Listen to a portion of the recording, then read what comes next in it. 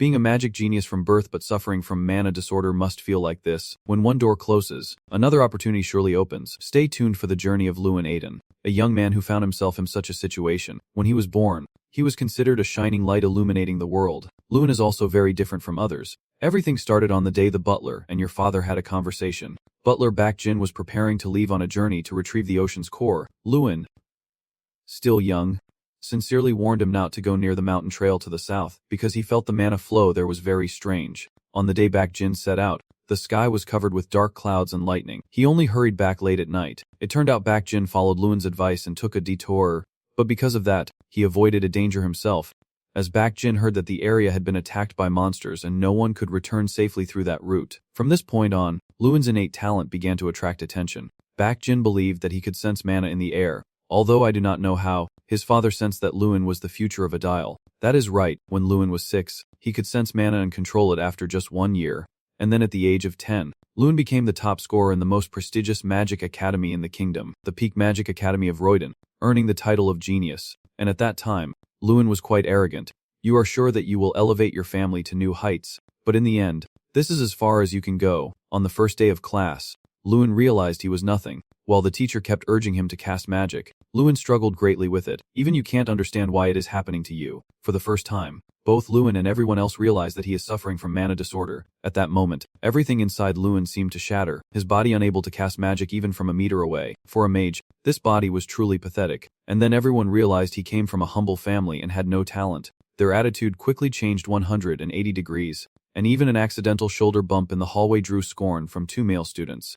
With all the students who hate him at least for now, Lewin is just a powerless magic user, an useless guy who can't cast magic in the Magic Academy. Of course now you are just their best entertainment. At this moment, Lewin can only helplessly cry out loud, questioning whether he can become a mage or not. Lewin Adele, the name that entered the academy with the highest scores, the one who was expected more than anyone else, the name that was born to be stronger than anyone else. Thanks to that mana disorder curse, I became a crippled mage. That was the end of everything I valued. No, Lewin thought everything had ended then, unaware that there was still a miracle, and the story of the forgotten genius would continue. A new challenging journey begins to unfold at the very edge of despair.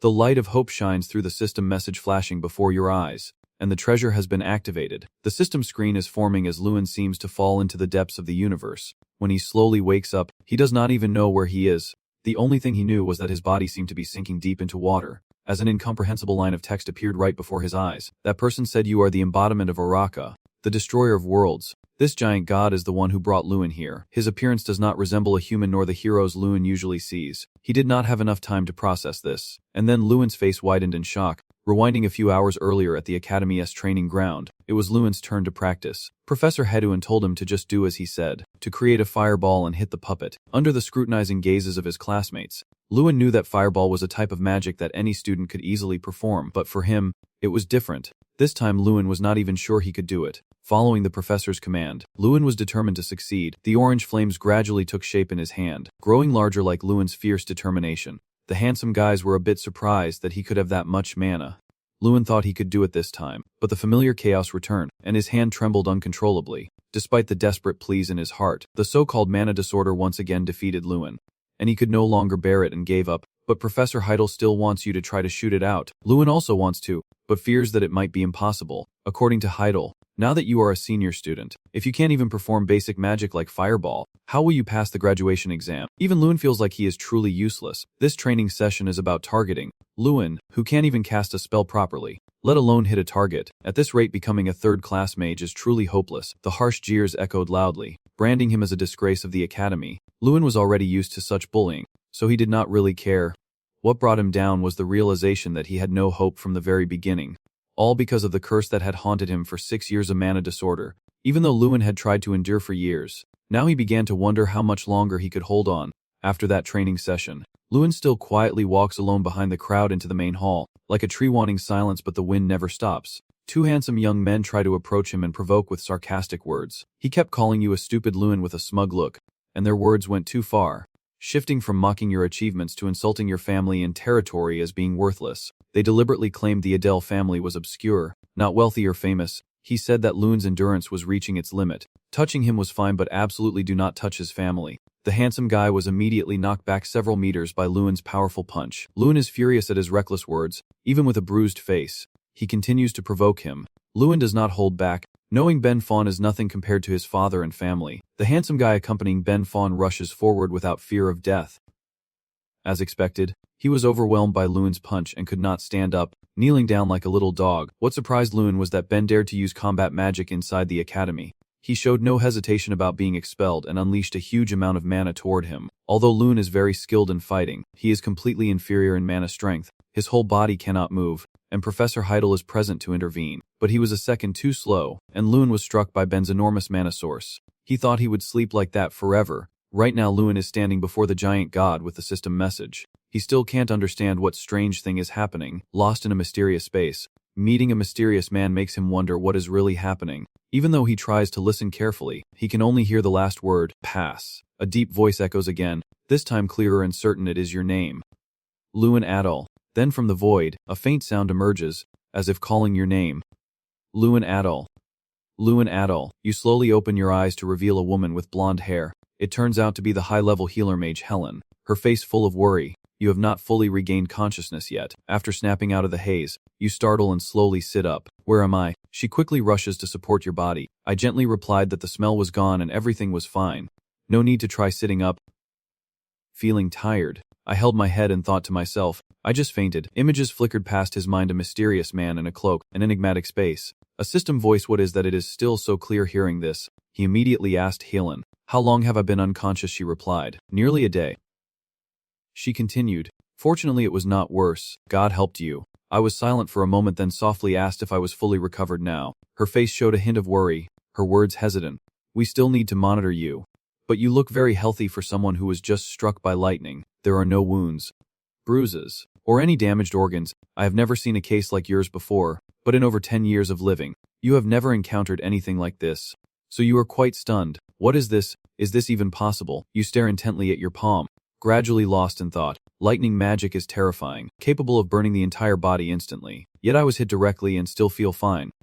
Suddenly, Professor Heidel interrupts your train of thought, asking for a moment of your time. Heidel heard that and immediately leaned down to remind you that the professor has arrived. I will go check the results now, and if there is any problem, please report it immediately. At this moment, you also involuntarily looked up.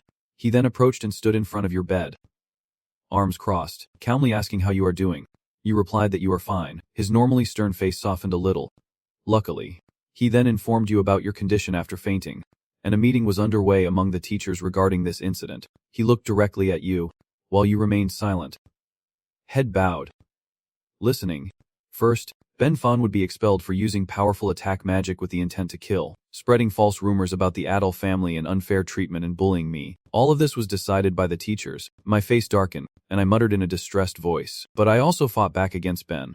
He replied that of course you would also have to face punishment. Considering what happened, you will be required to participate in the Academy's volunteer activities for a month. It seems there is still some doubt in his mind. And also, I want to ask this.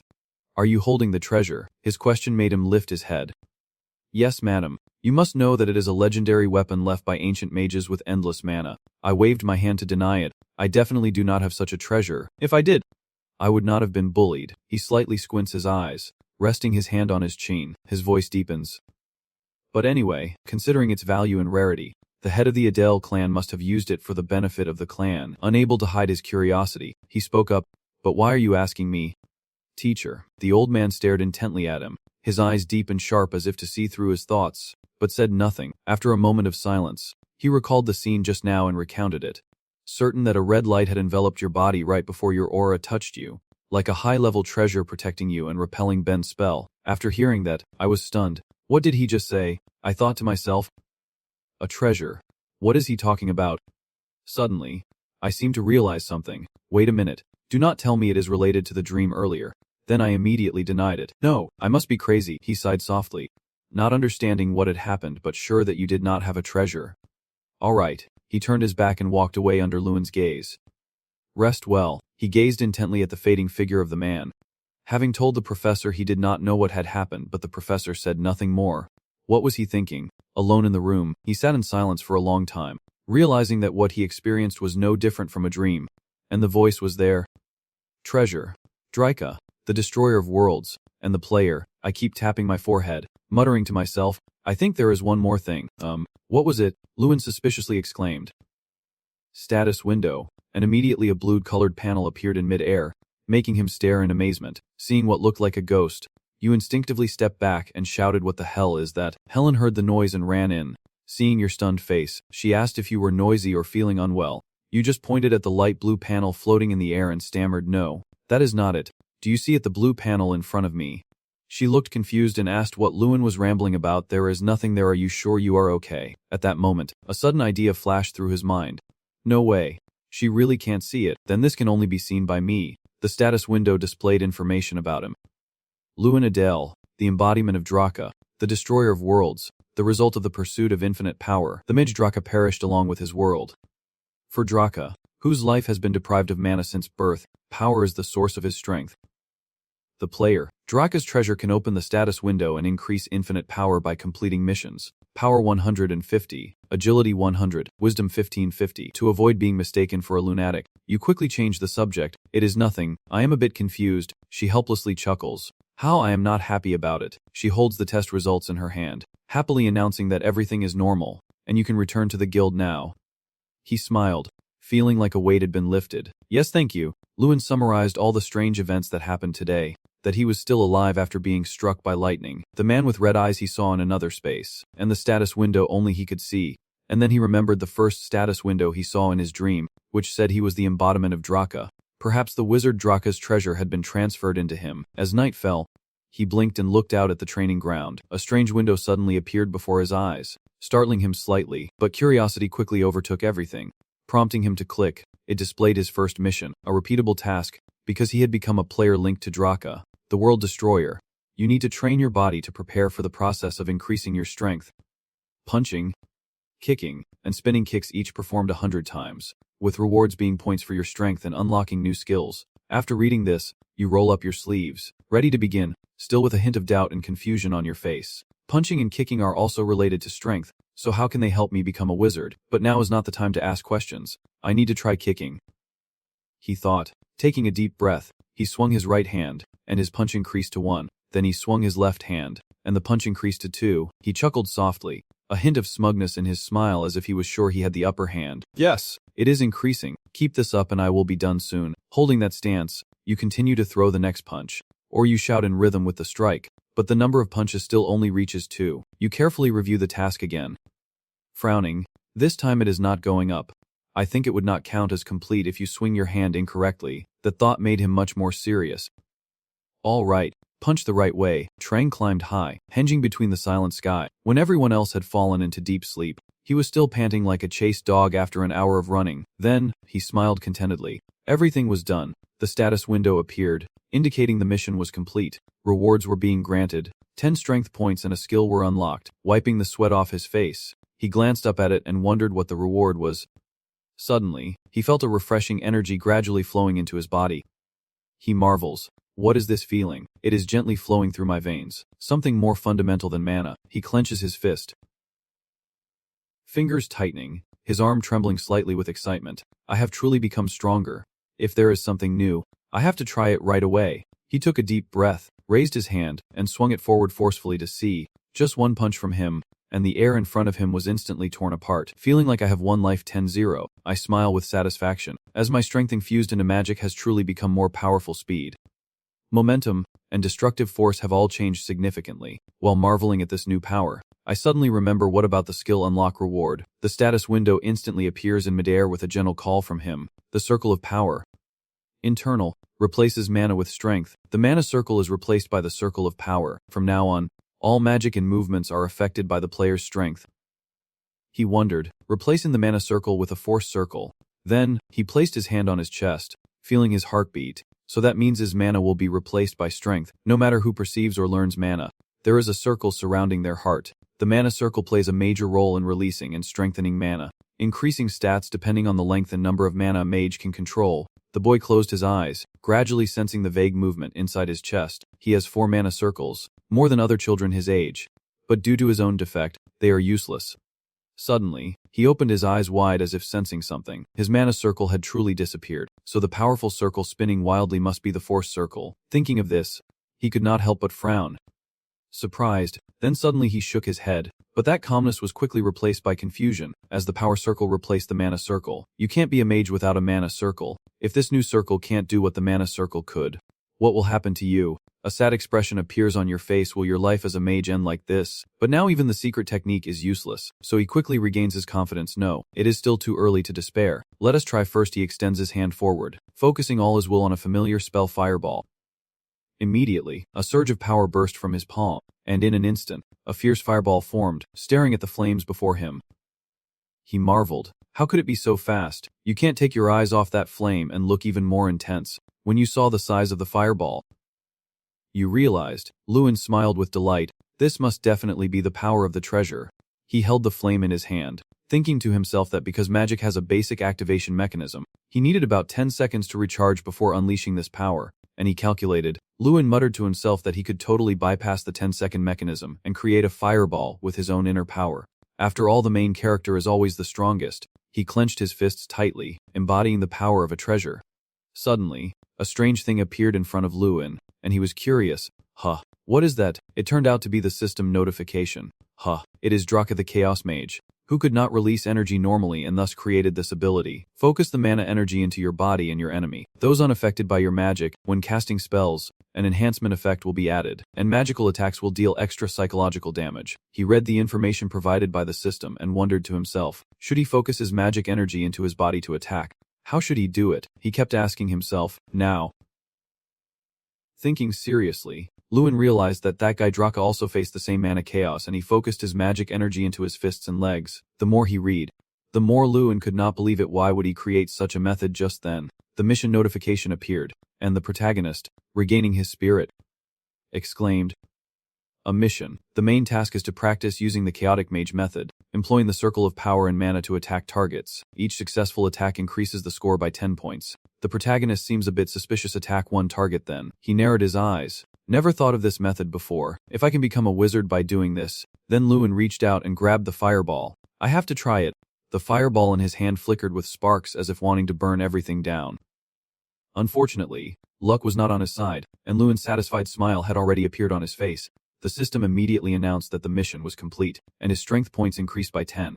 Finally, Lewin collapsed to the ground, gazing up at the sky with satisfaction, knowing he had completed the mission. I remember I always failed when trying to unleash my magic, but I never expected that now I would succeed using my fists. Lewin is curious, thinking about how Draa actually exists. I want to find out about this, but my body is just too heavy to move. Suddenly strange sounds start to echo. Oh, what is that? Is he sleeping here all along? It seems like he has been training until dawn, but he is actually sleeping here. Should I wake him up? In Lewin's mind, the voices of conversation echoed. What is going on? Is this what it feels like to have gone to heaven? Whoa. How can he be dead when a single lightning bolt did not even make him flinch? Amazing. And the murmurs continued. Lewin slowly opened his eyes. What is all the noise about? Everyone's panicking. Oh my god. You are awake too, Lewin. You scared us to death. Lewin calmly stretched and said, What is going on? Why is everyone gathered here? Is it the first time you have seen someone sleeping out here, or what? They nodded. What else could it be? No noble would come without a warm, soft blanket and sleep here, otherwise it would be strange. They suspect. And hey Lewin, have you been drinking, or are you drunk or something? He barely paid attention and waved goodbye to go drink. What alcohol? I am tired, so I'm going to sleep. Goodbye. Everyone just stood there helpless. They were all whispering excitedly. Lewin seemed to become a different person, and a suspicious young nobleman turned back and saw something. What is it, Lewin?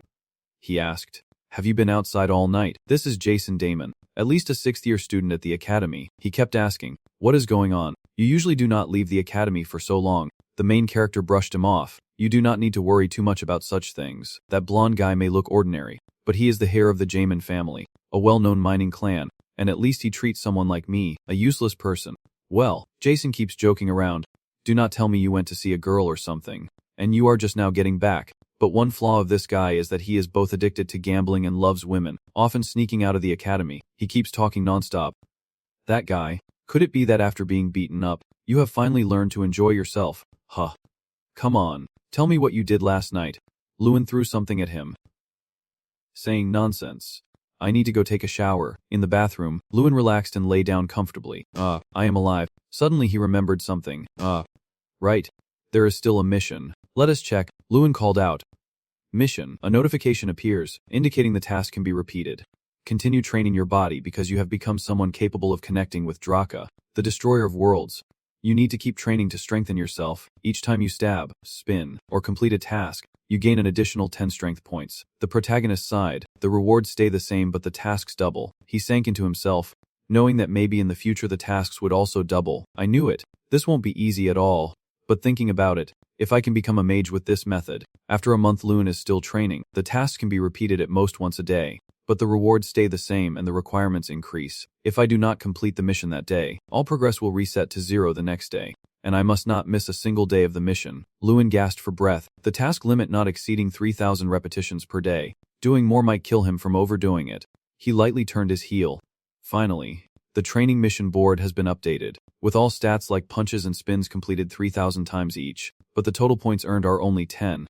The main character has been training like this for the past month, and he also gained a new skill, passive body art, which enhances the body's abilities and makes it more flexible through training. At the dormitory, during mealtime, everyone was talking excitedly. Lewin, he never used to even blink during meals before, but now he is just sleeping like that. The other immediately countered. You think that is all? Lately he has been practically living and sleeping in the training yard, and just kicking with his legs. Someone said, let him be, it is the first time he is acting so strange. They were noisy. Probably he is only doing that to cope with mana disorder, but it won't really help anyway. For Lewin, a month simply passed. I completed my mission and found a few clues about Draa, but I could not find the name Draa in any record or note anywhere. Everywhere, nothing, no signs of players. Destruction. Mission boards. Systems, or status windows. He keeps wondering who Draa really is. At this moment, his status window also appears, showing Lewin and Del, the embodiment of Draa, the destroyer of worlds. A question that has always haunted Lewin, who is the one actually granting him power. Suddenly a loud call. Lewin. Come here, it is Jia-sun, the main character, curious, asking what is wrong. Jia-sun responds. Do you know anything yet? He looks confused. What a Jia-sun looks a bit hesitant. So you do not know anything yet, that is why you can read so leisurely. Lewin asks again, is something serious going on? Jia-sun glanced over. The head of Andel is here. The main character's eyes suddenly brightened. Oh my, Jia-sun reminded him. Lewin. Your father. The sound of heavy footsteps echoed as Lewin pushed the door open. Panting non-stop, Dad. Everyone immediately looked back. Your father raised his hand. Lewin. My son, you are here. The two of them chose to sit apart. The male lead spoke first. It has been 6 years, has nodded, since you came here to study at this academy. Dad, you are still doing well, right? My father nodded and said, yes, I am still healthy. You did not forget to ask about me. So what about Lewin? My father proudly said. My sister, she is grown up now, and lately she has been practicing swordsmanship on her own. She said she would protect her weak older brother. Lewin laughed loudly. Ha ha ha. So embarrassed, he brushed it off, saying she has always been that bold. Lewin suddenly changed her expression. Yes, father, he confirms that I am currently living very well. His father, confused, asks what he means, and Lewin emphasizes again that I am truly fine, not hurt physically or mentally. Lord Indel takes a sip of tea and speaks in a surprisingly calm voice. Lewin, I actually came to the academy to ask for your opinion about leaving this academy. Then, if it gets too difficult, you can always return to your territory. I know you are facing many hardships you have not spoken of. Right, I also understand clearly and can guess why father came here. But father, I think I have found a way now, so please promise me one thing. He was surprised and promised that the main character was determined to do well in the practical exams, and in exchange, if he failed, he would no longer follow his own will but listen to his father from now on. I know that after promising to score high on the practical exam, my father saw my determination and returned to the estate after our conversation. And then, the long-awaited exam for the main character finally arrived. The proctor announced. All right. Attention. The teacher stands on the podium to announce the exam rules for today's introductory magic class, warning that any cheating will result in disqualification, and the voice begins to echo as the students start their tests, with the main character clutching his quill tightly. The school exam consists of 2 parts, a written test and a practical test. The practical exam has 4 sections. Target identification, magic measurement, real combat, and one-on-one duels. As a mana disorder, our main character has always scored perfectly in the theory exam for the past 6 years, and in the practical exam, the Gazihl family's magic circle always ranks first. Lewin's skills are sharp, but this time will be different. Everything will change. He emphasized that this time would be different. Lewin confidently believed that I would definitely take first place in the practical exam this time after finishing the written tests. Suddenly a voice called out, "Lewin," it was Jia-sun, who approached and asked, "I have been feeling a bit strange about you lately. Do you have any plans for today's practical exam?" He nodded. I will do it in a new way." Jia-sun was surprised. "Really? Have you already found a method?" A scornful voice echoed. "Lewin, what are you doing here?" It was Miko, arms crossed in disdain. "Don't tell me you are using that body for the practical exam. With your Kuwamana disorder, it is useless." Lewin stroked his chin and said, "Yes, I am here for the exam." Miko still refused to give up. Lewin, as a top student, if you want to give advice to someone who has failed the practical exam 6 times, his voice drips with mockery. I might say, why not just give up now instead of coming here to be humiliated? Lewin retorts, "Who knows? I do not think your advice will be helpful anyway." Miko pats his shoulder and says, "I think you are misunderstanding something. Do you really believe someone with mana disorder can pass this test?" His mind is quite displeased and wondering, what is wrong with this bastard? Miko gritted his teeth. He used to be so sneaky, but now he is so confident. It is really annoying. He challenged us. "I will show you in the one-on-one match. Just wait and see." Now the exam begins. The first part is target identification. Its official name is the multi-target elimination test. The exam is very simple. It tests how many targets you can shoot down in a single attempt. However, this year's exam is different from last year's because the difficulty has increased. The targets are constantly moving, the contestants are continuously competing, and the organizers will announce the number of targets hit, starting with 1 target. Next, Angelina has no target. The most anyone can hit is 4 targets, which is why this year's average scores are incredibly low. The next person managed 3 targets, and the teachers behind are surprised. Just a slight increase in difficulty and the scores have plummeted to the bottom. Students this year are really not up to standard. But suddenly a reminder sounded. "Professor, but it might be a bit early to be disappointed now." Professor Eric, the potion-making professor and Miko Gazi Hill's uncle, looked very proud. "It is Miko's turn soon. Just watch." Professor Eric seems very eager to see his nephew's performance. The boy is coming up. He is about to strike, still lost in thought during the duel. Watching carefully. Retreating in, he was very confident. "I won't let him do anything," Professor Eric shouted loudly. Miko confidently said, "This is the difference between me and you," before launching his attack, and a series of scarecrows were hit after that critical strike. Everyone was amazed and exclaimed, "Wow, Miko, in just one move he took out so many targets. This time he is probably going to be first again." Professor Eric Mumman approached and asked how as he does he live up to the Gazi Hill lineage. He keeps bragging. At this point Miko is truly the pride of our academy, and surely he will be the representative of the students this year. Suddenly, a voice interrupted. "All right then. Professor Eric, we believe we do not need to watch anymore for this year's students." The one who just spoke is Professor Tsine, a level 7 Grandmaster, and the Academy's principal. Professor Heidel still is not giving up, so why do not we stay a little longer? It is almost Luyin's turn. Professor Tian asked again, "Is that Luyin?" Luyin Andel, the same boy who studied under Professor Heidel. "Is he still at the Academy?" He agreed. "Well, given the boy's enthusiasm, let us stay and watch a bit. Sitting here for a while won't hurt." Luyin rubs his wrist. "All right, this is a good chance to test your strength." The instructor speaks. "Luyin, start now." Luyin nodded in agreement. "Yes, sir." Blazing fire radiated around him. Like a layer of gold leaf, everyone looked on in amazement. What is going on with its casting speed? The students were also excited. Whoa, so many targets. Really do not know anymore. Can't hold back. Now Miko clenched her teeth in anger. He dismissively warns, "Do you guys not realize Luyin's mana is out of control? Even if he casts 1,000 times, you won't know if he can hit his target. That useless loser can't do anything right." But while no one knew, the power boost system was activated. Time refraction. Activated, distorting the time refraction for 30 seconds. The speed increases by 200%. Movement becomes faster, and those who move beyond the distorted time will have time revert back in 5 minutes. Luyin remembered that his recent skill was time refraction, which allowed him to move unusually fast to any place he wanted. In other words, he was now no different from that. The energy emanating from the main male character is so overwhelming that it drowns out everything around him, with a blazing fire surrounding and protecting him. The professors watch intently, while the students stare with wide eyes. In the end, Luyin jumps with a smug smile. Done. And the splinters of wood fly everywhere in the air. Luyin, 27 targets. The supervising teacher's face turned pale. Sweating profusely, while Luyin stood there panting, looking at and closing the targets in front of him, the murmurs began to spread. What was that? Did he cast magic on his hand and then hit the target with it? 27 targets in a row. He even set a record for the most targets hit in this test.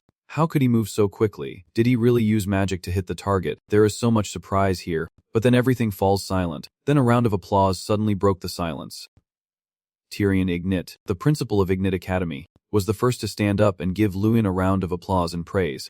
Luin, you are truly outstanding. While everyone else is still stunned by your extraordinary achievement, even the principal is acknowledging you, and people are starting to cheer. That is right. Amazing. Luin. Congratulations. But amidst the cheers and congratulations, there are still those who refuse to recognize others' abilities. Some are angry, some silent, and some curious. But what can they do? Life goes on. Haha. Oz of course can't be without Miko. Judging by that angry look of his, he definitely can't accept it, but can only keep it to himself. Luin, that decent guy, how could he? Grinding his teeth and furrowing his brows about to get engaged, but there is nothing he can do. The cheers of congratulations echoed everywhere, and he stood there silently but secretly pleased, appreciated and recognized by everyone, something he had not experienced in 6 years, clearly showing that he had not received a single compliment all this time. My heart is burning with anger as Luin stands tall, smiling softly, sunlight shining on his youthful face. His eyes show pride in himself and a sense of being recognized. Yes, this is the feeling I have always longed for. In the meeting room, Eric irritably activated his magic and shot it directly at the target, saying that is magic. I have never heard of any magic like that. And just looking at his silly face is enough to understand he obviously won. Accept it. Heidel immediately rebutted. But you know, magic has no limits. It is a field where anything can happen. He frowned and said if everything only followed the rules, it would not be magic anymore. But mathematics, ding ding ding, if we keep following the rules forever, how can we advance our skills? What does it mean to be skilled? Eric still wants to counter Heidel's words, but Luin, before he can finish speaking, signals him to shut his mouth. He spoke softly. Today I witnessed a student create a miracle. His face showed clear joy. It was a magic of sorcery, like a miracle that brought us together. However, it seems that the professors have differing opinions on this matter, and everyone remains silent as if they agree with the principal's words. Eric is furious and refuses to accept the truth. Damn it, that kid Luin has caused chaos. Who would have expected it to turn out like this? Jia-sun slung his arm around Luin's shoulder and loudly said, Hey, the Supreme Wizard is here. You are about to make the whole damn place fall apart with that arm around your shoulder. But he just whispered, Hey, let us stop.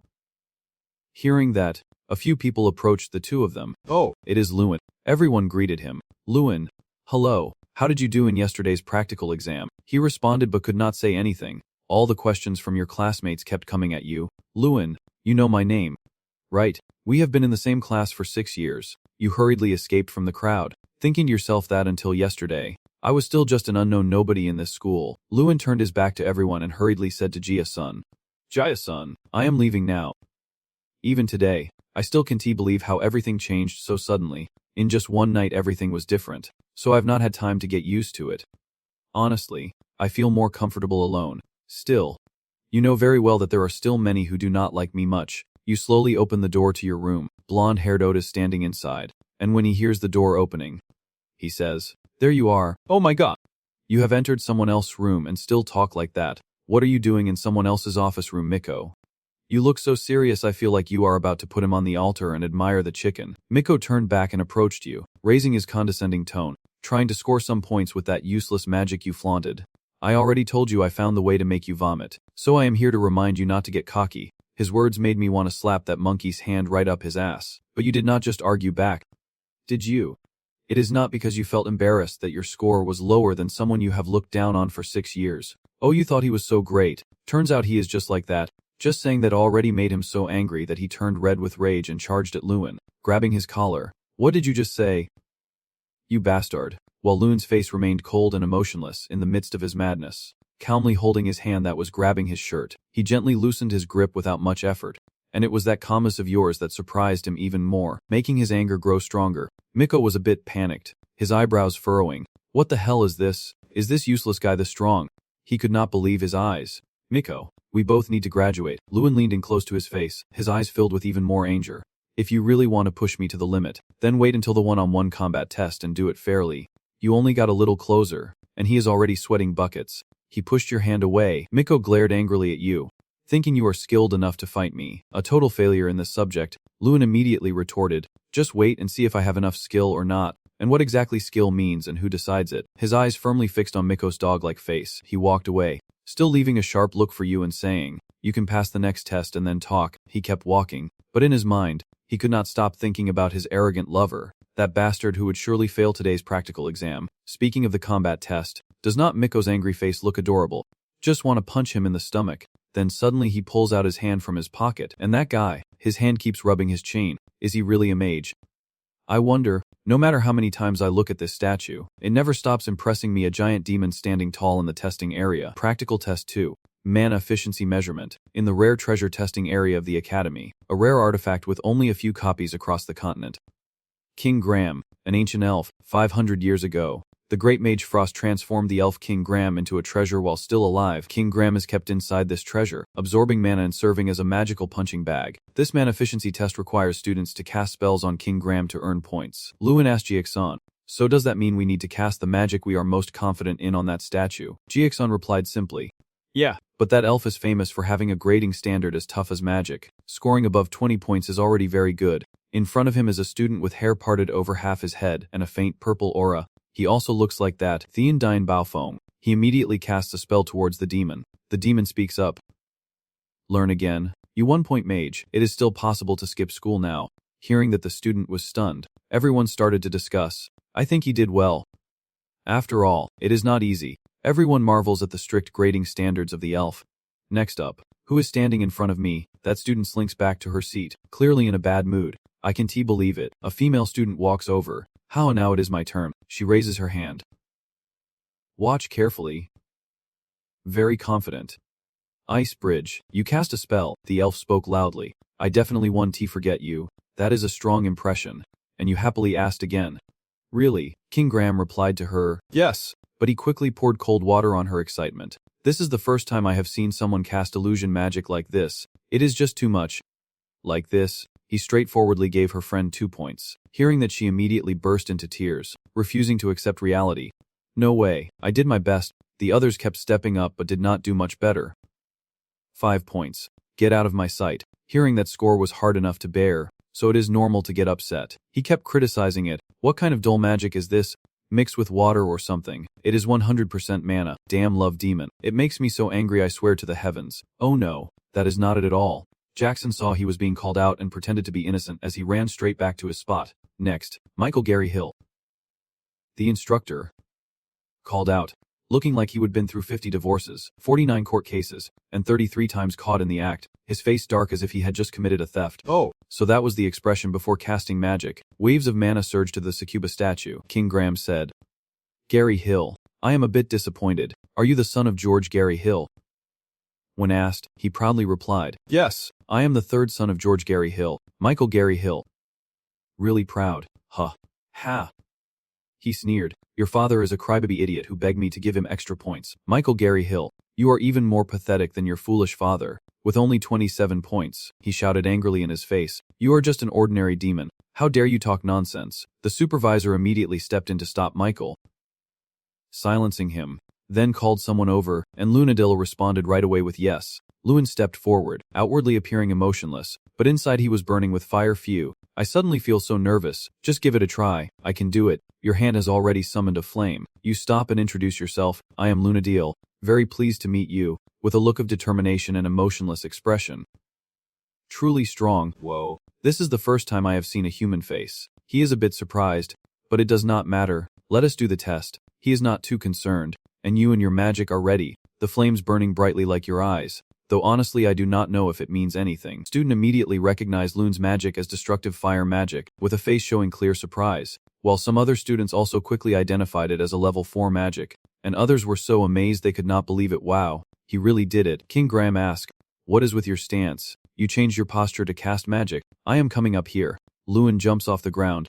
The mana that was in your hand is now under your feet. Probably Loon was about to do a Kamehameha like Son Goku, since Son Goku has that distinctive headband. At first everyone thought you used your hand, but you decided to switch things up and surprise everyone again and again. You transferred the mana to your legs and then used your 3-meter-long legs to kick the King Graham statue directly. The instructor was also extremely surprised by your display. It was unbelievable. How could that boy transfer mana from his hand to his foot and then make it explode in an instant? That is what he wondered. All the students were stunned and could not believe it. Then someone asked, isn't that the level 4 magic you mentioned earlier?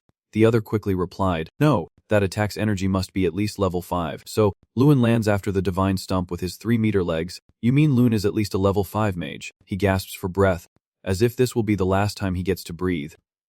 But inside, a jumble of thoughts race through my mind. What is going on? I used my destructive fire energy correctly. Lewin still felt a bit worried. Why was King Graham's reaction so strange? Did I do something wrong? He finally spoke up. Who are you? You wonder. What do you mean? I already introduced myself. I am Lunadil. Lewin had not finished speaking when King Graham interrupted. Are you Draa? The question immediately made his face turn pale. Draa, I have always been waiting for you. Even just with those blood-red eyes. It is enough to imagine his expression, desperate and resolute. King Graham's voice echoed. I have always been waiting for you. Draa. Those words cut through the silence. Spreading confusion, the crowd around immediately buzzed with questions. Who is that? Draa. Is he plotting against Lewin or someone else? Curiosity mixed with suspicion spread throughout the space, drawing furrows on many brows. In Lewin's mind, memories of 2 months of frantic searching through all related documents suddenly flooded back as he flipped through old, worn pages and delved into ancient records.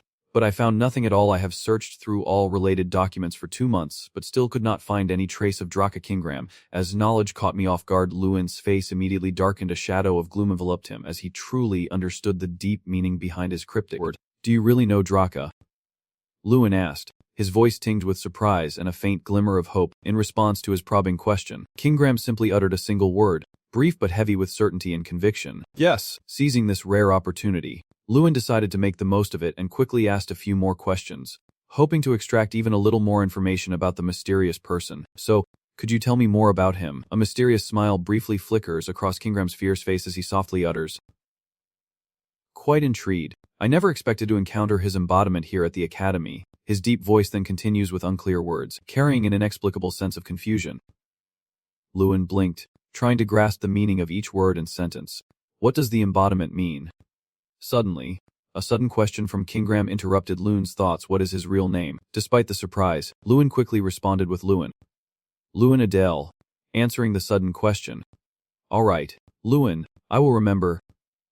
Kingram said, each word like carved into his mind, standing firm with his towering figure like a mountain, tall enough to seem to block out the sun from Lewin's perspective, casting a giant shadow over him. When Kingram was about to turn and leave, a sudden voice rang out, immediately stopping that intention. Excuse me, before you leave, can you tell me how many points Lewin has? That question echoes. There are too many people here. I will tell you later. The evaluation ends here, and this magic is not something I can judge. Kingram's cold and decisive verdict hits like a thunderbolt, causing the opponent to scream in shock. Auntie, you are saying that? He can't believe what he has just heard, a look of outrage clearly on his face. According to the school's rules, you are required to provide an evaluation for the academy, as this step must be followed within 500 years after the death of Grand Mage Frudix. The others tried to cite regulations, their voices trembling, but Kingram cut them off with a terrifying shout that echoed around, carrying an astonishing threat. Who dares to mention the rules in front of me? After all these years I have been the one judging kids who look nothing like mages at all. I do not care about that guy at all, Kingram said coldly, disdain clear in his voice. But the agreement is still an agreement. I will let you know the score. He remained silent, his sharp gaze like a spear making the other person hurriedly swallow dry saliva, cold sweat pouring down his forehead, clearly showing extreme anxiety. 1 or 0 100. What do you want? Little Destroyer, Kingram's deep voice echoed, directed straight at Lewin, causing him to react immediately. A confident smile appeared on Lewin's face as he made his choice without hesitation or doubt, his determined eyes replying. Of course, 100 points. Rumor spread quickly like wildfire across the academy corridors. Hey, did you hear? Kingram gave him a perfect score on his exam.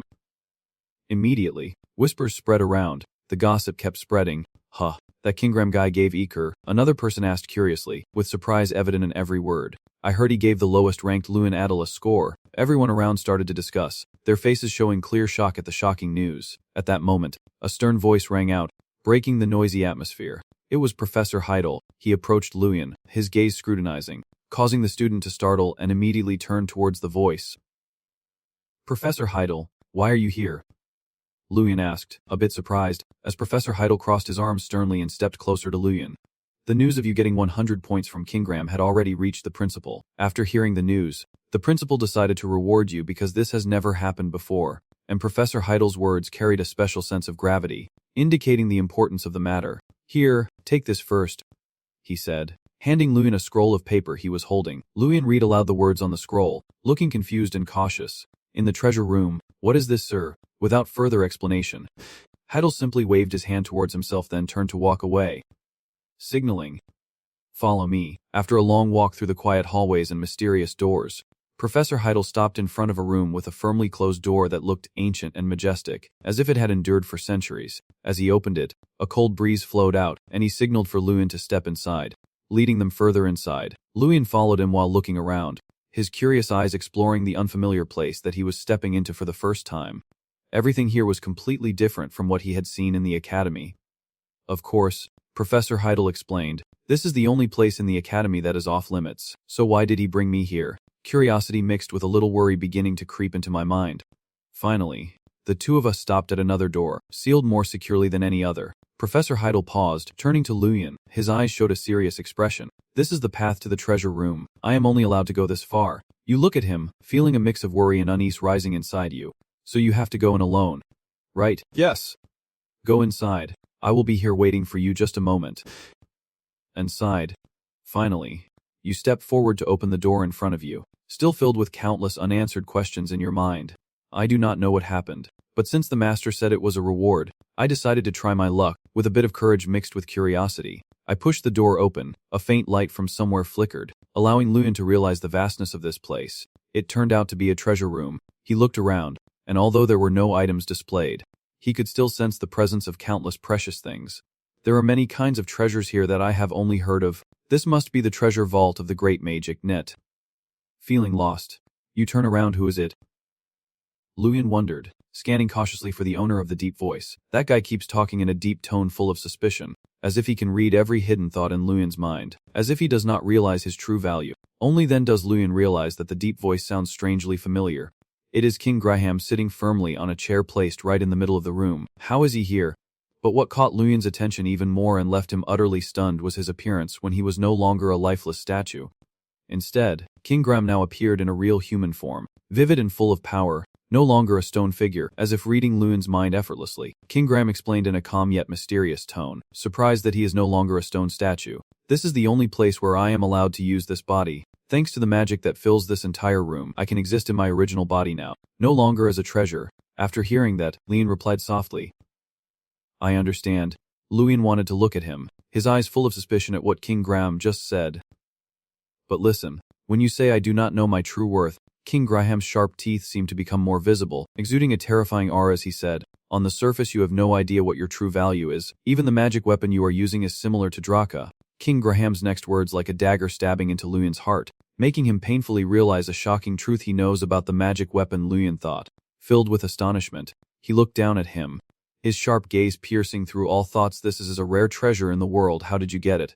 And what is your connection to Draa? I am also curious about that. Draa, who is he? He is an entity trying to become a god, and one day he visited the celestial clan where I was born. At that time, he was small and ugly, but his power was so extraordinary that no one in the celestial clan could match it. Moreover, every day he grew stronger, so even if we all attacked him at once, we could not defeat him. We respect him. He has lived among us as if he were a member of the tribe. He taught the source language of magic to the one who is about to become our future leader. For nearly 100 years. What? 100 years? How can a human live that long? Luyan looked up at King Graham once more, his eyes wide with shock, as if his entire being was one with that disbelief. His reason almost could not accept what he had just heard. King Graham smiled cunningly, his sharp teeth gleaming in the dim light of the room, perhaps because he was not truly human. This affirmation hits him like a powerful blow, revealing an unbelievable truth about Draa and sparking countless new questions in Luyan's mind. I can't believe it. Luyan said, his voice trembling with surprise. So the dragon species really exists? He quickly questioned the information before him, just to be sure about what he had just learned, that it is true. Yes. The one who does not know about the dong is the true source of magic, he replied quickly and without hesitation. As Luyan reflected, he had heard of this before but only as a legend. Now his mind was suddenly in chaos, old knowledge collapsing before this horrifying truth. He continued to interrupt Luyan's thoughts with another piece of information, but Draa could not use magic, and he cut off the boy's thoughts again, which was also the reason he created the fighting style you use today, by using magic on his own limbs. Do you understand what that means? King Graham paused, asking a question full of implication. He gradually understood. A flash of light lit up in his mind, connecting the scattered pieces. It turns out that Draa must have also been treated like him in the past. He immediately responded, imagining in his mind the figure of a person shrouded completely in mysterious clothing. I think I have understood a little now. King Graham continued, revealing an even darker truth, that Draa had created a power only he could wield at that time. By transforming magic into power as you have done, Draa became the strongest being in the world. However, he was not satisfied and continued to expand his power infinitely. In the end, he destroyed everything, including himself. Once again, he was surprised by the new information. He destroys everything. So that must be why he is called the destroyer of the world. I can't imagine how powerful he must be to be able to destroy the entire world. A mix of amazement and fear crept into Lewin's heart as he envisioned that terrifying strength. Suddenly, a familiar system menu appeared before Lewin with new content, indicating that he had achieved a feat, searching for Draa's traces. The usual. Title: Demon Lord's Insignia. Skills: Demon Lord's Wrath. Spirit: Armor, Embodiment of Power, and the bestowed title. The elf's insignia and the effects of the title increase the friendliness percentage of elves and allow the bearer to communicate with them. Lewin read each line, reached out to touch his own, pondering, whoa, so suddenly I have a title to communicate. Whoa.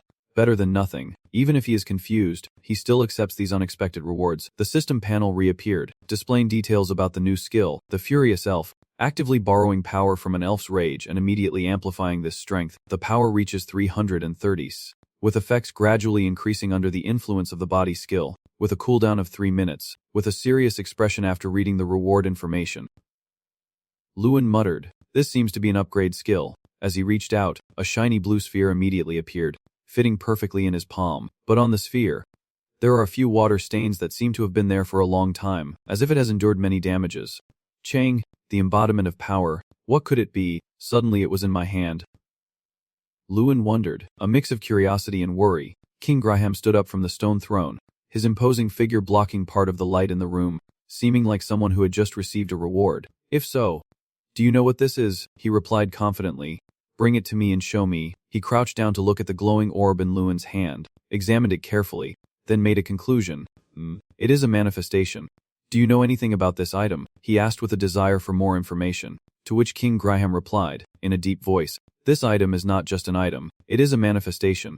You look back at the sphere in your hand with suspicion, almost unable to believe what you are holding. "What is this?" "This thing is the embodiment of power." King Graham begins to persuade, his tone confident as if he has witnessed everything, always by Draa's side. "How could I not know? Based on the current situation, I am sure Draa sealed him inside the spirit stone before dying. His temper is hot. Every day he grants Draa boundless power to satisfy his desires. He also bestows unlimited strength on others." King Graham concluded, revealing a powerful but also dangerous trap.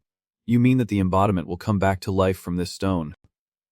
Lewin frowned. Because the sphere is taller than before, it now looks a bit more cracked than earlier, with small fissures starting to appear, so there is no need to worry too much, the elder reassured. As King Graham finished speaking, something unexpected happened. The sphere suddenly cracked with larger wet streaks spreading across it. Just as it was about to burst open, Lewin grabbed it, watching as the sphere slowly dissolved, his heart pounding. "It is breaking apart." He silently exclaimed in surprise, but what you imagined in your mind, a small object fitting in the palm of Lewin's hand, appeared right as the smoke and fragments of the sphere vanished into the air. Lewin stared at it intently, surprise clearly on his face.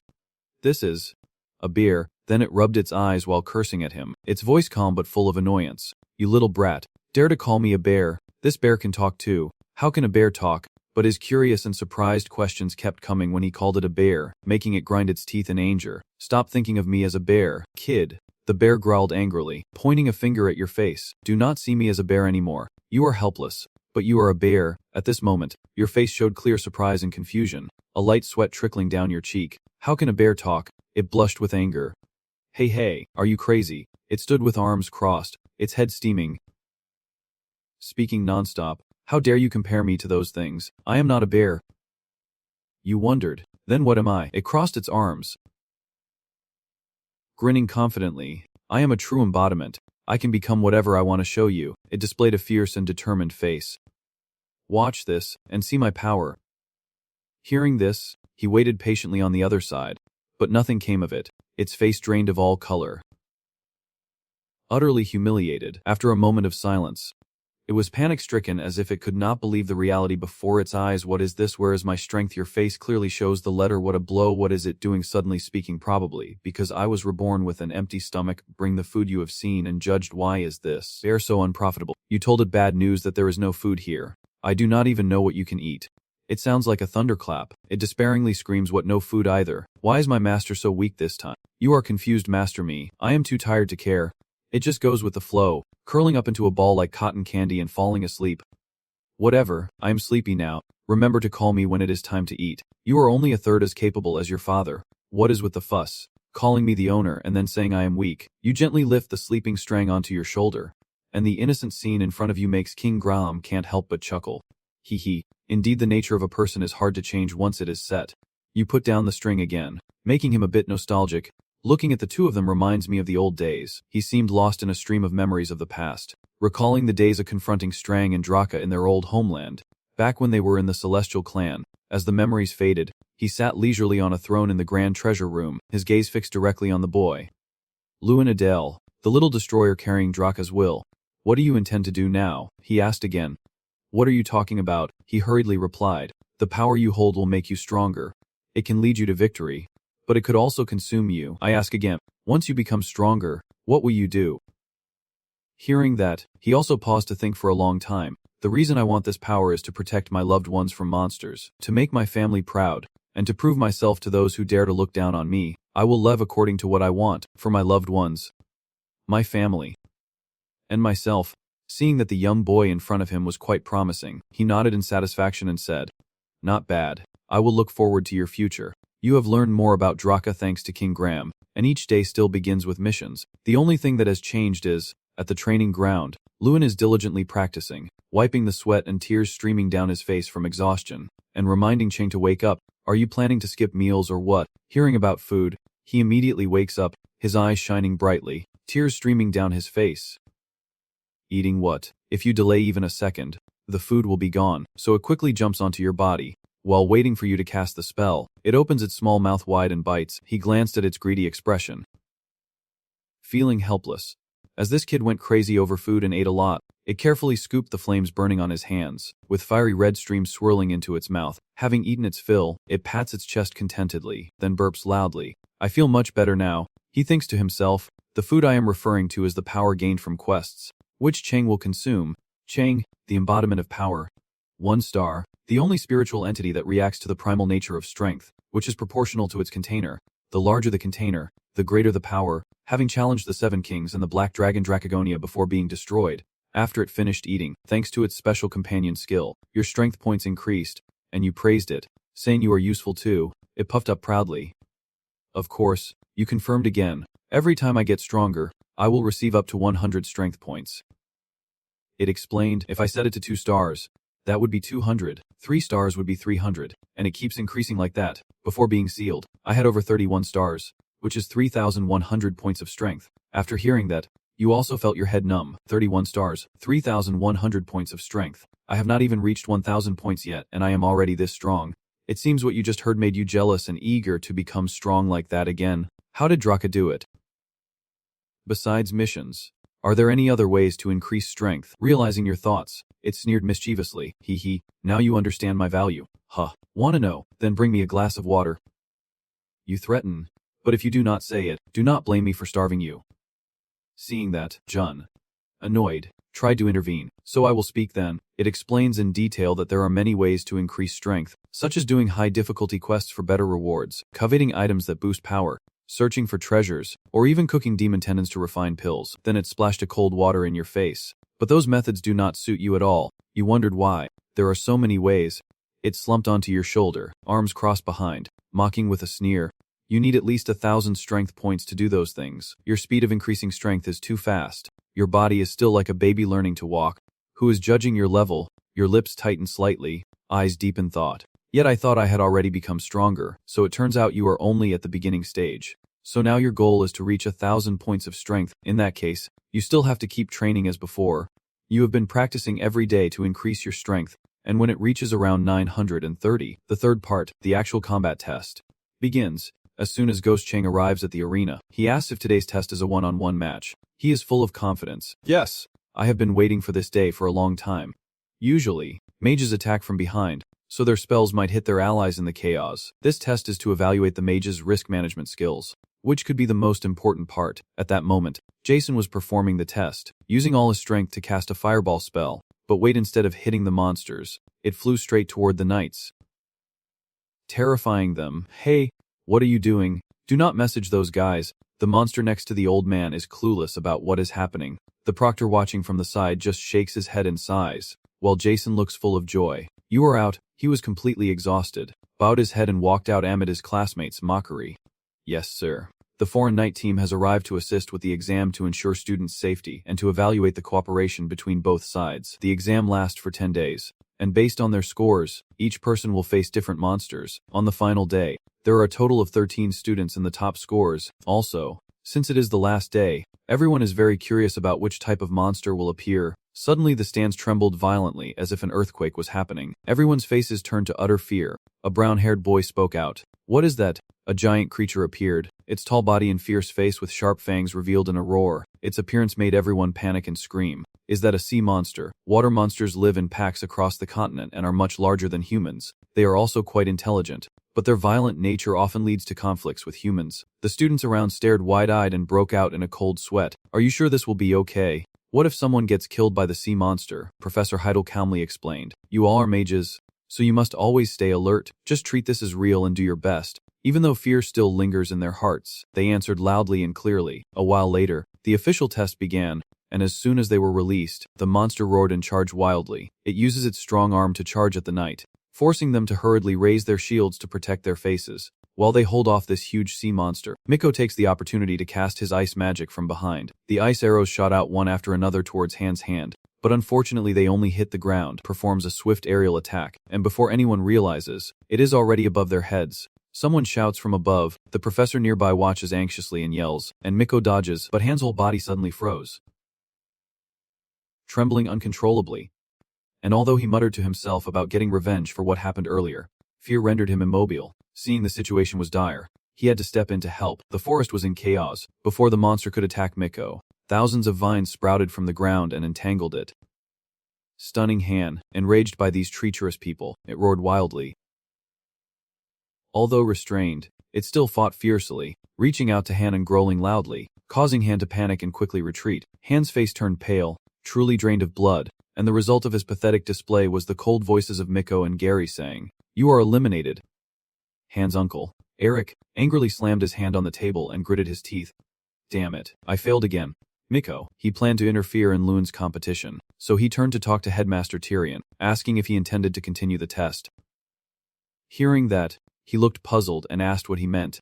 Eric, at this point, also revealed his own intention, about to speak about Loon's upcoming speech. Right. He replied, yes, with a sarcastic look. Loon is the only one who received a perfect score from King Graham. If the other students are judged like Juan, it might be a bit unfair. Do not you think? He gently strokes his beard and says, I understand your point, but we have no other monsters left. He reveals his true nature with a sinister smile. No, we do have plenty of them. When the foreign knight squad brought the sea monster, they also brought a fairy along. The principal pondered for a moment, considering that using a fairy for the exam was extremely risky, but with Professor Heidel present and the frontline knight barricades in place, he was truly curious about Looney's abilities as he watched the long path illuminated by torches winding through the grand fortress. Heidel leaned warily against the wall with his arms crossed, watching the young man step out cautiously from behind the long door. He gently called out to him, Lumen, who immediately looked up in confusion, and he greeted back, Professor Heidel. He approached, one hand casually in his pocket, and softly reminded him, I need to tell you this before the exam starts. During today's exam, your part will be harder than everyone else's. Lumen still does not understand, still does not get what he means. Huh. Teacher's words. Teacher Heidel is very worried about him. The academy has high expectations for him since King Graham gave him a perfect score. Many say that if you and everyone else fight the same monster, it would not be fair, so your part of the test will be harder than others. Lumen frowned. Meaning harder, the professor replied, your goal won't be the water monster, you will fight a goblin. And when he said that, a surprised wide-eyed bear quickly responded, oh, so your first real enemy is a goblin. This will be fun to watch. The scene shifts to a large, muscular, snake-like hand desperately pulling on a thick iron chain, belonging to a sturdy, giant-sized goblin covered in a tan-orange body. Roaring fiercely, The two guards watching the chain looked at it. The blonde, tan guy curiously asked Eric next to him, "Is this one the leader of the sea monsters?" The black-haired guy scolded. "So stupid. That one is a demon." He could not believe it. "A goblin? No way." He clenched his sword tightly in his hand, realizing he had indeed given the suggestion. It is a bit confusing and dismissive, but there is no way students could compete with a fairy in this kind of exam. Students are only as strong as they can be. Fairies look similar to sea monsters, but they are much stronger, capable of crushing skulls and breaking spines with a single spin. Eric gritted his teeth and glared at the person behind him. Angry. "Are you sure?" Even the knights would have difficulty catching them, both faces serious. "I am certain. It is the principal's order." Eric chuckled loudly. He said confidently, "I guess you have bet your life on this exam." From afar, a pair of black leather shoes clacked loudly as they approached them, confident and bold. "Yes, I bet my life on this." Eric glanced over at the newcomer, surprised, and asked, "Lewin, who are you?" The two face each other. You stare at him intently. "I am Lewin." "A contestant?" He asks again. "You are who?" Eric observes the boy carefully, unable to hide his disdain, wondering how this kid could possibly compete against the demon Yu. Eric still kept his eyes on Lewin. He and the professor would protect him, but he coldly walked past the man. Eric was startled. "Where is he going?" The man frowned and said, "Hey, you are on the wrong path." "What are you doing?" Lewin replied as if it were obvious. "I am preparing for the exam." "I was in the wrong position. I should be at the back." The man quietly reminded him with a frown. The boy reaffirmed to Eric that he would stand here. The man furrowed his brow in confusion. Lewin's icy emerald eyes and serious face explained that her spell is a bit different. "If you stand in front of her, we won't be able to protect you. She is not as easy to deal with as a water monster." You once again reaffirm your opinion. "Yes, I know, but he still has that attitude. Why are you joking around with your life like that?" Lewin dismissively shrugged off the coat draped over him, looking no different from a modern CO. "You are lazy and do not explain much. I am out of options now." After saying that, I stepped forward toward the demon. And Eric, seeing him take such a bold risk, could not help but worry. You and him have been tightly connected since earlier, about to get married, and I did not see him scared at all. So he must be different.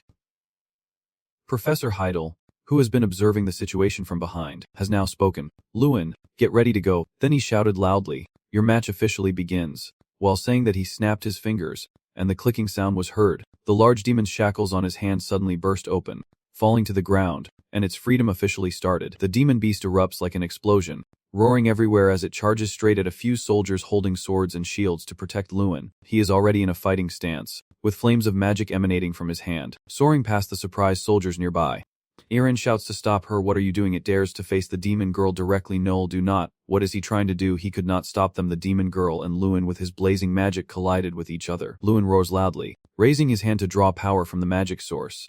Thud. The sound of breaking ground echoes. Lewin rushes forward shouting, fireball aimed directly at the demon girl. The sound of destruction and chaos erupts as two beams of magical light clash fiercely, igniting the entire area. Even the bystanders could not withstand the overwhelming force about to erupt, all caught in the clash between Lewin's fire and the demoness.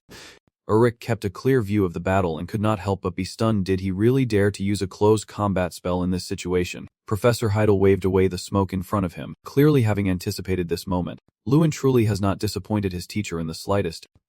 Of course, that is only him. The others nearby had already turned their faces away, eyes wide open or closed in panic.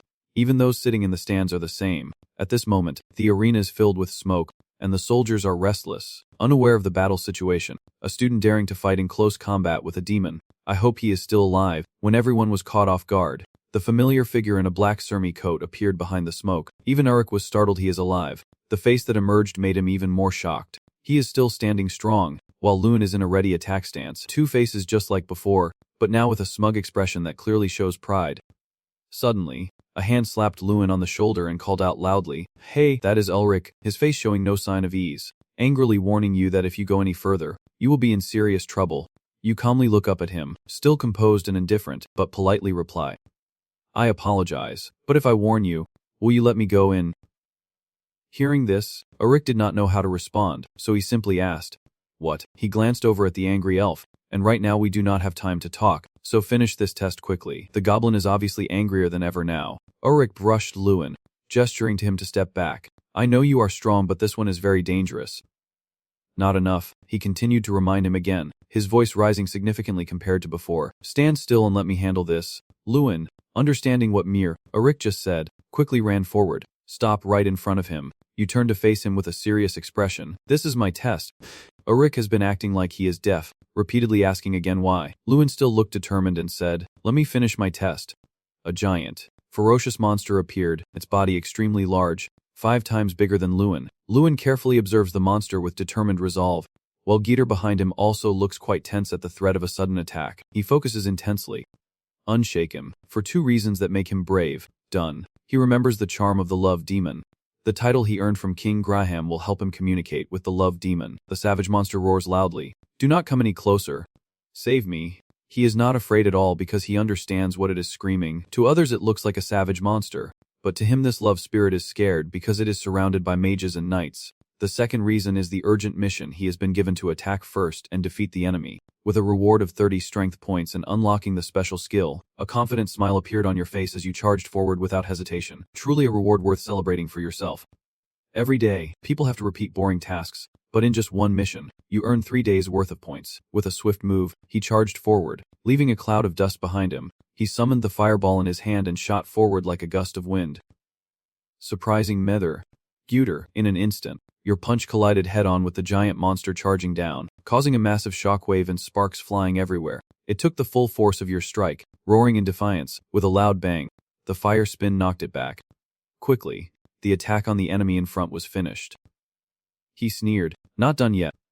It roared, its red eyes wide, sharp teeth gnashing menacingly. "I will kill you." The monster leaped into the air. It puts all its strength into this surprise attack. If it succeeds, it will crush the person's head. Its attack caused the ground to shake violently.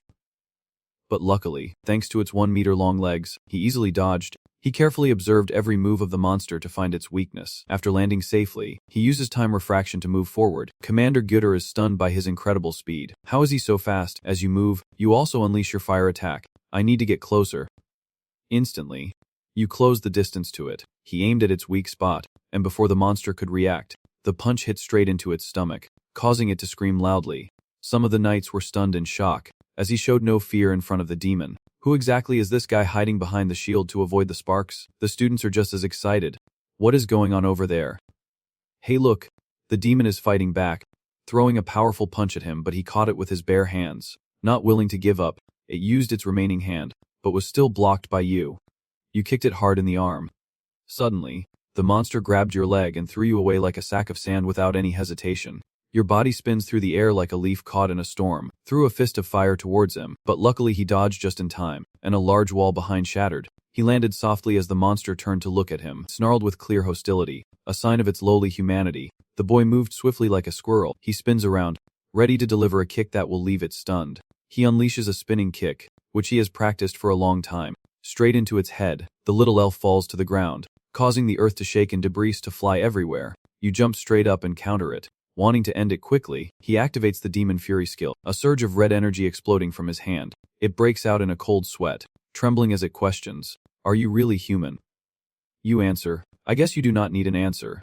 Right. It stares in shock, as if it can't believe its own eyes. It wonders if you understand what I am saying, but you do not really care, just lazily using your skill to reply. "And you understand me too?"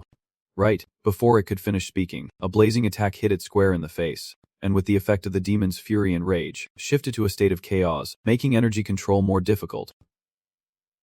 Pupils constricted. Teeth clenched. Looking pained, the flames soared high, engulfing the giant body of the monster. The boy stopped. The entire left side of the monster's body was completely defeated, and he remained alert. Wondering if it was over, he watched from afar, amazed and impressed. Pretty good. Even better than expected. He stepped away from the monster, probably exhausted from the fight. Panting heavily, while everyone around was stunned, he actually defeated the demon. It seems incredible. Everyone cheered enthusiastically, non-stop praising him. Shouting Lewin, looking cool and handsome. Eric looked uncomfortable, surprised that he actually won. Contrary to that attitude, Principal Tyrion at least smiled with satisfaction. The applause continued non-stop, and some people still found it hard to believe what just happened. He really defeated the demon on his own. How could that be? The bodyguard team quickly approached to examine the monster's body.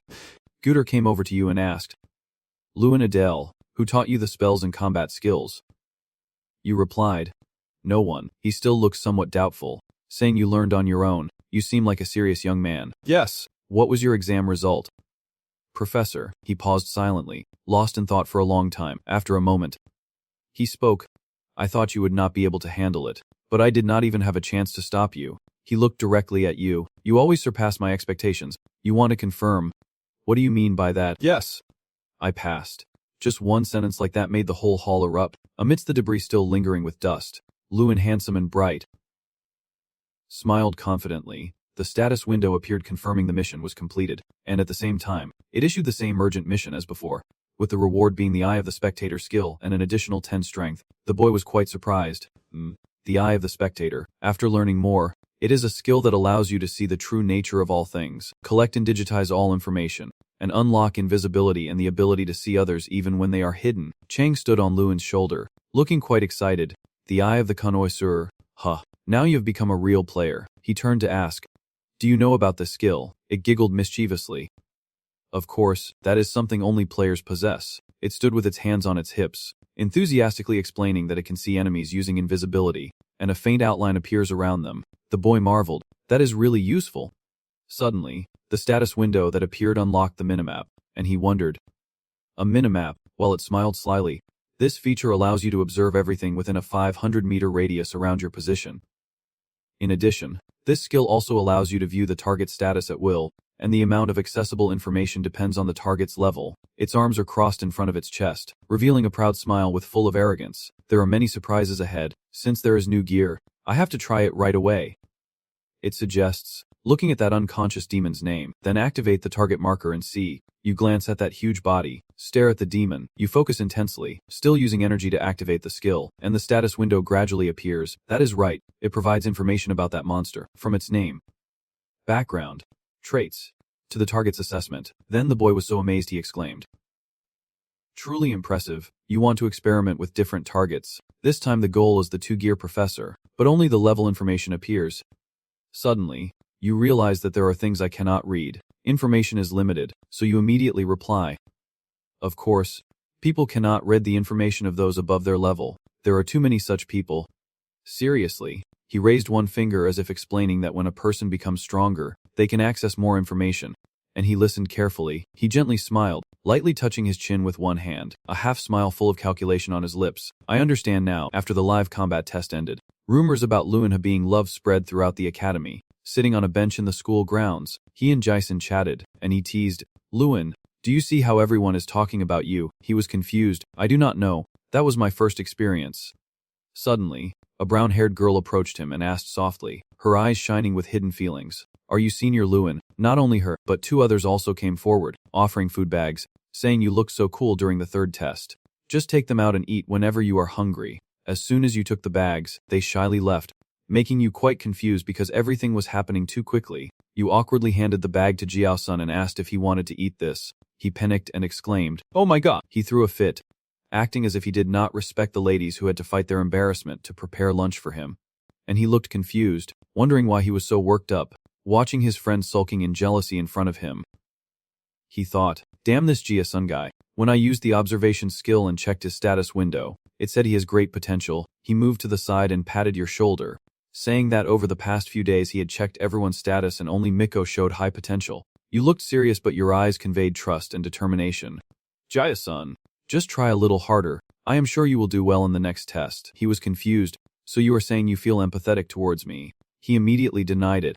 What empathy are you talking about? I mean, you have a lot of potential. Your skills are all solid. You should regain your confidence and work harder. He was amazed. Really, you advised, do not waste your time. He chuckled lightly. All right, in the next test, my goal is to get into the top 10, he said. Helplessly, that is a bit difficult. Just a second ago you were joking around, and now you are showing a serious face. Are you really serious? Sometimes even I can't believe it. He looked confused and asked, is that so? He wondered if this was the Lewin I have known for 6 years. A look of surprise flashed across his face. Oh. Lewin looked up at the clear blue sky and thought, even I sometimes find it hard to believe I can do so well, so I understand how he feels. Suddenly, he remembered and said, oh right, there have been some rumors about you lately, and he wondered. What rumors? He continued, everyone is saying that you will surpass Michael Gary Hill, not only becoming the top student but also representing the academy. You do not seem to care about that at all, and stands up. I do not care about that. Let us go inside. Afraid of being left alone, he hurriedly followed, saying he does not care, because this year is the year of the grand festival. Every May, representatives from famous academies gather, and a magic festival is held to select the best among them. And every 8 years, all mages gather at the Olympiad to choose the strongest, and the festival takes place in the year both events occur. The festival is a nationwide competition where the most talented students from various academies showcase their abilities. The winner of the festival not only takes home a large sum of money for themselves and the academy but also gains numerous privileges. That is why the number of participants in the festival is limited, with 1 individual competing solo and 30 competing in groups. The top 31 students from each academy will compete in this major event, and the solo participants in the festival will be the representatives of their academy. In the academy's cafeteria, everyone is passionately discussing the upcoming gathering, with many guesses being made who will be the student representative this year. Probably Miko ni again. At your table, everyone is also discussing this. Jia-sun spoke first. Of course Lewin will be the representative. The boy with orange hair sitting next to him also agreed. That is right. He is the only one who received 100 points from King Rama. He chewed nervously while reminiscing. And from what I remember, everyone still remembers how Miko performed in the magic festival. The brown-haired student at the same table quickly responded. I remember. There is nothing to discuss about the group competition. But in the individual round, he ranked 4th out of 5. The orange-haired student from earlier sneered. So that is why we are called the worst academy. The worst academy. The one that can't even pass group competitions or individual tests. After lunch, everyone cleaned up their dishes but the topic still was not over. The only way for us to escape that blue barrier is to go in there. You see. Right, that is right. What do you think? Lewin, your face looks serious. The test is not over yet. I tell myself, it is not time to be arrogant and excited yet. Anyway, the person chosen to participate in the grand festival will be the one who scores the highest in the test and gets nominated by the professors. And the 4th test, a one-on-one fight between you and Miko, is about to take place. He looked straight ahead with a determined gaze, which is why I had to focus on the next test. He swore to himself that now he only thought about beating him to a pulp. 4 days later at the training ground, the live combat test is underway. Lewin jumps up, delivering a spinning kick. Sweat pouring down shows he has been training hard. The status window keeps popping up. You have reached 1,000 strength points.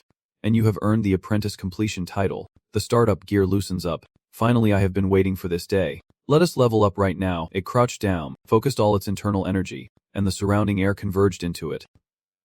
Feeling ready, it leapt upward. It lands lightly on your shoulder as fierce flames erupt around it. The difficulty of the task has doubled, and the reward has tripled, as it concentrates intensely, compressing the flames into its hand. It swallowed hard, its small body standing straight, head tilted back, trying to use internal energy to unleash its power. Just a moment later, the fiery wings blazed like a sun exploding in the sky, spreading so widely that they could burn everything they touched. It turned to look at you, the scorching flames making you instinctively raise your hand to shield your face. What is this? This fire. It seems like he just realized something, his eyes wide open, pupils constricted as he looks at him. You. Meanwhile, Eric stands with his arms crossed, lost in thought by the window. It turns out he remembers the scene where Lewin defeated the demon girl, and your face shows discomfort and annoyance. Helping him score points, he imagines you declaring war on Miko. Wondering if, with Lewin Adela's current strength, he can actually defeat Miko. As for him losing to you, he quickly dismissed that thought. It is unlikely to happen. Clenching his teeth, he began to consider more possibilities. If it wins Miko's position at the Grand Festival and the top scorer title, everything will be shaken, and Gary Hill's family must lead this academy. His facial muscles tensed as if suppressing an anger about to explode. At any cost, back at the training ground, Strang has reached level 2. Looking exhausted, with the surrounding firewalls weakened, but in return, you gain 200 strength points. In your hand is a blazing orange flame. He looked at it intently, frowning, and Strang seemed much stronger now. At the same time, he showed gratitude, saying, "Thanks to you, I was able to reach 1,200 strength points so quickly." It was proud and a bit boastful, with a hint of humility. It giggled, smiling to reveal its teeth, scratching lightly under its chin. It is only just the beginning. The difficulty and rewards of the mission have increased. All 200 of you, check the status window. The regular physical training mission 2. Complete all the following tasks. Punch, kick, spin kick with 5,000 repetitions each. Run 15 int, and practice combat skills to earn 30 strength points. Lee looked at it and thought, since I have increased the training intensity, it is not too hard. You turned to ask what that practical combat training was about. Suddenly, his face darkened, and he smiled like a villain. Do you remember the first time we met? I said I could turn into anything. You reply. I remember. It is proud of itself. From now on I can transform shape but still have limits at home. So can you turn into a human? Alright. Once you reach level 5, Turning him into a human will be difficult. I wonder, then, what can I turn him into? Want to try and see? Suddenly a small whirlwind appeared around its body. Gradually, the whirlwind grew larger, the tornado disappears, revealing a battered and mysterious scarecrow that makes you laugh. This is a straw scarecrow. Huh. You do not look as surprised as I expected. It gets angry. What is with that expression? You just chuckle. Nothing special. Not quite what I imagined. It is full of pride. Do not underestimate the straw scarecrow. I was the support for Draa when he first started training. You are wondering. Training? Meaning you are the target. Right, it confirms confidently. Exactly. I am very useful for the mission. From now on you have to practice combat with it every day. It controls the tornado to spin around itself with a mysterious look. But now my strength is only at a 3rd level mage. Inside the scarecrow's head, it grins cunningly. Once I regain my power, I can handle anything. Even if it is a dragon or a king, I will take them all. Feeling excited? You want to try it right away. So let us do it now. What do you want me to turn into? The mage boldly suggested, as if hitting the right spot. It activated the challenge mode. Oh ho. Very well. The prince gathered his strength to create a magic orb, transforming it into a scepter with a glowing red gemstone. Hearing its answer, unscathed, you narrow your eyes wide open. So that is it, an ideal training partner. It did not waste a moment and immediately cast a fireball, then launched the powerful spell towards you. But Lewin easily dodged and swiftly moved to another direction. You are very excited, sure that Miko is training now and can't wait to challenge him. Contrary to your thoughts, he is currently in Auric's room, staring at a leaf. That bastard is so annoying. What should I do now? He was furious. You little bastard. Still daring to talk like that in front of me. If you had been a bit stronger back then. He shows no hesitation at all. Clearly visible. After all, you are the one who orchestrated that love affair. His expression seems to want to devour him. Slowly stepping forward. Thanks to you, he achieved perfect scores. If our family finds out, I think you will have a hard time surviving. I did not expect this nephew to dare to be so rude to me. He is furious but can't do anything. Your son? How dare he talk to me like that? He irritably urged. So stop jumping around and think of a way to handle this. If it gets to be the Academy's representative. A confident answer was spoken out of his mouth. No, that won't do. I have an idea. A small jade-colored vial is in his hand. Take it. He recognized it at a glance. This is Nian Thiu Ho, a kind of awakening herb. Nian Thiu Ho. This rare flower grows in the illusionary region to the north and is used to make special spiritual pills. He warned that drinking it would put you in a state of heightened awareness, greatly reducing the time needed to channel mana. He hesitated, but it numbed the pain and made it harder to distinguish friend from foe. He looked intently at him. In other words, he could not see anything at all. Even when studying hard, Miko had no idea what his uncle was talking about. But why did he want him to drink this? He was furious. Is he crazy? Standing in front of him, it felt like he had lost his rights as a citizen. You have no right to speak here. You have already lost to that guy and now you want to bring shame to the family as well. But he knew well the sharp eyes of Professor Heidel. Yet this was too risky. He knew exactly what you were capable of. If he found out, it would be the end. He sneered, patting his chest. Forgetting who I am, testing the stimulant is my job. Truly a dirty player. He planned everything carefully. Take this. It will help erase the traces. The remaining purple potion was handed to him. After burning the flower, this was the next step. He reassured his frightened nephew. Do not be afraid, because Gary Hughes' bloodline can only advance this way. So, will you take it or not? I did not expect you to invite me to play with this stuff like this. He kept hesitating, going through a deep inner struggle. Finally, when the exam came, it was a one-on-one fight, and at this moment, warm sunlight was shining down on the exam site. The mana barricaded square. Everyone eagerly looks down below, voices constantly echoing.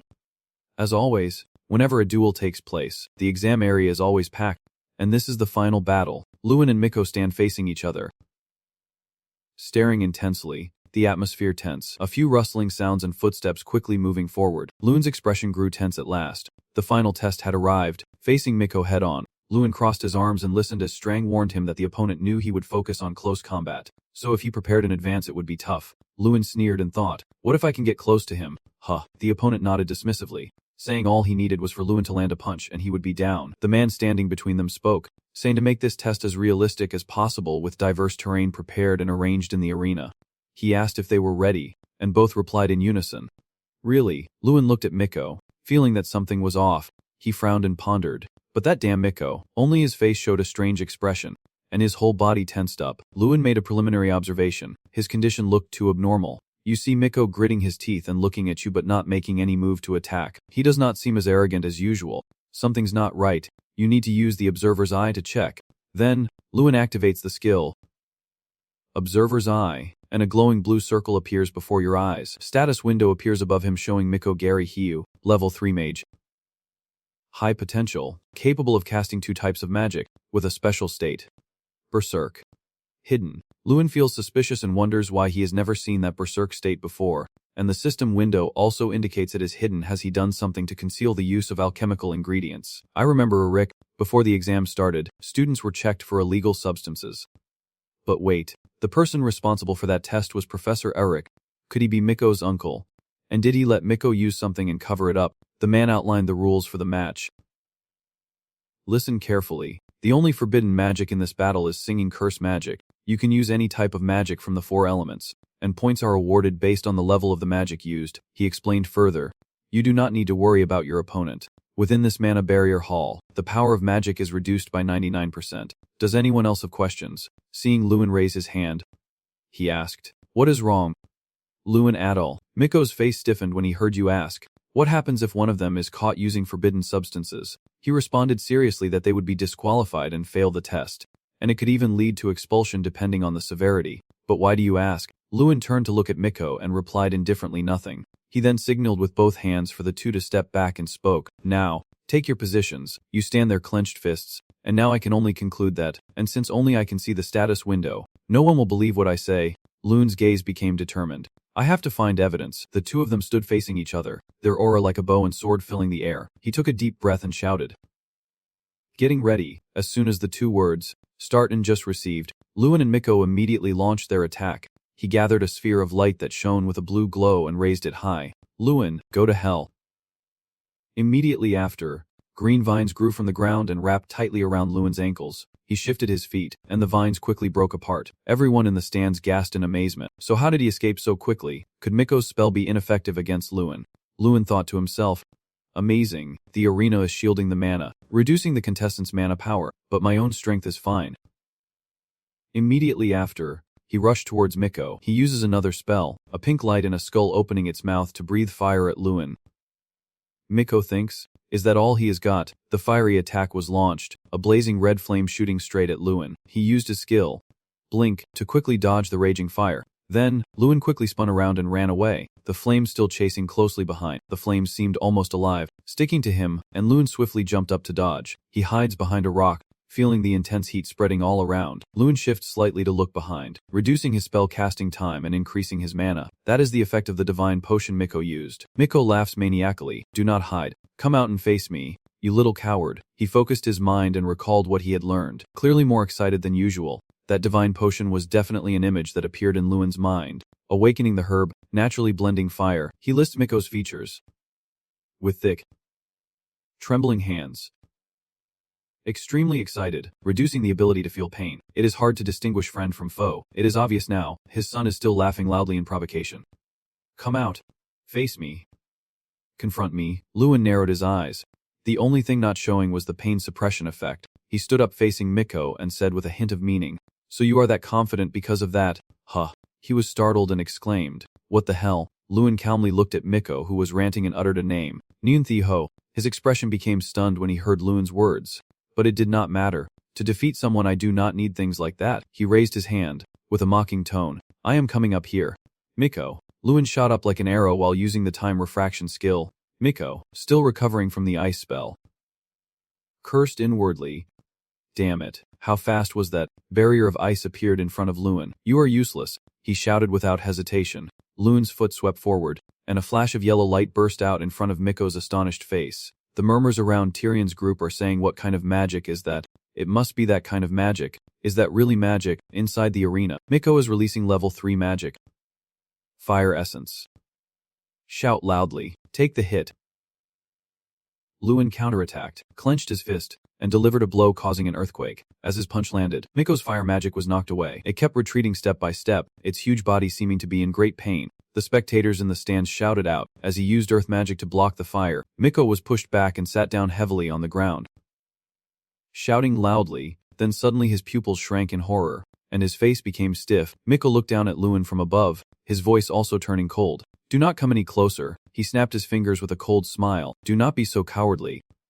Take this. Miko watched as Luan's thumb and index finger touched. His voice trembling. Tau. His hand moved closer, and the yellow light flickered accordingly. After a muffled sound, the scene inside and outside the mana barrier square returned to normal. When Luan's fingertips parted, the golden light expanded and shot toward Miko. The crowd in the stands all stood up suddenly, only to see a thick cloud of dust covering the arena and blocking their view. Miko's eyes narrow slightly, and the scene before him surprises him a bit because Miko is now hunched over, chuckling to himself. Luan, the one who dares to look down on me. As soon as he finished speaking and lightly scratched his forehead, Luan rushed forward and headbutted Miko's side, then relentlessly threw a series of punches without giving him a chance to counter. With a muffled sound, Miko's body slammed into a rock and he collapsed on the ground. His body shuddered with each wave, yet his laughter echoed on, so weak yet still claiming he could beat me. Not a scratch on him. Luan silently thought that after taking so many hits, he was still conscious. At this rate, Miko could die from shock. He grabbed Miko's shoulder to pull him up, knowing it would be very dangerous to continue. Suddenly, gnarled green trees known as prison trees lifted Miko high into the air. Luan raised his hand and declared, "Sir, Miko has used banned substances." He hesitated and asked, "What do you mean? Why would Miko use banned substances? Are you sure? If you lie, you could lose your right to compete." "Yes," Luan replied firmly, "I am sure, because it is possible that the use of banned substances has been concealed. You keep talking, or someone else has found out but turned a blind eye." He hesitated. Meaning, Luan looked steadily toward the nearby person, someone capable of using rare ingredients and responsible for inspection before the match. He also looked in the direction of Eric, his voice echoing again. Only one person in this entire academy could do that. Luan hesitated. Then remembered, it seems Professor Eric is also Miko's uncle. Wait, could it be that Professor Eric has... Eric panicked and ran over. "Luan, do you know what you are saying?" he shouted angrily. "You said Miko used illegal substances and I turned a blind eye." But Luan remained calm and confident, saying, "Yes, I have proof." Eric was startled and exclaimed, "Huh." He then laughed and said, "Very well, try checking again. You go somewhere else." "No need, since you already used a special elixir to hide his signs." Eric was confused. "So now what do you want?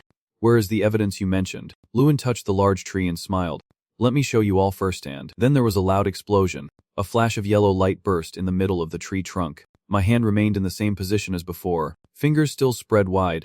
Luan looked at the tree trunk, which was now missing a large chunk, and said this was his earlier distraction. He argued that even if Miko's magic had increased through training, there is no way he could stay conscious and keep smiling after taking such continuous hits, given his current condition. "I think his skull is severely fractured and at least Tyrion has broken a rib. His face is flushed with blood, yet he keeps laughing loudly." And Luan says, "Yet he still smiles as if he feels no pain at all." Eric's face stiffened as he heard you ask if he had anything left to say. "Professor Eric." "Up there." Tyrion Little stood up straight and raised his voice. "Professor Eric." Seeing his guilty expression, he quickly made up his mind. Tyrion was so furious. How dare the teacher do such a thing in a sacred place like this? "Professor Eric, follow me to the office immediately." Hearing his angry tone, Eric hesitated and looked at his grandson, only to see him unaware of how serious the current situation is, and Miko's indifferent ladder. Then the Tyrion exam also quickly passed, and the changes in Gary Ho's flow were revealed. The chatter of people echoed in the hallway, saying that Professor Eric had been fired and Miko had been expelled as well. "I have a new nickname." Someone slapping Luan on the shoulder and giggling. "Hey, the excommunicated saint." Luan, thud thud thud. The steady sound of footsteps echoes in the silent space. At this moment, Luan is standing in front of a giant door. As the space around him lights up because he has been summoned by the headmaster, he felt as if time had stopped, with no sound ringing in his ears. Suddenly, a faint noise sounded, and Luan looked up. His eyes widened in shock, filled with disbelief because at this moment Luan was standing in a large meadow. In front of him was a red chair, and he looked around suspiciously. "This is Adil's territory," I muttered to myself. "No, that does not seem quite right." Then Luan looked back at the object in front of him, and the other one was... You look at the chair and realize that the throne of Terran is the seat of the Supreme Mage. "Why is it here?" Tyrion's voice suddenly sounds behind you. Revealing something, Luan quickly turns around and greets. "Oh, hello, Master." He spoke as he walked, revealing that this place was created by Malorok's eyes. "And I heard about Malorok's eyes before." "No." Luan followed closely behind and replied, "Yes, I heard about it. From what you know, Malorok is the leader who started the invasion of the Phrygia continent. He has the ability to make a person see what they desire most. After death, his eyes were crafted into a treasure." Tyrion subtly glanced behind and continued. "Malorok's eyes are the treasure that allows him to see what he wishes to see. What appears before your eyes now will be the thing you desire most." Luan slightly bows his head. a fleeting thought passing through his mind. His greatest desire is to serve the Adel estate and become the most powerful wizard. He suddenly asked, just out of curiosity, did I see anything? Lewin, you asked curiously. What did you see, sir? Tyrion smiled softly, his eyes full of warmth. A world where everyone behaved according to their roles. Students were students, and mages were mages. At this moment, the two of them stood in front of a door, and he continued, of course, that is not easy at all. Lewin responded softly, yes. With a creak, the heavy door slowly opened as Lewin was about to step inside. Turning his head to look back at the scene of his hand still holding the championship cup, lifted high by the cheering boys shouting, Lewin, we won. Lewin, we won. Then there was the image of Lewin wearing a graduation cap and the voice saying congratulations to the top scorer. Lewin Adel. Lewin's lips slightly curved into a gentle smile that is hard to notice without a close look. The scene shifts to another place, where a soft sound suddenly breaks the silence. A cup of tea is placed on the table with an invitation, drink the tea. Lewin nods and responds, yes. Thank you, sir. Tyrion Extes looked at you quietly as you raised the teacup to take a sip. After you finished drinking, he asked, I called Chu because I have something to ask. Will you give me an answer among all the forbidden substances? Tyrion East clasped his hands together, his voice becoming serious. How could Chu know that what Miko used was fusion magic? Lewin said nothing, seemingly organizing his answers in his mind. Then I listed the characteristics and attitude of Miko, which were different from usual. He was fierce but also appeared restless, not to mention the abnormal amplification and mana flow, so I guessed that he had used fusion. Tyrion asked again, but I think Cho seems certain now. Not just guessing anymore, so why is that? Lewin frowned and explained, the mana barrier hull only reduces magical power. It does not affect physical strength, and what I used was physical strength, not magic. He thought to himself, I should not mention it. Just focus on the target. Lewin's voice lowered, clearly overwhelmed, yet he still managed to laugh and show no sign of pain, which could only mean he had used fusion. He silently praised the boy, only 16 years old but able to immediately notice even the smallest changes in his opponent. Not to mention, in that situation, he remained very calm, combined with his perfect magical abilities. Tyrion nodded, placed his hand on the table, and spoke with a firm voice as the headmaster of the academy. I am very sorry about this incident. I sincerely apologize to Lewin. I will ensure that Gary Hill's family cannot cause any harm. Then he stroked his long white beard and said, one more thing, I have a proposal. Lewin was stunned when he heard Tyrion's words asking if he wanted to participate in the Grand Festival in July this year as the Academy's representative. Even though he had prepared himself, he could not hide his surprise. The Academy's representative, a position everyone coveted, was something he had vaguely guessed when he arrived. Lewin closed his eyes tightly, trying to steady his mind, as if contemplating a very serious matter. Tyrion nods attentively as he listens to your response. I thank you, sir. I feel very honored to receive this proposal, but Lewin's voice becomes hesitant. You also know I still lack experience. I have not fought in a real battle during the entire Auric year. I slightly bowed my head, my voice lowering a bit. During that time I could not do anything, had no achievements because of my mana disorder. The Grand Festival gathers the best talents, and I do not know if I have enough strength to compete with them. Tyrion's voice sounded, causing Lewin to lift his head and look up. That is not an issue. As a judge at the Grand Festival, he raised his index finger confidently and said, I think you deserve the name, the champion candidate. You hesitated and asked again. Yes. Teacher. Champion candidate. Tyrion nodded as he stroked his long beard and said, I am confident that he is a very promising contestant, and even more frightening is that he will be a secret weapon no one expects. Tyrion sighs with satisfaction. To them, I am an enigma. They have no information about me. They do not know what techniques or fighting style I will use, and of course, they won't find a way to counter me. Hearing this, I secretly rejoice inside. So that is it. I have always been at the bottom, so they are not on alert, and they do not have as much information about me as Miko. This time I think I can pull off a surprise. Lewin clenched his fists around his pants as he heard him ask whether he would participate or not. After pretending to think carefully, he replied, I will do my best not to let my teacher down. Suddenly there was a knocking sound outside. Tyrion hesitated for a moment, then quickly said, please come in. He looked at the visitor and then said to you, Lewin, I think that physical skills will be more useful for you than magic skills. So I invited this professor to help you develop those skills. When I heard the greeting, are you still well? Little boy. Lewin was momentarily stunned. Oh. The visitor was Guter Pyrant, who chuckled teasingly. What is with that face? Not happy to see me? Lewin recognized this person. He was the captain of the Knight Squad in the Foreign Territory, one of the few Elric Knights in the Fallen Kingdom. He remembered that he had also met him during the third exam. Looking at Guter sitting in front of him, Lewin could not help but marvel that he had learned body skills from that time. Only then did he speak. First I need to confirm a few things. Guter asked. I heard Professor Heidel say that you are a special mage because you can only fight in close combat. Is that true? I nodded slightly and replied yes. That is right. He commented on my movements. From what I see, they are quite good fast.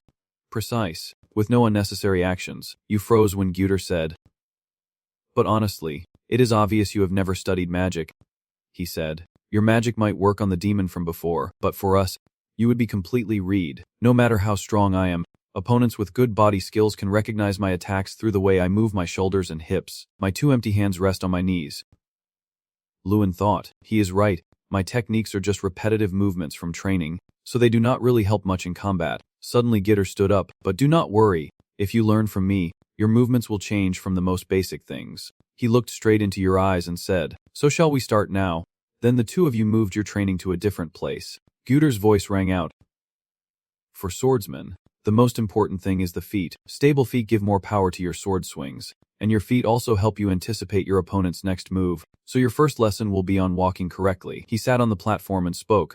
Only when you learn to walk correctly will you be able to use body skills. Lewin extended his hand, with a serious expression, following Guter's instructions. Martial arts is a discipline often used in training knights. His punches kept landing one after another, the sound whooshing through the air. He slowly stood up and watched Lewin punch into the air, saying that this martial art includes a total of 36 stances, not counting sword techniques. He is still diligently practicing, his fists clenched tightly as he prepares to strike. Lewin throws punch after punch into the air, the sound of wind rushing continuously echoing. Nearby, Guter crossed his arms and silently watched Lewin's every move. His expression grew serious as he remembered what the boy said earlier, and he wondered, at that time. Lewin asked, what does the teacher gain from teaching me martial arts? Especially since he has to go to the academy every day. So why him? Guter replied then, just see it as a kind of investment. And hearing that, he asked suspiciously. An investment. He stroked his chin thoughtfully, realizing he had met someone with the potential to become a talented mage in the future. And if he could support that person, then it would be a worthwhile investment. Right, then he bowed his head. So you are relying on Professor H. Guter. Suddenly he cleared his throat awkwardly and suggested, but saying that sounds so stiff, just call me Hang. I am only under 30. Hearing this age, Lewin was stunned. What, no way? Back in the present, he is still diligently training. Lewin alternates between striking on one side and punching on the other, with Guter nearby calmly observing. He looked somewhat satisfied. This kid is pretty resourceful and capable. Guter recalled the moment he was checking the wound of the little demon. With whispers and murmurs around him really, the demon's jaw was actually broken. Seeing Lewin lift his leg and kick high again, he sighed internally. Melee mages stronger than even elves are quite an interesting kid, and so 3 weeks had passed. Lewin checked the system notification. His body art skill had leveled up, reaching level 10, and he received a title, My Body is a Weapon, a special trait that enhances skill effects, a berserk mage. With the berserk mage skill, you can channel magic throughout your body. You told Chang that mastering the martial arts is quite impressive. Right, he chuckled happily. What else is there? That is how I leveled up so much. Lewin looked at the notification. Strength 2130. His hand clenched into a fist. This power was too great. I could feel it very clearly. Chang exhaled deeply. His speed to reach this strength was even more incredible, taking more than a year and a half after meeting me. Draa just reached 2,000 strength points. Could it be due to differences in time perception between humans and the flow? Suddenly, a voice called out from afar. Lewin, seeing Jazorn rush over anxiously. Lewin asked curiously, Jazorn, what is going on? He patted his thighs with both hands, catching his breath, then asked, did you see it? You suspiciously ask again, what did you see?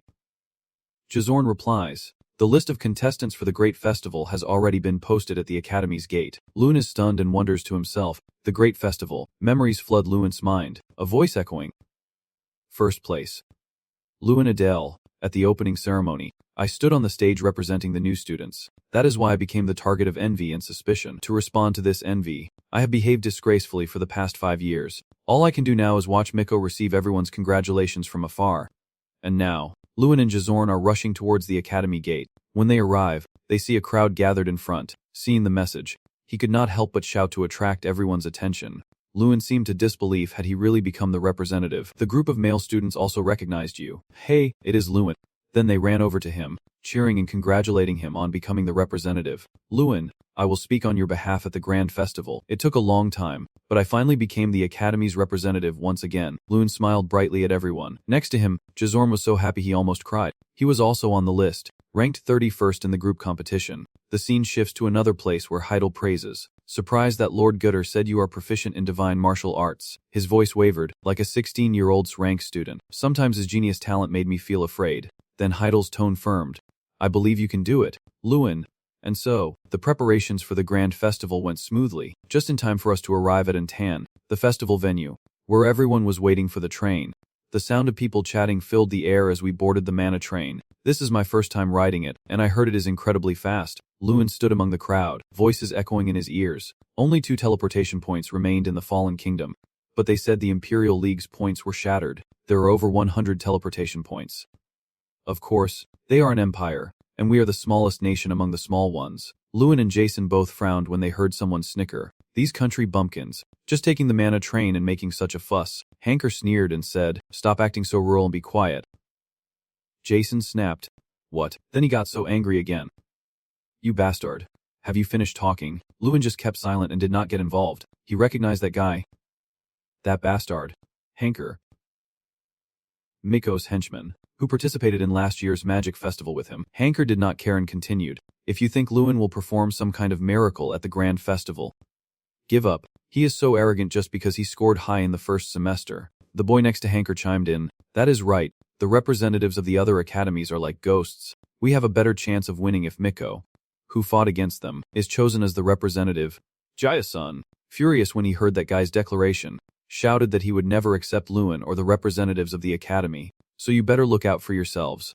What? Lewin remained silent, knowing there were many scoundrels eager to benefit just by clinging to the Gary Hill family. But I have to do well in this competition, even if you have to be in a squad with those bastards. Cheng is standing on your shoulder, smiling. Lewin, you are in a tough situation, are not you? Hanker glanced towards the source of the sound. Miko will probably be very pleased. Lewin smiled coldly like ice. The dogs remain loyal to their master even when he is about to be driven away. Hanker stepped forward loudly, calling us dogs. Lewin laughed.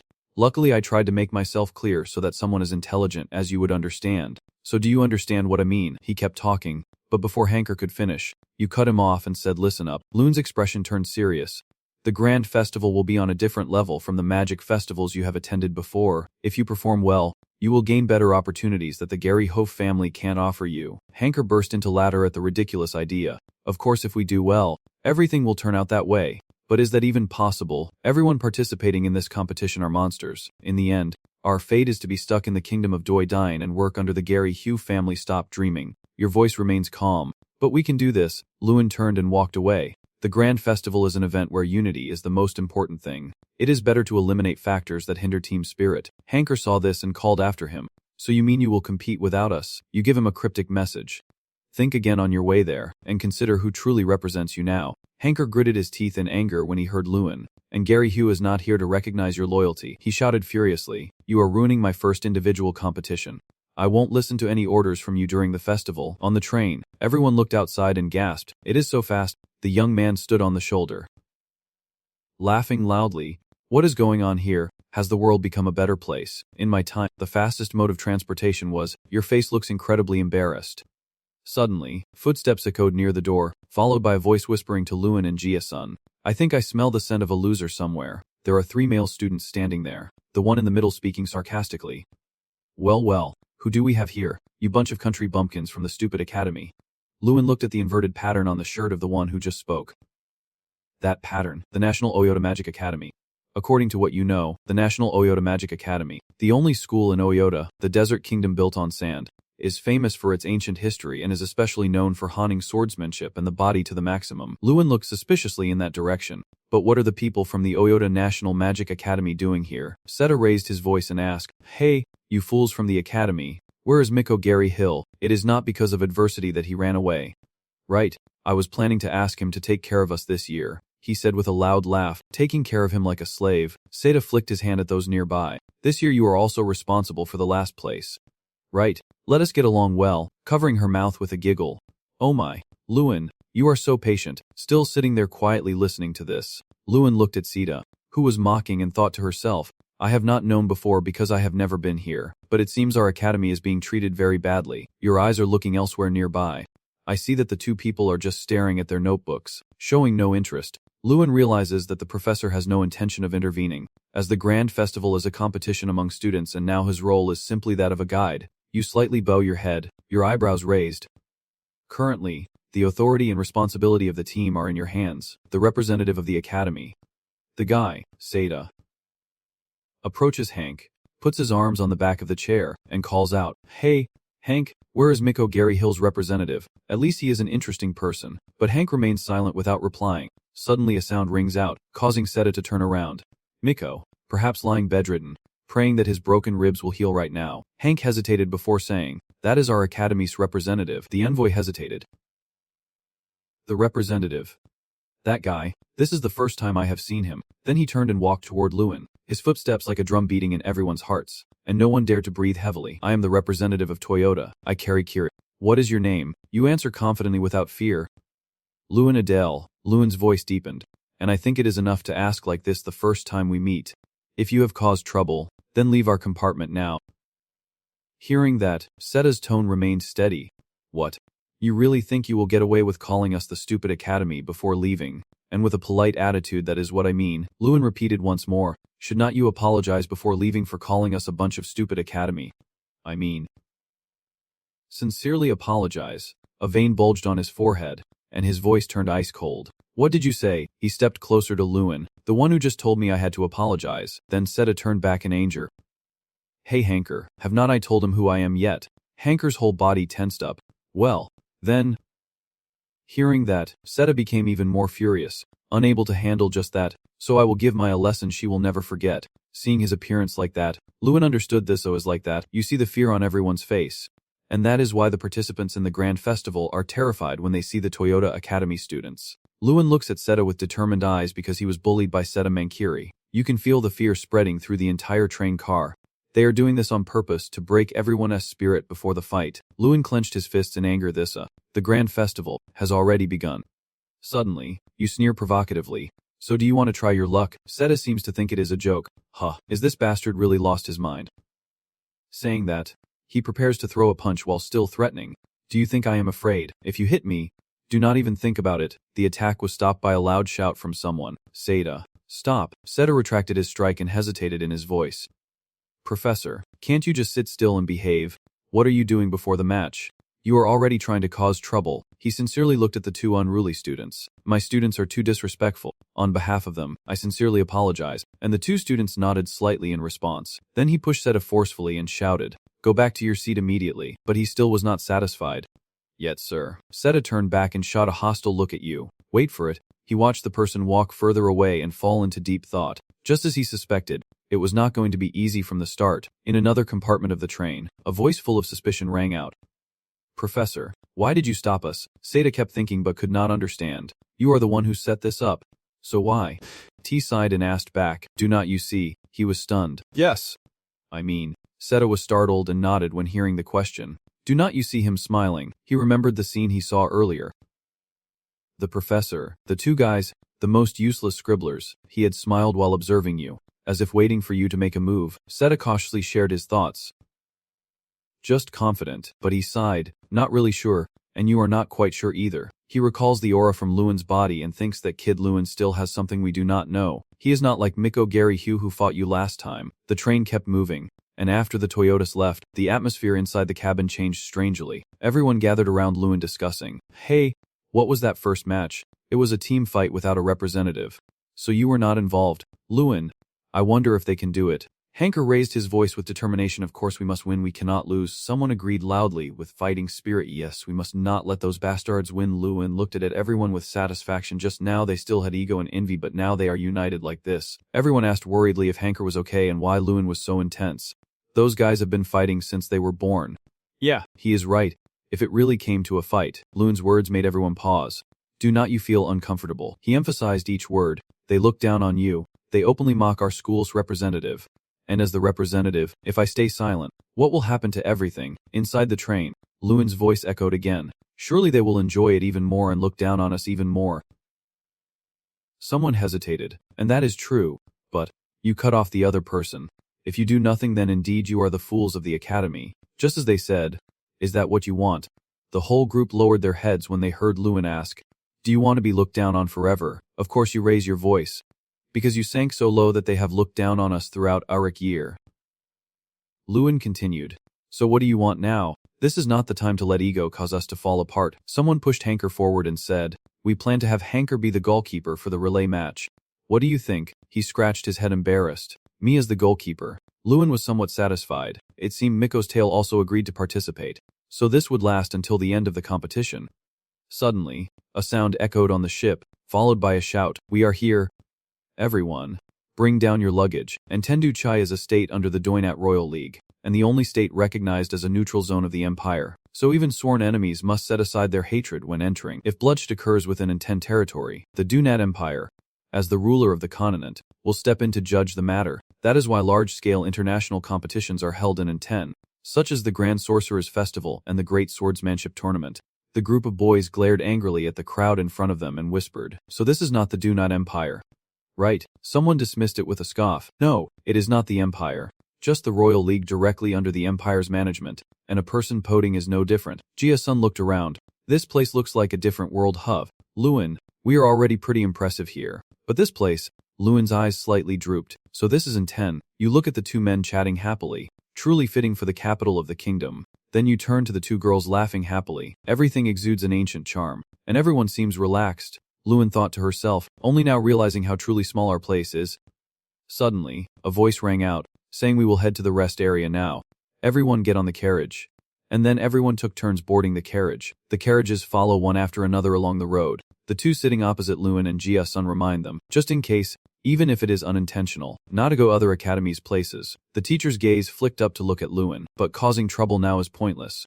You became flustered and wondered why the teacher looked at you that way after saying that. Suddenly Strang looked in another direction and shouted, hey, look over there. Lewin looked puzzled and asked, huh, what is going on? Strang furrowed his brow, that is it.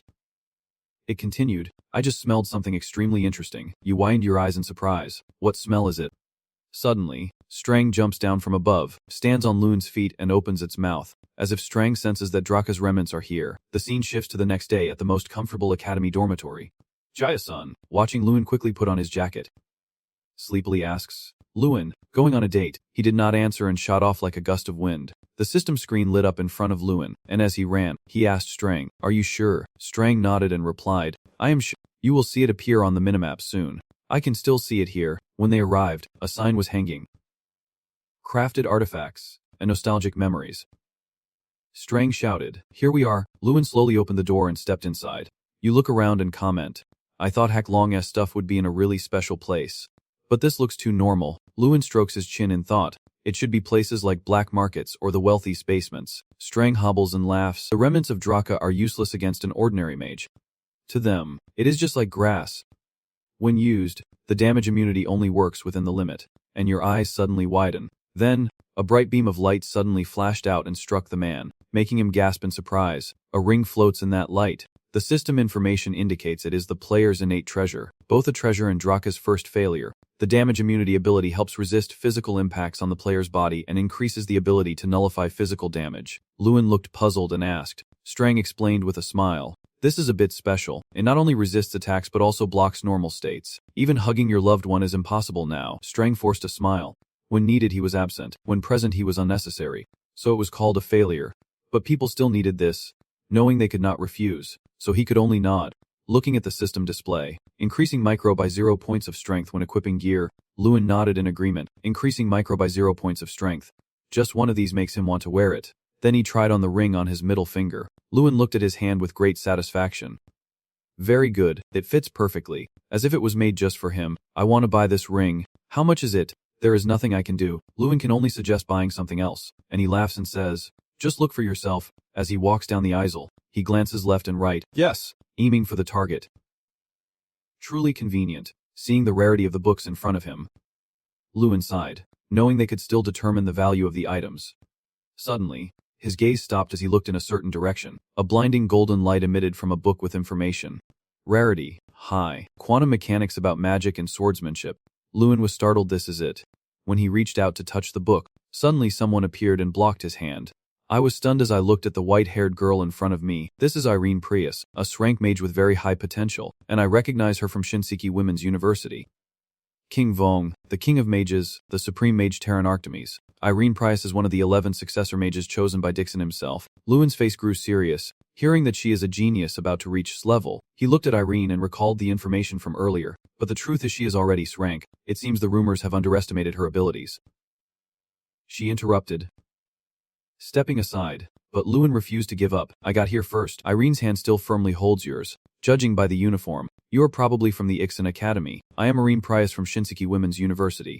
You have found what you needed. Just looking for something else now. Right, as for me, I came here just to buy this book. She suggested that if there is nothing important, she could let me have it. Lewin thought, so he had overheard my conversation. He bought this book for the festival. He asked, so what do you need this authority for? Not many usually want to buy rights like this. I was just doing my homework. I can't explain it clearly. You understand. Right, Lewin guessed it is probably not a school assignment. Maybe it is related to the infection of the king. He suddenly spoke up. Just take it. It is important to you after all. Just take it. No need for words. Since you have already given up the book, Irene hesitated and replied, huh. Oh. Thank you. Lewin continued his search. So what should I buy now? Irene watched his back, a hint of confusion flickering across her face. When they got back to their place and listened to Lewin recount everything, questions kept coming one after another. Did he really meet Irene? What did they talk about? Was she as beautiful as rumored Jia-sun and Hanker? Eyes shining with excitement. Asked where and how they met, leaving Lewin speechless, each person just asking one question at a time. Jia-sun looked up sadly.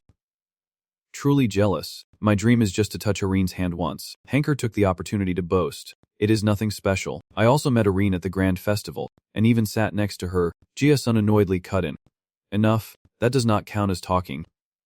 But listen, he is strong. Yes, but he has always just been second place. I heard he always loses to Doom Prime every year, to the point of dying. Jia-sun stood up and shouted. Nonsense. How dare you talk about my Irene like that? Hanker sighed. Irene. Your girl. Since when? That is not nonsense. He is the top student in the military training school. In other words, on this continent, he is the most recognized person among his peers. He also said that he is the owner of the light sword. And hearing that, Lewin was surprised. A sword. He remembered that book, so that was the reason Irene needed it. He needed it to defeat Doom Prime, as far as Lewin knew. But being a swordsmanship master was not that impressive. Compared to other weapons, a magic sword did not offer much power, and mastering swordsmanship was not easy either. Hanker added, but this Doom Prime is different. His shining sword is its rank treasure, and as for skill level, it is at least comparable to an ordinary knight. Jia-sun sighed heavily, talking about mastering swordsmanship, being proficient in magic, and even rank treasures. None of it is easy. It is Sunday again. Not to mention the shopfront. Dad's doing big things. He is handsome and girls are crazy about him. Hearing him complain softly. Is there really someone like that in the world? Lewin just remained silent. Lewin frowned, wondering if he could win against these geniuses. He remembers his encounter with Seta, sure that no one would notice someone like him. But Lewin closed his eyes and recalled Tyrion's words, saying that he was a contender. Not flashy. And he told himself he wanted to see how it would turn out. Suddenly, someone rushed in from outside and said, the debut team lineup is already announced at the opening ceremony. Hearing that, a determined glint appeared in Lewin's eyes.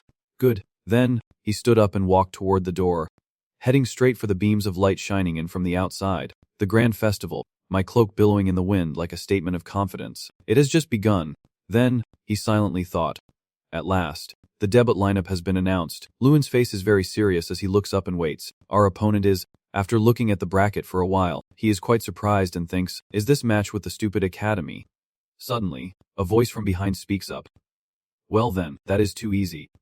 Turns out, it is that guy from the vehicle team, who walks over arrogantly and challenges them. Fighting the my team means more time to play, so he immediately turned away and thought, those Car Academy guys. Lewin looked at them without fear, but inside he thought, fighting these guys is the safest. He observed all of them carefully then thought. They are known for cheating, not to mention. Behind. The others looked quite scared when they saw them and whispered. Damn it. Why is it those guys again? Yeah, they look really scared. Lewin thought. Many people at school have been psychologically affected because of them. The arrogant guy mocks them, and the my guys are too weak to excite us. So boring. So boring as a fly. And hearing that, those guys around him chuckled happily. Ha ha ha. Looking at the crowd whispering and gossiping, he arrogantly challenged, with a tone full of defiance. I never thought I would be fighting against the fools from the academy.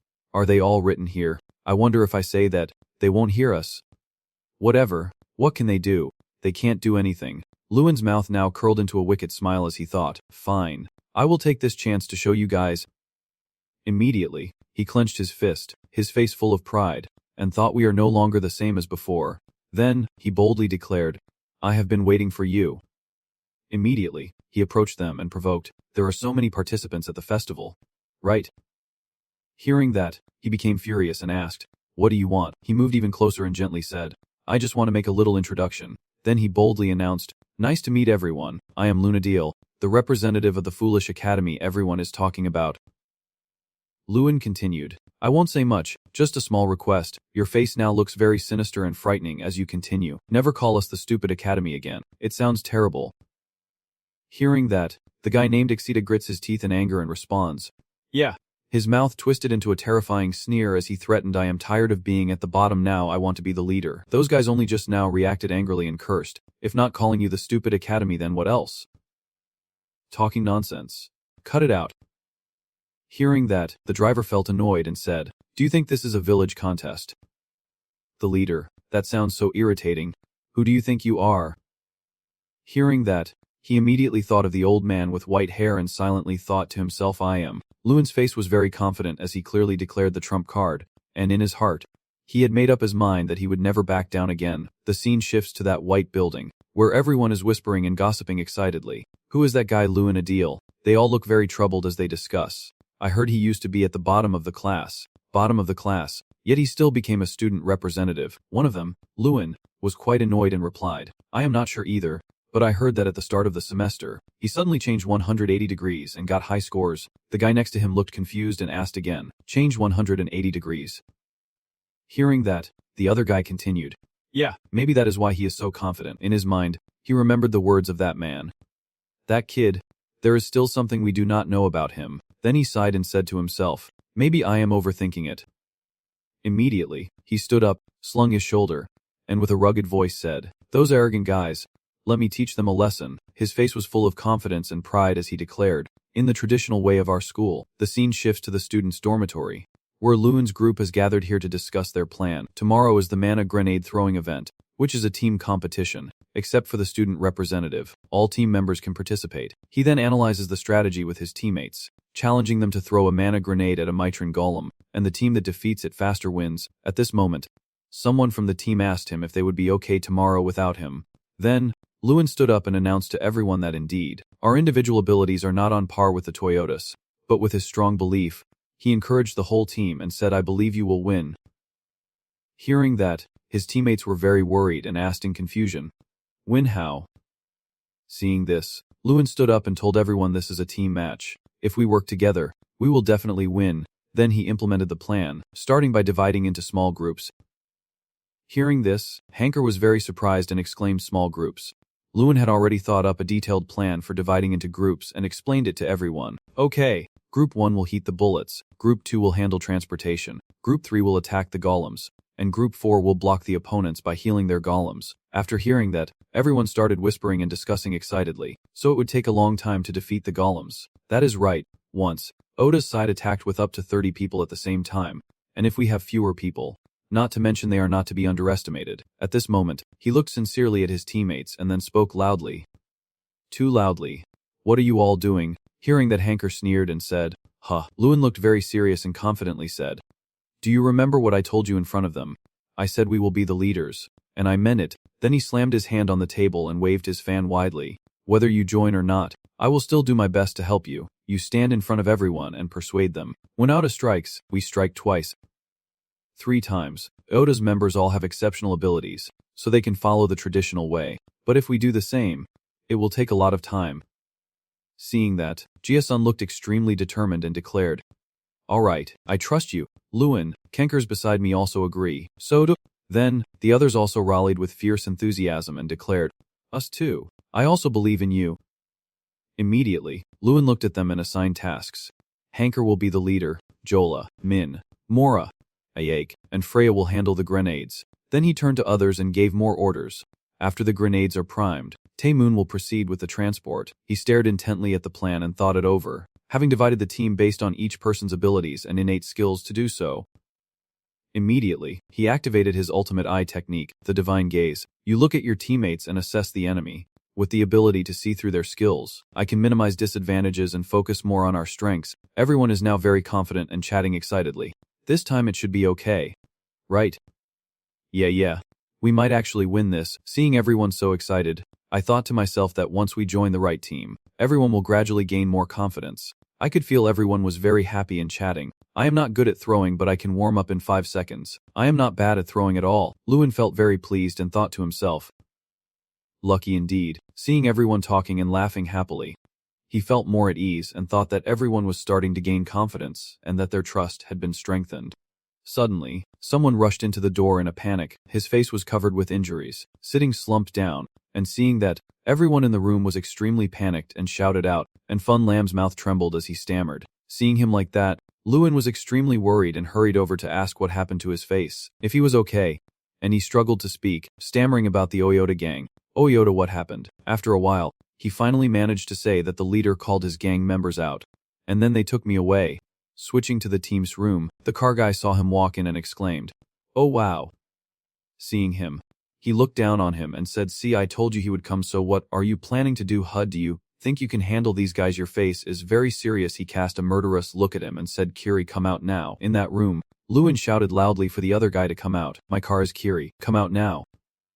Seeing that, the other guy sneered contemptuously and then, "Damn it, is this guy crazy?" Then he stood up and walked over to the other guy, gritting his teeth and saying, "On what basis do you always act like you are the boss right now?" Lewin looked at him with a murderous gaze, placed a hand on his shoulder, and sharply asked, "On what basis?" Then he immediately used his strength to strike his own hand against him. Instantly, he was defeated, knocked down, and fell to the ground. My face was filled with panic as I watched this scene and wondered what kind of power this was. Immediately, I stood up with an extremely furious expression, clenched my fists, and shouted loudly, "You bastard!" Lewin quickly dodged his punch and in just a moment, with a swift move, broke his arm, causing him to scream out in pain. His face was extremely dangerous and threatening. "I warn you, if you dare to touch any of our people again, it won't just end here." The Mankiri car was now badly injured by him and collapsed on the ground, crying out in pain, and the subordinates, seeing that, were very panicked and ran over to ask him what happened. "Are you okay, Car?" His face was in great pain, clutching his shoulder and screaming loudly. Lewin stood in front of him, threateningly saying, "Do you want to have one last match with me?" Back in his territory, Lewin told his brothers, and they were all extremely shocked and exclaimed loudly, shaking their heads. The whole group was so excited they could not believe it and said that if they beat Oyota's student, Mankiri's car would be shaken by him. And do not say it is the same shake as Maikania's. At this moment, he quickly announced another piece of good news to everyone, and also apologized to us in front of everyone. Hearing this, everyone was very excited and surprised, exclaiming in unison, this time we must win. It is motivating. Haha, our only goal now is to succeed." At this moment, suddenly someone ran in and announced that it was time to go to the arena. Everyone prepared to leave. Then, the group arrived at the Grand Festival, the festival of mages and the entire continent, and among the sorcerers present in history, everyone here looks very confident, all becoming key figures in changing the fate of the entire continent. The audience was extremely passionate and cheered wholeheartedly, at least the academy. "Keep going." Lewin's face was confident and satisfied as he silently thought, "I never expected I would also be part of this place, a place that creates legends in history." Immediately after, the host loudly announced that the opening ceremony had ended and asked everyone to return to their seats. Suddenly, he encounters someone, so it turns out he is the opponent, his face now filled with rage as he grits his teeth and says, "Get ready, this time I won't make any mistakes." Immediately after, the other guy storms off in anger. Looking at him, Lewin paid no mind and kept thinking, "My opponent now is not a person but my car Mankiri." Suddenly, something caught his attention, so he had noticed the guy over there, who is Doompram. Looking at his face, it made him quietly wonder, the winner of the Magic Festival and also the most outstanding student of the military training school. He looks at him with great determination, knowing that if he advances further, he will have to face him. Suddenly, a voice from someone else speaks up, probably someone who specializes in causing trouble. Immediately, Lewin turned back and recognized her as Irene Prius. Then she turned around and asked him, "Yesterday, did you cause chaos everywhere?" She kept asking him questions, which surprised Lewin so much that he was at a loss, even causing trouble at the Oyo Academy. He was so surprised at this moment that he asked again, "How did you know?" She then walked away and replied to him, "This place is small, so everyone here probably already knows." Hearing that, he felt embarrassed and responded, "Oh, I see. I did not cause any trouble. Is just a little bit of a vent." Right after that, she turned around and told you that since you let me have the book last time, I will give you a piece of advice: do not make yourself too noticeable. Then you responded, surprising her greatly, "Just like you. Right, you are also hiding your talent." Quick as the wind, Lewin ran off to say goodbye and left. "I have to go now. We need to join the first event."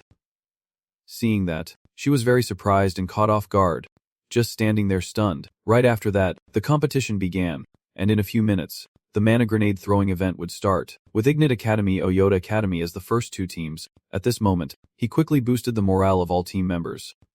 Ready yet, everyone encouraged each other, boosting their spirits, and showing everyone our strength, proving we are no longer a bunch of foolish students. Immediately, the entire team confidently advanced. The first event, the mana grenade throwing contest, officially began. Everyone was confused. Even the spectators turned to wonder what was going on. What are they doing? Seeing your team's formation, everyone was curious because, until now, winning the team competition depends on individual abilities, so arranging the team like knights is unfamiliar to everyone. Even the external mage groups were surprised when they saw this, splitting into two groups to warm up and throw saying that Toyota would definitely win, and he remains completely calm, ignoring the whispers and gossip of everyone else. They are just the ones pretending to be in charge. Stupid academy. Truly stupid. That is why they stand there clueless, probably unaware that there are many things beyond human understanding. Even Irene's team was holding their breath in anticipation. She herself was no different, surprised and exclaiming, "How is this possible?"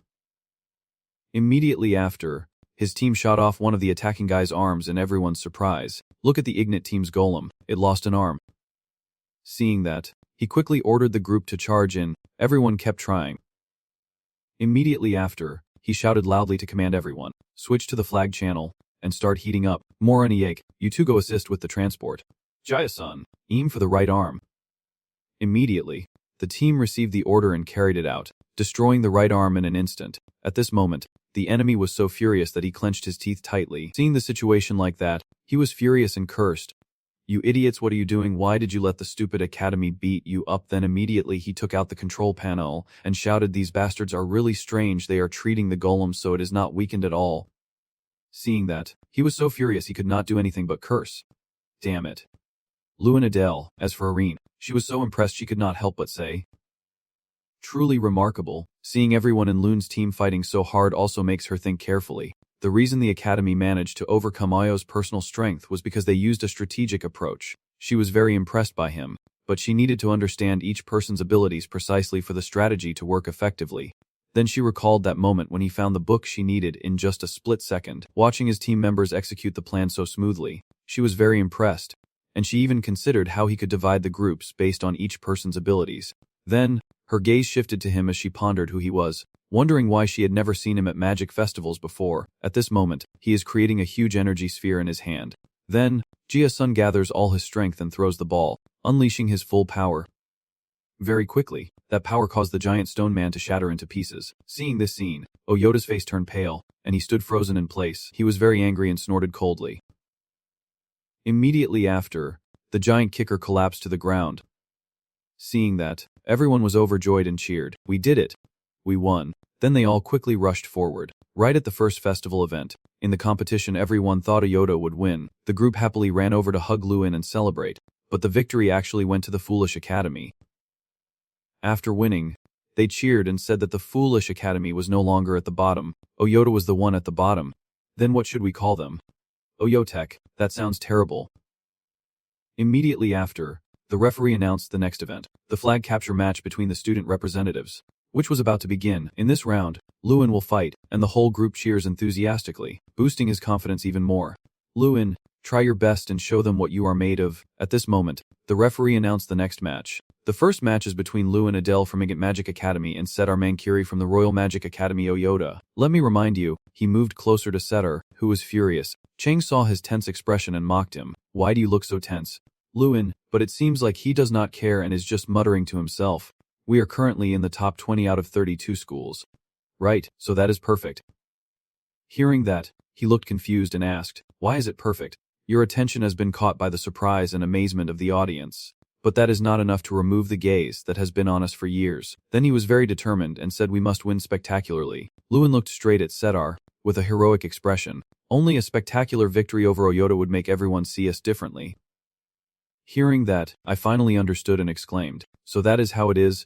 Then, his eyes turned upward and, looking at that wizard's forge and with determination, we also need to prove ourselves to the supreme wizard. The scene shifts to that dark room where the high-level wizards are seated, watching the match through the crystal ball. In the crystal ball, the image of the two standing side by side appears. King Terran gazes at them with great contemplation. Then he turned to the person next to him, Luinadil, and asked if this boy was once a candidate among the 11 ordinary children. Hearing that, the person beside him was quite surprised and replied, "Do you still remember?" Hearing that, he lowered his face and explained, "I have a habit of remembering talented people. That boy is a natural genius, so he can learn to use mana on his own at such a young age." Immediately after, his face started to darken with disappointment, so I was very disappointed to learn that he had mana disorder.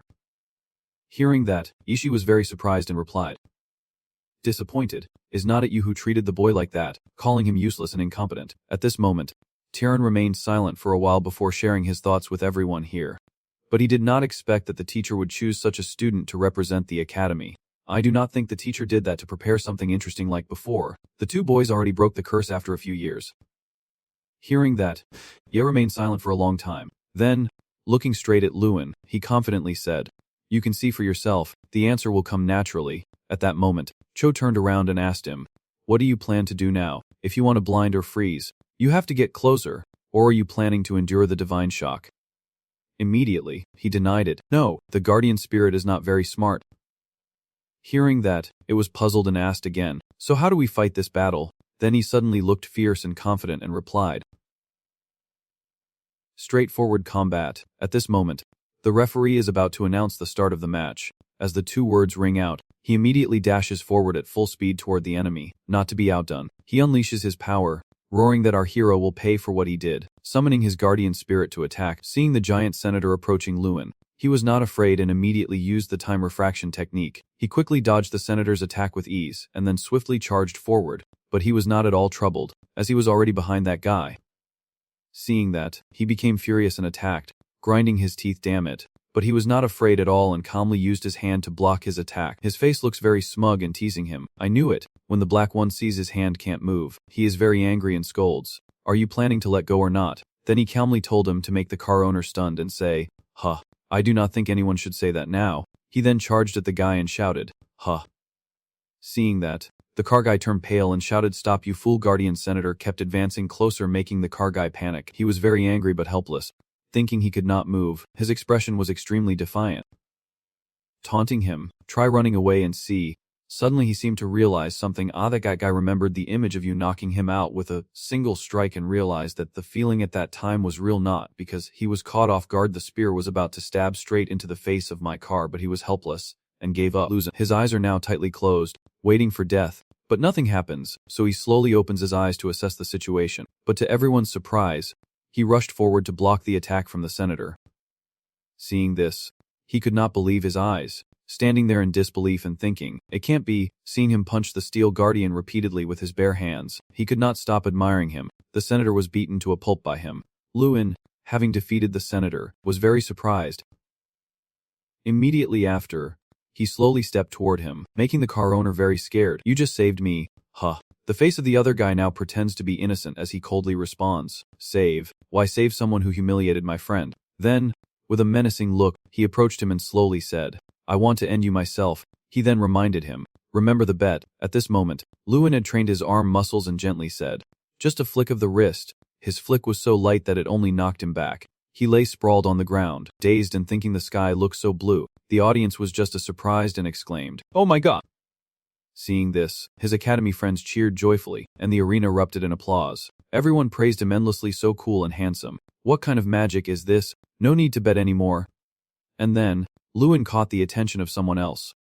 Ix looked over at him and thought to himself, "Well, here we go again." Seeing Terran's face go blank like he has lost his soul, many thoughts raced through his mind. As someone in my position as a demigod and the only 8th level mage, the so-called supreme mage has never seen this kind of magic before, and his face looks like he can't believe his eyes. He stared at him with curiosity, wondering who he really was. Seeing him laugh and joke, he felt very angry inside, and the words Lewin Adel appeared in his mind. Tyrion, furious, glared with a look that seemed ready to devour you. Tyrion hesitated before saying, "Tell me everything you know about Lewin Adel." Then suddenly he spoke with a mysterious tone. He fell silent, lost in thought, seeming a bit helpless. He is a student who always does his duty.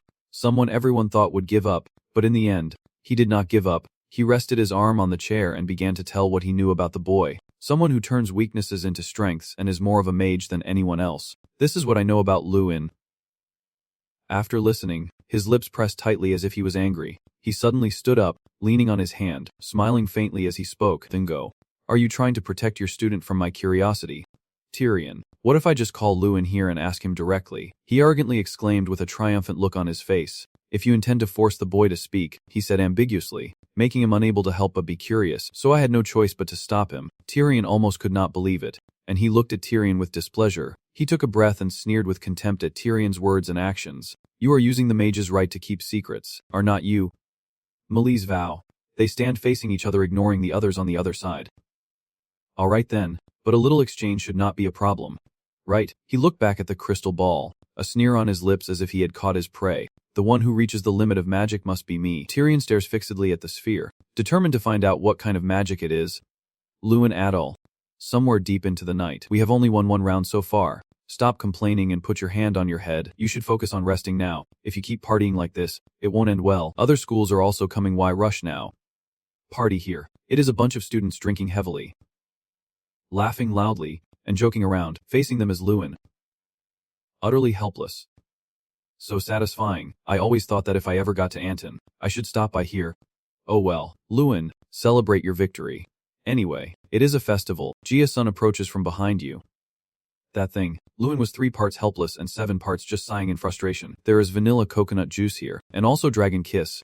2 delicious drinks are being offered right in front of you. Dragon Kiss. You were surprised to hear about this drink. Haha, you know I always have love for my homeland. With that, he directly hands the bottle of water to you. So this is a specialty of your place.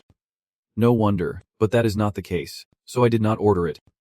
Somewhere. Footsteps are approaching. Just a gentle sip of this bottle, and you can taste a flavor like kissing a dragon. It is amazing. Oh. Jia-sun uses all the best words to market this water. Come on. Lewin, stop making that face. Just try it. Just 1 glass is enough to satisfy you. No, just 1 glass is enough to taste the exquisite flavor. He nervously invites Lewin to try this bland water, glancing anxiously at the bottle in his hand. Behind them, a tall figure was standing there. Looming, the boy looked up in surprise at the person behind him. That big guy is Seta, who lost to Lewin in the previous match. Seta Mankiri. Everyone is surprised by Han's name. I know you were hurt and lost your pride because of losing to Lewin, but you should leave now and not ruin our mood. Jia-sun glared at Han with a displeased look. Seta Mankiri. You find it hard to believe when you think of Han. Why is Han here? Trying to cause trouble. I came to apologize and put aside my ego. Han squinted and forced out an apology. Their faces looked like question marks, extremely surprised to hear Han speak. I apologize for looking down on you all throughout this time, Han said softly, bowing his head slightly, trying to apologize sincerely. After being defeated by Lewin at the gymnasium, I realized that Han frowned tightly, lowering his voice. That I should not look down on others just because they are weaker than me, and even words that seemed impossible to say were spoken. There are still many stronger people in the world than me, so to some, I am just a weaker person. The whole group was still surprised by Han's words, and I truly feel that what I have done to you all over the past time was wrong. Wait, why all of a sudden? Ra-sun. Looking confused, sweat on his face. I know even if I say these words, you probably won't forgive me easily. But I just want you to know, I sincerely apologize, Han bowed deeply to show his genuine remorse. Lewin looked at Han. His face softened a little, but he still said nothing.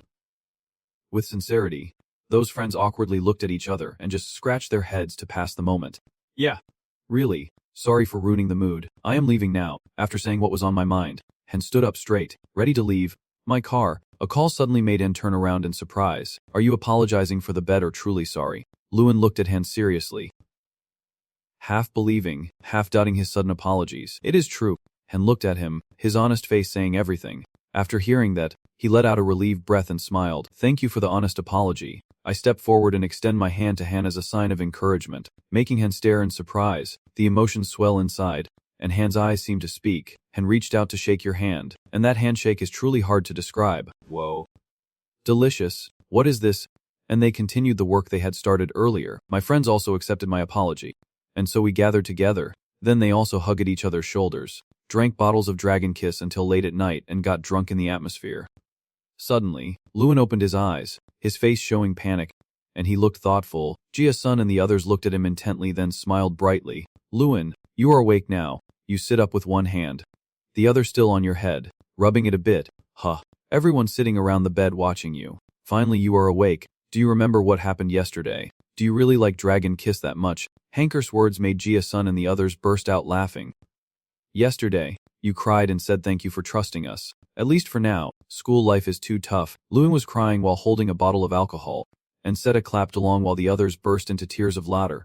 Remembering that everyone laughed even more. I never thought Lewin, so perfect, would have this side. Haha. Haha, now Jia-sun and everyone else have more reasons to tease you, Lewin muttered irritably as he walked down the corridor. Those damn devils just woke up and started trouble again.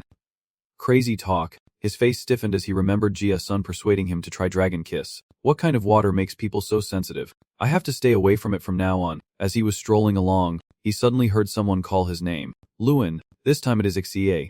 Did you sleep well yesterday? Sita said with a smile as he approached. Last night, the two of them apologized for fighting, promised to be brothers from now on, hugged each other, and cried. You blushed and hurried away while my car stood in the hallway shouting. Hey buddy, see you later. Lewin ran quickly. Do not you feel embarrassed? Your face was as red as a tomato. Lee, exhausted in body, continued walking. Sure enough, avoiding trouble only brought more trouble, as he once again ran into the professor. Wherever I go, my instincts follow. Lewin felt uneasy hearing the professor say that. Does he also know about it? But he did not mention it and instead said someone wanted to see him. So Lewin asked, who is it? Sir, both of them stood facing each other, and he said that person was dangerous but appeared kind, which made Lewin even more curious. Who could it be? Lewin's expression was surprised to learn that the one wanting to meet him was the false lord named Lord Tyrann. Professor, you also have to remind him to be careful. Lewin, Tyrann is a mysterious person, he said seriously. People who hide their true nature like him are very dangerous, and Lewin stood there attentively listening. That is all I can tell you for now. He continued, his face thoughtful for a moment. I will inform you of the schedule after today's exam. After hearing what Lewin recounted, the students were filled with excitement mixed with surprise. King Tyrann, the supreme sorcerer, is watching us, they all exclaimed. Some excited, others worried. He stood with his arms crossed, speaking confidently. That gives us even more reason to win. I have also thought about the strategy. The strategy is called if possible, defend. After hearing that everyone was confused, what do you mean? Lewin confidently pointed at himself like those multi-level marketing guys. Two will run to the goal. The next match is a dart game, a contest using moving arrows that will fly around continuously. Each team has 9 members assigned to attack, defend, and goalkeeping positions, and the team that scores more arrows into the opponent's goal wins. The rules are simple, but the match requires high tactical skill. You need to know when to use defensive magic, when to use control spells, how to catch the flying arrows and throw them into the opponent's goal. Usually, you have to consider many things, but with Lewin, even the rules are just ordinary words. A guy from the opposing team shouted in panic. Watch out. He dashed like lightning toward the opponent's goal. The match begins. The opponents shout ice shield, the ice spear wielder, and their hands gather ice magic to attack Lewin. Someone with mana gathered in their hand unleashes a huge fire named Fire City towards Lewin. He punches through the ice with one hand while the other delivers a punch that shatters the flames. They use all kinds of magic, but nothing works. On the stands, even our team cheers for Lewin louder than the students from the best academy. Come on Lewin, come on itchiest. Everyone looks at him with disdain. What is wrong with him? He lost yesterday and was so arrogant. Maybe Lewin beat him up so badly he lost his mind. Probably. Hearing those words he roared in anger, shouting something. What did I lose? Do not we fight first and become brothers afterward? A student spoke up, saying there is no such thing as fighting. Actually it is just you who got punched. Those harsh words cut like a knife into his hand. What did you say? You little. The frightened friend replied. Nothing. Then everyone stopped speaking in front of Seta and started whispering behind his back. Huh. What is wrong with these so-called representatives? The tall, dark, and sweaty guy with his hands in his pockets stood silently, pondering. Lewin Adol, after fighting you, I am certain that you will be the next generation mage. The image of you appears so impressive in his eyes. Irene Preyas from Shinseki Women's University, then Dalian Mankin from Frelia Holy Magic School, and finally Doom Pram from Xenak Military Academy. Seta has faced the best at the festival, but Lewin is even stronger than them all. Not only is he powerful, but he also has leadership skills and patience, and his image lingers in his mind. Thinking about this, he never expected that after all that, Lewin would still agree to be friends. Captain, we are almost there. Are not we going to learn some tactics? Yeah, let us go. So Seta could not continue cheering for Lewin. One of them desperately tries to stop Lewin Adeldi, using everything they have: ice, fire, earth, wood, shouting together, doing their best to hold him back. Lewin quickly dodged all of the enemy's attacks with his body, smirking triumphantly. Now it is my turn. They hurriedly set up a barrier with ice and wooden stakes out of fear. I shouted and punched, shattering the ice into shards. Oh, it is ice shards. Everyone scrambled to run away, falling and flopping on the ground. Be careful. Once Lewin is here, you forget about us, because while Lewin is disrupting the enemy's formation, Jason has already caught the shuttlecock. He caught the ball. Block it now. But even if you want to stop it now, the defense line has already been shattered. And then Jason, the expert in throwing, took the shot, raising the score to 2-0, and the crowd outside cheered loudly. Well done. Another point scored. Then all eyes turned to Lewin. As Jason and his teammates exploited the weakened defense to attack the gap, he charged forward at wind speed, unable to stop Lewin Adel, and their defense was broken. The entire crowd could not believe their eyes. They just could not believe it. Down on the field, everyone was panting heavily from exhaustion. Truly a monster. We have to accept it. We lost. In a regular match of Quidditch, there are usually 3 to 4 goals. But Ignite Magic Academy scored 11 goals without letting the opponent score a single one, signaling their surrender. The referee's voice echoed throughout the stadium, declaring the winner as Ignite Magic Academy. You and your teammates celebrate happily amid cheers from the crowd. Our academy won decisively with a record 11 goals. Looks like that guy is not joking. Maybe he is the top scorer. The crowd begins to discuss Ignite Magic Academy. Back in the waiting room, everyone was celebrating the victory. Whoa, we won again. If this keeps up, we might actually be number 1. Someone wondered aloud. And suddenly, amidst the celebration, you heard someone calling your name. Lewin Adel, this is Professor Hato. He opened the door, and it is as if I have been waiting here for you since the afternoon. He stepped in to meet Lewin, already with a scheduled appointment. Tonight at 7 of the clock. His hand on your shoulder evokes images of romantic love stories. As the scene shifts to a fiery red sky where the devil is savoring a glass of red wine. Take Hamlai Ru, and mangacap, Dungan G Trua Kineni, Lewin, Mato the Wangabaikim Boisak Dendu Hien Len. That day, as planned, Lewin leisurely walked down the corridor. You are here. Lewin, Tyrion suddenly stepped out, startling you a bit, and you quickly realized that the man with silver hair who suddenly appeared was your teacher. Hello, Master. Lewin quickly greeted. Tyrion Ignis stood silently watching him for a while before softly smiling and saying, Let us go inside. The door opened, and Lewin and Tyrion Ignis stepped in together. Welcome, a deep, steady voice echoes. Lewin stops, eyes wide with surprise as he looks ahead. A person appears before them. He reacted quickly. This guy's magic. Could he also be of the same lineage? Lewin's hair stood on end, trying to remember. Then a flash of insight made him realize that he is an ultimate mage, about to reach the threshold of half-line mastery. That is Lord of the Underworld Tyrion. Having prepared a lavish feast at the table. You probably do not know, but we have met before, Terran said calmly. I saw you from afar back then. Terran was eating and talking, about 5 years ago. When I was searching for the true self, you were also on that list. Hearing that, Tyrion immediately turned back to look at Lewin and nodded in confirmation. Lewin was surprised, but before he could speak, Terran cut him off. It seems everything has changed a lot since then. I will get straight to the point. Lewin looked at him, focusing on what he was about to hear. Can you tell me what has happened during this time? He thought to himself, so in his eyes, I am a mistake, and the fleeting thought made his face more contemplative, proving that even the Supreme Mage has made mistakes before. He wanted to say it himself to prove he was not wrong. And you looked down vaguely, guessing his intention. Sorry. Your Excellency. At this moment I can only say one thing. Lewin stepped back slightly, causing him to pause and become cautious. Lewin continued, no matter how talented you are, your efforts will not be recognized. Tyrion rested his chin on his hand, his eyes mocking as if he had just heard an old funny story. Are you two related? Why do you keep talking about effort all the time? It seems Tyrion rarely smiles afterward when looking at Lewin, which is also why I like this kid. Hearing that, he also faintly smiles and looks at him. So what have you been doing for then? I have been focusing on martial arts lately. I have overcome mana disorder through training, and now I have extraordinary strength. Are you trying to make me believe this? Or is it simply that you used some kind of treasure? His words easily evoke images of powerful items, implying that you are actually just as ordinary as everyone else and nothing special. Even I have never heard of such a treasure before. Tyrion hesitated slightly, or maybe he did. Tyrion says, All right then. There will be more chances in the future. He confirms that he will keep observing you. I wonder if my efforts will have any effect on my kids. Lewin remains undaunted. So just keep observing me. Don't wake Tyrion up with your surprise. Now I am a bit curious too.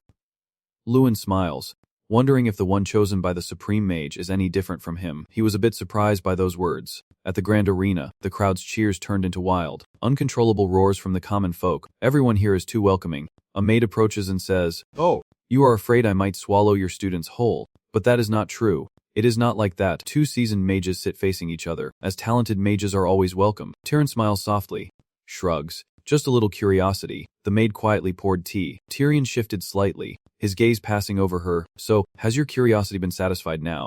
Tyrion looked deep in thought, unsure if the master was hiding something from him, but probably he had no secrets after all. He closed his eyes, a knowing smile forming at the corner of his mouth as he took a sip of tea. And now I started to wonder about something else. He repeated, curious about something else. You heard it too. That kid is secretly threatening me. Tyrion shrugged. Tyrion just chuckled, thinking he is just a young boy with no experience. That young lord shows no fear, even though many wizards tremble before me. That is really interesting, he said softly with a hint of anticipation in his voice. In the quiet space, Tyrion remained calm, hoping that the young noble I was watching would do something. Outside, their voices echoing, the door swings open with a creak as other mages walk down the corridor. Doompram leading the way like a pack leader. He furrows his brow, thinking what is the point of their cheers? It is all just for show to me. Thud. The door swung open and someone rushed in, panting and then collapsed. He whispered into Doompram's ear. Here's the thing. Doompram asked again. Are you sure? I saw it with my own eyes. Lewin Adol, the representative, has arrived at the tower. Doompram shivered, a fire igniting within him. The Lord of Hell does not challenge me. But others. He clenched his fists and began to recall the memories of the matches he had watched. I have watched his matches several times. During this grand festival, he caused quite a stir, and there are many rumors that he is a tough opponent, because his magic is special, but I do not care at all. No matter how high he soars or how much he boasts, he is not considered a rival of mine. Doompram fell into deep thought. In his eyes, he was just a strange freak, plain and simple. At his peak, he seemed to lose control over his thoughts and jealousy, causing others to quickly notice his abnormal behavior. Are you okay, Doom? What is going on? Their words echoing, asking about him. They are worried and cautious. I can never forgive Lewin Adil. The only one truly recognized by him is me. On the other side, the mysterious gate slowly opens, revealing Lewin, the boy everyone is talking about. You step through the door and stand there, looking at the black cloak in front of you. It is him. Doompram, with a slightly annoyed face, is staring directly at you. What did you say to the King of Hell that made him stare at you so fiercely and question you? Did you just wait for me only to ask about this? Don't you think there are people in this world who would be that overwhelmed? In the middle of the hall, the man shouting echoed, his eyes blazing with fury. Answer him. In contrast, Lewin casually replied, yes, you are not intimidated by his rage, and your calm voice rings out. Why should I answer? The words are gentle but feel like 10 buckets of cold water splashed in his face. Bram frowns without hesitation and draws his cold sword as a warning for no reason at all. The atmosphere in the hall thickened. His thankeem emitted a cold light. But I wanted to hear, his voice echoed, facing his anger. You remained calm and unshaken. This guy wants to start a fight. Your face hardened, and your eyes shot a piercing glance at him. You want to challenge me? Huh. This is not a fighting arena. You raise your fist as a provocation. And the two of you face each other with two completely different sources of power. If you like, go ahead. He puffed out his cheeks and glared, taunting you. The moment he finished speaking, the ground beneath his feet suddenly glowed brightly. A blinding flash erupted, and he charged forward like a whirlwind, reacting before he even realized the danger. Now face to face with it, their energy is spreading all around the hall. He is really strong. I can't see any weakness in him. The initial arrogance I had has completely vanished in the face of his power. Could he really intend to start a fight here? This is outside the gymnasium, yet I doubt he is still trying to fight me. He quietly pulls out his mirror, preparing for his next move. The two of them suddenly stop, and from afar, a sudden shout makes both of them startle. Irene Prios, a girl with long white hair, approaches them. Today is the day they meet her. Everyone is here, she said as she moved closer. What kind of gathering is this? I just do not know if I should greet the two of them properly. Irene, standing next to him, crossed her arms in frustration and said, fine, I will pass. He remained silent without saying a word. Hemph, he angrily turned his back and walked away, ignoring the two people standing there watching. Is he always like this? You wonder and ask her. No, it is just days like today. Normally he rarely speaks. What does that mean? Lewin still does not understand what she is saying. Doomgram will be excited by things related to the King of Hell. The image of him kneeling in submission to the arrogant king of hell appears in her story. More than anyone, he desperately wants to be acknowledged by him. Usually, it is rare for the king of hell to summon someone like today. She continued to explain. Maybe he thinks the king of hell is paying attention to me. He stood there pondering her words. Suddenly she turned to look at Lewin and smiled, leaving him speechless and stunned.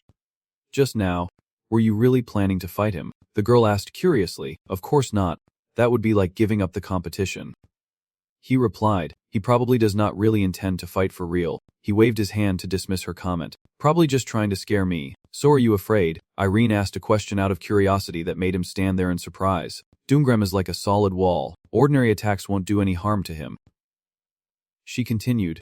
But you raised your hand and looked at it. I also did not think I would lose. You clenched your fist, showing your determination and resolve. No matter how strong the fortress is, continuous attacks will eventually break through. I am strong too. Right? He asked, making the girl giggle. You are really a strange person. She replied. Anyway.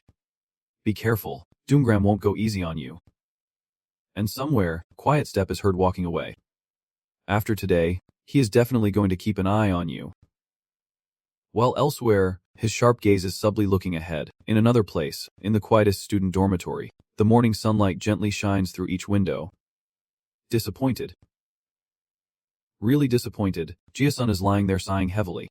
Oh well, everyone tried their best after all, and despite his fatigue, Lewin just stands there patting his shoulder to comfort him. Yeah, ranking 4th without Lewin is pretty good. Good what? It is extraordinary, another friend said. Losing the streak is a pity, but at least it proves the academy's ability, the boy said with a look of regret and shrugged helplessly. So Lewin, do you have any plans coming up? The individual exam is soon. As everyone was talking, a cheerful friend suddenly entered carrying 2 full bags, asking who wants Coca Van Nika. Of course I have to win. Right, I just answered the previous question while taking the soda can. Thanks. I have to stay at the top until the very end. So you open your can of drink, with a determined look on your face as you gaze at the refreshing can. Right now, I am still tied for first place in the individual rankings. Irene Prius. Cherky. Dalian Menken. Doom Bram. These are the names of talented players appearing. Me and my tough opponents are competing for the championship, and if nothing changes, the next match will be extremely important. This is a life or death battle. This is a survival battle among 32 contestants on an artificial island. The first place earns 32 points, the last place gets 1 point, and players' scores are shown on the display, so there can be big changes in rankings. I know you will do well, but are not you going to prepare anything like everyone else? The curious guy asked. What are you preparing? Lewin replied confused. Yeah. The others are desperately looking for allies. Jia-sun looked at you and said, I see. You hesitated before answering. In the survival battle, contestants are allowed to form alliances to survive together, distinguishing friends from enemies, and knowing how to establish a strong alliance is also considered an effective strategy. The others will all have alliances. How can you defeat them all alone when they keep chatting and scheming among themselves? Maybe I should team up with Column after all, since during that last spear throw, my friend kept talking while Lewin was lost in thought about the plan. The first person I thought of was her. The image of the long white-haired girl appeared in my mind, but I do not know if she would join us. I am confused about what to do, and even if she agrees, we still need one more person. Today Lewin decided to give it a try, and from somewhere, our vehicle pushed open the door enthusiastically as it entered, and I looked at him in surprise. Yeah, he is still here. Lewin's face lit up like he caught a big fish, and he looked at him proudly. Don't start betraying your brother now. I had to say that, and then they rushed out the door and hurried away. My vehicle is very honest. He is a trustworthy person. I glanced at my vehicle, hope and trust shining in my eyes. Hurry up, we are 1 person short, I said as I ran ahead leaving the car behind. Hey. Besides me, who else is there? He chased after and asked. Oh, maybe I should try again. Whatever, I can't get it anyway. Are you not accepting anyone? Or do you not want to team up with anyone? As the crowd swirled around, the 2 boys stood there staring straight ahead. Hey, do not tell me it is you. Our car was startled when talking about the thing in front of us. A bright red cloth with a flower-shaped emblem in the middle fluttered in the wind. You want to team up with Irene Prios, but he is a candidate for the championship. Are you guys close? He still can't believe it, and you casually answer his ambiguous question. Oh wow.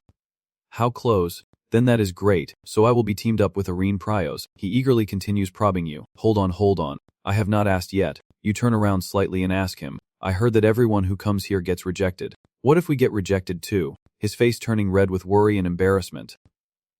Feeling tired. You said it is like going to confess love. He stopped rambling, shyly replying, and you noticed something beside him and glanced over. So it is Irene, the girl with the distinctive white hair standing right there, smiling at you. I am waiting for you, Lewin. Suddenly she laughs happily and speaks to you as if they were childhood friends from a past life. In the small room, they stood with their heads bowed, focusing intently on the large wooden table where the initial rounds of the competition were laid out, glancing at it for a long moment before beginning to discuss strategies to win. Lewin spoke first. So the largest team is 14 people. Irene replied, yes. This team is led by Dalian Mankin from the Frela Holy Magic School. He is a genius and always among the top 5 contenders. His magic mainly focuses on light and holy spells, so everyone looks very cautious, recognizing he is a tough opponent. My eyes are closed tight, my eyebrows raised slightly, one hand supporting my chin, the other crossed, making me look more anxious and worried. Min mutters nonstop. The number does not matter, and of course, his team is the most formidable. Feeling that what he said was not entirely accurate, he quickly interrupted the line of reasoning, causing both of them to turn their heads in surprise. There is someone even more formidable. Doomgram, just those 2 words was enough to silence the entire room, as if this was a dangerous opponent everyone should beware of. Yet somehow, they both forgot about that. You remained unmoved, still with that serious expression, as the content of the competition would change depending on each person's abilities. The day of the contest finally arrived, a clear and sunny day, with rays of sunlight shining on the ship, making it look radiant. It is unclear whether this is a sign of a good beginning or just a fragile hope before the storm arrives. The supervisor checked again, and the students put on their armor and entered the school. Then, in front of the contestants who were attentively listening, the teacher explained the rules once more. Please note, when the armor's resistance reaches its limit, you will be disqualified and automatically transported away from the exam site. Soon, the Ixaho ship brought everyone to an artificial island. Everyone disembarked one after another along the prepared path, some with tense and worried expressions evident in their heavy steps, while others with confident looks ready to face any challenge awaiting on the mysterious island ahead. As soon as they stepped down, Seda instinctively hugged her trembling body, saying she felt so nervous just from standing there, while Lewin immediately focused his gaze ahead. Everyone around was paying close attention to Doom Prime, sweat beading on their foreheads as they remained wary of his overwhelming power, and the atmosphere on the island was more suffocating than ever. As expected, Doom Prime was truly fighting alone, though Lewin had already anticipated this, their eyes still flickering with disdain. Irene nodded slightly, her voice calm but firm. That is right, but do not underestimate him either. Everyone understood that going alone does not mean weakness. Sometimes it is a sign of a beast waiting for the perfect moment to strike. We can't afford to delay any longer. She suggested, let us go. We have to take the boat from here to the main island. And the 2 others agreed. Let us go. Their boat is slowly moving across the lush blue water, gradually passing through a barrier. She touched it. This is our safe zone. You replied, yes. It will grow back over time. As soon as they arrived, the 3 of them hurriedly ran like chased by ghosts.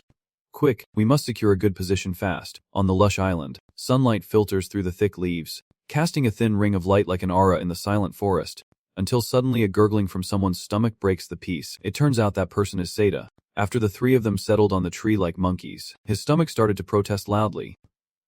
He wondered, Lewin, I did not mean to oppose you, but why did not we take the food at the entrance earlier? Your eyes looked tired and uninterested, 3 parts helpless, 7 parts like us, just managing a weak smile. She stood beside him and could not help but tease a little. Are not you the one who wanted to ambush first, Hoseda Mankiri?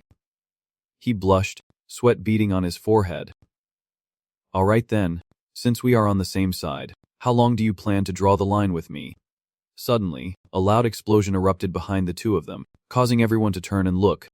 Far away, a fierce blast shook the forest, blinding flashes of light forcing everyone to shield their eyes, and the shockwave was so powerful it caused the entire area to tremble. He was confused had the fighting already begun. With arms crossed, he looked down below, a wild beast eyeing its prey, clear look of amusement on his face. Seda, it is our turn. He did not understand the intention behind your words and quickly asked again. Huh. You reassure him. I already said there is no need to worry about food. Now you will eat your fill. Our pre has arrived. Take it easy. It turns out that down there is a group of 5 people nervously walking around, carefully inspecting their bags like vulnerable prey that could be attacked at any moment. One person in the group could not take it anymore and said, why not wait a bit and go get food later? I'm too tired after walking so long. The leader looked exhausted but did not give up and encouraged everyone. Hang in there. Those places are easier to find food and water. Suddenly, an arrow of unknown origin shot straight ahead, hitting unlucky member directly, causing them to fall back in pain and cry out. While everyone around looked on in confusion, not understanding what was happening. They only now realize how serious the situation is, hurriedly taking defensive stances and shouting loudly, "There is an ambush! There is an ambush! I have been standing here since the afternoon." He stands there with a cold smile, summoning a magic sphere in his hand. "Wait for it, guys." The wound. He channels his power, and countless arrows like a storm fly toward them. Meanwhile, Irene also clasped her hands together. Her face remained calm, a massive blue energy aura shining brightly above her head, far larger than Seta's earlier injury, emitting dazzling energy beams and swirling fiercely around her. Seeing that scene, you could not help but be amazed. It was a level 5 ice spell. Violent snowstorm, a massive source of energy unleashed with fierce power and overwhelming scale, exploding outward like a luminous tornado. The beams of energy streaked out like sharp blades, making it feel as if the space was being torn apart, and the hissing sound they made further emphasized their devastating power. The power it unleashes leaves him wide-eyed and amazed, as Irene Pryos casts high-level magic with a completely calm face, while behind him he senses a massive energy building up. That group of people did not submit to the strong but actively fought back, unleashing everything they had, total of 3 including Irene Pryos, attacking and defending simultaneously, as many as possible. The relentless assaults gradually enveloped the space in a blue hue, with the aftershocks continuously emanating, forcing those nearby to raise their hands to shield their faces. The scene in front of him did not surprise him much. He felt it was not impressive enough because, until now, he had never faced a formidable opponent. He thought to himself that they were also powerful mages. After all, representatives of the students, realizing it was time to act, he suddenly jumped down from the tree. With his keen hearing, a brown-haired boy sensed something was wrong and became alert, muttering as he heard a sound. Looking at the tree branch in front of him, he was sure the other person was behind it. Wanting to survive and become a legend, he immediately launched an attack straight towards Lewin over there. The attack pierces through the leaves and lands right beside him, but he remains unfazed and faces it head-on. Quickly, he activates his time reflection. He quickly moved past each person without any trouble and reached the last young man, his speed astonishing everyone. His body leaned forward with full force, ready to deliver a sky-shaking, earth-shattering kick. A direct kick to his body seems to have rendered him unable to fight immediately, leaving the others stunned and open-mouthed in surprise. To avenge their teammate, someone uses a binding skill, with countless vines sprouting from the ground rushing toward him. Having faced this move before, he just needed to jump once to dodge, while simultaneously conjuring the fireball in his hand. Realizing its danger, the best strategy was to run away, so they scattered in all directions like a burst pipe spewing fire energy, everyone quickly moving out of the way. But unfortunately, before running a few meters, he was blocked by the ice darts from our car. He looked like a passionate fan cheering for you from behind, retreating as we advanced, not to let his teammates down. He, like a basketball player preparing to score, swung with all his might at this attack, and that bad young man, no matter how desperately he ran, could not dodge the fireball. His face turned pale, eyes wide open, only able to scream in despair as a massive explosion erupted, spreading in a hemispherical shape like shockwaves sweeping everything around, trees being blown apart, and blinding light engulfing the entire space. As a result, he lost consciousness, foaming at the mouth and lying on the ground. At the same time, the durability of the armor reached its limit, so he was eliminated and automatically teleported away from the test site. He glanced at the others, who were trembling and shouting, and with a calm demeanor, he said, "It is 3 against 4 now," while Irene and Setar slowly approached from behind. Realizing they faced an opponent much stronger than before, the gang leader shamefully admitted defeat. "You can't hide your excitement. Now we have food. After winning and taking supplies from our opponents, we have gathered quite a bit of food, including some meat. If this is enough, we could eat for 3 days. Those guys are also quite careful." Setar checked his bag with a satisfied smile, while Irene and Loon each had a black bag. "Thanks a lot. We will enjoy it thoroughly." Suddenly, an explosion erupts in the distance, catching Setar off guard. The 3 quickly turn their attention to it. It seems Dalian's team is heading that way. I wonder what is happening, but it looks serious. Who would face off against a team of over 10 people? This is what people call a bottleneck. Irene crossed her arms. Very few mages reach this level of power. Whoa. It has only been a year since I saw him, and he is already so strong. Has he reached that level? Setar exclaimed in amazement. Lewin listened and pondered silently. He is truly very powerful, his face becoming serious and a little frightening when thinking about the legendary swordsman Doombram. The door opened slightly, with orange sunset light shining into the dark house. Everything is happening as he predicted. Lewin remained silent, with a thoughtful expression. This is the central village, the only place on the island large enough to accommodate a large number of people. On the paper, there is a large island with countless tall trees and mountains. The Dalian team is likely to come here. That makes sense, and Doombram might also go there. When mentioning this name, his expression becomes more serious. Even though there are many people there, he still decided to go alone. Is not that too reckless? Irene expressed her concern. No, He will definitely go. It is his best shot at winning. Irene was puzzled. Asking why. Slaughter points. She exclaimed in astonishment. Every time someone is eliminated, the slaughter point increases. If I were Doombram, this would be a clever move, truly a masterstroke. I am just trying to put myself in your shoes, so I keep thinking about what I should do, you say with a shy smile. Besides, he is still trying to attract the King of Hell's attention, so the only option is to act recklessly. You are really quite strange. Irene looked at Loon with suspicion, making him feel confused. At night, a shadow was lurking outside the house. Have you checked how many people there are? Lewin looked through the gap in the curtain and asked Irene. There is only one person, but I know there are others lurking around. They did not let their guard down and quickly investigated. I turned off the lights so no one would notice us. I do not think they know we are here. Is he heading this way? Be very careful when observing the stranger. Go wake the car, Irene. While there is danger outside, he is still sleeping peacefully. Let me keep watch. The mysterious figure slowly approaches the door. The sound of footsteps crunching on the gravel echoing in the silent night. Lewin was lying in wait inside, ready to catch him as soon as he opened the door. If he was alone, then maybe. His face was extremely tense. He walks in and closes the door behind him, unaware that Lewin is hiding nearby. You immediately grabbed his collar from behind, catching him off guard, then threw him forcefully forward and he tumbled to the ground. Before he could react, Lewin covered his mouth. Kwang and Irene appeared and used magic to shine a light directly on him. As his face gradually became visible in the light, the car's smell slightly changed. You are Kankalis. Lewin let go, and he lay on the ground in pain. Sorry everyone. I did not mean to intrude. I just needed a place to rest. If I had known you were here, I would not have come. Lewin is still controlling him. You went alone. He is extremely cautious. Eyebrows always furrowed. Right. What about the rest of your team? I remember there were 6 more people, and my vehicle carefully pulls back the curtain to observe the situation outside. When the name Doom Prime is mentioned, the atmosphere inside becomes even more tense. We fell into his trap, and he imagined Doom Prime's fierce face as he slaughtered everyone. From the start, we made bold moves, using our numbers to plan an ambush on Mankin's team to score kills, with the fully covered group being quite large. But then he appeared. Doom Prime jumped down from above to ambush their group, targeting the moment everyone dispersed to find supplies, so all 6 of them fell into Doom Prime's trap. Irene could not help but be surprised. No, only one person, because we had prepared for emergency defensive situations earlier. But what happened afterward was the real problem. After hearing the explosion, Dalian led the team to attack us, forcing us to fight Doom Prime while also being cautious of other enemies. Although we fought back fiercely, I could not hold on, and in total only 2 of us escaped. But that was not the end of it.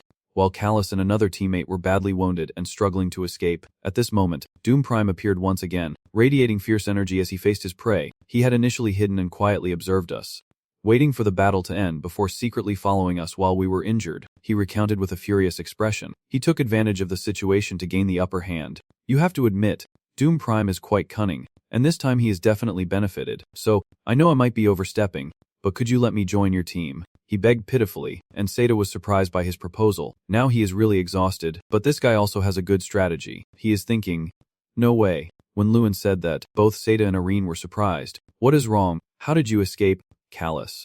You ask him with a cold look, making him sweat profusely.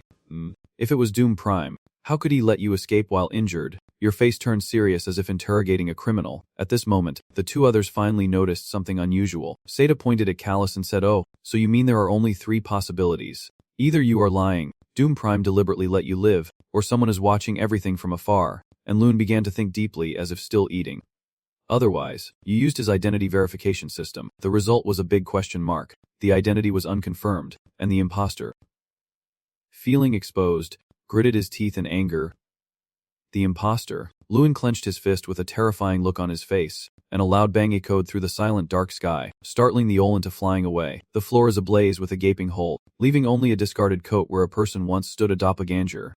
Perhaps. Witnessing this, Irene and Seda braced themselves, urging haste.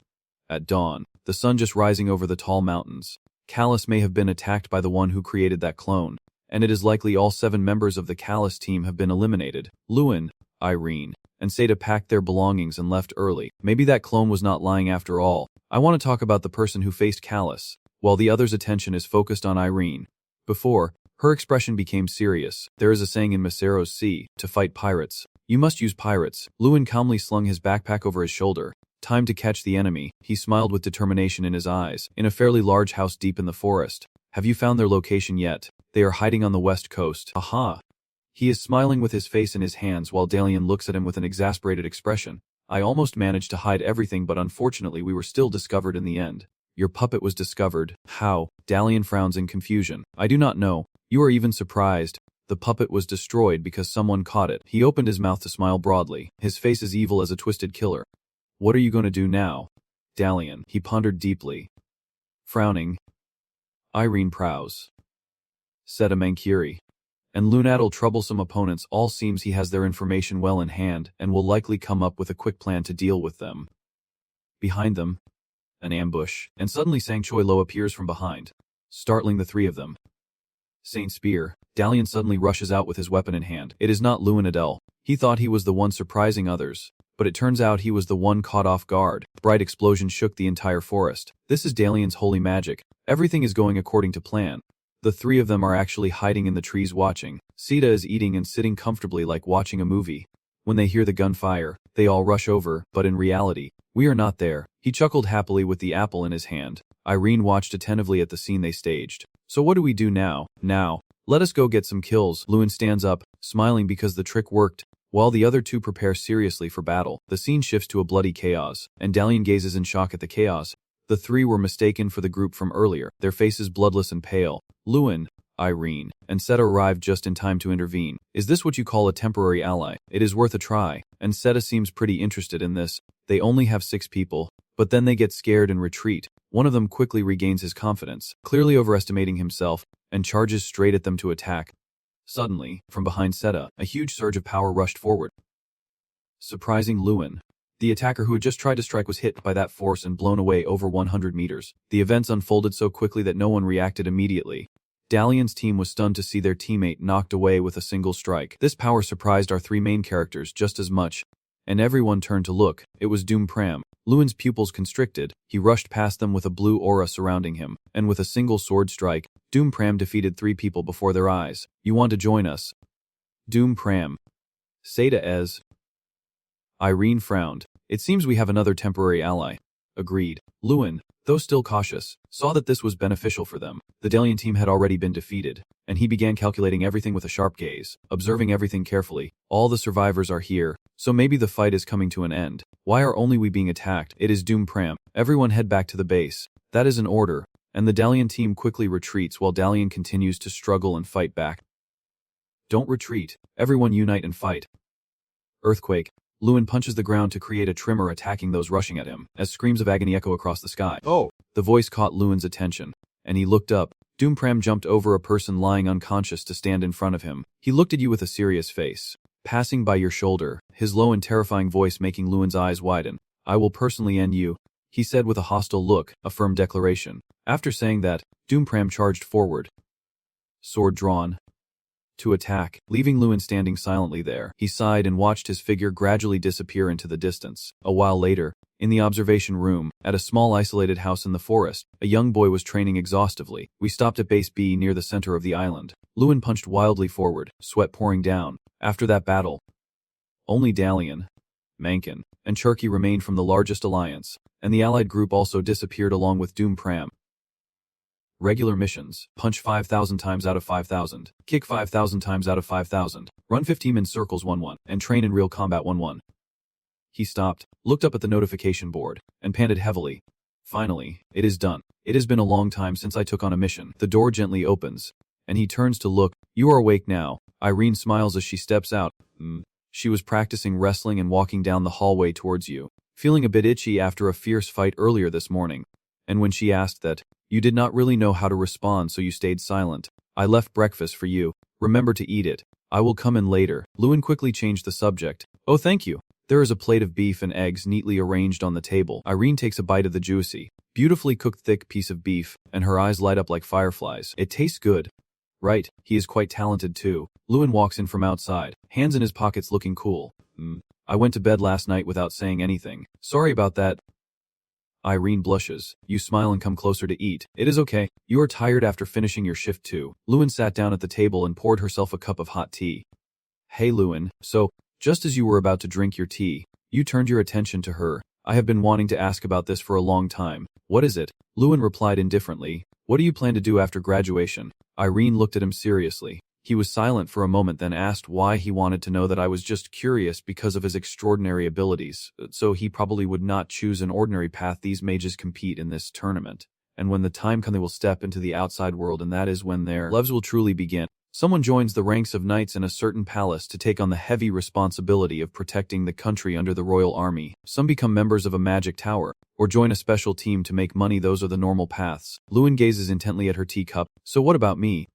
Actually, I do not know either. I never thought about this before. I put down my glass, clasped my hands together, and spoke seriously. Last year I was still at the bottom of the team. I did not have time to think about the future. Your eyes are fixed firmly on the table while Irene keeps looking at you.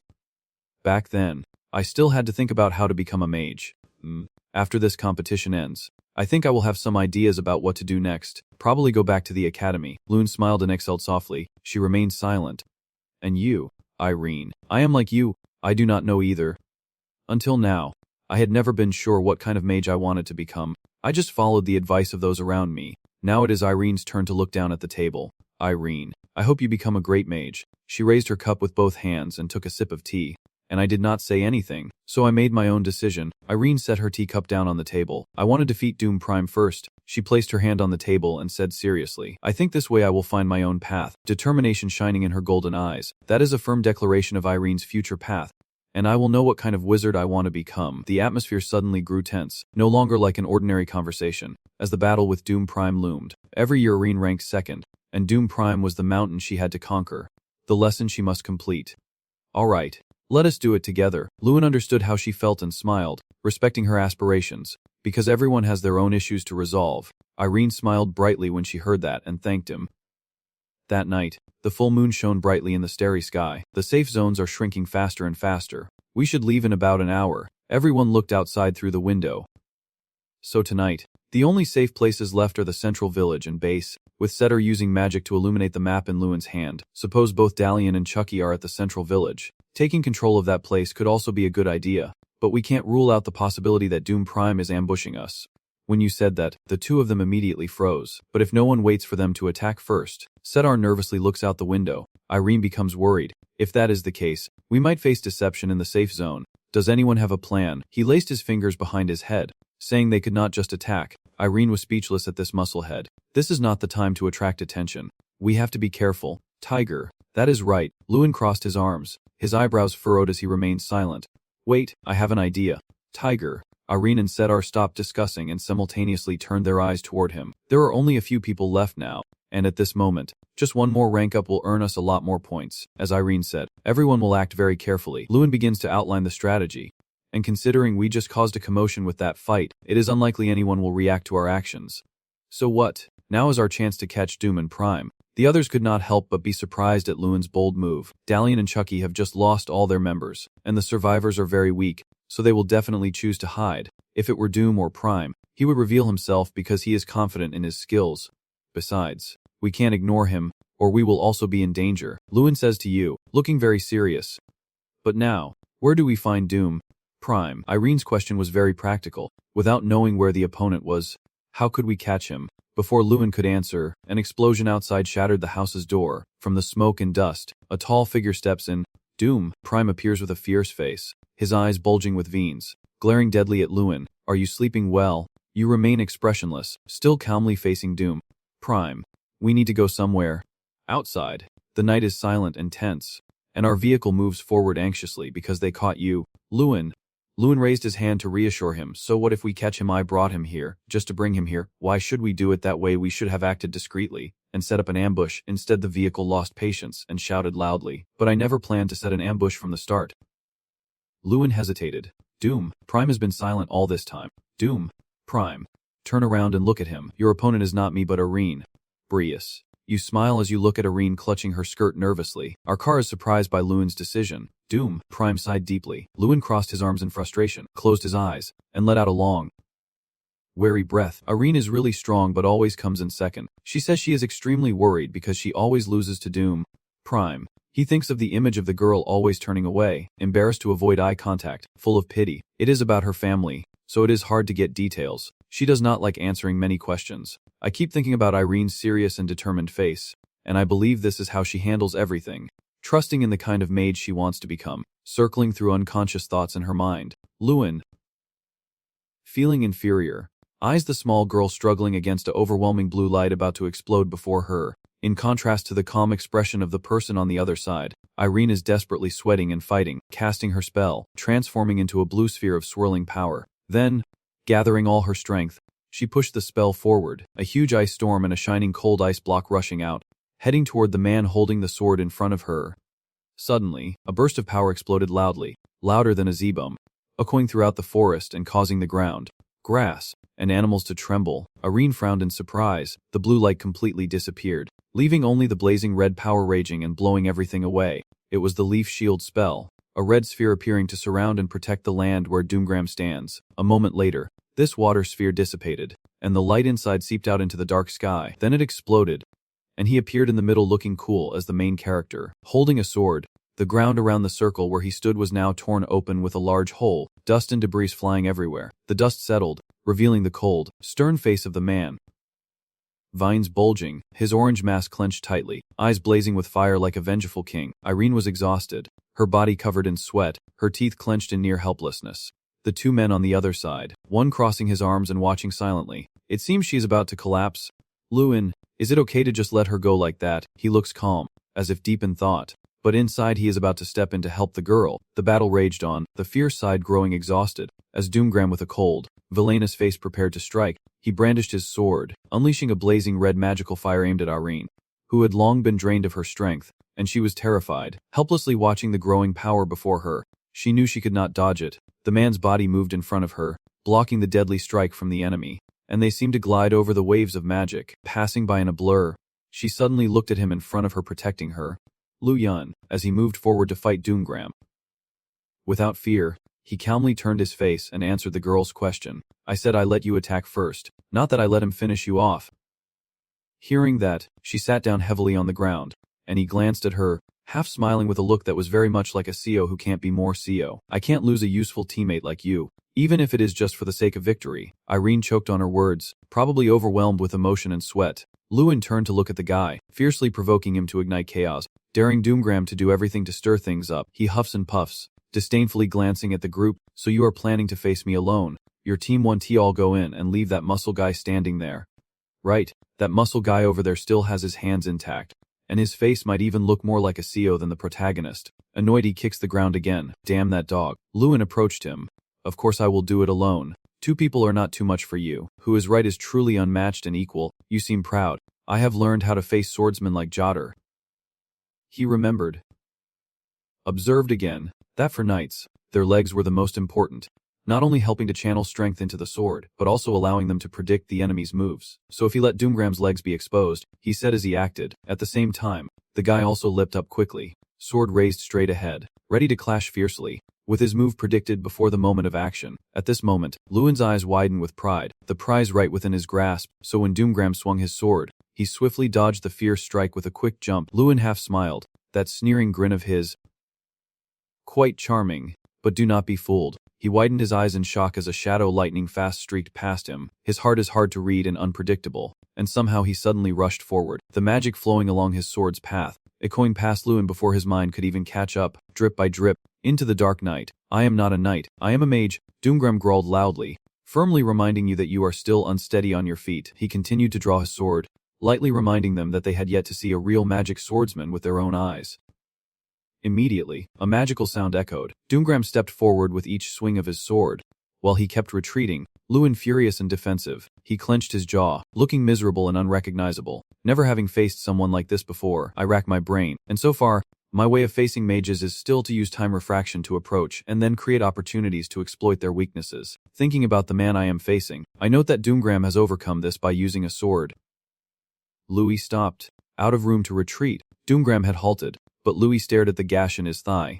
It was not just bleeding, the area around the wound was turning purple, the blood darkening. Before he could question it, Doomgram pressed on. This is called forced impact. As he speaks and moves forward, this wound will keep absorbing your movements, and you will be completely trapped. Just like Irene, Doomgram's expression suddenly shifts to a terrifying look. Alright, let us end this. He thrust his sword into the ground, and a fierce beam of light erupted. No longer a blazing red but now transformed into a brilliant dark purple. That power surrounded Doomgram, And suddenly, the midnight purple wings spread open, feathers fluttering around him and blending into the darkness. The two onlookers watching from the sidelines saw the situation change and grew worried for him. Lewin, he widened his eyes. As the situation was hanging by a thread, a level 5 magic, Doomgram roared back, unleashing a powerful demonic aura, with magic radiating a beautiful jade blue light, but his dark, black wings and feathers clearly did not look beautiful or bright at all. Whooshing loudly, the fierce wind from him swept everything around, terrifying enough to blow away even a human body. The two people standing outside clung to a nearby rock to avoid being swept away, both screaming in fear. "Oh my god!" Doomgram stands in the middle of the battlefield. The ground and rocks shattered into pieces by the power of his palm. Where is Lewis? He is hiding behind a rock to escape this strange force. Can't believe that man, truly deserving of the annual champion title, is so powerful. He gritted his teeth and tore a piece of cloth from his leather sleeve, then struggled to wrap it around the wound on his thigh to prevent it from being burned away. Confused, he saw a flash of light and looked to his other side. The ring on his middle finger was emitting a glow. On Doomgram's side, he stood there, surrounded only by dust and debris from the rocks. Nothing intact. Even the plants were dead. He sighed deeply, as if very sad. "Lewis, I had high hopes for you, but it seems I will be disappointed." He peeks out from behind the large rock like a timid mouse. Looking at him, I must admit, after saying that, he stepped forward to face the tall, serious figure of Doomgram. "You are truly very strong. There was a moment I thought you were a wall of defense." He glanced over with a malicious look and asked, "Have you given up?" "It is not that easy." Lewis immediately changes his expression, his sharp eyes like they can pierce through him. These eyes seem to hold a pain filled with strength. "Yes, a strength built from the trust of those who have placed their faith in me. I think of them, then clearly affirmed to Doomgram that there are still many people who believe in me. That is what drove me to break through this wall." Then he took off the ring with the red diamond and held it out straight in front of him. "He does not understand this action of yours." He frowns and smirks quietly. "You crazy fool." Then he picks up the sword from the ground to provoke you, to see if you still have many words left.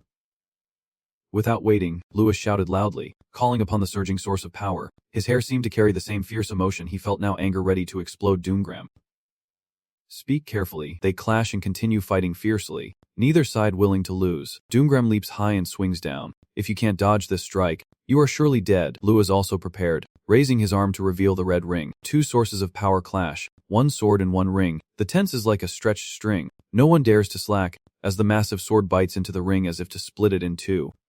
Sometimes, the mercy shield activates and blocks physical damage, and then the ring glows brightly, causing the sword to split in two. Countless shards from the sword flew into Doomgram's body, splattering blood everywhere as Lewis swiftly dodged past him. Doomgram looked at the wound on his body spreading wide, scoffing, "Why is this happening?" He took the opportunity to kick his ankle, causing Doomgram to fall to his knees. His whole body lost balance and he fell to the ground. Then, an empty foot kicked Doomgram upside down. Lewis slowly opened his mouth and said, "Doomgram, listen up, you are not worthy of me. The only thing you have is your arrogant nature, thinking you are superior and above others.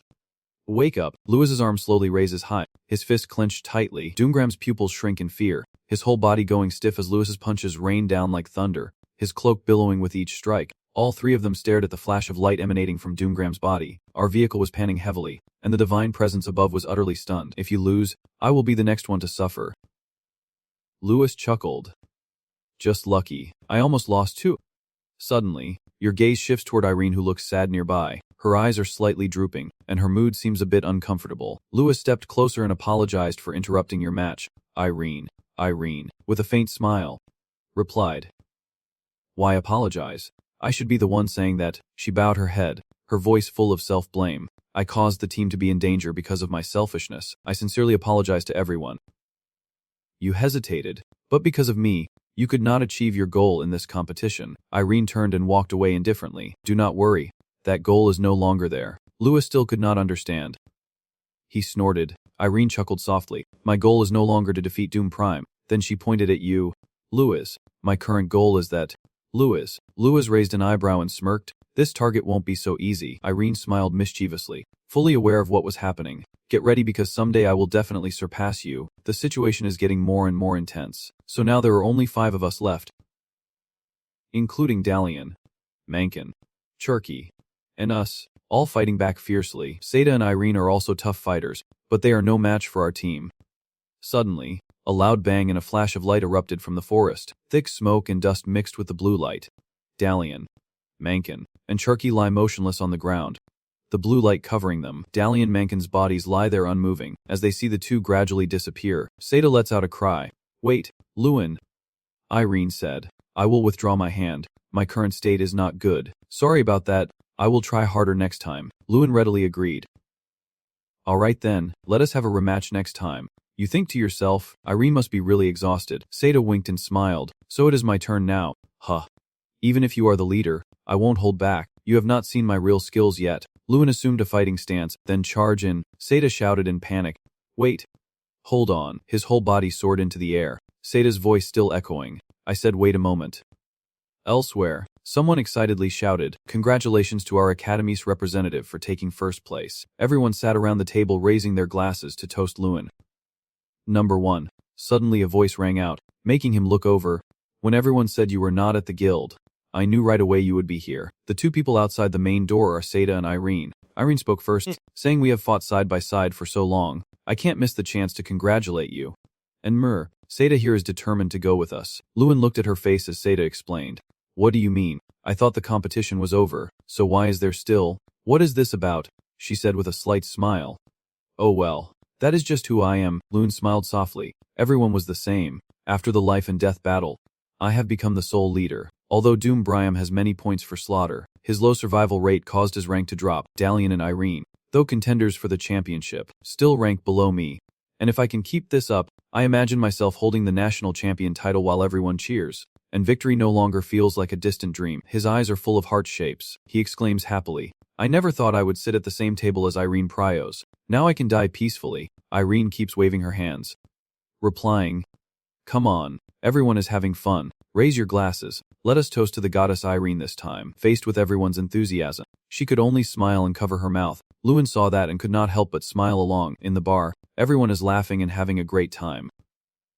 Somewhere else, two people are whispering, probably that Lewin won't be able to win this festival. Hey! Speak softly. Duncan hear it now. Sorry. Even though I spoke quietly, these words still shouted into Doom Pram's ears, making him upset and unable to believe he lost. Doom Pram looked at the broken pieces of the sword in prison, realizing he had been careless, never suspecting that his target was not him but this sword. He recalled what happened then, recognizing it in a moment, but he swung the sword as if he was certain to win. Doom Pram is now deeply regretful and once again lost in the match he observed that day. Unexpectedly, he suddenly asked, Today? Back then, did not you come to find me? The other person hurriedly replied, Oh no, I have not seen you. Then the other person suggested, Do not worry too much, you are tired too. Let us find a place to rest first. Doom Pram's voice calmly said, Sorry, I want to be alone now. The other person quickly stood up. Oh, sorry, then I will go out now. Just call me if you need anything. Now only Doom Pram is left inside, standing silently in front of his personal locker, lost in thought. Below the building, joyful voices rang out, announcing that Lewin Adel had defeated Doom Pram and a new generation of talented mages had emerged. Tyrion hesitated for a moment, standing on the railing and looking down from above, the cheers still echoing. In his eyes, there was a gleam of pride. I only thought the boy would do well, but I never expected him to go this far. I never thought he could defeat Doom Pram. Terran stepped forward from behind. Since Lewin won, his teacher's expression must be good too. I can see the wounded pride. It is hard to face that famous kid at the arena. Tyrion hesitated and asked, So the arena must be already done? He nodded slightly with a gentle smile. Yes. They both looked down at the scene below. The grand festival was about to end. The steady sound of footsteps echoes, and now it is time for individual competitions, specifically obstacle course races held within the city, where contestants will compete based on 3 criteria. Athletics, combat, and swimming. Since it is a battle between mages, contestants are allowed to summon their mounts or use teleportation spells to travel through time and space. The car turned to ask the person next to him, What do you think? Lewin, his gaze was fixed on the excited crowd in the stands. Everyone shouting his name. How does it feel to be a star? Lewin also turned to look. Well, about that, I honestly do not know. His eyebrows slightly furrowed and his gaze darkened. He really wanted to savor this breathless moment, but now is not the time. Nearby, Doom Prime's eyes were still fixed on Lewin, because celebrating could still wait if the winner had been decided. Today is a beautiful sunny day with warm sunlight blending with the clear blue sky, making it very pleasant. Our car has its hands clasped in front and legs apart. Today is the individual test, with no one leading, so do not put yourself in danger. You laugh out loud and reply, Yeah, I got it. I will try my best. The man with the gun raises it high and shouts a signal. Ready. All 3 of Irene, Dalian, Mankin, and Charky leapt into action, ready to fight. Suddenly, the loud bang of a gunshot echoed through the air. Then, dust billowed everywhere, and the sound of hurried footsteps echoed loudly. Each person moved in their own way but all toward a common destination. Suddenly everyone stopped because in front of them was a group of demons holding weapons high. Irene spoke. I thought you would be a bit slow. Dalian and Mankin are lifted into the air in the space. Dalian. Mankin suggest, the three of us form a temporary alliance. What do you think? Irene politely declines. Lord Malakin, I do not like teaming up with others. Nearby, the pounding of hooves echoed loudly. Doombram rides on his horse with a very serious expression. A golden light shoots straight from his sword towards the demon horde. Irene said they seemed to want to attack personally, while Dalian and Mankin nodded. Even after observing Doombram for 6 years, I still find it hard to approach him. So let us go our separate ways and not bother each other. The image of Doombram appears in the blue eyes of the demon girl, and before she can retaliate, she is struck by his sword coming down from above. Doombram's gaze flicked back, wondering why he still had not appeared. Then he cut through another demon's body with his blade. Has he already left us behind? No, it can't be. Doombram looks back again, so he must still be behind. He furrowed his brow and asked Irene why he still had not appeared. She hesitated and replied, I do not know either. Now that I think about it, it is strange. Irene remembered the group of demons just defeated. We have been leading all along, but why have not Lewin and the others appeared yet? Dalian's voice sounded worried. Yes, they still have time to catch up with us and the others. But no one has. He had not finished speaking when a gust of wind suddenly swept past them. Lewin stood there and greeted. We are in time. Doombram furrowed his brows and his eyes grew dark. Earlier, in the stands, everyone was buzzing and talking. What is going on? Why has not Lunadel moved yet? Maybe it is time to give up. What is going on? Just stay silent and watch. He is the one who defeated Doombram. Lewin stroked his hair. I have been waiting for this moment since I decided to join the Grand Festival. After half a year of physical training, I am confident in this round. You have your own worries, but I am a melee mage. Turning my back to the pursuers would put me at a great disadvantage. After a moment of thought, Lewin's eyes became determined, and he quickly ran forward, attacking each person from behind before moving ahead. At this moment, the people moving ahead heard a rustling sound from behind and turned to look. They saw Lewin rushing over, knocking 3 people aside, and he silently counted down. 29. 28. 27. 25.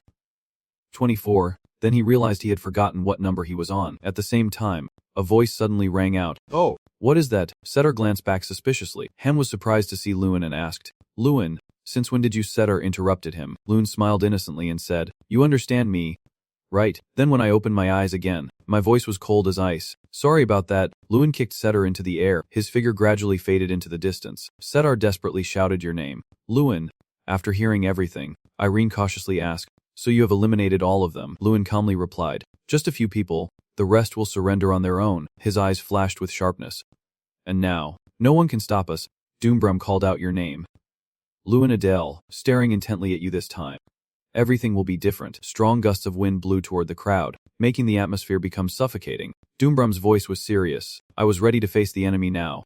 But there were still a few people chasing from behind. His hand clenched tightly, a blue light flickering around Doombram as he suddenly leapt onto his mount. Doombram approaches the finish line, then stops. Then he urges his horse to run forward. Dalian Mankin called after him. Doom, do you really have to go through there? The others watched Doombram rush toward the castle, knowing it was a trap zone. Lewin still silently gazed into the distance, his face deep in thought. The trap zone. This castle was filled with many traps to protect the treasure inside, but the treasure had already been excavated. Therefore, the traps inside serve as proof of the trial, a deadly danger zone for those who dare to enter openly. So, the usual safe method is to disarm the traps, which is also an excellent way to assess a mage's knowledge and risk management skills. Irene and Dalian Mencken quickly focused on creating a barrier. Lewin tapped on the castle wall, but disarming the traps would take a lot of time. Chang looked up at the wall with Lewin and asked, So you want to knock down this wall? If it were Draka, she would do the same. He hesitated a bit. Yes, but breaking through this fortified wall is still impossible. Lewin replied, I know. Chang, feeling more confused, asked, So what should we do? Lewin turned back to answer, This is the ruins of an abandoned castle. He started to understand a bit. Oh, you mean targeting the places that are no longer solid? Lewin nodded gently and replied, Right.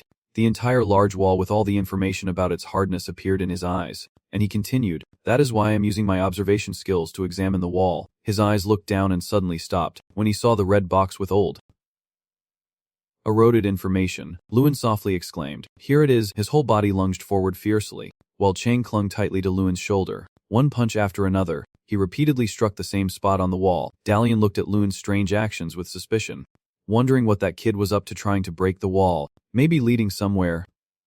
Irene sighed, truly not worthy of Luen. He looked at her with a displeased expression and asked, Irene, I know you are close to Luen, but do not you think this is a bit much? Who punches the wall with his bare hands? Suddenly Irene pointed ahead and shouted, look there, only to see water stains gradually spreading on the wall. Both of them looked at Luen standing in front of a large hole at the base of the castle. Dalian scratched his head awkwardly and smiled. Hey, can I take this route often? Luen turned back and replied casually, no. Seeing you about to act, Dalian urgently shouted, wait. Luen, a stone fell from above blocking the hole right away, making him furious, this bastard ruining the situation. Luen hurriedly ran forward. Chang could not help but praise.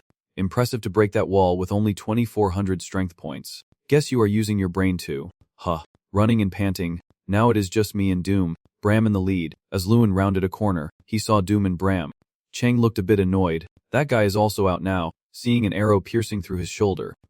He spoke, but he must be in a hurry because he is already injured in the shoulder. Luen, chasing closely behind, thought to himself, so you want to beat me? Doom, Bram. Doom, Bram draws his sword and growls. As he swings, Luen quickly tilts his body to dodge.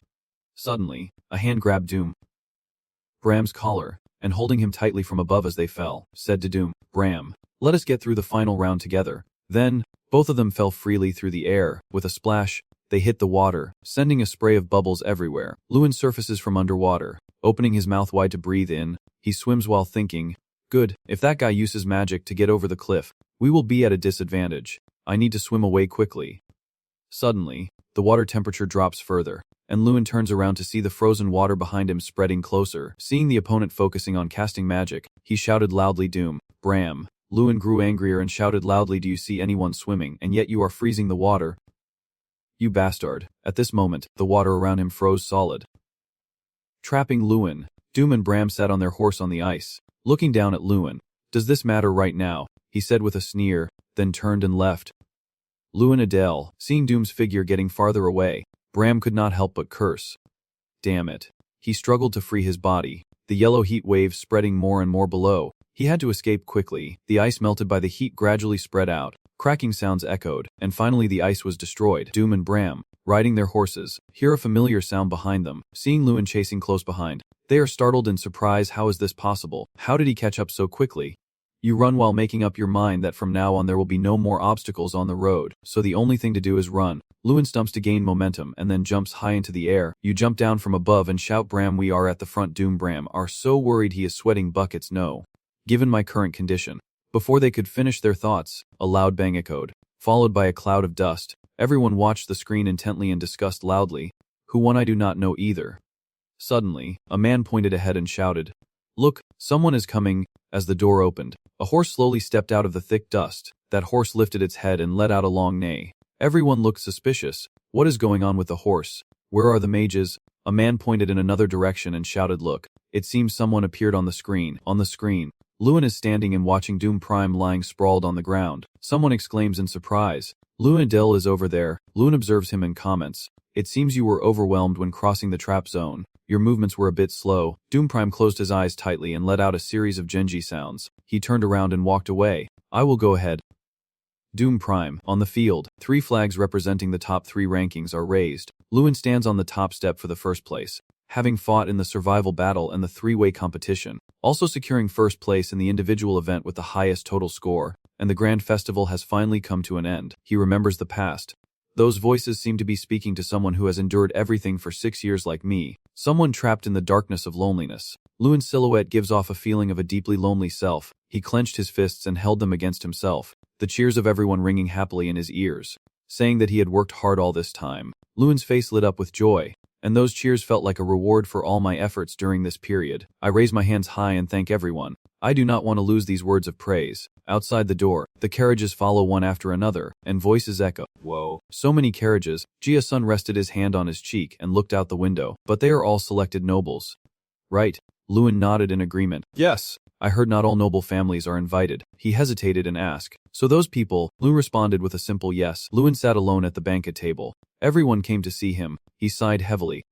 So bored. Just wanting to go back to the academy. Suddenly a sound rang out, startling Luen. How strange. seeing the approaching person with a big smile. He suspiciously called out her name, Irene. Irene sat down and asked why I found it strange that no one here has come to talk to me. Lewin calmly replied, maybe it is because I look too arrogant. I can still attend a party dressed so casually. Irene looked you up and down then nodded. Yeah, maybe. Then she continued, but from what I know, there are other reasons too. Irene saw the subtle glances directed this way. Clearly most of the nobles here are trying to get close to you, so no matter how arrogant you seem, there is no way not a single person would come to talk to you. Her eyes lit up as if she had discovered something. It seems someone has spread rumors about you. Irene's words surprised Lewin. That person must be someone powerful enough to make any noble hesitate to approach you. He looked confused and asked who she was while they were talking, when someone stepped into the main seat. The broad-hip man then announced to everyone that tonight's banquet officially begins, with 32 student representatives, and asked them to follow him. At the banquet table, exquisite dishes of rare delicacies are beautifully presented alongside fragrant drinks. Seeing a table like this, one cannot help but marvel. During the dinner with the King of Hell, the dishes are arranged like a king's feast, but the atmosphere here is very strange. Some people are clicking their tongues. Oh, I should have faked illness to skip it. Hey, that line should be mine to say. Tonight's banquet is just a dinner on the surface but actually a trap, a review of the competition, and for students who perform poorly, it is like a meal in prison. Lewin moved toward the two chairs nearby. He was confused. He thought only the King of Hell was attending. So why are there two host chairs? The man pointed nearby to signal that they had arrived. Everyone stood up and looked in that direction. Tyrone slowly entered, and everyone bowed respectfully as he passed, chanting, "Greetings, Lord Yama." Lewin bowed as well, but inwardly cursed, finding the whole thing infuriating. Hearing Tyrone say please come in, I was a bit stunned. What? Even the King of Hell invites others? Suddenly, an unfamiliar voice rang out. I wonder if I am bothering his dinner. Dad, this person has fine, sword-like eyebrows and brown skin, and exudes an air of noble dignity. Lewin looked confused and wondered who this was. He remembered how everyone used to cheer for Geo-ho, saying great things about the new mage Lewin, calling my name and calling me the new mage instead of the failed one. Now, everyone in the room is kneeling in the palace of reverberating praise. Long live the Crown Prince. Hearing that title, Lewin is startled and amazed. The Crown Prince. After the greeting, everyone quickly sat down at the table. A look of fear flickered across each face. Everyone sat with their heads bowed and backs bent, wishing they could find a hole to crawl into. Just a slight touch of the hand left them bewildered. The atmosphere fell silent as if you could hear the ticking of a clock. Terran was the first to speak, replying, no one in the 13th self could beat Lewin Adele even once. Is the skill gap really that huge? Doombram lowered his face, trembling all over when he heard his comment. Truly disappointing. I feel ashamed to call you my disciples. He dared not lift his head, only able to promise, I swear I will never perform so poorly again. Terran's voice grew cold. Second place is a rank for the incompetent. This grand festival has proven the old saying true small stream, yet still a dragon. Lewin's mood was not any better. Feeling uncomfortable, as if this party was staged to mock and humiliate, with himself just a tool for the King of Hell to convey his message. He then turned his gaze to the person next to Terran. But he was not the only one making me uncomfortable. This guy has been staring at me with a piercing look from the start of the party until now. The person is named Samerton Zenap, and he is also looking at Lewin without hiding it. The boy recalls what he knows, that despite being in an unfavorable position as the third prince, his weapon is his brilliant strategic mind. Zenap has successfully driven my brothers out of the kingdom and become the sole crown prince. Lewin suddenly broke out in cold sweat. Someone as talented in both arts and martial skills as him is nearly perfect in every way. He suddenly remembered Irene's words. It seems someone spread rumors about him, and that person must be someone with enough authority to make any noble afraid to even approach him. Suddenly, Terran asked, Lewin Adele, how do you feel after winning the grand festival? The question left him silent. Then Lewin gave his answer. I feel uncomfortable. Terran asked back confused. Uncomfortable? His voice grew firmer. Yes, I am satisfied with the results of the competition.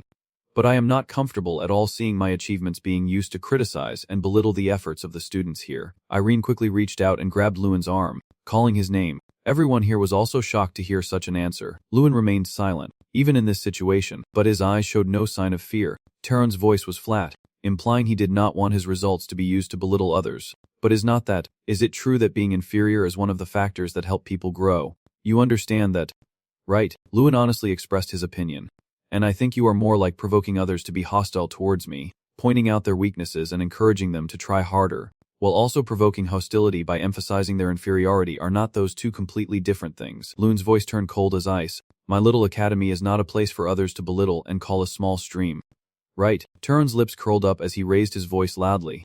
The two of them looked at each other silently again, until suddenly a soft laugh escaped from Somoatung's mouth. Then he hugged his stomach and laughed loudly, and everyone turned to look at Somoatung. Flicker of discomfort appeared on Luan's face. Somoatung ran out crying with tears in her eyes. Oh my god! I laughed so hard I hurt my stomach. Both of you are dead. Tears are streaming down my face.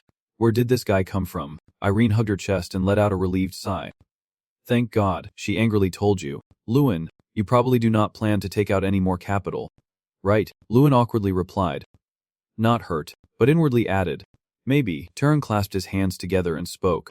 But it might be a bit different, a little fresh compared to Tyrion. I am looking forward to what is coming next. Somoatung suddenly looked towards Luan and called out. Wait, he stood up and made a proposal. Luan, Adele, do you want to make a deal with me? Then Somoatung sneered coldly. I do not want to hear your answer. Understand. Then the two moved to a different place, where Luan and Somoatung were sitting facing each other. He slowly called out Adele. Luan.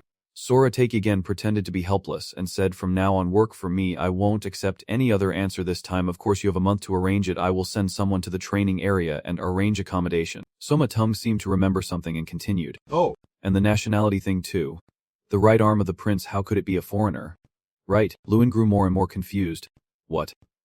Nationality, you asked him, confused. But why? When the Empire already has countless talented mages like Doom and Bram. Somoatung replied slowly. Oh. That guy.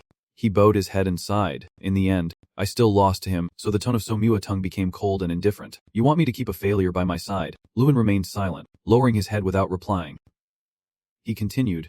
There is one more thing. From now on when you talk to me, remember one thing. A flash of light appeared in Somoatung's brown eyes, and he softly said, I prefer listening rather than questioning. Hearing Somoatung's tone like that, Luan looked up with eyes filled with anger. Somoatung urged you.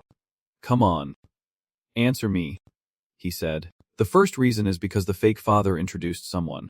For years I kept telling him to mention the name of a talented mage for me, but he never mentioned anyone. Somoatung explained further that he also liked the bravery of the person. He pointed at Luan, implying that he is the type who dares to dress raggedly in front of a group of power-hungry leaders. There is a part in Somoatung's voice that praises him, and it is the kind of daring to express disagreement with the fake father. Finally he seems to smile faintly and say, the kind of person who keeps questioning me despite warnings. Somua crossed his arms and looked nonchalant, because sometimes in politics you also need someone who knows how to stir the pot. After a long rant from Somua, Luan summarized and asked, so my job is just to give advice? Right. He looked displeased and asked another question. I want someone to protect me from those deadbeat brothers who do not want their sister to become the crown prince. The boy remained silent, bowed his head without replying, and looked very confused. Somoatung asked again, you do not like it? Luan nodded and said yes, that is right. He interrupted. I knew you would say that, so I warned you. I do not want to hear an answer. No, not at all. He once again fell into deep thought. Luan thought about the boy named Somua sitting in front of him. This opportunity might only come once in a lifetime. A chance to become the right hand of the most powerful prince in the empire. My thoughts became chaotic. Most mages choose to ally with power. Even the magic tower, devoting oneself entirely to magical research, is no different. If I miss this chance today, I might regret it for a long time. But, after a moment of hesitation, Luan gave his answer. I still want to do many things, he thought to himself. I do not really want to be anyone's wizard. Somua's voice grew cold. I thought I was too rational, but the truth is you are too sentimental. He asked again. This is a once-in-a-lifetime opportunity. You won't regret it. Right, Luan firmly replied. I won't. Then he slowly stood up. Somoatung did not try to hold him back. Just smiled. Fine. Let us pretend we never had this conversation today. Watching Luan leave, he suddenly spoke out. Luan Adele. They say you are the brightest gem at this year's grand festival. Somoatung never concealed his intentions. My hobby is gem hunting, and until now, there has never been a gem I could not get. Do you know why? Hen issued a warning. For all the gems he cannot have, he will destroy them all. Before leaving the room, Luan turned back to look one last time. Then he suddenly pushed the door open and stepped outside. At this moment, Luan was standing alone in the corridor. He told himself that last threat was clear, and his decision was right, was not it? Suddenly, a voice called out nearby. Hey, it is Luan. Jason asked curiously where he was going, secretly trying to flirt, but Luan immediately denied it. No, that is not it, he told himself. Anyway, in the end, I just want to be a wizard with my own unique style. In the room, Sumo's voice echoed, and I was curious about that fake father's name he introduced. He seems very special. Turin continued. It looks like everything can't be resolved easily. Right, he nodded and replied. Yes. I threatened him a little, but it seems he is fine. He asked further. So are you planning to give up? Sumo burst into laughter. Not at all. He raised his wine glass. The light from the death ring on his hand flickered. You understand, especially those related to super enhancement hobbies. He grinned slyly and said, in the end, Luna Deal will belong to me because I have made up my mind. Meanwhile, somewhere else, Lewin was forced to force a smile and endure the interrogation from those two. One beautiful sunset evening, Lewin kept punching and practicing, a radiant aura surrounding him, resembling the elegant and pure moonlight. The system appeared and said, 5,000 punches out of 5,000, 5,000 kicks out of 5,000, 5,000 spinning kicks out of 5,000, running 15 kilometers once, and one-on-one real combat training. After reading the system's display, Lewin panted heavily and said, all right, it is all done for today. Lewin collapsed to the ground, sighing deeply. Then Trang approached and said, I feel like your body is getting better. Hearing that, he turned to look at the tiny bear about the size of a hand, and she replied, I do not want to hear that from a man. Lewin jumped up in disbelief, asking what do you mean, how can a girl be like that? And it replied immediately why. Because she was born that way. And he still could not believe it and asked loudly, even a demigod can have a gender. Trang angrily shouted directly into Lewin's face. Who told you there was not? It is just that you did not ask, but we bathed together. Remember those times when you and I bathed together? Trang snorted coldly. There is nothing to see. Just a statement that admits everything. Lewin's face darkened as he looked directly at it and asked, so you have seen everything already, right? Hearing that, it trembled like a leaf and turned away to hide its embarrassment, knowing it could not hide it. But unlike Trang's nervousness, he just gave a gentle smile. He slowly got up, no longer threatening him.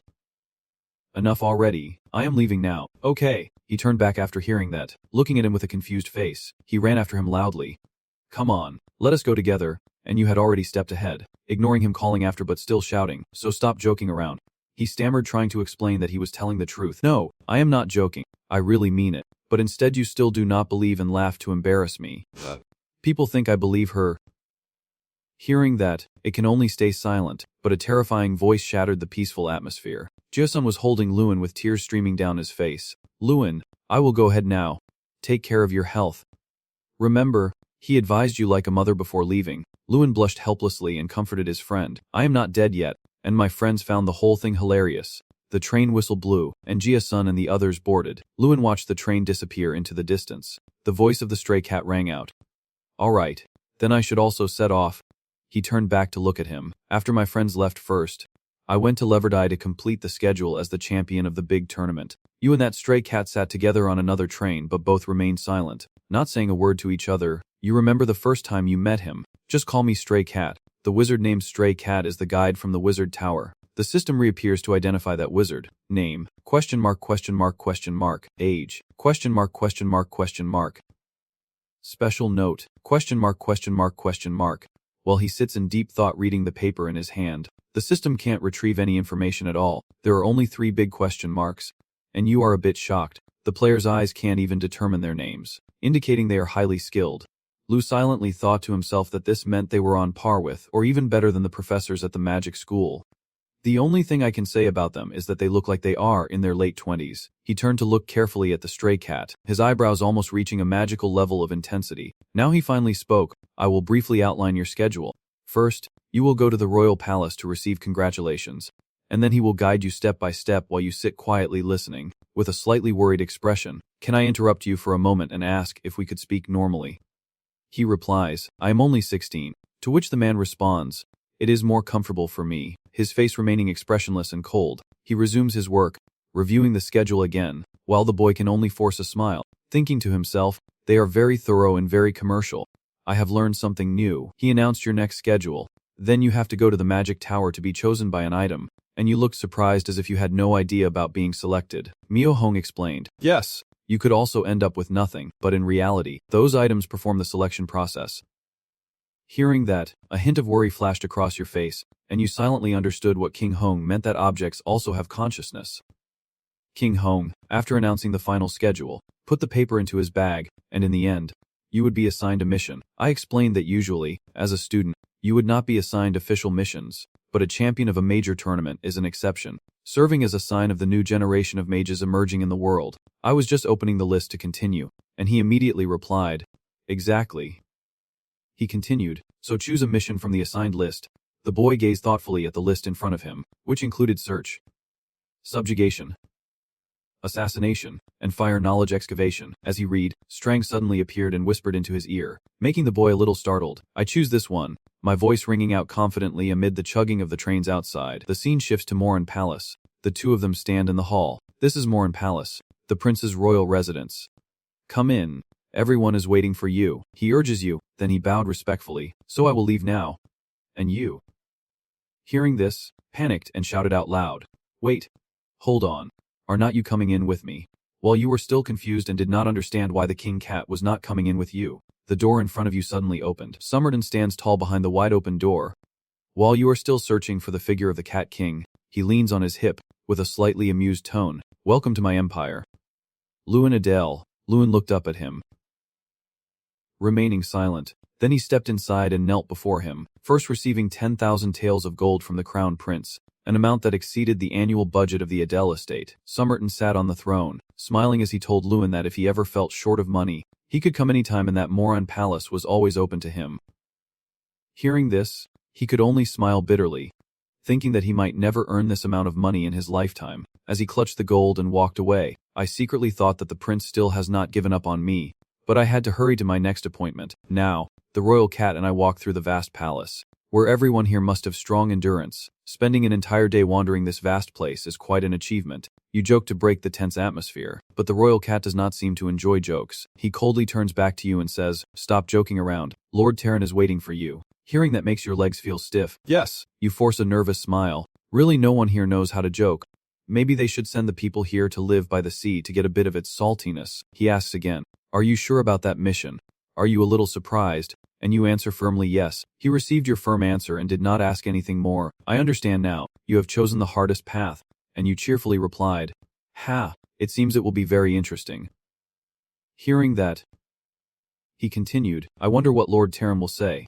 And their conversation ended. The door to the room was opened, bringing in a cold, bleak atmosphere that was almost chilling. He stepped inside. Terran was already waiting in the room. He called out to you, come in quickly. A heated exchange took place, with Terran asking you first, do you want to choose that great mission? And you immediately replied yes. Hearing this, he raised the challenge and slowly said, the safest mission is to subdue. You can be escorted by the royal guard to eliminate a few bandits near Siciliano, or be welcomed as a hero. He explained, while you sat silently listening. Then he wondered why you went there. It is just a barren wasteland, but you remained silent, though your eyes showed a change. The answer to his question was already in your mind. No, it was quite like the heavenly mountain. Rewinding time to when you chose the mission and the scene appeared, it points to a mission on the list. What is it? You ask puzzled. The first mission of the person. Choose that one, but you still do not understand exactly what it is. It explains, it is the homeland of King Graham, and hearing that, you start to sweat. It continues, and that is where Draa has been for about 100 years. An image of a massive dragon appearing in a lush green meadow, breathing in the fresh air. Thean sun, located at the northern end of the Red Kingdom, towering mountain piercing the sky emerges behind thick fog. It is believed to be the home of ancient elves, but no elves remain there anymore. The once mighty creatures are now only a memory, except for King Graham's relic at the academy. All of them perished in the Great War, with the entire race of elves lying defeated at Fadic's feet. The place where the elves vanished is now just a desolate wasteland, a skull of an elf drifting with the wind, cold to the very soul. There is a reason why the search mission in this place is considered extremely difficult because of the barrier there, an invisible barrier surrounding the mountain that cannot be broken by any magic.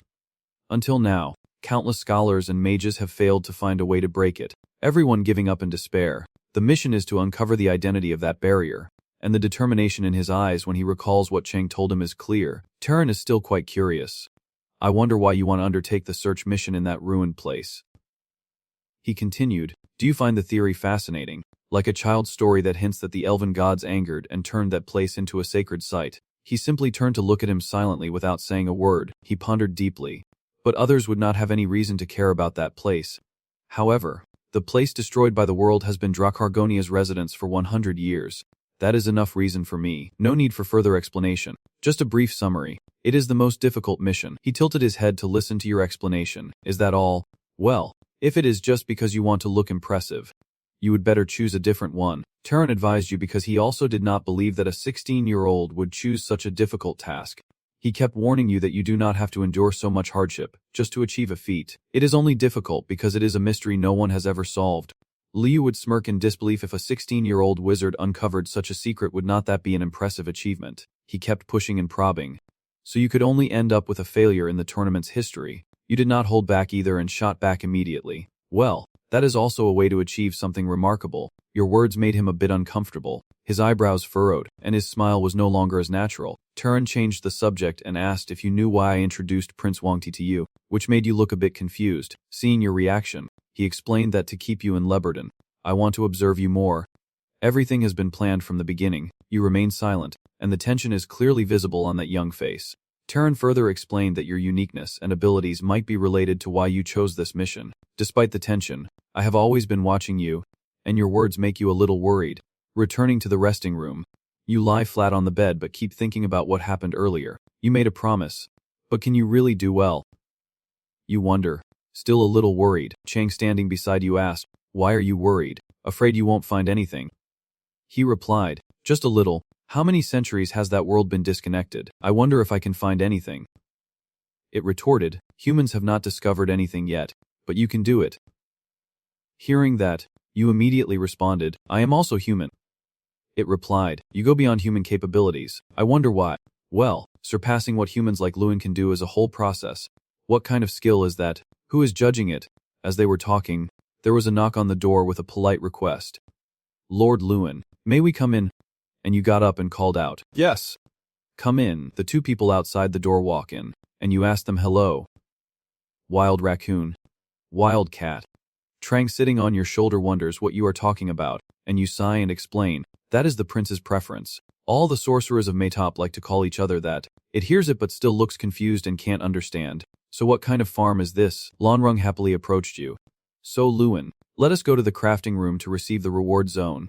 The three of them walked down the corridor, explaining to Lewin about the crafting room, which is divided into 4 areas, Zone C, Zone B, Zone A, and Zone X. Items in Zone C are the most common, while those in Zone X are the rarest. Lanrung leads the way. Lewin and Mio Hong follow behind, with Mio Hong explaining and listing the zones as they go. Mio Hong adds that Lewin will get to explore Zone A, and he asks curiously if he won't be visiting Zone X. He saw you ask that and turned away, his face serious. That area is not open to anyone unless something special happens. Even with the prince, that is an issue. Your gaze scrutinized, wondering in your mind.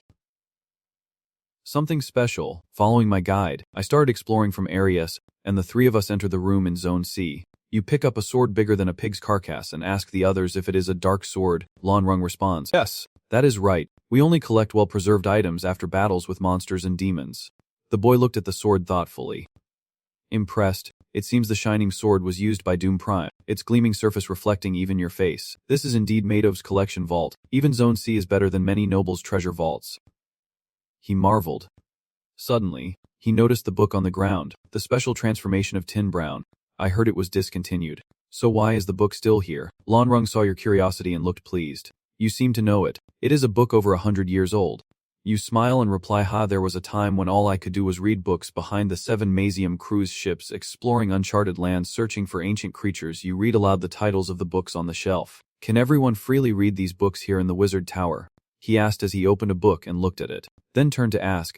The White King Cat explained that occasionally the tower's leader allows members to read the books, but they cannot own them. Zone B is a treasure trove of knowledge, from forgotten spellbooks to rare ancient texts and even legendary manuscripts. Ignoring the allure of Zone B, I moved to Zone A, but no artifact responded to me, which made me a little worried. You turned back and asked the 2, has anyone else been passed over by the artifacts before? The girl with the braid awkwardly replies, yes, but very few, with a wizard capable of reaching Zone A, even being responded to by 1 or 2 artifacts to demonstrate significant skill. He explains. The boy's mood immediately drops, feeling disappointed that all zones have ignored him, and he can only smile awkwardly. Trang, seeing this, crossed her arms and smiled like a boss, lifting your spirits. There is no need to be disappointed. Everything is an illusion. You were stunned to hear that. What did you say? It explained to you that, of course, to humans they are all rare items, but truly rare things. Over there. It points to the door emitting a murderous aura like in the underworld. You ask it. In Zone X the door already looks scary. And with the dragon head in the middle, it is like it is ready to devour anyone who comes close. Trang stares intently at that room, thinking that something created by a dragon is inside, and it even smells of unclean dragon gold. Hearing this, he just sighs. He does not really care, no matter how valuable the object inside might be. He can't take it out. You do not really trust your own abilities. So you lower your head to search for items, focusing on finding the relics. But before you find anything, a blue light appears, catching your attention. And Trang smirks because he already knows what is about to happen. That green light also startled those two guys, and the loon stopped and stuttered. That is it. That light always comes from the X-zone door. If we can't hold it steady, all three of us might get blown into the wall and framed forever. The lizard suddenly stops. It is happening. Something special is happening. It has been 56 years. That door is gradually opening. Switching to Turin's room, he furrows his brow. Maybe he is about to register for marriage. He asks. Does Gunkan's Fang react? The wildcat respectfully replies, yes. He ponders if this is a sign for him to take the next throne. The three exceptional artifacts are kept in Zone X, the Angan Scepter, Mushy's Scales, and Gunkan's Fang. These artifacts share the trait of allowing their owners to stand at the top. The Staff of Angan, used by the first human wizard Angan, is an artifact that amplifies the power of destruction and symbolizes the Wizard King. 56 years ago, Turin was chosen by Angan's scepter. Anyone selected by it is brought to the top of the wizard's tower. The armor is impervious to damage and resists all magical attacks. Made from Mushy's Scales, this armor chooses its owner only once every 1,000 years, and those chosen become legendary knights. However, Gunkan's Fang, the first leader of the Void and a mysterious relic, has never chosen an owner in the past 100 years. Turin pondered silently, knowing Gunkan's Fang had chosen Adele, which meant he was truly destined for greatness next, and he wondered. He asked the stray cat again to confirm that he was reporting the correct information. Luiadel was able to lift Gunkan's Fang, and he also confirmed with Turin that yes, he lifted it very easily. Turin once again fell into a state of deep thought. Realizing that Gunkan's Fang is an artifact that almost no generals can bring into the tower, he remembered the image of 6 men praising a single fang, their faces showing the wariness of their praise. And it was not something just anyone could lift like that. It possessed a power similar to that of Ogre E. And as he thought about it, he seemed to understand something, a power reminiscent of Ogre E, with a special mission to search in Theon's son. Gunkan's Fang, the first leader of Ogre E, reorganizes all the information he has gathered, then suddenly speaks out. Immediately, under the influence of Scream's witch, he issues an order to the Cat King. I decided to head west towards Theon's son. King Cat instructed Lu in that the mission would take a month, so make sure you complete it on time. After giving you your supplies and fare, he handed you your card and train ticket. And you thanked him before he silently watched you pack your things, as if he wanted to say something. After packing his things, he looked up and saw him still watching, so he asked, do you have anything else to say? Seeing him ask that, he replied, yes and no, which honestly made his stomach churn. Hearing his response, you felt a bit puzzled and asked, what do you mean?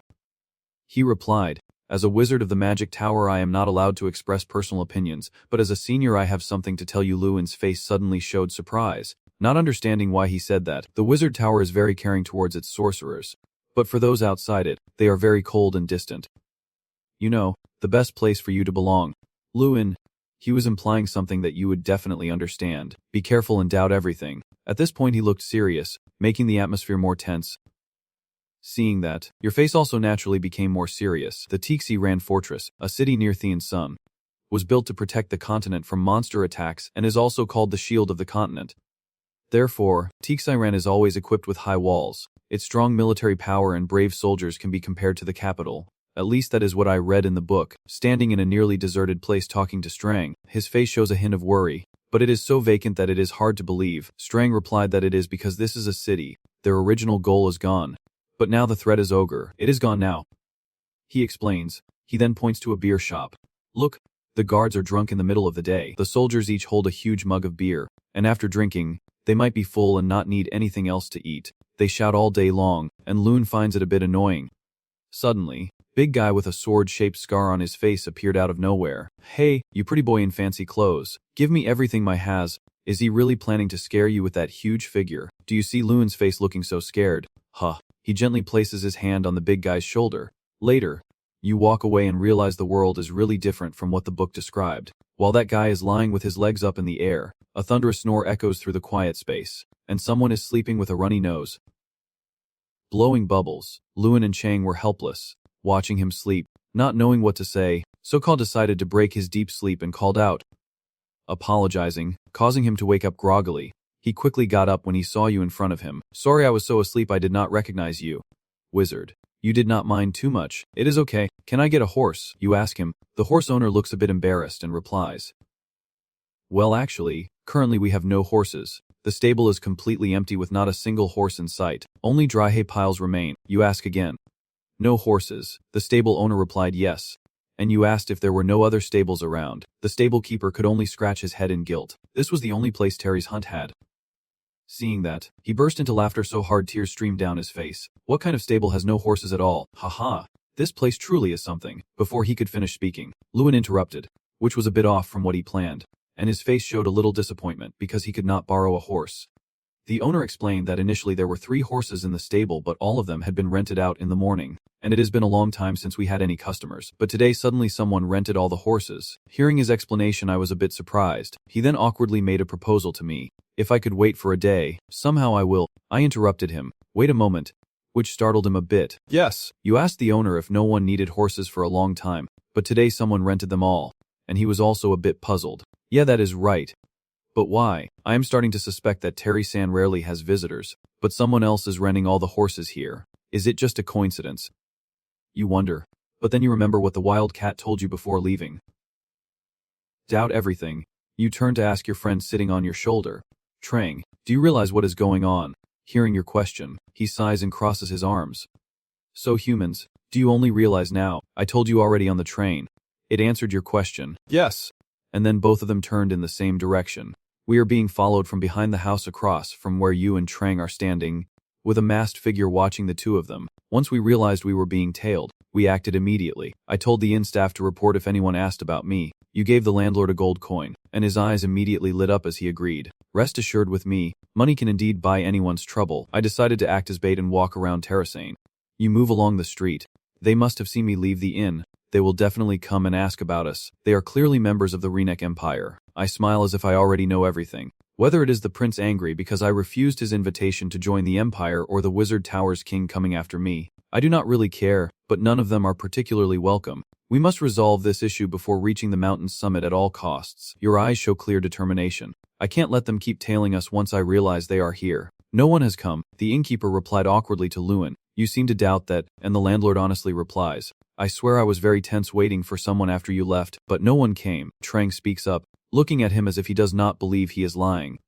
Suddenly, the landlord remembered something, but then he said something very strange, and I quickly asked what it was. He revealed something shocking, saying that for about 3 minutes, my memory was almost completely gone, and I was stunned when I heard that. The landlord added that no matter how hard I tried to recall, my face grew more tense as I listened to what he remembered. Mind control, a high-level level 6 magic, allows you to control and dominate the mind of others. The victim will lose all memories during that time, and the other person can steal that part of the memory. You quickly go upstairs.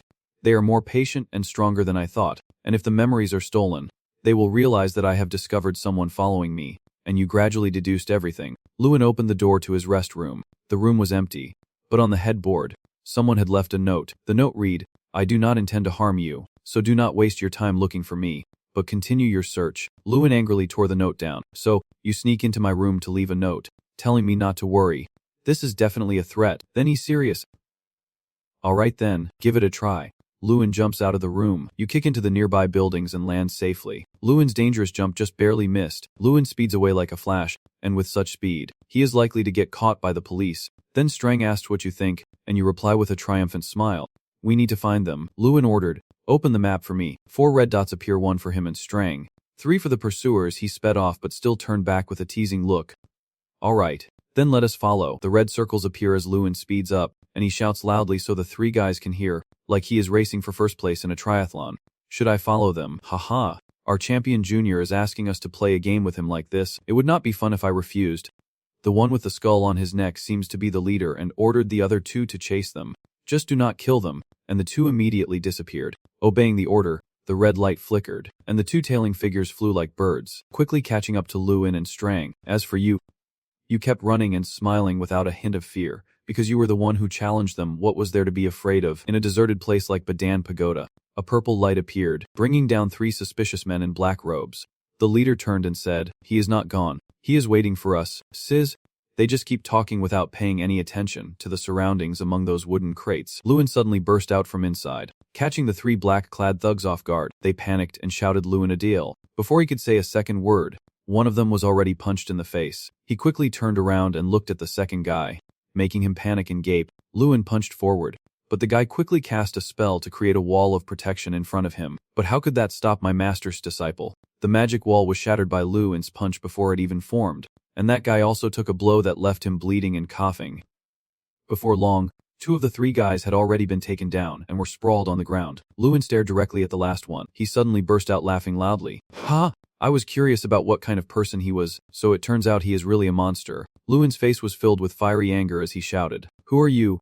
The guy in the black shirt with a beard still looks very calm despite Luin's suspicion and says, "Do you know the head of the Darkwater Tower sent us? Here we were told to protect our young." Luin replies, protecting more like spying on them. The bearded man's face grew more mysterious as he tore the paper in his hand and said, "They are all the same anyway. After all, it looks like you are having a good time."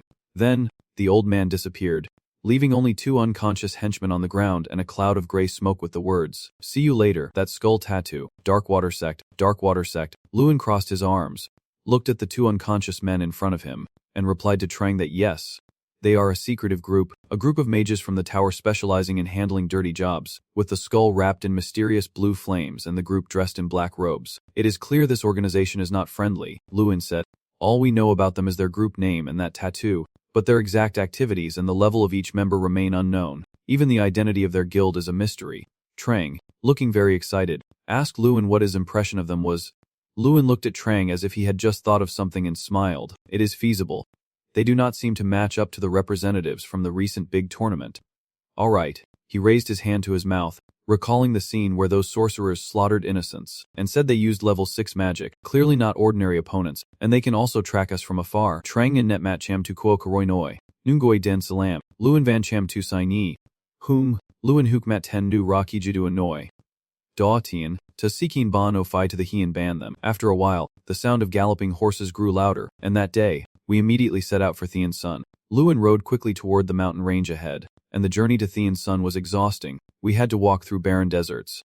But I could feel that we had definitely reached our destination. Luin placed a hand on his chest and stepped down from the horse, his face showing worry as he pressed his hand against his chest and his chest armor. He looked at the sweaty face of the young man, then smiled faintly and said directly, "So this is Qian Shan." "Yes, I am not mistaken. This mountain covered by the dark, ominous veil is indeed Qian Shan." Luin stood there in silence for a long time and then said, "This is exactly the feeling of satisfaction. The black barrier gently trembles as if something just touched it." Luin says, "You once said this is where the people with Raka must stay." Cheng replies, "Yes, that is right."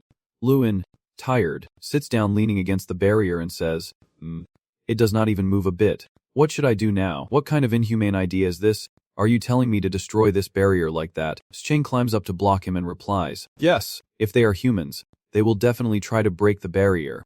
"Right." Luin looked up at Chang and replied, "Yes." Cheng continued, "But they can't break it with just ordinary human methods." Cheng continued, saying what would happen if there was an ogle. Here, this statement from Chang surprised Luin, as even he did not expect it. Luin sat cross-legged, resting his chin on his hand, seriously contemplating whether it would be better to call the ogle from inside and ask them to open the door, like a friend. While Luin was still deep in thought, Cheng suddenly sped down to the ground, crossed his arms, looked at Luin, and said, "Yes, now my thoughts are very clear." Luin was even more shocked, his pupils constricting as he looked down at Chang and said, like someone had already said all the ogle here had been killed. "Isn't that right?"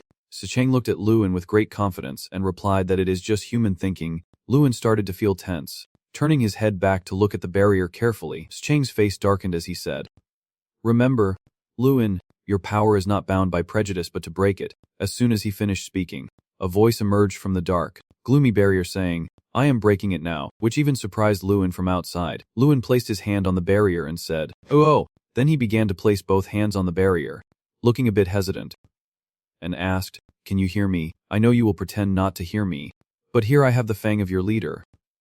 Kun can." Luin kept his hands on the barrier and continued, "If you can hear me, open the door." The atmosphere suddenly grew quiet, and both Luin and Trang felt a sense of unease in their hearts. After a moment, a powerful blue-purple light burst from Luin's hand, causing a massive explosion that shook the barrier and put Luin in a difficult position. But with his unwavering will, Luin still moved forward firmly, continuing to endure and stride ahead. His pupils suddenly constricted as if he saw something terrifying approaching. That black barrier then gradually disappeared. Luin exclaimed, "How did it open?" The mysterious old man in black suddenly appeared from nowhere and hurriedly ran forward, saying in a panic, "How could a rookie like him do something no one has ever done before?"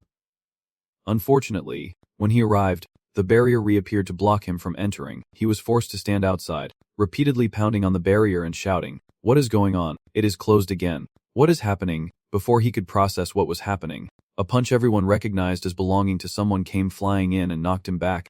Lewin, with a fierce and angry expression, seized the opportunity and said, "You can't escape like last time." Without giving him a chance to counterattack, Lewin launched his next move, using the earthquake technique, slamming straight into the ground to create a tremor that shattered the earth and rocks beneath his feet. That old man has already suffered 2 consecutive blows and is crying out in pain. "Sir!" Not stopping there, Lewin shouted, "Vines!" And the long vine shot straight ahead to catch the designated prey, that is the wizard. "Do you think you can get close to me this time?" Lewin calmly looked at the person tied up in front of him and said, "What level are you at? Finish this game early." "God's will, huh." "Before anything, your brother probably saw you and threw a wooden stick at you." The giant's sharp spear suddenly swung down at Lewin, catching him off guard in a fierce attack, and a terrifying scene suddenly appeared. With fresh red blood flowing from the giant's green wooden staff, no need to say what that blood was, Lewin was stunned by the horrific scene that had just unfolded. His eyes widened, and his body stiffened. The giant turned to look at Lewin with savage eyes, sending shivers down his spine. The black eyes of him stare fixedly at Lewin and he says, "Answer me. Human, who are you?" Lewin outwardly tries to appear calm but deep inside he is extremely worried. Trang dung tren vian, gavao tai Lewin thithem.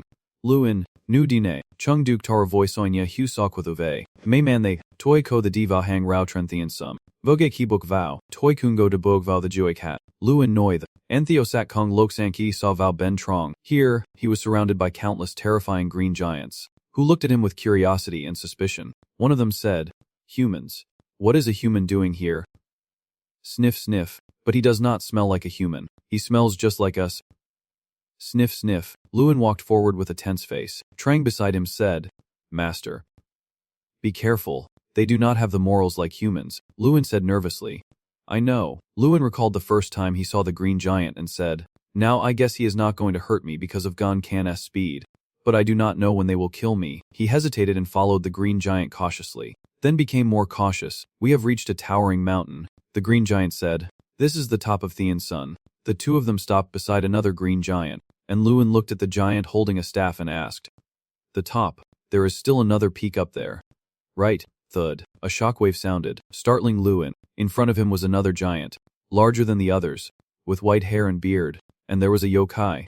The white-haired giant looked down at Lewin and then began to introduce himself. "I am the Black Count leader human. I heard you have the sacred object of Con Count anyway." Lewin is still shocked by the huge body times bigger than another demon. He gape and look up as he much bigger than those demons. Black Gan leader said, "Human, we welcome you as a guest. I decide not to tear you apart and throw your body to the great beast." "Who are you?" Lewin tried to stay calm and replied, "I thought I already said this at the gate, but I am the one chosen by Kun Kan's fang." Dark Kan leader sat down and said, "That is a lie. That is not something a human can handle." Lewin replied, "But it is the truth." Lewin took out an item wrapped in a white cloth and said, "I can show you."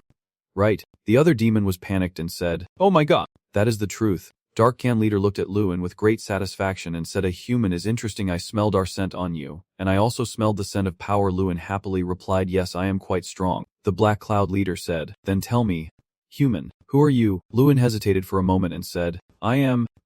Suddenly, Lewin and Cheng looked at each other as if they were sharing the same thought. Lewin asked, "Do you know about Dracagonia?" That is the name of a dragon living on this mountain. And Hak Kan leader was also stunned by what he just heard. Hak Kan leader quickly looked down at Lewin and said, "How do you know that name?" And Lewin chuckled confidently and replied, "I heard it from Kingram." When he heard about Kingram, the Black Hawk leader was even more shocked and shouted, "Kingram, is he still alive?" Lewin recalled the first time he faced Kingram and said, "Back then he was still alive as a relic in my academy." Should I say that he was considered one of the professors back then? Lewin looked at Black Gan leader then confidently said, "You are curious about who I am, right?" The blue demon lover who led the way earlier still stood listening as Lewin said, "I am a friend of Kingram, the one who used to be the leader of the Heavenly Mountain Peak. I am Lewin Adil. With all that, you are still planning to crush me and throw my body to the eagles?" Hakan leader replied after a long pause, "No, we will gladly welcome you." Human. Lewin's face suddenly froze as if speechless. Now he was brought to the center of a square with a simple stone table, surrounded by those Yutain continuously cheering. Trang sitting on Lewin's shoulder, crossing her arms, said, "The demons have a ritual even when welcoming newcomers. If you want to be welcomed, you must show your own worth." Draa also participated when he first arrived. Trang looked at Lewin seriously and said, "And the form is arm wrestling. A large green demon steps forward in front of him. He happily showed off his muscles and said, I am Murukan's son, Omerat, the human we welcomed. But Luin's face suddenly twisted like a blanket. He silently wondered if this giant was his opponent. But something fell off. In an instant, Luin and Omerat were ready to fight, and the entire square erupted in cheers. Kra, hurry up and crush that human, Omerat said. Luin leaned on the stone table and told Trang, if I lose the arm wrestling, they won't throw me to the eagle either. Trang helplessly replied, I am not sure either.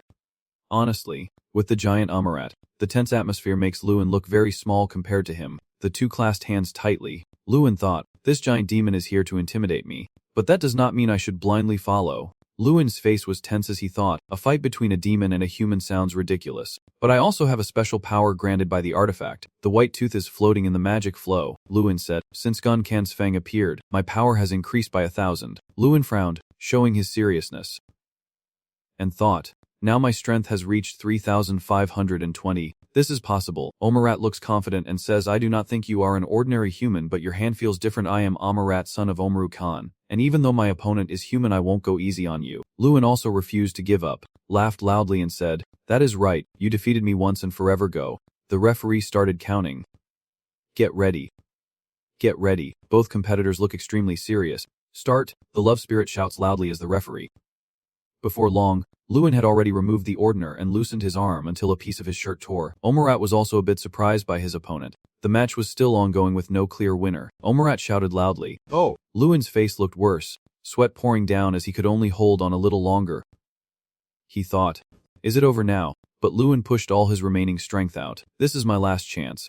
Love, to wrap around. But contrary to what he expected, Omerat easily caught Luin's hand. And not only that, a sound came from his stomach. Luin strained himself so much that his shirt tore apart, but he lost badly, probably frozen stiff. Looking very confused, the green demon referee then stood up, raising both hands and loudly declared, Omerat has won. Luin exhaustedly lies on the stone table, sighing and saying, I lost even though I tried my best. His hand, still bandaged and bruised, says, so now am I going to be thrown to the big boss to eat? Luin dazedly looked up at the sky as if he was about to run out of luck. While he was lost in thought, a voice said, stand up. Human. A green fairy crouched down, facing Luin with a satisfied expression and said, you tried to hold on even against Omerat, Thean Sun's most willing warrior. Truly that is commendable. At this moment, the system quest board appears. The love spirits of Heavenly Mountain highly respect strength. Draa took 17 years to earn their respect through his power, just like he did win Omerat in the arm wrestling match. Not just once.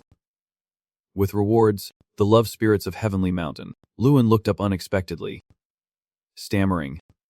Thank you. Chang happily looked at Luin and said, well done. Luin, you have won the support of the Yutan.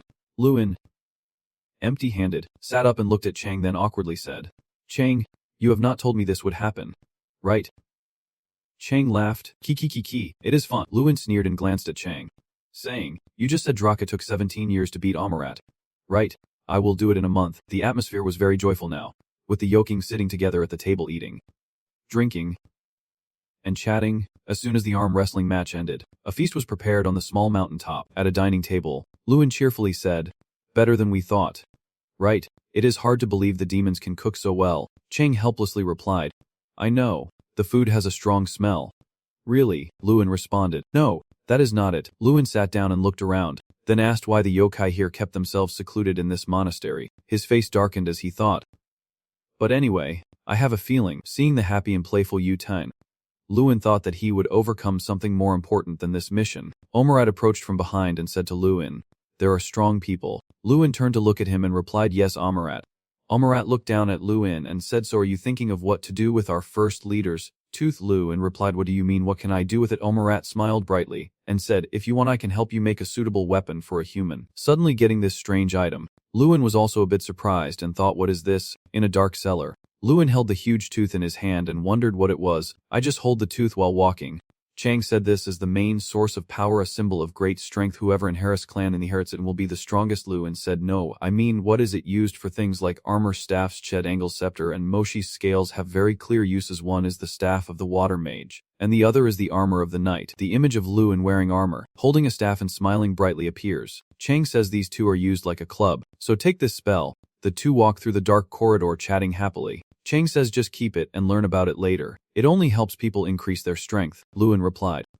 Alright. Omerat smiled brightly and said that if you want, I can make it help you. a weapon suitable for humans. Suddenly having this item, Lewin was also a bit surprised, thinking to himself that he had it but did not know how to use it. Making this an unexpected opportunity, Omaraz pointed his thumb at himself and confidently said that Khan's mold was so heavy and hard that almost no one could handle it. But if it was a Mezushera's iron trap, then it was entirely possible. Lewin was a bit confused. A steel trap is just like a human blacksmith. Omaraz looked at Lewin and asked, "Do you have any ideas for a special kind of weapon yet?" Human. Lewin. Tiger. One more thing. A moment later, he suddenly smiled as if he had just thought of something. "So you can help me create exactly what I need. It has been half a month since I arrived at Theon, Lewin said, while Anu in the bushes seemed to be watching something. In front of a blue elf shouting loudly. On the other side. A human. Lewin rushed out from the bushes and said, "Let me handle him." During that time, I helped the Ogress tribe hunt or support them. Then he started jogging, spending a lot of time training me on things I could not do. Lewin, sweaty and tired, looked up at the system and happily said, "All right." Then he went back to arm wrestling with Amarath and, just like before, Lewin lost again. But the main task that took up most of my time was something else. Chang declared, 15 losses in 15 matches. After losing 15 matches in a row against Omaru-san, Lewin rubbed his arms and said, "I lost again. This really keeps happening to me." While Amarath just smiled and laughed. Lewin rubbed his arms for a moment before Chang came to cheer him on. "Come on, master. You are getting better." Omarath smiled and said, "Standing there. Human.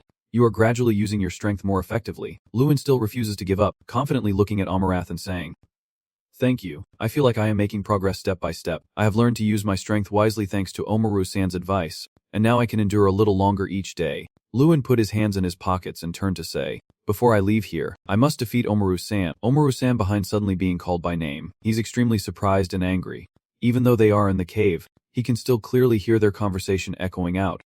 "Omaru-san, are you hesitating?" Omaru-san replied, "No, there is no way, kid. You can't beat me in arm wrestling." A few days later, Omaru-san now looked stiff and serious, so it turns out Lewin's small hand defeated Omaru-san in arm wrestling, with 17 matches and 16 losses. Chang also could not believe his eyes and said, "One win." Lewin happily stood up, raised both hands, and shouted loudly in surprise, "I won." The system appeared. Mission, side quest in Teen Sun. Win the arm wrestling match against Amarat. 1. Completed. You will receive the reward from the Ogle clan of Teen Sun as a prize, and you will be respected by all Ogle. Omer-san was not angry about losing. Instead, he kept praising Lewin, saying, "You keep surprising me again and again. I have lost." "Lord Adale, is it really ready then? Is it done?" "So it is over." Omer-san turned back and said, "Come here." Omer-san said, "Actually, it has been finished for a while. I have been waiting until now to give it to you. Why did not you give it to me even though the weapon was already finished?" Lewin, after hearing this, looked a bit stiff and awkward, thinking to himself, "It is like he is stealing it right in front of me." A moment later, Omaru-san held out the object in his hand and said, "Here, this is yours." Lewin looked at the object in front of him with a bit of surprise and said, It is a pair of black metal gloves, with a bear paw made from Kunkan's fangs, created by Amarat, decorated with the fang teeth of the first Ogle leader in Theon Sun. Kunkan's teeth will not break under any impact and will destroy everything, instantly increasing strength by 2000, unlocking a unique skill, leadership, and great potential growth. Lewin put on the gloves tightly, determined, with Kunkan's fang-lined gauntlet inside. It would surely be the most comfortable for a melee mage. Seeing that he had not spoken all this time, Chang asked, "So how is it, Lewin?" Omaru-san also asked, "What do you think of my work? I made it using the perfect mold for you." Looking at Lewin right now, he is just sweating nervously, but deep down he is lost in thought. "Amazing. It is not just 2000 strength, it might be even stronger than a flag," Lewin said. "Omaru-san, can you gather all the warriors of Theon Sun?"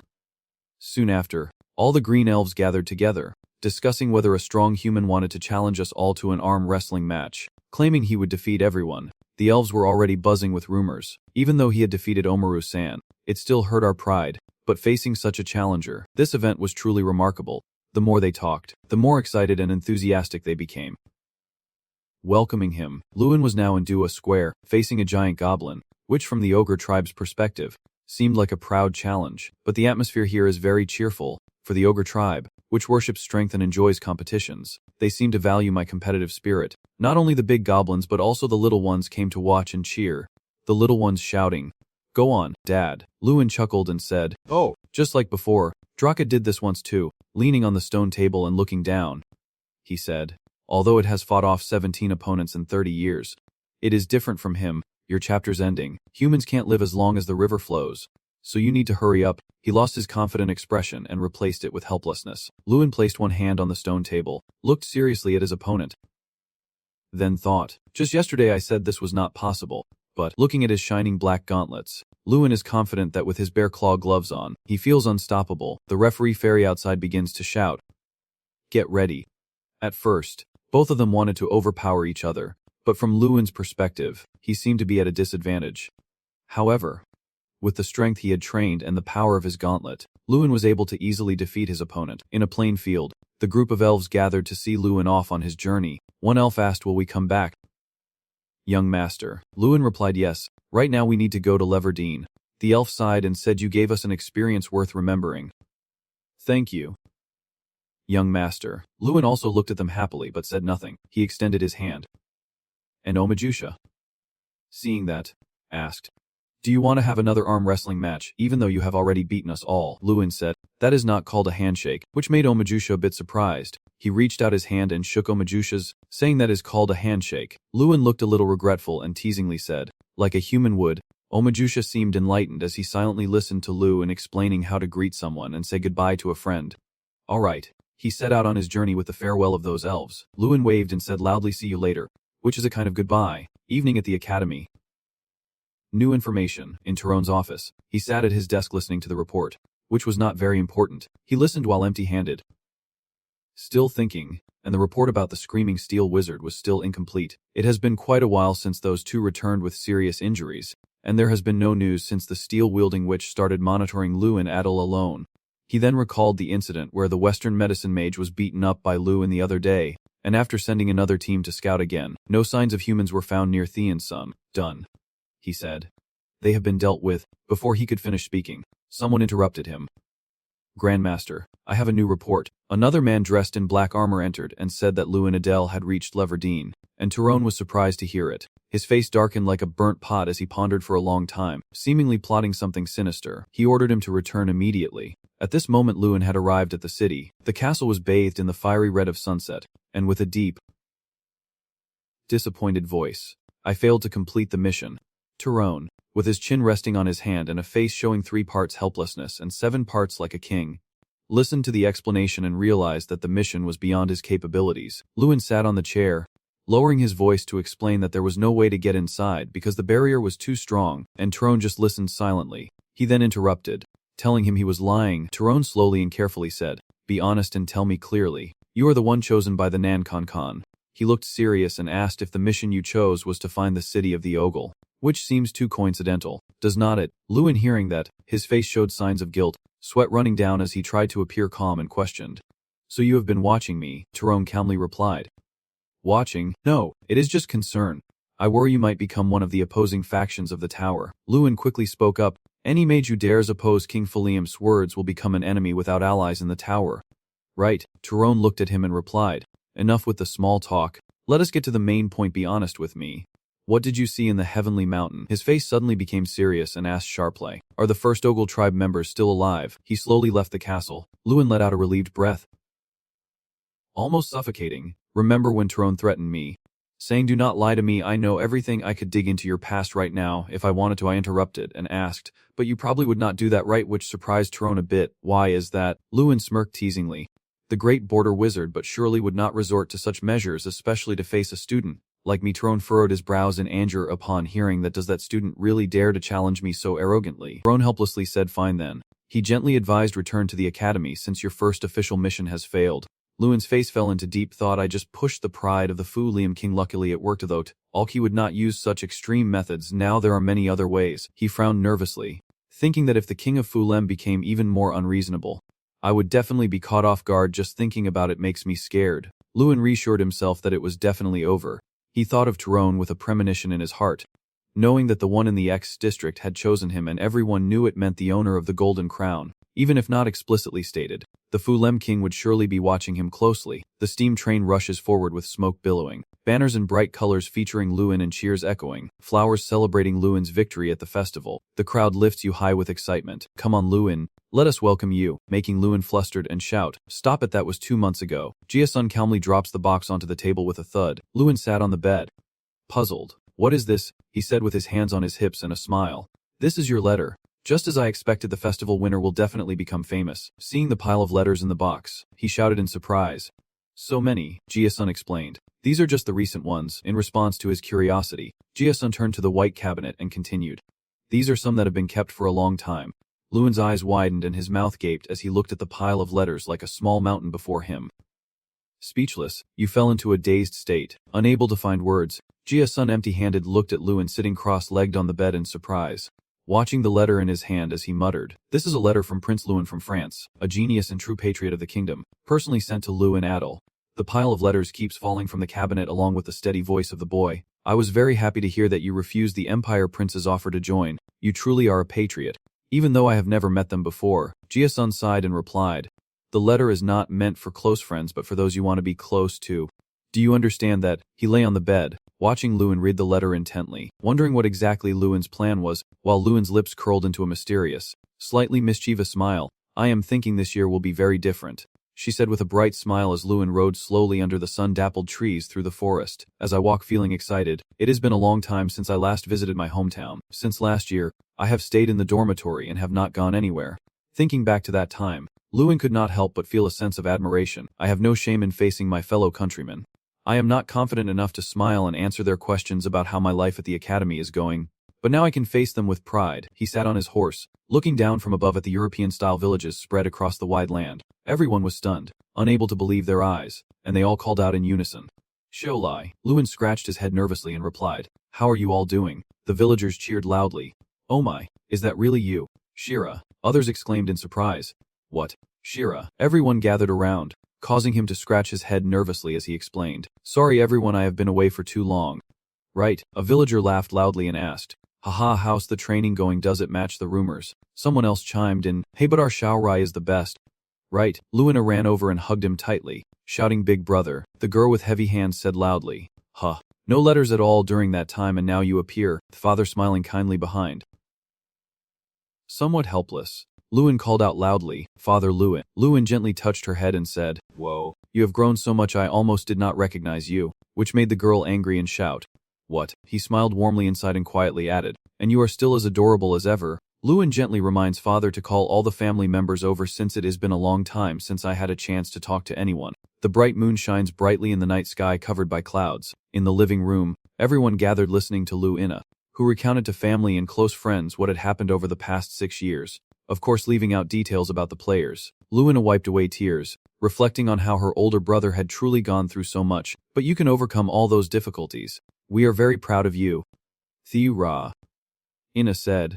But does that mean you won a major competition and also had a private conversation with the Prince of the Empire? He nodded calmly, thinking to himself that even though it had been 2 months since then, it was still new information to the people in his village. His father proudly held a letter in his hand, which was why the royal family had sent the letter. He laughed loudly and boasted that numerous letters from noble families were also sent here, making you helplessly think, How I want to be the first to tell Dad. Uncle and seriously said, There are some issues related to that you need to pay attention to, kid. And your father replied that let us start then. We have finished that discussion. Uncle and advised you need to understand more.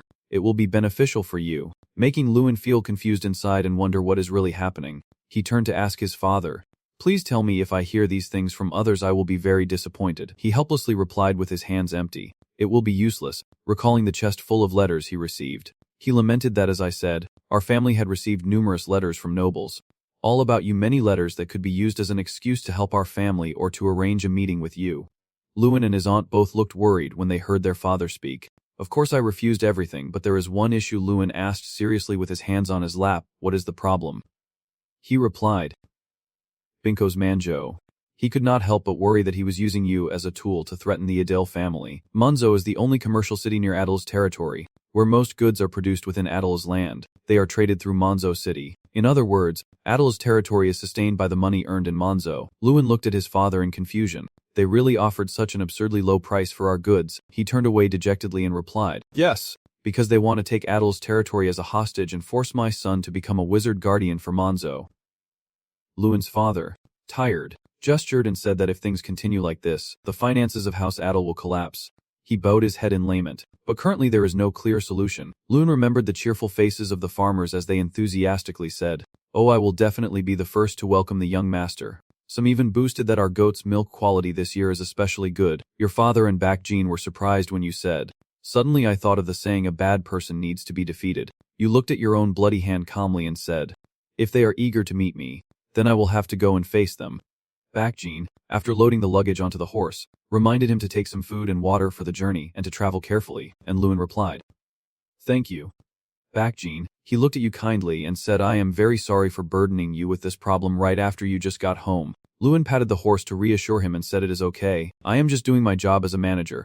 And you are just trying to fulfill your responsibilities as a young master. Baek Jin looked worriedly at Lewin as he slowly mounted his horse. Unsure of what to say, he called out as the young master prepared to leave. Do not be angry with him. Okay. Lewin was surprised and asked back, why? Baek Jin's worried eyes try to explain that the Lord has done everything he could and even used his own money to compensate for the damages caused by Monzo. And most people in the Adel territory are unaware of this. Lewin lowers his head and listens as he says that the current peace is thanks to the Lord's sacrifice. Lewin softly said, how shameful it is because I thought I was too arrogant.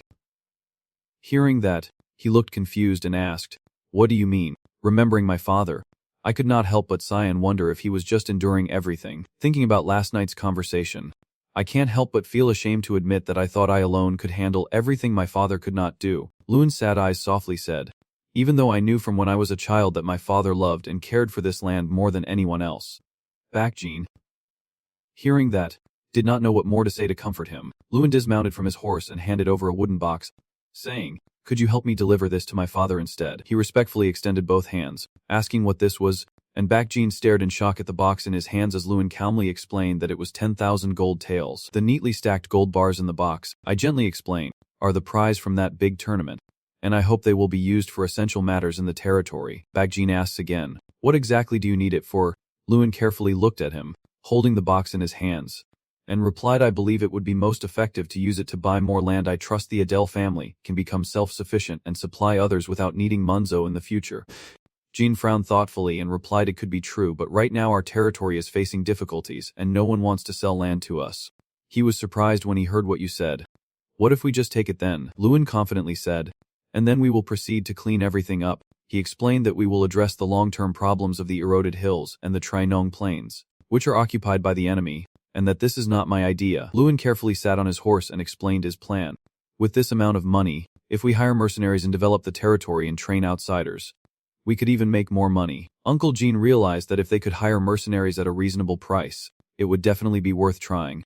Lewin turned to Uncle Jin and said that he would leave the details with the manager and his father before setting off. Lewin galloped away, leaving Uncle Jin behind. Let us go. The city of Monzo is the largest territory in the south of the kingdom, and all regional supplies are concentrated here. The lord is Binkos, and there are many bad rumors about him, such as using money to buy titles through loan sharks or being a former leader of Bangwamba.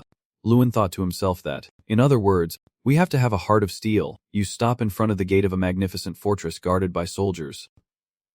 From horseback, Lewin respectfully bows and asks a guard if Lewin Adel, the second son of the Adel family and Lord Lewin, is inside. Hearing that, the tall soldier sighed while the chubby one snorted dismissively. Lewin's face darkened at the harsh tone from the guards. It is Adel again.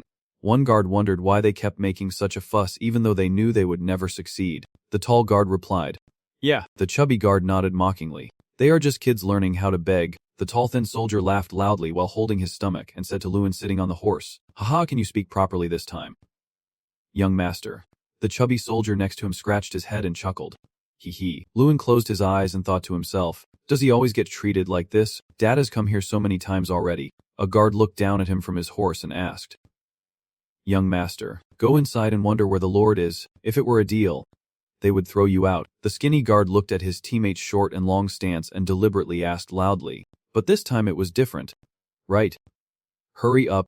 Lewin silently thought to himself that he was not here as a trainee but as the second son of the Adel family. If I normally accept such rudeness, it would make the face of the Adel territory look really ridiculous. The chubby soldier was surprised to see Lewin prepare to fight and shouted loudly, what are you going to do now?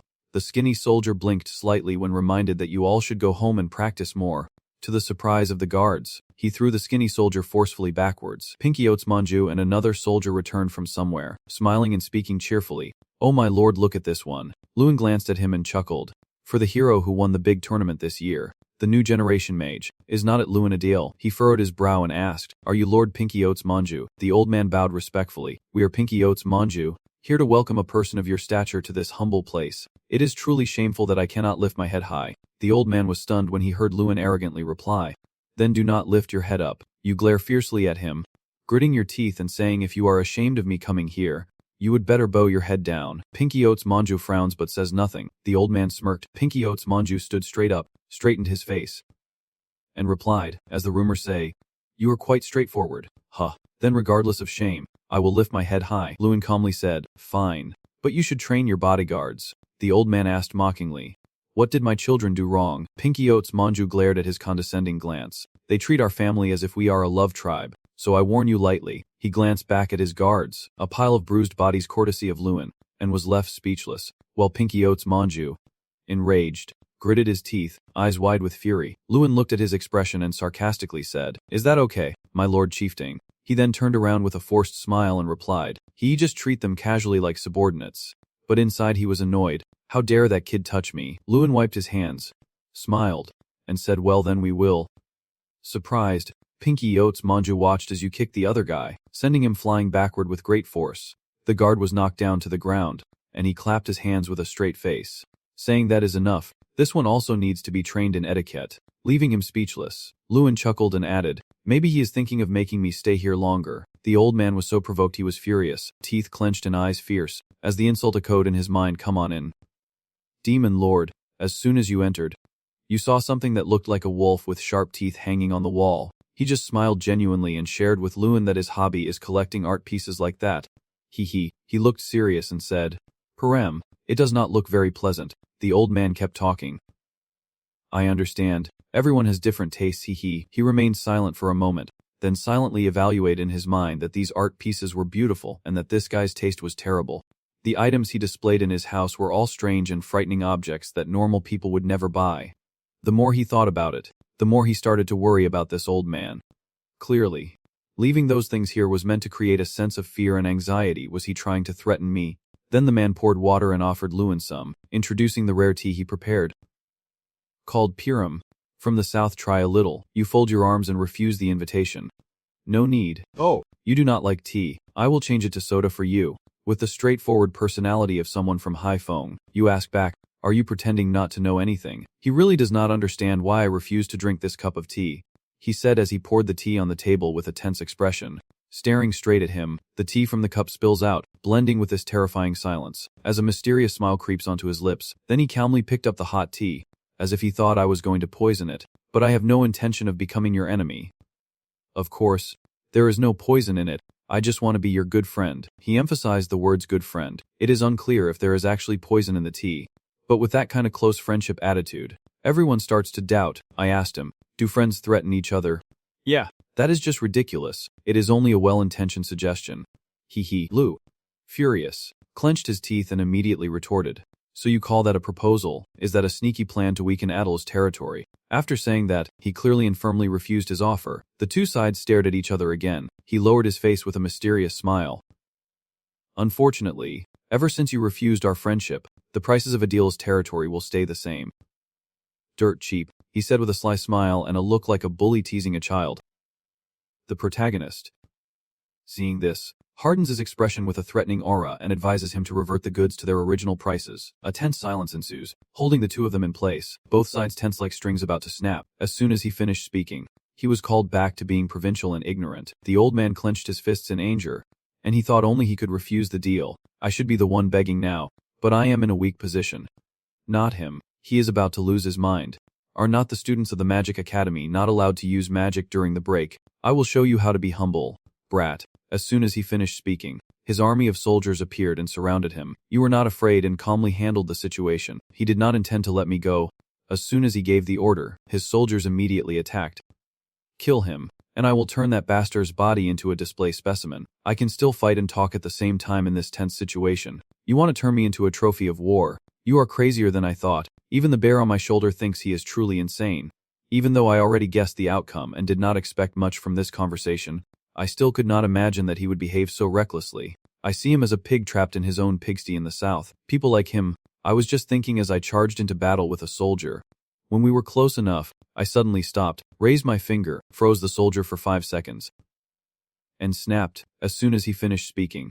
The power from his flick of the finger sent the soldier flying away. Then began an intense battle, with a golden light emanating from his strength gradually sweeping and knocking back the soldiers swarming like bees. With a confident look, he turned to him and said, "Let me tell you this, a special skill appears the will of the chieftain. Until completely exhausted, he will be supported by the first leader of Mount Hakan, and Kulkin's fangs appear and move on the user's head." He immediately panicked, gasping, What suddenly is that smoke? What are you doing?" Then a huge flame suddenly appeared, forming the face of something neither human nor beast. Lewin boldly told him that even during a break, as long as his life was in danger, he could still use magic. At this moment, he realized he was afraid, and the fire person he had just summoned charged fiercely to attack the old man's soldiers. Seeing the scene before them, the soldiers could not help but tremble with fear. If they stayed here, they would surely die. Immediately, everyone scattered in panic, none wanting to meet their end right here. He clenched his fist and the fire followed suit, with a confident and proud expression. Lewin smiled, and running would not make much difference. You and the deity within your skill charged forward together. An explosion of energy erupts, a loud blast destroys the entire castle. Everyone around witnesses and cannot help but feel panicked, seeing the flames grow bigger and more dangerous. Everyone agrees to run away and escape. Right now, the fat old man with gray hair is still counting his collection of strange artifacts, stepping with my 2,000 Vang footsteps. You walk up behind him. Does he still have time to care about his work? Right after, he glared and threatened him. Well, now it is time for you to worry about your own life. The flames raged fiercely, and the space was left in ruins by the fire. The protagonist still is not satisfied and is feeling proud. He says you will have to return Adol's goods to their original price and compensate my family double the amount you took. That is my demand.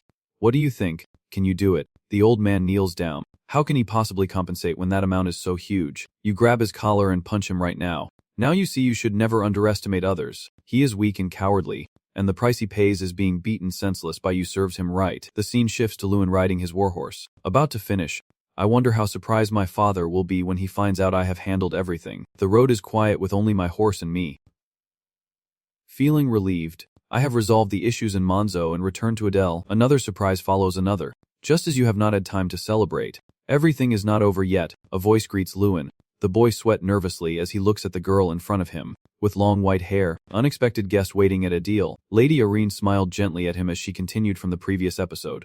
Suddenly appearing to visit, the scene shifts back to about 2 months ago, at an opulent banquet table, with Lewin standing to the side, arms behind his head, looking clearly bored. I am fed up with this. At first it was really interesting, but now I just want to go home. As he stands there, the beautiful white-haired girl approaches to ask, "Are you talking about that small estate where Adele lives?" Irene, with her hands on her hips and a pouty expression. I was glad the party ended without any issues. I truly thought something terrible was about to happen because of someone. I forced a nervous laugh. Haha, I'm sorry. But I could not do otherwise. You said seriously. Not only do they overlook the efforts of the students, but also our estate. She wondered, is Adele really that beautiful? You happily introduced her to your home. Of course, it is a beautiful place that brings peace to the soul. She should visit sometime. Really? So at that time you must not ask where I went. How I want to do that. So the story begins here. But what you did not expect is that she would actually come. Returning to the present.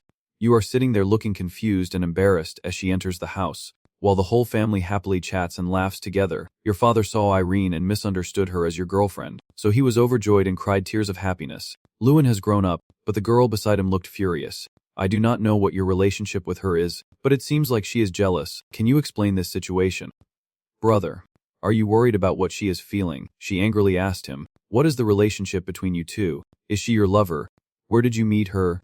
Tell me. Thousands of questions of all kinds have been asked. Switching to a scene where Lewin and his father are talking about earlier, he is surprised that that cheeky girl wants to be Irene's guide. Lewin, are you really willing to be the guide for Miss Irene? Because as soon as I suggested it, she immediately said she would handle it herself. He secretly understood, and he continued, is not it very cute that she does not want to lose the older brother she has not seen for 6 years? Still skeptical about the relationship between Lewin and Irene, he asked once more if she was sure she was not his girlfriend. He allowed you to speak freely, but you immediately denied it. Seeing his face turn sad, it is truly unfortunate. And you wonder why your father was disappointed to hear that. He immediately changed the subject, saying to set aside personal matters for now and talk about something else. Bakshjin. Come in. An old man with a beard and brown hair opened the door and stepped in. He took something and brought it to Lewin's father. Lord Adele, who politely thanked him. Luan's father then turned to hand it to you. Luan, saying I cannot accept this money. He explained that this is Luan's money, not Adil's, and wondered why he could not have it. But is not he also a member of Adil? The old man gently replied, yes, that is true. No one denies that he is the heart of Adil, but he still has many things to do outside of Adil. Right, I remained silent, quietly contemplating, knowing very well that my father says this out of concern for me, and I also know that he is a very honest and moral person. I respect him for that, but I feel hurt that you always discuss estate matters without me. But I gather my courage and tell the Lord everything I think and want. I sincerely say, no, I want to use my own money for a deal, just as you did. Father, after hearing this prayer, you suddenly woke up. Write it down. Haha. I think the young master should know that he has been supporting Adele with his own money all along. Lewis's father subtly reminded him that in the future I would greatly appreciate it if you discussed any hasty decisions with me first. After hearing this, he forced a smile and scratched his head. Yes, sir. I will remember that. The Lord then turned to his son and said that no matter what your intentions are, I cannot accept them. You are not yet ready to bear the responsibility of the estate. He took the bag of money and said, we still have 3,600 vang, that is the amount we deserve, but finding it now is like discovering a forgotten emergency fund. He whispered to Began, 3,600 vang. How could that be? I am sure I gave you 10 times that amount. He explained, he did not ask for the remaining money. He was so determined that I could not even mention the matter of repayment. The two of them still talk in circles like a bunch of old women. Why is my father so stubborn? Yes. I have given up trying to persuade him, with his blue eyes and handsome face. He looks over. Began is worried about something but still forces a smile. Our Lord has always been like that, has not he? He offers a kind smile. At this moment, his mood also eased and a gentle smile appeared on his lips. Looking at his father, he could only say, yes. Luan steps outside and sees the beautiful Irene walking in the courtyard next to Luina. Luan. Lady Irene. Teen asked again, does Lady Irene enjoy the tour of Adele? At this moment, Luina politely excuses herself to give the two some privacy, making Irene feel awkward. The girl cheerfully waves goodbye and reminds him, remember to get along well with her. Big brother. She seems to be a good person. Luan was furious.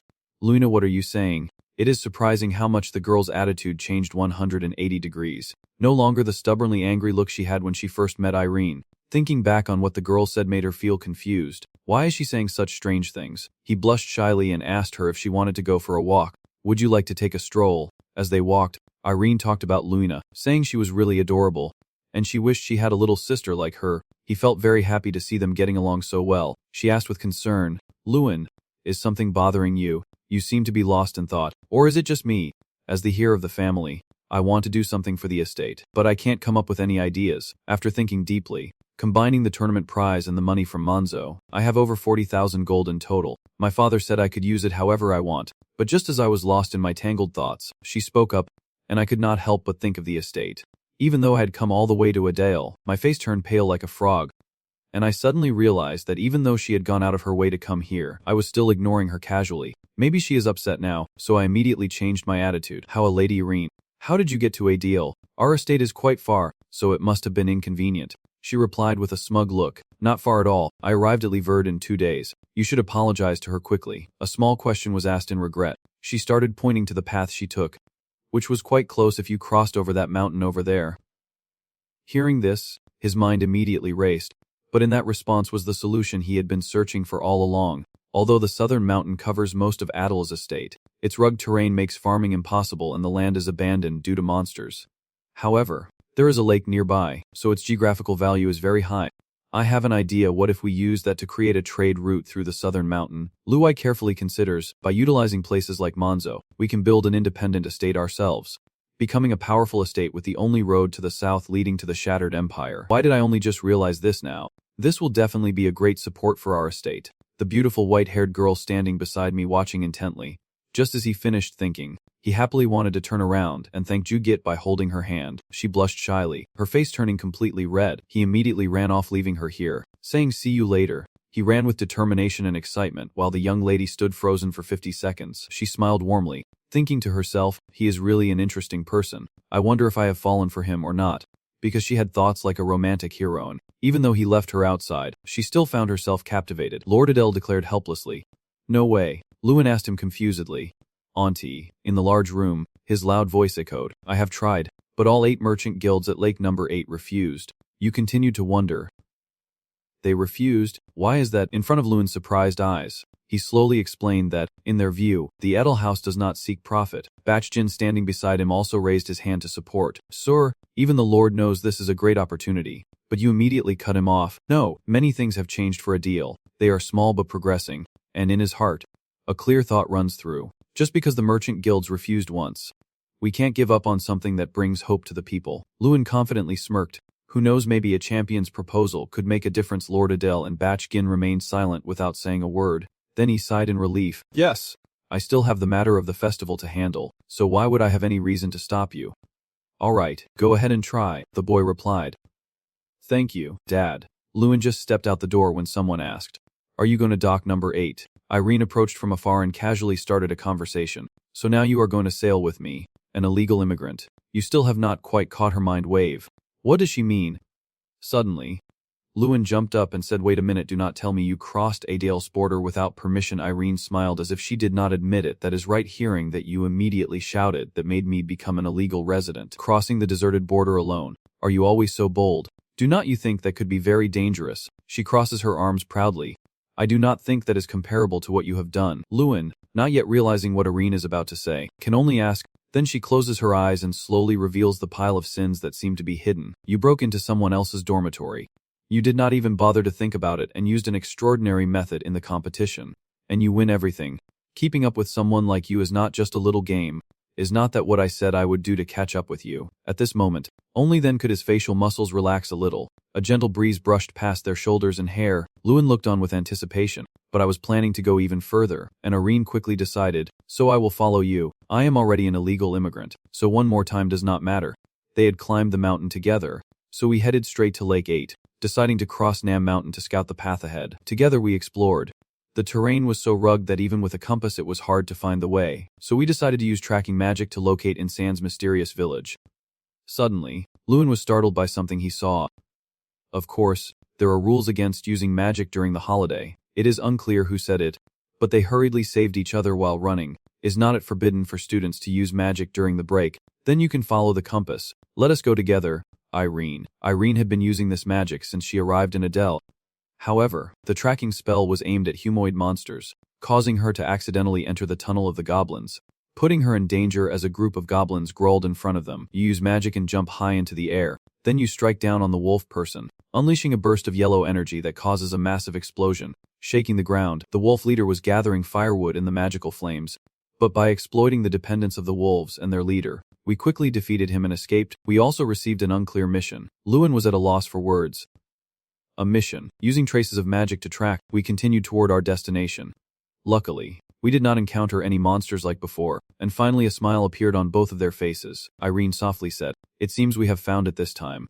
Lake No. 8 is a massive guild where the large Lake No. 8 meets and connects to the sea, similar to Anton, and it is also a neutral country under the Empire's control. Here, instead of a king, representatives from the 8 merchant guilds govern the land with the title of co-representatives. As a trading nation, it controls land-based transactions and is rumored to trade with pirates if it brings profit, valuing money above all else. She tilted her head and asked Luan, So where do you plan to go now? He quickly replied that we will go to the Golden Hall. Additionally, the Golden Hall is a large mansion located in the middle of Lake 8, where representatives hold daily meetings at noon, so this is the perfect place to persuade them. The guard, following protocol, asked at the door, Do you have an appointment? Luan calmly asked for help. No, I will wait here. Can you pass on a message? The guard hesitated as if about to refuse their request. But if you submit official documents it will take time to verify. You confidently told the person that just saying Luan Adele had arrived was enough. And this is Irene Pross. As soon as he recognized them, the guard was stunned and said, Wait.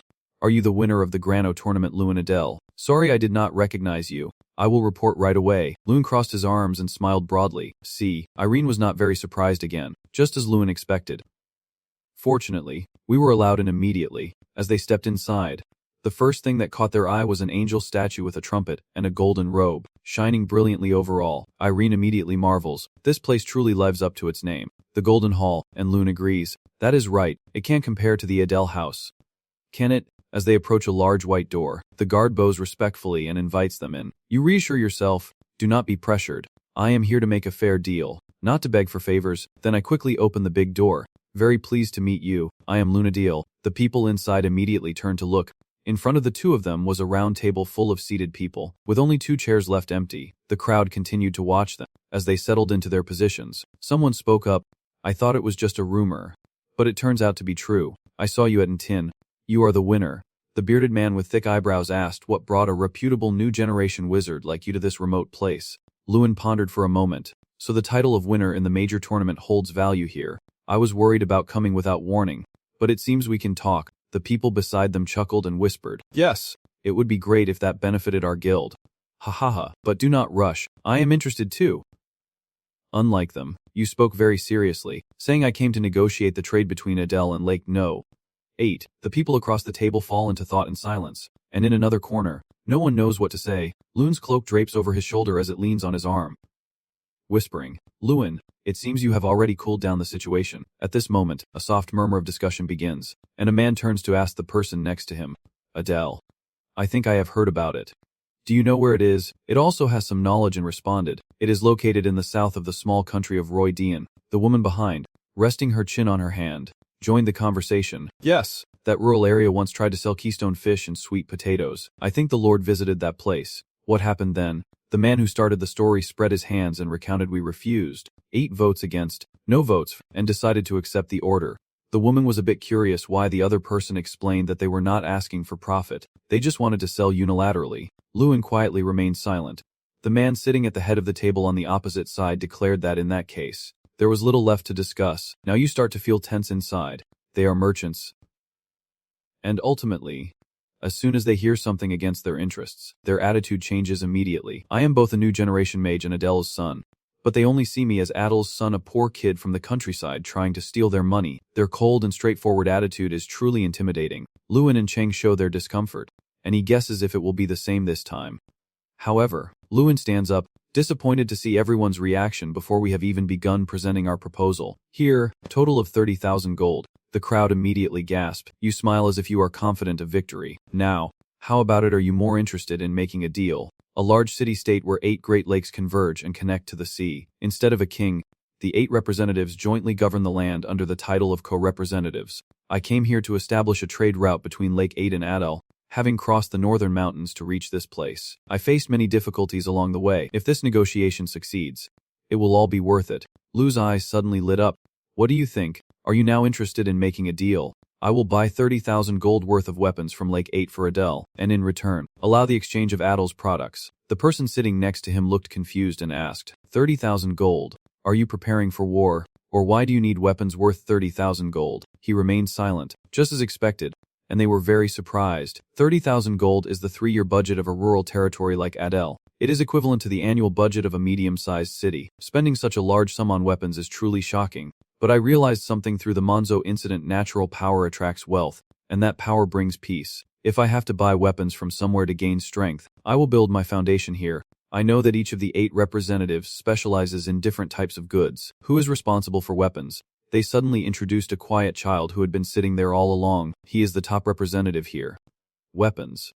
Ironworks. Various animals and plants. Even ships. They manage the largest range of goods. Lewin was visibly stunned by this unexpected answer, looking even younger than himself. But the child's eyes were not those of a typical kid. An extraordinary presence. What kind of life had this small one lived? Cecilia calmly asked, by the way, what do you plan to do with so many weapons? I know this curiosity is quite rude, but as a supplier, I am a bit worried. Lewin also showed a certain respect for the girl. First, we plan to carry out a large-scale monster raid near Adele, and the weapons deal was the first step. Cecilia hesitated and repeated, you said it was the first step, but she did not finish her sentence. Lewin explained immediately, we plan to establish a trade route connecting the 8 lakes and Adele, through the northern mountain pass. The chairperson nervously whispered to Lewin, Adele, please do not mention that mountain by name here. Hearing this, he did not understand anything. Sorry. Irene glanced at the people around the table lazily and asked, why is the atmosphere like this? What is happening? Lewin also acted the same and replied, I do not know either. He carefully observed the crowd. I do not know what is happening. But I know who caused it. They have completely reset. So why is this happening? Cecilia frowned and warned, are you planning to cross the North Mountain? No, that is impossible because there is a demon residing there. Lewin immediately thought to himself, a demon? Could it be? Then he told them, I went through it myself. I crossed that mountain alone. The girl with the dark face clearly did not believe it. She accused me of lying. Lewin just confirmed his words as he reached into his shirt and pulled out a beast. This is not a lie. I encountered something in that mountain. Could this be the demon you mentioned, the one with silver fur? Cecilia suddenly stood up in shock. You have completed the mission and earned the respect of the Vance's family. Lewin confirmed in his heart that it was indeed the truth. Tears welled up in the girl's eyes.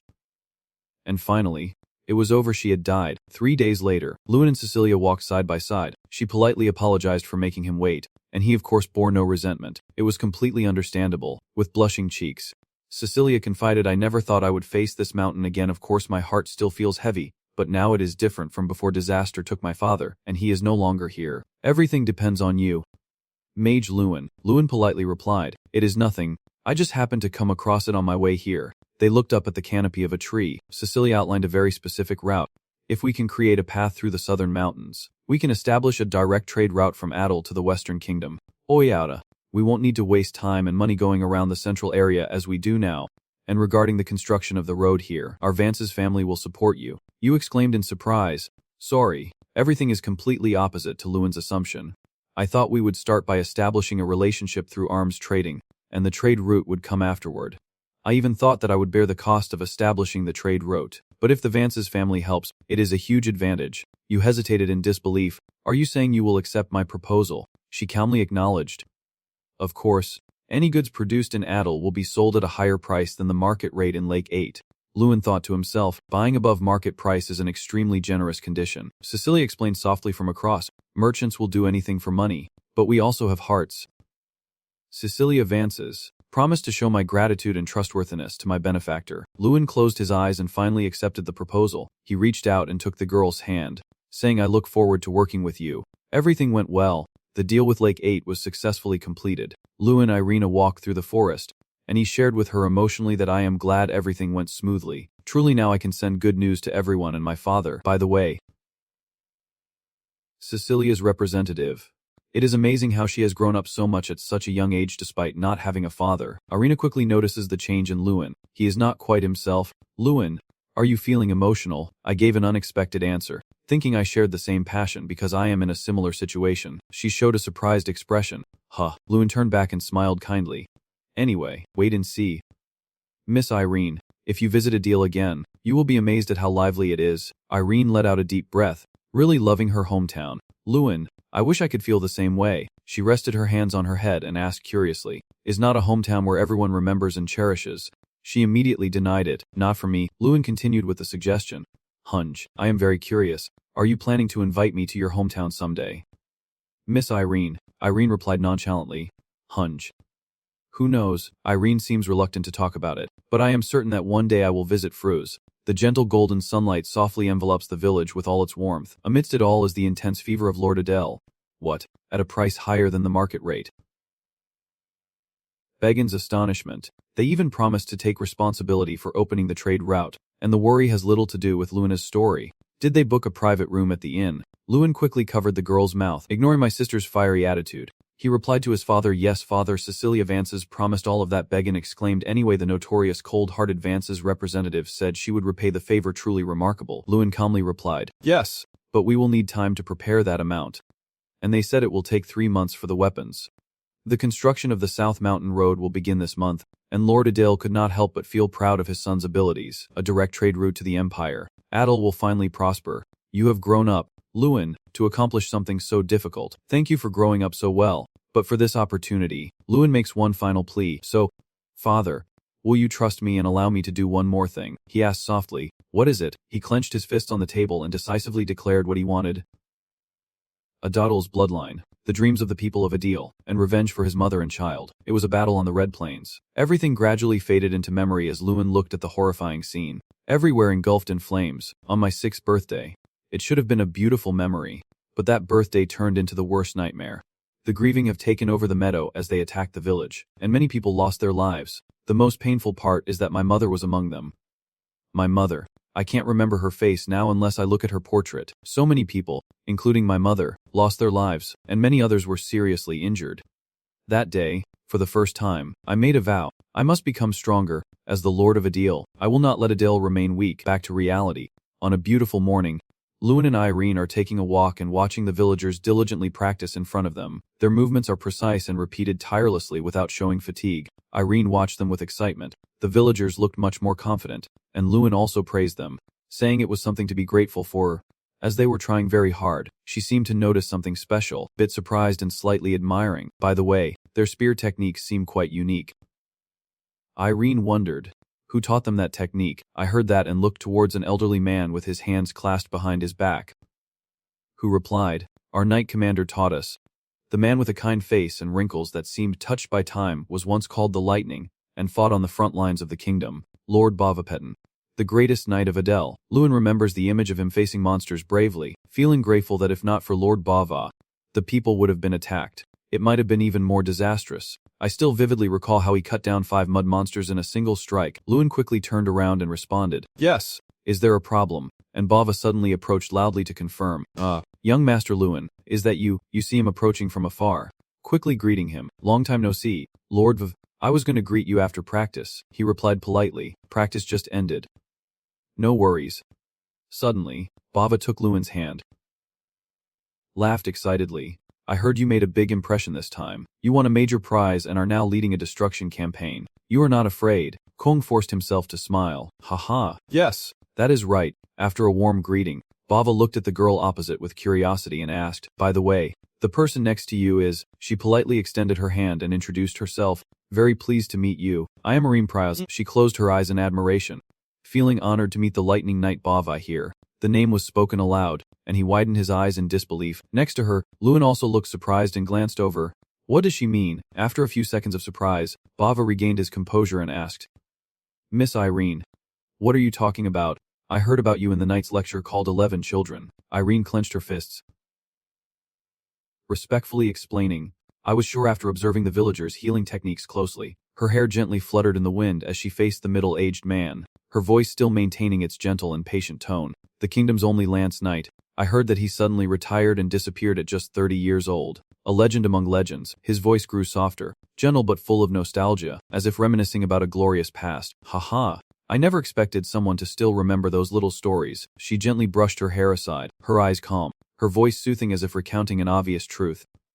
Of course, because it was so impressive that I read it in great detail. Irene faces Bavai as if she sees the armored man standing proudly behind him, holding a spear with strength. The story continues about how he single-handedly defeated more than 10 high-level mages from the rival nation Pona. It is a legend. He closed his eyes, calm as if he no longer cared about the past.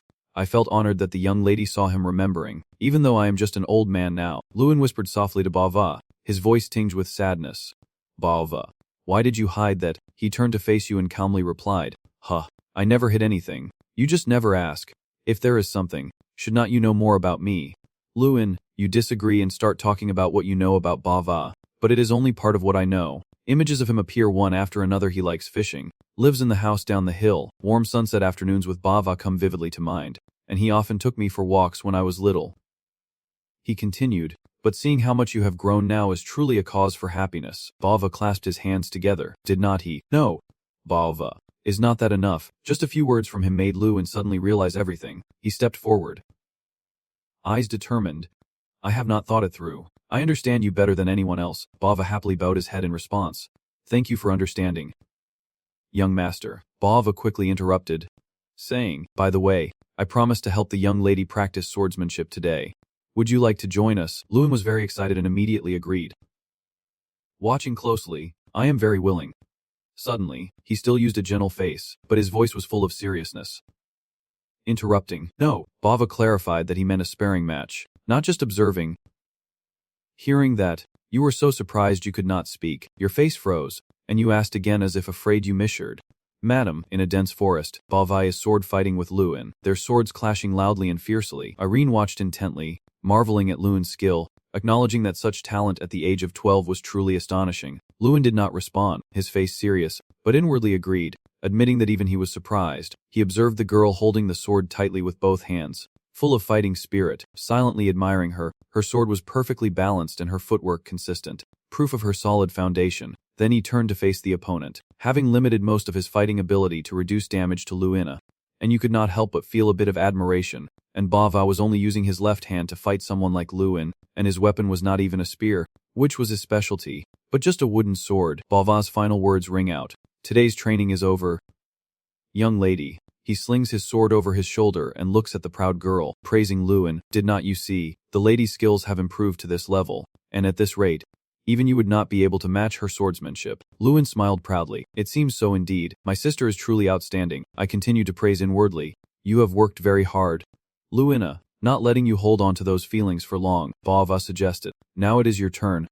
Right. Lewin needed to get a wooden sword, feeling a bit nostalgic. Yes. Around 9 years old, I once sparred with Lord Bava using a wooden sword. Because even a mage needs to understand swordsmanship to face knights, he made his decision. Since I have also been practicing martial arts until now it is my turn to show what I can do. His face became serious, his eyes sharp, and he spoke confidently, hoping for guidance from Master Bava. The match ended with Lewin collapsing to the ground, his face covered in wounds, his eyes vacant as if he could not believe what had just happened. Amidst the laughter of the two girls beside him, Bava encouraged him. His skills had improved compared to 7 years ago. The old man felt very happy.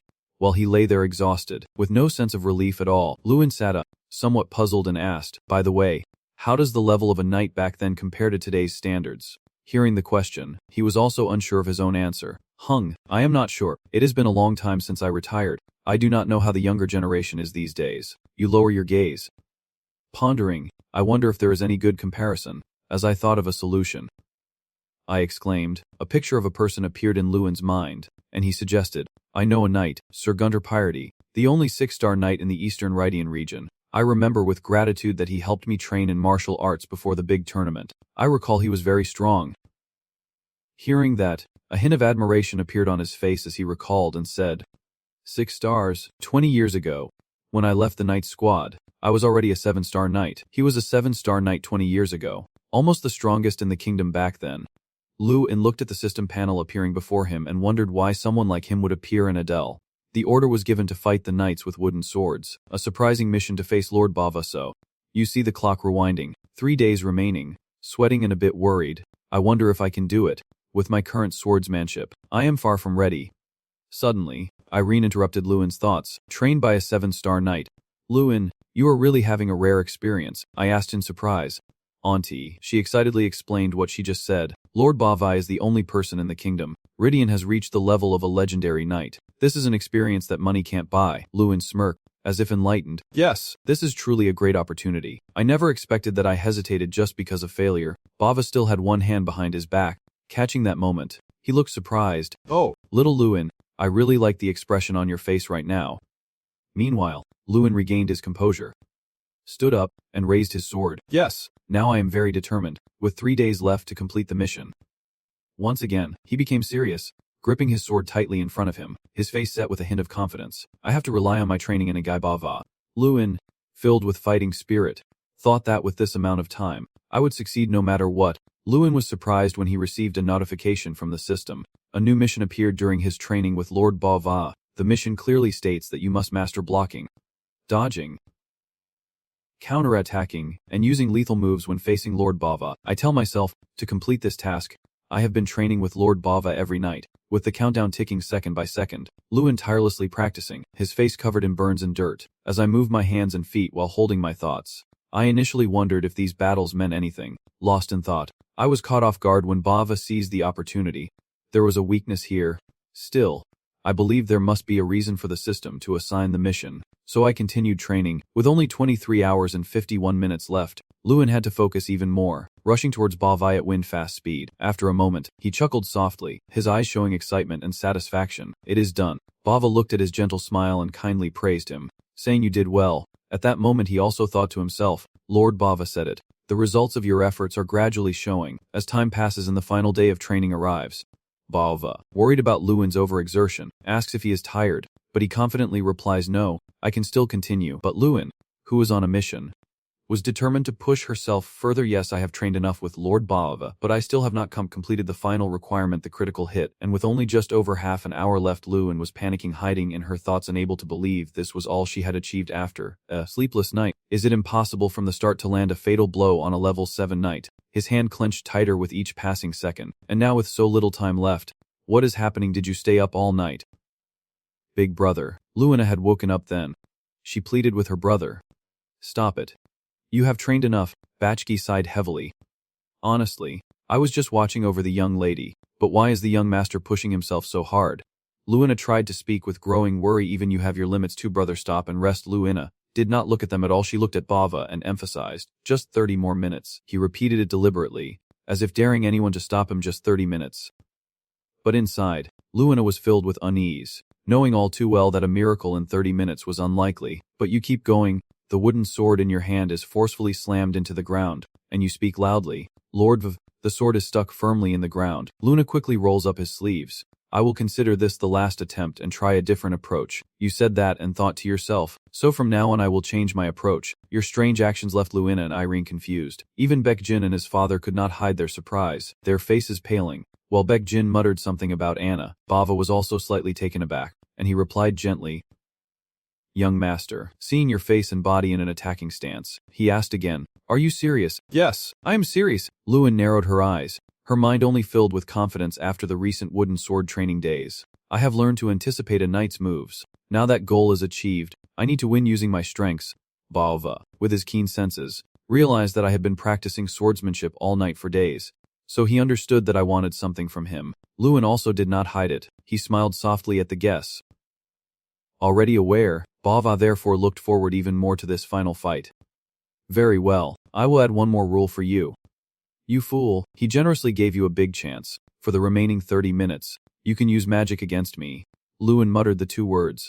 Magic, Bava at this moment, with his mouth, responds while raising his sword, but I will also be more serious. I want to see your true ability. Luin is also ready. He lifts his heel and points his toes toward Bava. I am coming. Immediately after, they both darted forward. Luin clenched his teeth and narrowed his eyes. Realizing he did not need the wooden sword, he had to get closer to the range of the sword, and in exchange, his body became lighter and more balanced, improving his movement. When he closed the gap to this extent, the sword's blind spot rendered it useless, and Bava suddenly paused his attack, then burst into a triumphant laugh. So that is how it was. At the same time, Luin hesitated and was a bit confused, but he gritted his teeth and panicked for a moment, as he could not find any opening beyond the reach of the wooden sword. The method I used to face Doomgram at the Grand Assembly, breaking the opponent's sword, is not a strategy that can be applied to everyone. The knights at his level do not confront the difference in strength directly, but instead shift their approach. Bava analyzes Luin's fighting style from earlier as if he has seen through it, planning to close the distance beyond my wooden sword's reach. That is a good choice. But once you are discovered, I won't have many options left, and the opponent will always try to widen the gap between us. This only makes Luin more anxious. He shrinks back and clenches his fists tighter. Bava is right. All my strategies have been seen through. Just as the fist was about to strike, Luin suddenly grinned mischievously. But you did not expect this. In that split second, the clenched hand opened wide, and Luin shouted loudly, Light. Suddenly, a blinding blue light enveloped both of them, obscuring Luin and Bava from view. When the light faded, only faint wisps of smoke remained, and everyone saw Luin grabbing Ba by the collar, forcing him to lie on the ground. Luin shouting in relief, Brother, Bava may be defeated, but he still smiles kindly at you. I was worried you would use some kind of terrible magic, but you only blinded me with light. You completely defeated me, kid. Luin looked at him humbly and replied, This is all I could think of at the moment. I sincerely apologize for making you let your guard down. Bava. The sentences are short, but your mind is filled with many thoughts. Honestly, if Lord Bava had been in his normal state, I might have failed. He did not get to rest at all today because of me. And finally, I succeeded. The reward system announced that Luin received a steel destruction skill. While happily reading his gift, Luin was suddenly hit hard on the shoulder by Boot. Big brother, what are you doing? Luin grimaced and crossed his arms. Even though it was just a training match, how could you have knocked Lord Bava to the ground like that? Luin chuckled awkwardly and mumbled without explanation. Sorry. Bava spoke up to explain on your behalf. I am fine, so please do not be too harsh with Shoda. Miss. Luin then bowed respectfully and extended his hand towards Bava. Now the sparring session was over. I just want to soak in the hot bath for a while.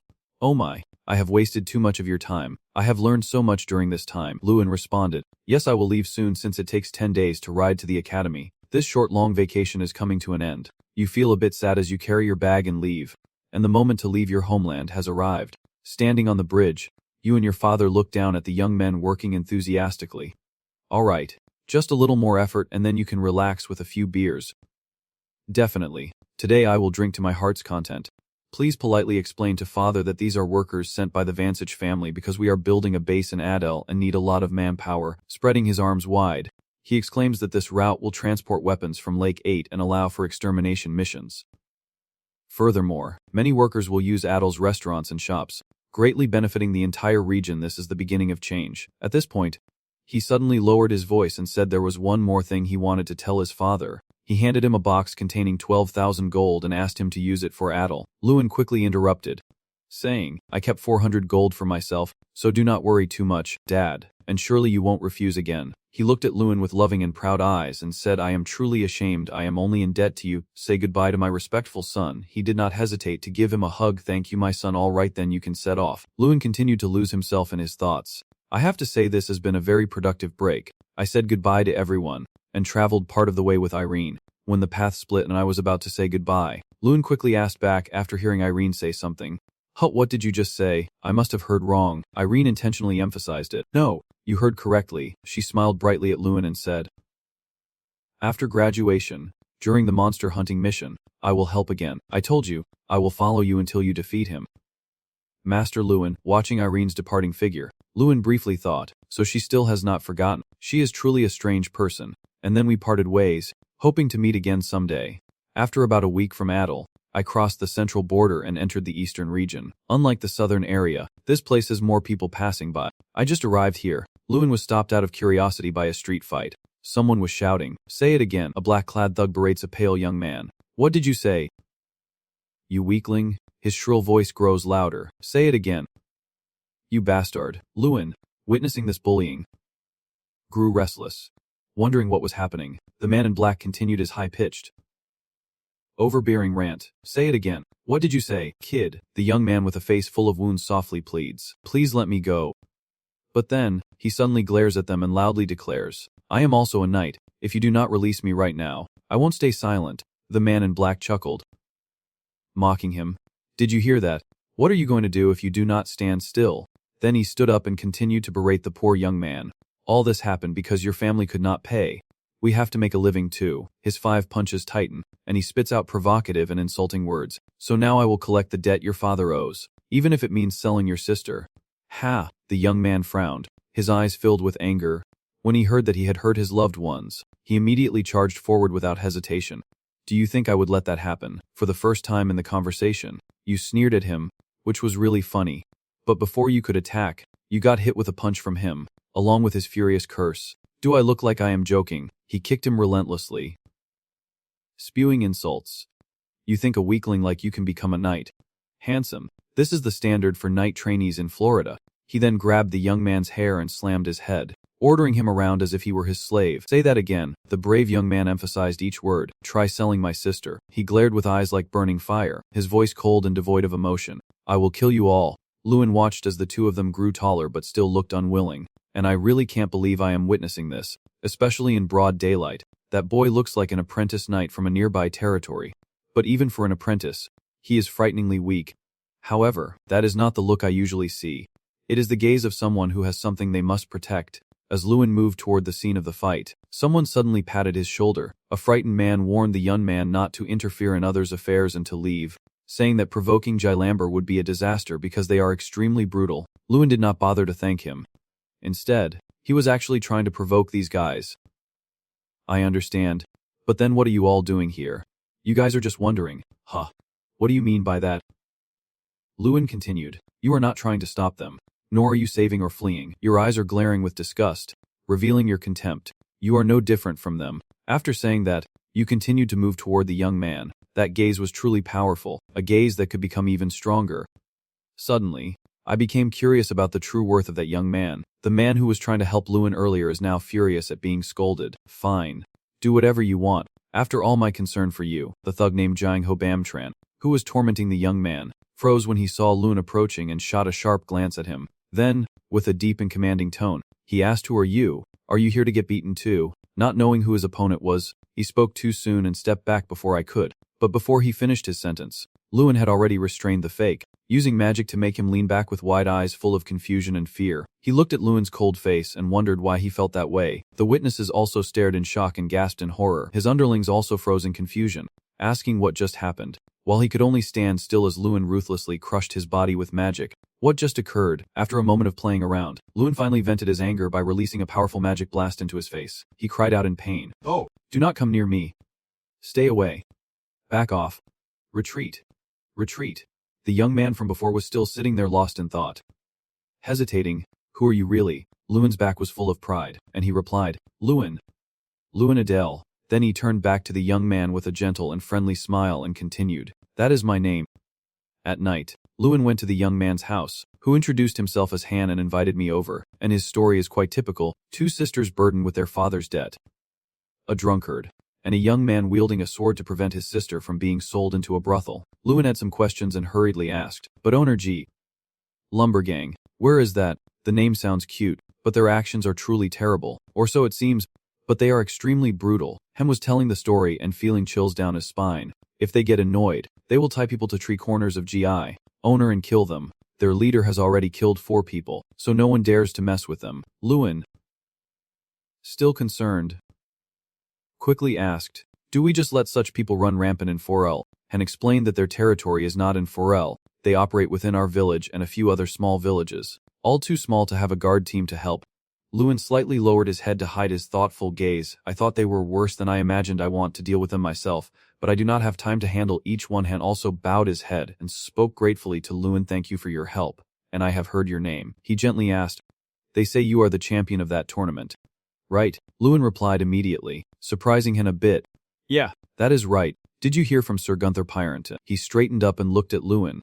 How did you know that? Lewin smiled and explained, I heard that the name of that book says you are an apprentice knight from the foreign territory, and if that is Lord Gunther, I guess he would mention me. Han stood up suddenly, speaking with excitement. Yes, our captain has talked about you a lot. He said there is a very strong mage at the academy, but not stronger than our captain. Oh really? Lewin thought with a sigh, but I already beat him in the arm wrestling contest. Han continued to passionately express his feelings, saying he wants to become strong quickly and turn into an excellent knight like our captain. Lewin was silent for a moment, pursed his lips, and thought that having a captain as a goal was very good, but Han is too weak to achieve that, let alone become a knight. Even graduating from the academy is uncertain for him. Suddenly, he lowered his voice as if feeling a bit embarrassed and confessed, Actually, I am at the bottom of the class, so I get mocked every day. They say, how can you stay in the academy with skills like yours? His words were sad but still carried a faint hope. Everyone criticized me, but our captain was different. He said I had a talent that others did not. When he said that, he became more cheerful and positive, saying that if I kept trying, one day I would shine. Lewin suddenly realized that it was exactly like that, just as Professor Hayden and the principal believed in me completely. Lord Gunther Pyrant also trusted Han because he had experienced something similar. Lewin confidently encouraged Han, because effort never betrays you. You feed him a piece of food and keep encouraging your new friend, even if he is slower than others. As long as he keeps trying, a miracle will come someday. Just like it did for me. Seeing Lewin's puzzled face, Han hesitated and apologized. I forgot to warn you. My sister's cooking skills are quite unique. You silently lamented in your mind. Why are you only telling me now? While they were happily chatting in a warm atmosphere, a loud scream interrupted them. Come out, you dirty kids. The G. Lambert owner's men are gathered outside. That damn noble should have been torn apart. But I came here to kill these 2 kids. The big boss nearby ordered. Kill them or we will sell them. He rushed towards the house, kicking open the fragile wooden door. Come out now, do not run away. But he suddenly froze, eyes staring at Han and Lewin. What? Where are those 2 kids? Now there is no sign of the 2 sisters inside the house, only Lewin standing there waiting. The big boss asked loudly, Who are you? Lewin equipped some protection on his arm and replied with a smile, I was just wondering what to do, but thank you for coming right in front of me. Less than 3 seconds later, this guy was attacked with magic by you, flying straight from inside the house out to the yard, and the henchmen, frightened, asked each other what was that. They are all in chaos. He blinked quickly. Then there was a commotion. Was that the nobleman from earlier? Why are you here now? I have to do something worthy of this meal. Don't be afraid. Everyone, no matter how skilled he is, there are more than 20 of us. That is right. Let us attack together. The men in black, weapons in hand, charged forward.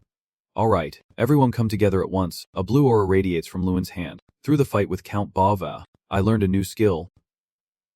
Steel Annihilation, which I can use when activating the skill. As soon as the sword touches the scar, its soul will vanish without a trace. And while fighting, he thought to himself, what is this? My sword, someone exclaimed in fear. Usually I only punish lightly, but clearly they are villains, so there will be no mercy, and Lewin's immense power descends upon the crowd. Demon Keeper. Please have mercy on us, we have committed a serious crime, and the crowd lies on the ground helpless. By now, they probably realized that attacking further is useless. Lewin was lost in thought when a distant scream echoed. As expected, not everyone could perceive it. Someone's been taken hostage. You move, and I will slit her throat. What are you doing? Get up and tie up that noble, the man in black commands. You worry. Damn it. Are you the leader of this gang? Yes. I am the boss of Jig, he said sadly. If you understand, kneel down now. You bastard. Are you worried and looking for Han? What happened to Han? Sister. Han is injured. Did you get hurt trying to protect your sister? Then there is no other choice. I have to settle this. You move toward him. He shouts, do not come any closer. Do you think I won't kill her? Stay still. If you move even a finger, I will cut her right here. Lewin is furious. Damn it. The academy did not teach us how to handle situations like this. I do not have enough time to use magic. Damn it. What should I do now? A sword strike is coming. It is shocking. You bastard. Han, furious, drew his sword and said, if you do not want the same fate as your leader, get out of here now. You bastards. Run away. Everyone started to flee. Han, are you okay? Han's sister runs over. And Han, in disbelief, says, I killed someone. How could I? It is okay, Han. It is necessary. And congratulations. Lewin congratulated him. Han turned around confused and said, congratulations. You explained. That is the Pareto sword, the mastery of aura. I saw a stream of blue energy emanating from you earlier. You just reached 4-star level. Right, the appearance of this invisible blue energy. This aura means that Han is amazed. Oh, I have reached 4-star level. That is right. Reaching level 4 stars is considered one of the top ranks among knights. Of course, you still can't fully control your aura, but it is certain that you have shown clear progress. Yes, you did it. Just as I predicted. I was right. Your thinking was correct. He was moved and thanked Lewin. It is all thanks to you. If it were not for you, I would not have had enough courage. Seriously, enough with the cheesy talk. Lewin replied, at least for now, no one will bother Han's sister anymore.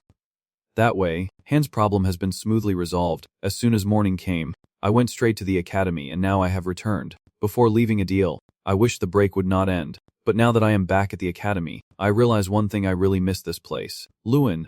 During the break I was just talking with Ka and heading to the mountains. What should I say? A lot has happened, but there is nothing worth mentioning here. Uthi. You hesitated. I have been training. He was surprised. You, someone as strong as you also trains. Swordsmanship. Oh my god. Lewin, the holiday is for resting. Besides, swordsmanship is part of the knight-related classes in the second semester. Right? Why are you practicing and studying during the break, calling it preparation? While they were talking, Professor Hayden called you. Lewin. Professor Hayden, so you are here. What brings you here? Look outside. A guest has arrived. There are many knights and a golden sunbird emblem on their flags. It must be him. It seems Lewin has recognized who that guest is. I will go out right away. We have exchanged letters, but I did not expect to meet him so soon. The champion of the martial arts tournament has arrived. The princes have arrived. The two princes stepped down from the carriage. Don't even think about interfering between me and Lewin. Crown Prince Croster ridden. Don't get your hopes up too much. Brother, no matter how hard you try, Lewin will choose me instead. Lewin. While they were still arguing, you arrived up front and introduced yourself. It is an honor to meet you. Princes, I am Lunadil. I apologize for arriving so unexpectedly. I have prepared a gift, hoping to speak with you privately. No, the gift I prepared is even more valuable. Forget my brother and talk to me first. Their intentions are so obvious. If I, the champion of the martial arts tournament, support one side, it would be a huge step toward becoming king. I have a solution. You speak up with the solution. All right, we will do as you say. Without Lewin, both of you should discuss this together. The Kingdom of Leading, which I and the Academy belong to, is now known as the weakest nation on the continent. Nevertheless, the kingdom still cannot unite internally, and the conflict between the Crown faction of the Crown Prince and the Reformist faction of the Second Prince is the cause of the ongoing strife. Most mages, like them, are just tools in their power struggle. Looking back, it is clear that is why they came to me. To this kid, I will sit here. No, the seat opposite Lord Lewin is mine. The two princes are arguing over who will sit opposite Lewin. I too feel helpless in front of these two people. Well, that is quite a bother. Don't cause a fuss. It is not because of you that things got messy. Brother, it is because of young people like this that the country is in such a state. These thoughts are swirling inside him. It is ridiculous. You just called her out. Stop arguing. I was a bit surprised by the sudden 2-day visit, but it is good that the 2 days have arrived. I also have something to say. I have no intention of choosing a master between the 2 days. I expected this, but hearing it directly is still truly heartbreaking. That is right, but even with the legendary strategy, Ziggus refused the offer 3 times. You must know that story too. Ziggus, who declined the Emperor's proposal 3 times, eventually joined the Emperor's side. Are you really comparing yourself to the first Emperor, who was a level 9 knight? Even if those days keep making the same offer, the outcome will still be the same. I am Luin Adel. I have something I must do. Something you must do. I plan to return to my homeland, the territory of Adel. Adel means you won't leave the kingdom even after graduation. Of course, I could become a force for the kingdom then. Oh, it is good to hear that, but the situation in Adel is not easy, and I believe you will understand why I do not want to abandon my homeland. Both princes were surprised to hear this. The future force of the kingdom should not be burdened by unnecessary worries.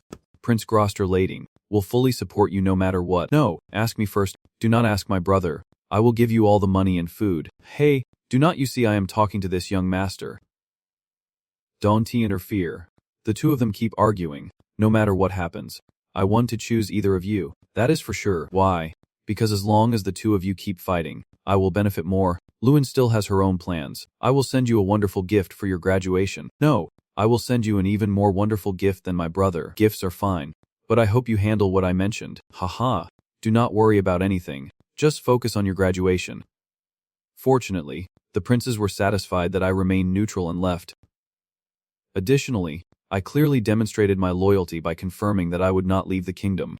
However, I have made requests. First, I asked for approval of the plans Adele is currently pursuing, and I also requested military support to coincide with the time of the expedition. Everything is going smoothly. Is this the power of authority? And my train of thought is interrupted. Everyone, listen carefully. The Luinadal formula is Igong Lai and the treasure of the kingdom. Therefore, I appoint the Luin formula as the royal protector. Everyone, please show the respect he deserves. This was not in the plan, but things have turned out this way. As the closest protector of the royal family in the kingdom, no one dares to look down on him. Although not official yet, since the princes have acknowledged him, it is essentially considered official. I feel relieved that everything has been settled smoothly. Now we are leaving. The two princes say goodbye and depart. Truly impressive to be appointed as the protector of the kingdom. It is quite remarkable. Comments echoing, please make way. You are blocking our way to class. Jia-sun just left shouting for everyone to get out of the way. Now that the princes have gone, it is finally time for your class to gather. It seems things are about to get noisy again. The position of the former protector has always been monopolized by the Gary Hill family. Hey, be quiet. Miko is coming over there. All the gossip now falls silent. What are they saying? Are they talking about me? He just arrived and he is tall. It is really ridiculous. Honestly, who is saying what about whom? It seems those words have truly provoked him. Have you forgotten? I am with Gary Hill. No matter how hard you try, you will all be under my thumb after graduation. Gary Hill, Miko Gary Hill, who was almost expelled for using banned substances during his first semester midterm, avoided expulsion thanks to a strict 30-day suspension, all due to the reputation of the Gary Hill family in the Academy's magic world. No, even the Royal Palace's magic realm. It is now almost entirely under Gary Hill's control. Really? But it seems like it is not what the princes want. Long time no see. Miko. Damn it. He said each word carefully. You think you have won, right, Auntie? Just wait and see who will be the one laughing in the end. He turned his back but still showed his displeasure on his face. Jean, hey, he is just jealous. Do not pay too much attention to it. When you won the big tournament, Miko's expression was really noticeable. And this situation with the princes probably affected him more than you think. That is right. Envy and those things are not worth considering. Miko's tarnished reputation in this matter directly affects the honor of his family. He might be planning something. This class is a special lecture for alumni. Right. Yes. Let us go participate after all. My opponent is the ruthless Gary Hill. The alumni are coming to the academy to teach. I wonder who will show up. I hope it is someone kind. Jia-sun secretly wishes. And somehow, this feeling of unease is never wrong. It seems like the person behind the door has disappointed his expectations. The whole class is looking at both of them in surprise. He is stunned. What is going on? The person on the podium has spoken up. What is going on? Why is the atmosphere so strange? Could it be that person is Louis Adel? Nice to meet you. Louis Adel. Person is Jack King Gary Hill. The second semester of the graduation class focuses more on practice rather than theory. As mentioned before, there will be classes related to knights, and the alumni will come to the academy to share stories about current mages. A kind of lecture. This is a well-intentioned class, but somehow that uneasy feeling never lies. Lewis and Gasson sit alertly in their seats, both silently looking ahead, especially when the alumni, who is Michael's older brother Jack King Gary Hill, arrives holding a book and chalk to introduce the lesson. Today I will tell you a story about the relationship between the Gary Hill sorcerers and the court sorcerers, he smugly sneered. Everyone already knows. Right, out of the 14 court mages chosen last year, 11 came from the Gary Hill house. He smiled, but his cold, inscrutable gaze betrayed his seniority from the academy. I will share with you a truth you need to know to succeed. There is nothing in this world that I can possess on my own. Up here. Lewis, you must listen carefully to every word, because those who are weaker need to unite even more. From now on, you should focus more on reality than on ideals. Just because you praise student representative Louis Adele does not mean your lives will turn out like his. When he suddenly singled out Louis, the entire hall was momentarily stunned. He emphasized each word. Louis Adele. What do you think? He slammed his fist on the table and stood up angrily. Every time he saw him, he hurriedly stood up to prevent his friend from doing something foolish. Well, I can say this, in front of everyone's eyes. You did not dare to voice your opinion. Even if all 10 pieces of vigilance combined with determination, no creation would ever be born, and it would just be a huge pile of nonsense. Feeling mocked, he hesitated for a moment. Are you talking about me? You keep denying it. No, not at all. Do you think this is about you? The tense atmosphere between you two makes the surrounding students whisper and gossip nonstop, seemingly at a loss for words. He quickly changes the subject. Well, I have heard a lot about you from my brother Michael. You really are an unlucky person. Is that so? You simply replied calmly. I guess you have not heard the other stories about how that unlucky guy defeated him miserably. He no longer wore his confident half-smile but looked grim. What a cocky kid. At this point, both sides knew that the feud between Louis Adele and Gary Hill was a confrontation that would not end easily. Since Jacqueline appeared, the atmosphere at the academy began to change rapidly, with the statement that anyone can join Gary Hill if they want. Jacqueline caused the lower-achieving students to become blinded. His straightforward and realistic style proved quite effective. At the same time, an argument broke out, with a student asking, "Did you hear what Senior Jacqueline said? If we work for Gary Hill, we can also succeed." The other side immediately retorted, "Do you really think Gary Hill cares about you? You have no self-respect at all. I refuse to work under that treacherous cheat who manipulates others with tricks." In the end, the students at the academy were divided into two factions, Gary Hill and Adele. With Gary Hill's petty efforts to humiliate Louis and his growing anger at such childish provocations, the atmosphere at the academy became increasingly tense over time. However, before long, an opportunity arose to put Gary Hill in Hand's position. Principal Tyrion placed a steaming cup of tea on the table and gently spoke. "Go ahead and sit down." Louis hurriedly sat opposite him and asked, "How have you been lately?" "Principal." He calmly lifted his cup and replied, I am still fine." He spoke in a calm and understanding tone, full of trust, "because you are the student representative, so we can discuss official matters." "Right. How is life at the academy?" You closed your eyes slightly, your brows furrowing again. "Just like always, except for one thing, there is a troublemaker causing chaos everywhere." As someone knowledgeable, experienced, and seasoned, he quickly understood the situation. Placing his teacup down and saying, I have a feeling I know exactly who you are talking about." He leaned back. "Gary Hill, I do not like their kind, but what can I do? Every wizard in the kingdom has connections with them, so the academy is no exception." He continued to explain the current situation. "But unlike last year, this year we only assign them courses that do not directly affect grades. Still, they are quite noisy both inside and outside the academy, apparently because of you, and it seems they hold quite a bit of resentment towards you." He is curious about Jackie Gary Hill, the former student, and what kind of person he is. The story goes that he is extremely famous for his good looks and eloquence, with seemingly smooth social relationships, and his academic results are outstanding. At 23, he became the youngest archmage in the kingdom.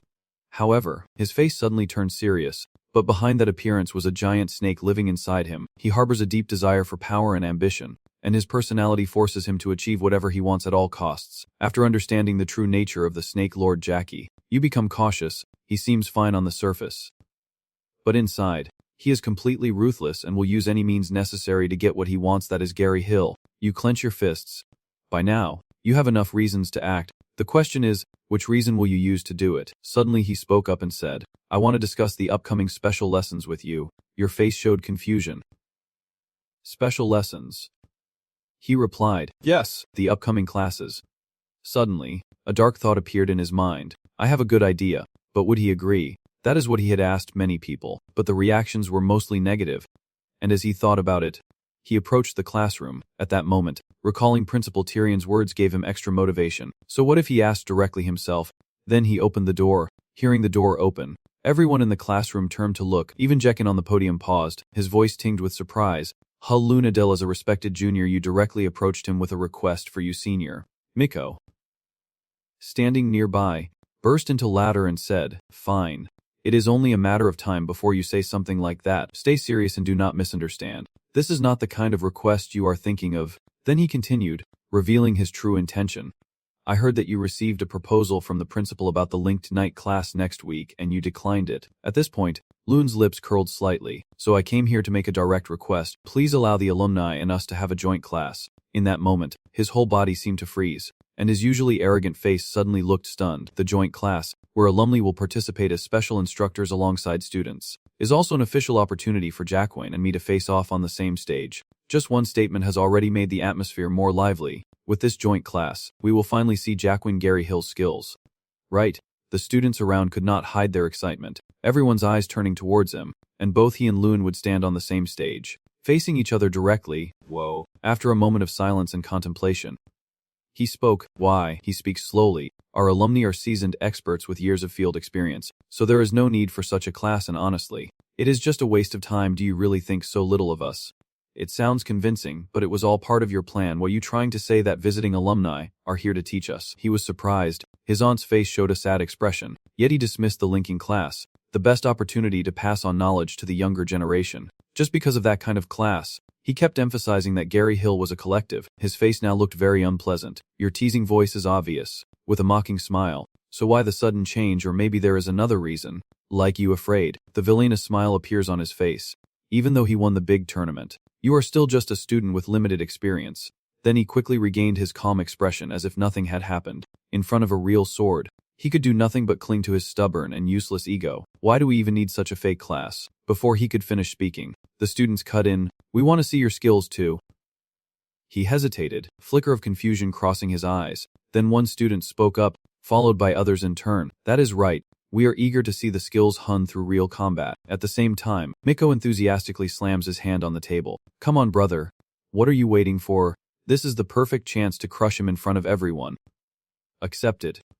Lewin Adol, you will regret this proposal for a long time. My brother is a powerful mage. His reaction is exactly what he wanted. He smirks triumphantly.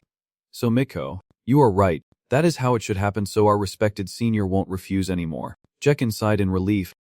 All right. If it is the joint class, the apprentice knights from foreigns will join. Right. However, he justified himself, saying I refused this proposal because I did not want to steal your moment to shine. The student representative, in the classroom, as if now you want to pass up on it. You did not hesitate, step by step walking straight toward him. No. Please. Do it. I am begging you. You part ways as a junior at the academy, and I also want to see your skills. He reluctantly shakes your hand. So if that is the case, I have no other choice. Let us do our best. Suddenly, a sharp pain shot through him, so intense he ground his teeth. He sighed. This brat, the boy whispered in his ear, a voice as cold as stone. Well then, I will leave you to it. Senior, your eyes light up with excitement and challenge. Get ready to be amazed. 3 days ago, before the apprentice knights of Foreign arrived at the academy, Lewin had a brief meeting with Principal Tyrion. You spoke up, saying it was a special class. Really, the principal calmly recounted. That day I considered pairing alumni with students to form teams for the class, but most were rejected. Then he smiled. But if asked directly, as a senior, he would not be able to refuse. As the student representative, what do you think? Recalling that proposal, it made him just smile awkwardly. A mix of helplessness and surprise. Principal Tyrion is truly clever, coming up with a plan that the senior could not refuse. Suddenly, the atmosphere erupted unexpectedly as someone could not contain their excitement, pointing straight ahead and shouting with enthusiasm. Look, they are coming. It is the apprentice knights of Farin, their cheers echoing like a wave across the courtyard. As he saw the kid retreating into the crowd, Gooder immediately broke into a bright smile, a hint of amusement flickering in his eyes, and said, Look at that stubborn kid. How have you been lately? The boy replied casually, Of course I am fine. And how about you? Gooder. He shrugged with a lazy expression that did not change. Just like usual, I have heard about you recently. You won the grand festival. Right, he tilted his head slightly, humility evident in his expression. Yes. Thanks to your guidance. Guter burst into hearty laughter, turning to walk away while waving farewell. How now I will go meet the principal, so please help guide the children for me. You immediately accept the task? I understand. You place your hand on your chest. Bowing solemnly. Pleased to meet you. I am Lunadil, the representative of the academy. Can you tell me who is the apprentice knight representative? The apprentice knight's eyes shifted aside, saying our representative is busy. Following that gaze, you could not help but gape in surprise. It is just a typical bullying scene of the week. One guy laughing happily. Come on, man. Keep going. You are just messing with the kid. The other guy replied, with eyes like a little boy. No one would care even if he died. So what? He adjusted his stance slightly, his gaze resting on the lightly wounded but familiar face. Han, the bully boy lifting his head. Lewin. He slowly approached, wondering what he was doing here, when a brown-haired guy in the crowd suddenly laughed. So you are Lewin Adale? Huh. I have heard a lot about you. Then, the other guy introduced himself, lifting his head with a somewhat arrogant look in his eyes. I am Man Tipgekshan, representative of Foreign. He continued, with a boastful tone, Van Grazjekshan, commander of the Golden Knights, the only 7-star knight. Have you ever heard of him? He is my father.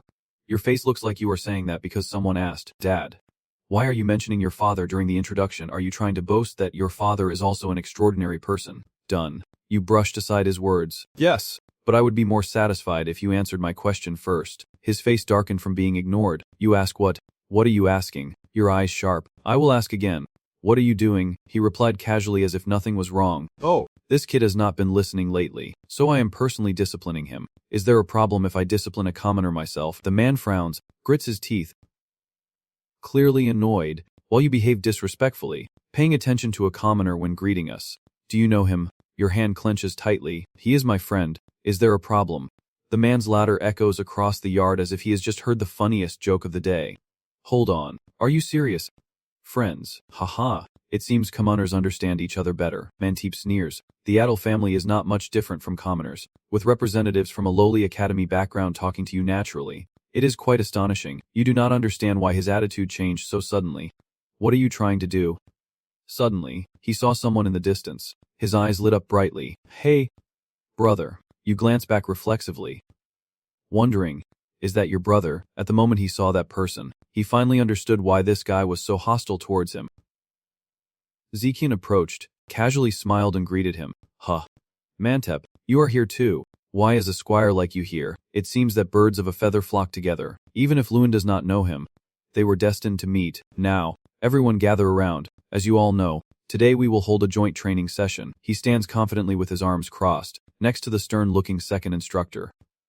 And orders, before starting the training, to divide into groups. He continues explaining that each group will consist of 2 academy students and 1 trainee knight, making a total of 54 groups. As soon as he finished speaking, Mayan scratched his head in frustration. I really do not want to be here. Why do I have to train with these kids? Zekian quickly chimed in, I graduated a long time ago, and I still do not understand why I am here. The 2 of them really share the same big ideas. He proposed with a cheerful face.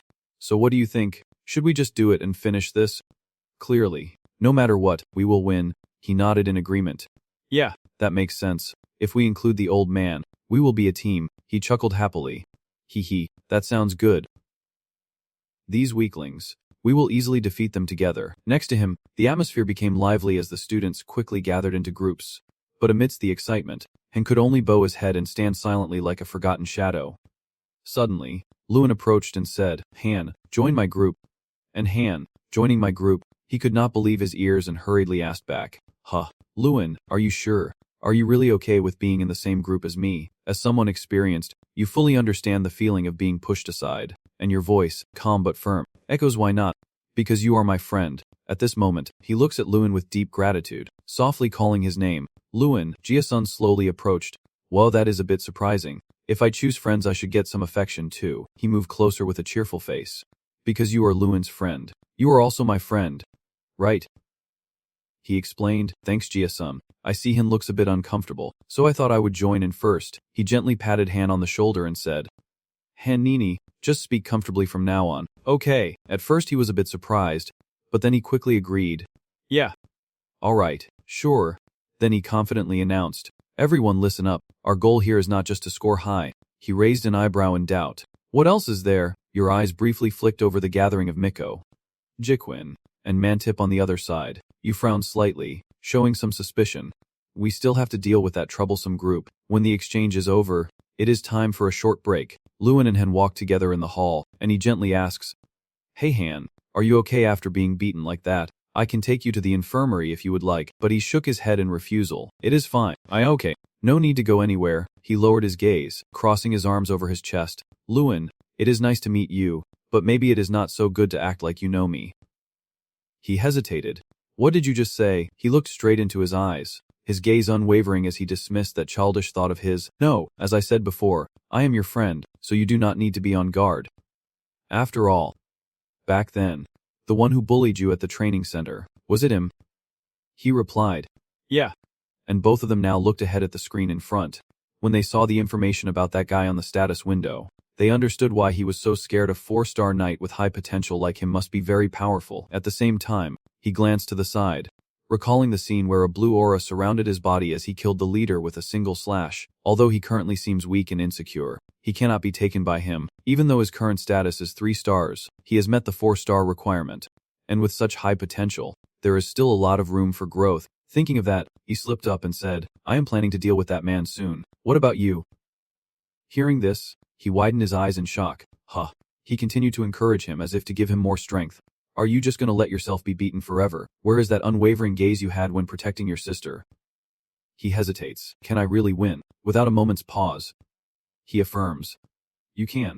It was as if he would never considered it before. He kept asking over and over if I could really win, and the guy above, annoyed, turned around saying he could not stand that nonsense anymore. For someone as proud as him, losing to someone he always looked down on should have been unacceptable. Can you really win? Can you really win? For someone as arrogant as him, losing to the very people he always looks down on is unacceptable. Didn't beat me, the useless civilian who only takes up space. "Hey Han. Come here." Although afraid, he still dared to stand up. "No, I do not want to." It seems this is the first time you have fought back, so he's extremely angry. What? This bastard must be crazy. Standing next to him does not make you special. Honestly, they are just a bunch of fools clinging to each other. He drew his sword, ready to teach him a lesson. "Are you going crazy after being beaten all this time? Come here. Today I will kill you myself." "Don't." He hit him. "Han, he is cruel." "Yeah, but you see, you are different.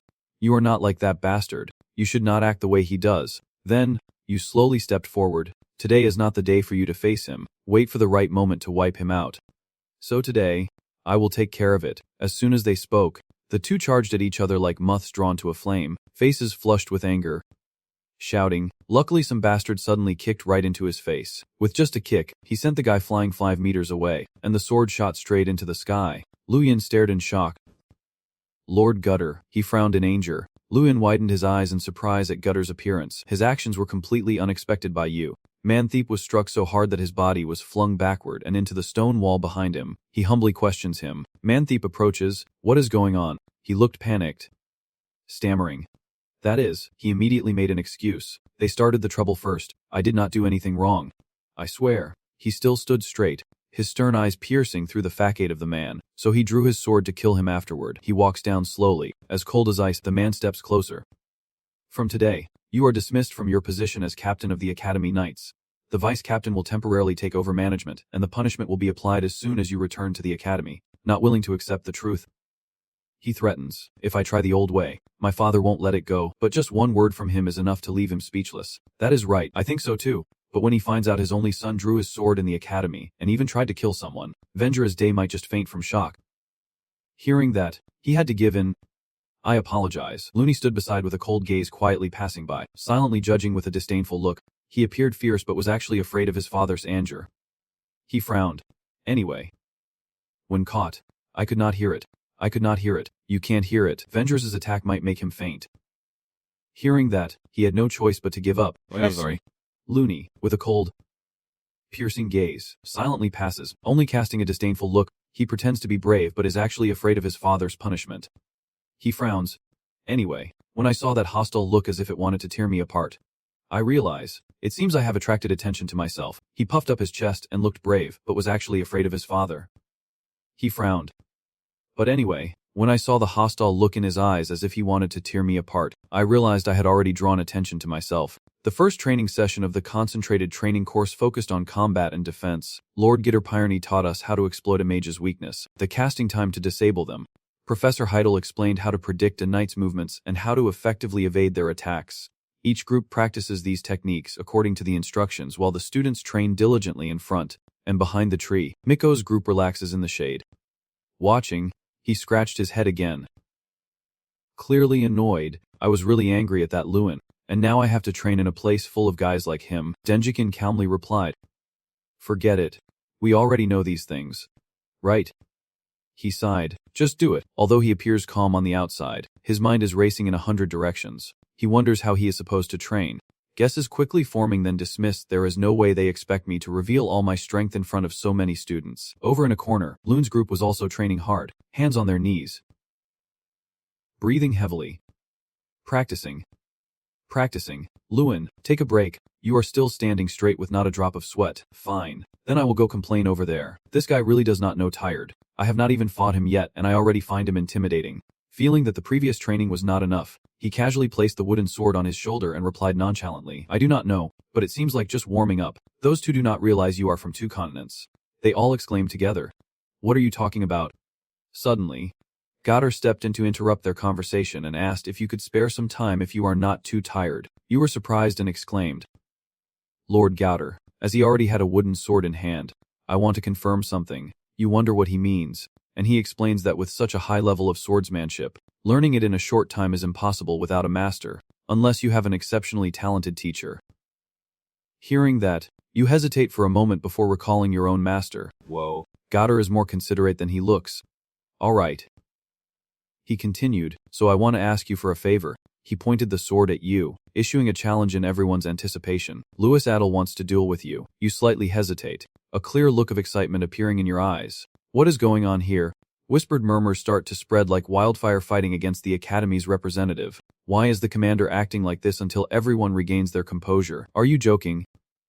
Lord Goddard, I am not even a knight yet, and I have only been learning for a week. He looked straight at you and said he did not expect you to win, which only made you more confused, so what is it then? Then he revealed his true intention. I want you to teach the students here. No one here has swordsmanship skills superior to yours. The apprentice knights there were stunned and surprised.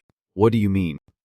Commander, you take a deep breath quietly, thinking that suddenly becoming the center of attention like this is overwhelming, but tomorrow morning, you furrow your brow slightly, pressing your lips into a firm line, silently believing this is a good opportunity. If you perform well here, you can seize this opportunity to assert your position, which is not a bad idea.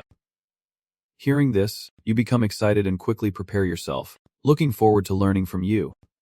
Lord Goddard, he smiled with satisfaction, the corner of his mouth lifting naturally. Your stance is impressive, so I will come forward now. And just as Goddard finished speaking, he lunged forward with incredible speed. The spectators watching from outside all gasped in surprise, exclaiming, wait a minute, what is with that speed? You are too serious. If that hit I would not even be able to blink. But somehow he easily blocked that attack. Someone exclaimed in shock. He managed to stop that blow. But still, he let out a heavy sigh. His sword strike causes you to slide across the ground while defending. He slowly speaks again. Looking back once more, I find it hard to believe your skills. I ask again, where did you learn this sword technique? He narrowed his eyes, his doubtful gaze fixed on you. Could it be that it is a name that can't be revealed? You fell into contemplation, unsure whether to say anything. But it is not like that person was intentionally hiding it or anything. So it should be fine. After hesitating for a long time, you uttered a name, Lord Bovapetin. This was a name no one expected, so everyone standing there was stunned in shock, including Lord Hutter. Switching from one surprise to another leaves everyone stunned. Bovapetin, the legendary war god. No way. I heard he had died. Soon, Hutter regained his composure and said, Oh, I see. He asked, Can you explain more clearly how you knew him? So I explained that Bova had retired and been living in Adel ever since. And he is the person I have been with since I was young. Before he could finish, Manthip interrupted him, shouting, Don't lie. He angrily approached, his eyes burning with rage. Don't lie to me. The boy was confused. Lie about what? He pointed his finger in your face as if he had caught a liar. Yes, that is right. It is a lie. My father said so. Bovapetin is dead and you can't prove otherwise. Right. You looked annoyed. Why does it matter to prove that? And do not call someone still alive dead, he muttered through clenched teeth, still wearing a mocking smile but with eyes full of resentment. Even if what you say is true, it does not matter. After all, the strongest person in the kingdom is still my father. Hearing this, you immediately understood that this was what he was truly worried about. The strongest knight in the kingdom officially recognized as none other than Manthip's father. Vangras Gegen, commander of the Golden Knight Squad. But if the legendary knight Bovapetin is still alive, the hierarchy could very well be turned upside down. I am too lazy to care. Do whatever you want. He looked confused. Whatever, my eyes are cold, my tone unchanged as I state my opinion. Just believe in those so-called strongest titles in the kingdom or whatever. Lord Bova does not care about those petty rankings. Hearing that, he gritted his teeth and growled. Petty. Did you just call it petty? He immediately drew his sharp sword. How dare you insult my father? Now, he is like a madman who can kill anyone he sees. Lewin Adele, I challenge you, bring your real sword and fight me right now. While he was shouting wildly, come here and fight me now, he was already hit with a headbutt from Gutter, his eyes rolling to the sides just like Babethilzy. The reason he hit him was to prevent him from doing something stupid while losing control. What the hell is going on here? A challenge. So you really want to fight Lewin? Huh. The guy sat curled up, holding his head like a little dog. Right. Finally. He announced. Alright. Then the first match in tomorrow's group training will be Lewin's team against Mantip's team. Does anyone object? Both of them replied in unison. No. The blink of an eye later, the next day arrived, and his powerful voice echoed across the sky. Alright. Is everyone ready? As I said yesterday, the first match will be Lewin's team facing Mantip's team, with both groups standing opposite each other under everyone's curious eyes. Suddenly, Jekin stepped forward, calling your name. Lewin, his face shows no sign of worry. On the contrary, he looks very relaxed. Are you all prepared? Lewin immediately switched to alert mode. What is this? Suddenly he asked that. He grinned slyly. Oh well. Forget it. Do your best in this fight. Hearing that, Guter immediately signaled. Alright, then get ready.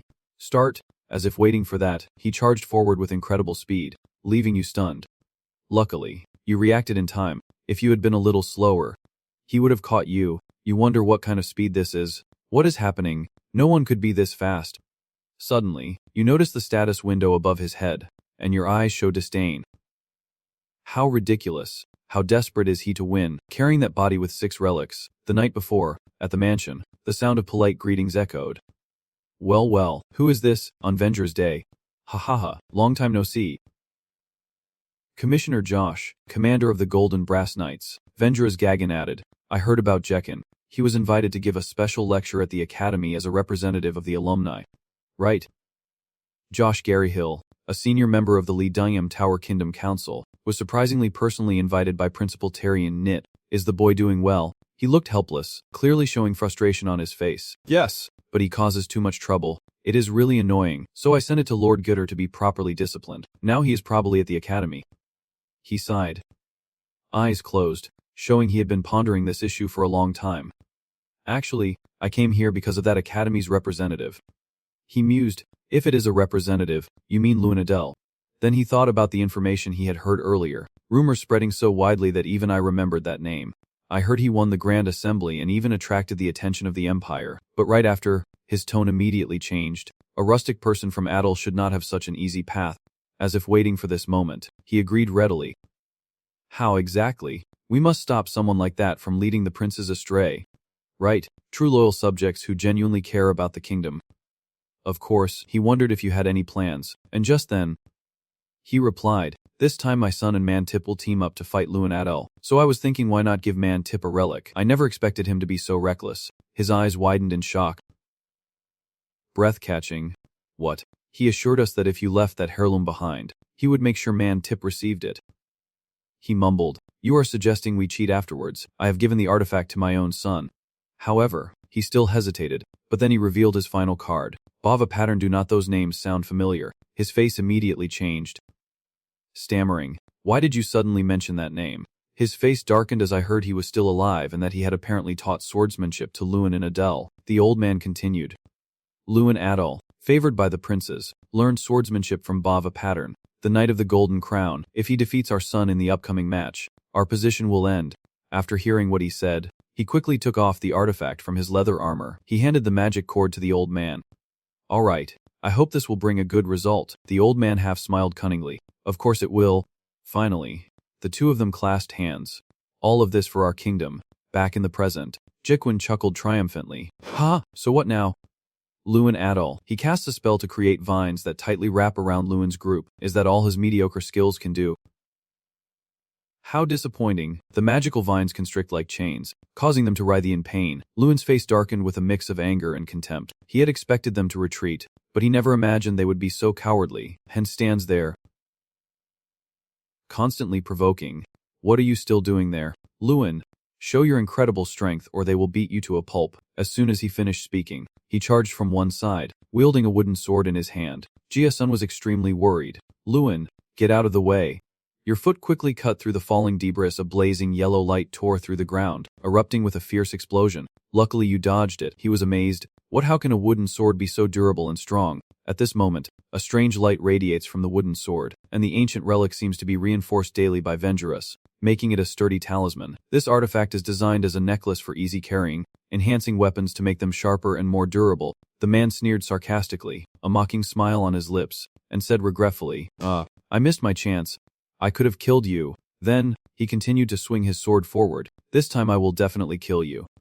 Luan Adol, you watch intently, as tough as steel, so I clenched my fist and activated the breaking spell. With just a flick of the hand, the wooden sword rushing at wind-breaking speed instantly exploded. The man was stunned. What the hell are you doing? Before the opponent could recover, he charged like a lightning bolt, delivering a thunderous punch that sent him flying backward, watching him sit on the ground in pain, eyes trembling as if he could not believe what just happened, his voice hoarse and calling out in shock, his face twisted with pain spreading throughout his body. How could this happen when everyone was wearing relics? Yet he was not pushed back at all. Luan slowly put on his gloves. I had planned to hold back if I could, but clearly that won't work. Since things have come to this point, I will fight seriously, and as soon as I finish speaking, the leader's will in your hand is immediately released. Everyone present falls silent, their eyes wide open in disbelief at the unbelievable scene before them. Even the usually calm Professor Heidel and Gutter can't help but show signs of confusion. If outsiders saw this, what could Jekken do? Facing it directly, he muttered to himself, no way. A demoness. Compared to Luan, a giant lion demoness appeared. Everyone around panicked. Screams and chaos erupted. Run quickly. Everyone run. It is a demoness. A demoness. The immense pressure made his legs buckle, his body trembling as he collapsed to the ground. Scrambling backward, he calmly stated, let us end this. 6 artifacts do not seem to be enough for you. Hearing this, his mind went blank. What? He did not bother to explain, gently reaching out his hand forward, and the enormous soul behind him also raised its hand majestically. The giant finger slowly pressed into his necklace. The priceless necklace shattered into pieces and fell to the ground. The atmosphere immediately became tense, with whispers spreading everywhere. What? Is he serious? Elder Jikin really used a relic, using a relic to fight against a junior, unable to tolerate the gossip about him. His face twisted in anger. You bastard. How long do you think you can hold out? Gary Hugh won't stay silent. I interrupted him irritably. You say Gary Hugh won't let me rest. First Miko, then the eldest son Jikin Garahoff. Who is next? Could it be Lord Josh Garaho himself? As soon as he heard his father's name, he immediately lunged like a moth to a flame. What did you just say, you dog? Dare to mention his name? Luan raised his hand. A sharp spark burst out, shooting straight and striking him right in the chest. You are annoyed. You are too noisy. Just lie down and rest for a bit. Suddenly, Gao Chang appeared on your shoulder. Are you sure about this? You wonder, huh? About what? Is it really okay to reveal the demon girl like this in front of everyone now? Only then did you realize thousands of strange eyes were staring at you.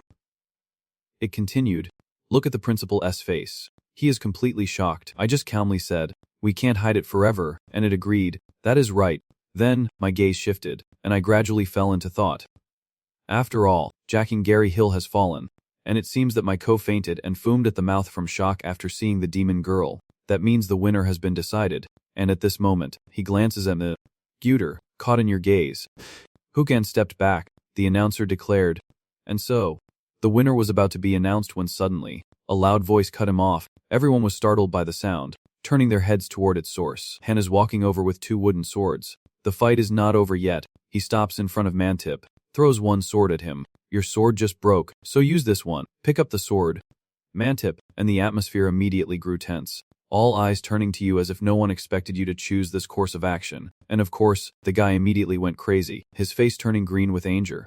Are you really that insane? The filthy commoner, brave enough to approach, but suddenly froze when his eyes fell on the sword in your hand. That is Burrito's sword, now surrounded by a fierce blue aura.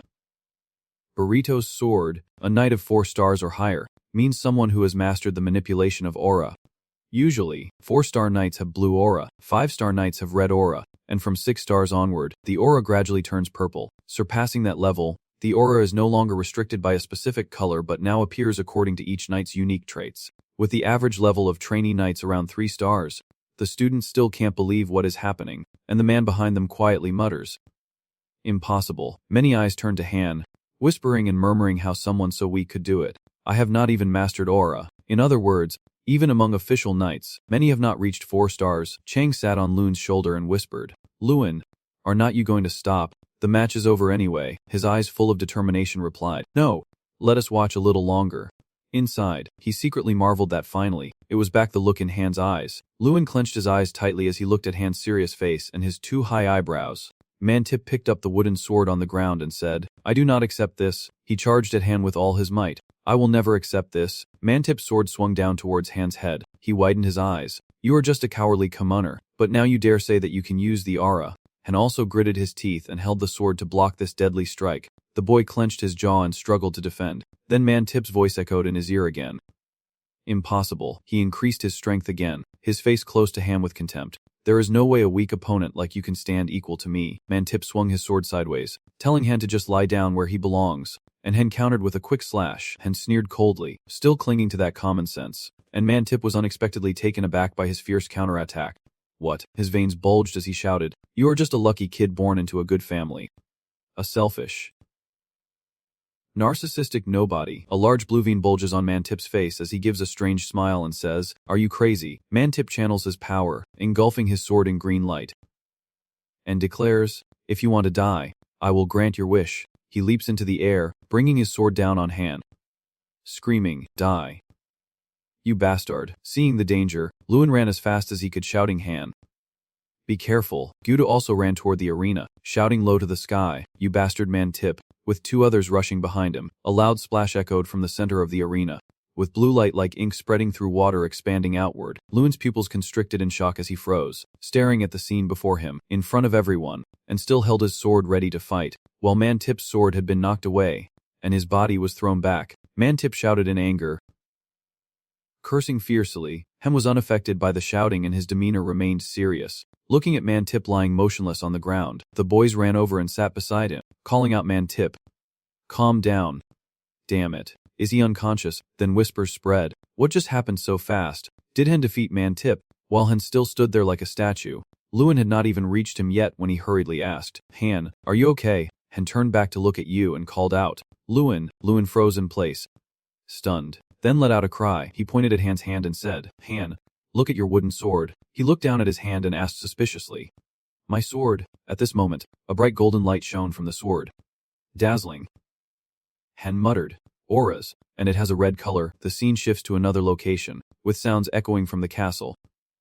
"As expected, you are truly remarkable, Lun." Tyrion chuckles as he and Lun walk and talk, admiring, "I had a feeling, but I did not think you would defeat a senior graduate." You clenched your fists and asked again, "Is it just a gut feeling?" Lun turned and confidently said, "It was the headmaster who called Jacqueline Gary Hill from the very beginning." "Didn't you foresee this outcome from the very beginning?" Tyrion chuckled, "Oh my, so I have been caught." He looked at the paintings on the wall and then said, "I want to take this opportunity to teach Gary Hill a lesson in humility." But instead, it seems I only deepened his hatred. Lun asked suspiciously, "Hatred?" Tyrion whispers that rumors of this fight have reached the capital, as you defeated Gary Hill's eldest son, and the nobles are saying this could be the downfall of his family. He warns Lun that George Gary Hill will do anything to restore his family's honor, which means you could soon be in danger. Tyrion's voice lowers as he says, "As the headmaster, I cannot let my students be in danger. That is why we are here." The two stand at the top of the stairs looking down, and he introduces, the stairs lead down to the academy's basement. Then Tyrion Ichnit recounted that a few days ago, King Graham had awakened from hibernation, and the first thing he said upon waking was that Lun's grip was tightening as he heard him recount King Graham's words, and I could smell the scent of a fellow creature. Tyrion Ichnit looked mysterious and said, "All we need to do is go down. King Graham is waiting with a gift." Seeing Lun's lack of reaction, he asked, "Why do not you ask about it?" And Lun skeptically replied, "Ask what?" Lun half joking, half serious, "I suddenly appeared with a goblin on my back, and there is no magic like that in this world. Are not you curious at all?" Tyrion looked at you with trust. "Whether you appeared with a goblin on your back or carrying the head of a goblin, The Lewin Edel I know has always been someone I can trust, and that is all I need, Lewin responded sincerely. Thank you, Tyrion nudged and signaled. Now go ahead, King Graham has been waiting for you for a long time. And right now you are standing in front of a large door. Lewin slowly pushed the heavy door open, causing loud noises to echo. It has been a while since we last met. Little Destroyer. Lewin also chuckled softly and responded, Yes, it has been a while. In front of him sat King Graham, lounging comfortably on a large chair, and Lewin greeted him. King Graham. King Graham's voice echoed. Small Destroyer, I still can't believe it. I can smell my tribe from Shinshan on you. I can even feel my father Mulkin. And after a moment of reflection, he suggested if possible you could tell me what happened. Lewin nodded without hesitation. All right, I will tell everything. Then, the two of them stood facing each other and talked. I told King Graham about what happened in the Heavenly Mountain and how I crafted a treasure from Mulkin's teeth. After hearing the story, King Graham chuckled with delight. A man who had fought hundreds of demons truly daring. Lewin added, Not only that, I won all the matches. He nodded. Truly your style. My tribe must have had a very joyful time. King Graham covered his face, his voice trembling with emotion. I thought I would be trapped in this treasure forever and then disappear, but I never expected to hear news from my homeland once again. Then he looked at Lewin with gratitude. My little destroyer. Thank you. My benefactor. You also gladly accepted the thanks in return. It is my honor. The system screen suddenly lit up in front of Lewin with a notification. Unlocking the treasure. He wondered inwardly. What is this? The screen shifts to the refuge layer showing the words. Friend of the Love Spirit has been upgraded to Lord of the Love Spirit. Thanks to the passive effect of the Lord of the Love Spirit, strength has increased by 1000. The embodiment of power, Chang has reached 5 stars. The human form can now be used, and thanks to the special skill. Companionship, strength has permanently increased by 500. King Graham spoke. You are the incarnation of Draa, my benefactor, and the only human trusted by the love tribe of Teen's son. This is my gift to you. Lewin was extremely amazed, as if he could not believe his eyes, thinking his strength immediately increased by 7,000, and Chang reached 5 stars. Chang let out a clear burp. This was indeed a great meal. I reached 5 stars much faster than expected. Then it jumped down from Lewin's shoulder and exclaimed, I have been stuck in this useless child form for too long. Chang's body kept enlarging and glowing brighter. His brows furrowed and clenched fists as he asked, Do you know how bored he is? A blinding yellow light appeared, forcing Lewin to raise his hand to shield his eyes. He hesitated and asked, Girl, what the hell is this? A long brown hair gently flowing in the breeze. A soft laugh echoed. So what do you think? A girl appears, but her voice is incredibly familiar as she asks, Isn't it wonderful? Lewin, she flips her hair and says with a smug look, This is what I have longed for all this time. Chang's human form. After a while, Lewin returned to the top of the stairs, having gained 2 more treasures from the encounter with King Graham. As a leader, I have the authority to command the demons as one, as a lord, to resurrect the demons. Next was the second reward and a special privilege to revive King Graham, who was bound to the academy for life, to my position only once. Lewin recalled that before parting, he told me to revive him only if I was in real danger of losing my life. A faint laughter echoed in my ears, and I felt a bit annoyed, thinking to myself to just ignore it. Chang jumped up happily. That is right, transforming into a human form is the best. Meanwhile, Tyrion Ignat suspiciously asked, Lewin, who is that young girl? He pondered. During Chang's transformation, the others could see her, and at that moment Lewin also had to ask to confirm, So you are really a girl? Chang huffs and crosses his arms in frustration, lowering his voice to mutter, I thought you were lying. Tyrion Ignat's voice sounded again. Only one person was supposed to go underground, but 2 stepped out. Can anyone explain this? Lewin closed his eyes and sighed, Oh no, I am doomed. In the silent space, he spread his legs and spoke. So Tyrion Ignat stroked his long beard and asked, With my limited knowledge, I can only guess you are a soul. Is that correct? Chang huffed and replied, Close enough. Actually, I am a manifestation. Lewin hesitated, wondering if this explanation was really effective. Chang looked around and continued, We have a symbiotic relationship, so we cannot be separated, and you feel a bit embarrassed to call, Hey, do you usually talk with your hands on your hips like that in front of the academy? Chang snorted coldly. I have lived tens of times longer than him. Lewin hesitated. That might be true, but Tyrion Ignat's voice interrupted. Because you came here through King Graham, Lewin's noble incarnation, I will arrange for her to stay at the academy. Chang looked quite pleased and asked, Oh, do you have a plan? He nodded slightly in confirmation and replied, Of course. And then the scene shifts to another place, where King's surprised voice echoes from inside the academy. Wait, what is this? Everyone looked at Chang in amazement and then paused before asking, So you mean Lewin? You, another male student exclaimed in surprise. Do you have a cousin like this, and she just enrolled today? Chang stood with his hands on his hips, smiling broadly as he introduced himself. I am Chang Adil, and Loon shyly added, yeah, she is in the same class as us. Jaya-sun, with his chest heaving and his heartbeat pounding loudly, asked if she was younger than us, and Loon explained that she had skipped a grade because she was a genius, and he raised his voice even more, calling her a genius. Jia-sun politely extends his hand. Pleased to meet you, miss. One knee on the ground. He introduces himself. I am Jia-sun Damon, Loon's close friend. Would you like a tour of the academy? If you have not seen it yet, I can take you there. Chang casually asked, who are you? And Loon, confused about what is happening, wondered what he was doing. Jia-sun suggested, do you want to go to the cafeteria? The baguette there is very good. Chang politely refused. I do not like bread. Go away. He keeps finding other reasons. Do you like the sea? It is really wonderful. Loon closed her eyes and sighed. She replied, as long as everything goes smoothly, that is fine. Suddenly someone approached and called out to Loon. Seeing the person, Loon greeted him. Han, today is the day you are leaving. Right, Han smiled and replied, yes, I came to say goodbye. Loon sighed. It is a pity we have to part ways again someday. I will visit you in foreign. I look forward to that. You will always be welcome. After some hesitation, Han asked, and Loon, after I graduate from the training center, can I come to Adele? Loon replied confidently, Adele, of course, anytime you want. He said with determination, no, I do not just want to visit, I want to become a knight of Adele. Hearing this, you were extremely surprised and asked again, are you serious? Han nodded firmly. Yes, I want to do something meaningful, like protecting Adele, where you will lead, so please give me a chance. Loon responded with a smile. Of course.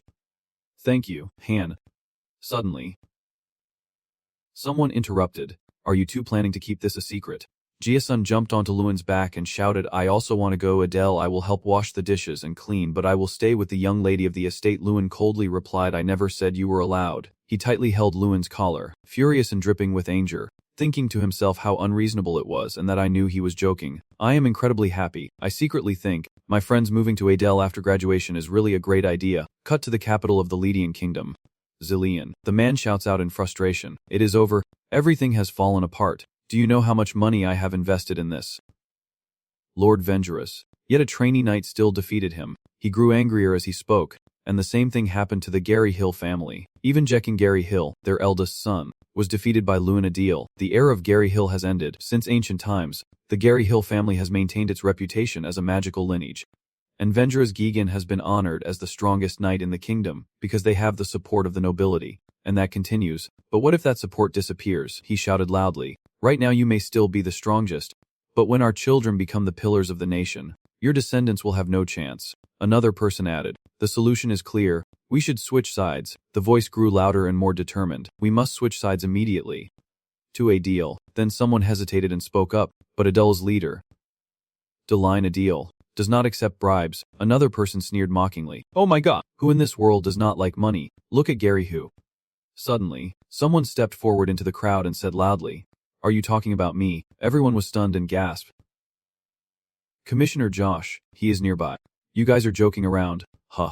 Who are you planning to side with? The man forced a nervous laugh and looked for an excuse. That was just a slip of the tongue. I did not know you were listening. Josh did not bother to give him a chance to question him. A slip of the tongue. If I were not here, you guys would keep talking nonsense about this all night. His voice grew serious. Listen carefully, everyone. Since the founding of the Lydian Principality, Gary Hu has always held power. History never lies, so your worries will never come true. Josh gritted his teeth, thinking, Loon Adele. I was going to use him as a stepping stone to raise Jekin and Miko's reputation, but he has completely crushed our honor. Josh's face turned green with anger, and a murderous glint appeared in his eyes. I will kill him, at any cost. Another important class this semester is a visit to the capital. Amidst the ongoing chatter on the train, we will get to enter the wizard tower and meet the royal mages. It sounds amazing. Loon thought silently while observing everyone. It is a great opportunity to visit the wizard tower and the royal palace, where we can observe and learn from the current mages.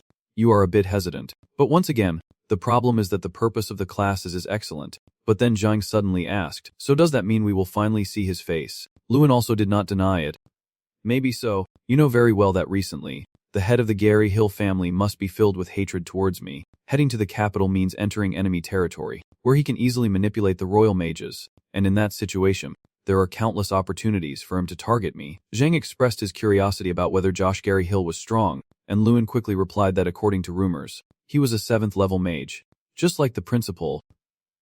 Hearing this, He was stunned and exclaimed, "7th level if I were still in my old state. I could easily defeat him with just one finger." You also wonder and think, I am not sure how strong Zhang was back then, but a level 7 mage is not something to be taken lightly. Lewin looked at Tyrion at least in front. His system panel only displayed basic information and could not access details at this moment. From then on, I understood one thing. The principal, someone at that level, I can't confirm any information through the player's eyes. Lewin thought to himself, I can't be careless even for a moment in the capital. A moment later, the announcement sounded, and the next destination was Rydian, the capital of the Rydian kingdom. Everyone was excited, cheering, "We are here!" At last, they cheered excitedly.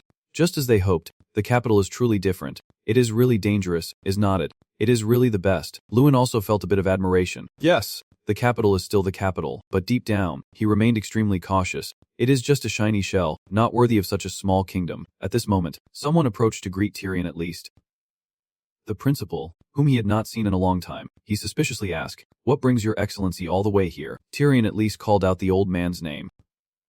Chairman Joss. Joss approached and asked, "Is not it a bit harsh for me to be here, when the future seedlings of the kingdom are visiting the capital? As the protector of this land, I should at least welcome them." Then, he ominously emphasized, "There was another reason." Joss stared directly at Lewin and said, "I wanted to see how far these sprouts have grown, and confirm how he crushed our son." The old man narrowed his eyes threateningly. "So you are Lewin Adale?" You felt uncomfortable under that gaze, like a snake wrapping around your body, but something was off. Joss Gary Hill, the Joss I knew, was a level 7 mage.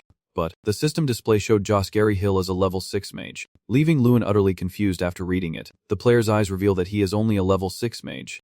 How could he deceive everyone? You suddenly realize, could it be? Lewin looked at Joss's hand full of gold rings and jewelry, then guessed that all of it was sacred items. He slightly curled his lips into a faint smile. Even as a father of two, he looked annoyed and asked, "What is so funny?" Lewin turned around and then replied, "No, it is nothing, I am leaving." Joss immediately grabs your hand. "I have not asked where you are going yet." The old man glares and questions, "What are you laughing at?" Tyrion Ignis quickly intervened to mediate.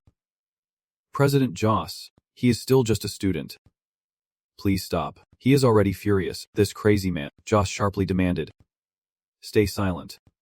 "Principal," he threatened him, "you may be the principal of the academy, but once the students set foot in the capital, it is my responsibility to manage them." Tyrion Ignis immediately retorted, "If that authority is abused as a tool to threaten innocent students, I will never accept it and will send the students back to the academy immediately." Hearing that, Joss only found it ridiculous. "So you are planning to go back?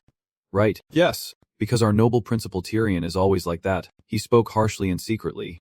"Do you think I do not know? His goal is to humiliate my son in front of the whole school by forcing him out. You are still upset that I was appointed as guardian instead of you." "The principal, what a petty jealousy." Tyrion Ignis shouted loudly. Joss Gary Hill. A sudden gust of wind swept everything around. Everyone there screamed in fear. "What is this wind?" Lu Thenlin said with a smirk. "Really interesting." The old man was stunned and asked again, "What do you mean?" Only now do I reveal that the reason I laugh is because I find it interesting. I have never seen anyone wear so many rings before. It seems that wealthy people are all the same. He nervously wondered what this bastard meant by that. Joss quickly found an excuse. "There is no particular reason. We just happen to have too many accessories. You seem to understand everything now." "Huh, I see." Of course, the old man glanced at Tyrion Ignis before confidently giving the order. "After all, Principal Tyrion, please step aside so I can lead the tour. From today on, I will personally oversee all the classes under my authority." He just remained silent, lost in thought. Joss just turned around and said, "I am leaving now." The city tour turned out to be nothing like a sightseeing trip. Lewin recounted that Joss Gary Hill, who declared he would join the entire itinerary, disappeared without a trace as soon as we arrived at the palace, replaced by a fake mage leading us. You nodded appreciatively, saying that although the tour itself was not particularly remarkable, the atmosphere was not too bad. Everyone is enjoying the trip, praise echoing nonstop. Indeed, it is the magic tower. Truly amazing, except for one thing, Strang asked Lewin, who also felt the same. Right, you honestly confirmed. Yes. I recognized it immediately. Lewin knew they were following me too obviously, and as night fell, he sat by the window, pointing out details to Strang. Look over there. Strang. When they looked down, they saw a few suspicious people wandering around it. The two of them started discussing. Is not that the guy we have already met? Yeah.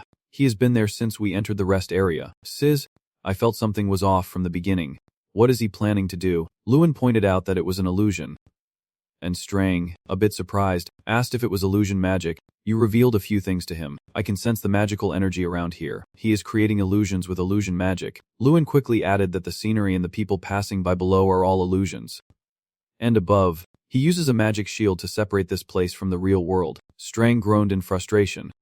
Damn it. I can't believe I did not recognize this magic. Even after becoming human, I am still far from my original strength, and you are lost in thought again. I expected this, but I did not think he would act so quickly. Lewin suddenly noticed something. The man in the black shirt ran away. Strang was startled and exclaimed, "He is fleeing." But you calmly deny it. "No, he is pulling me out. If we fight in a confined space like this resort, I will have the advantage.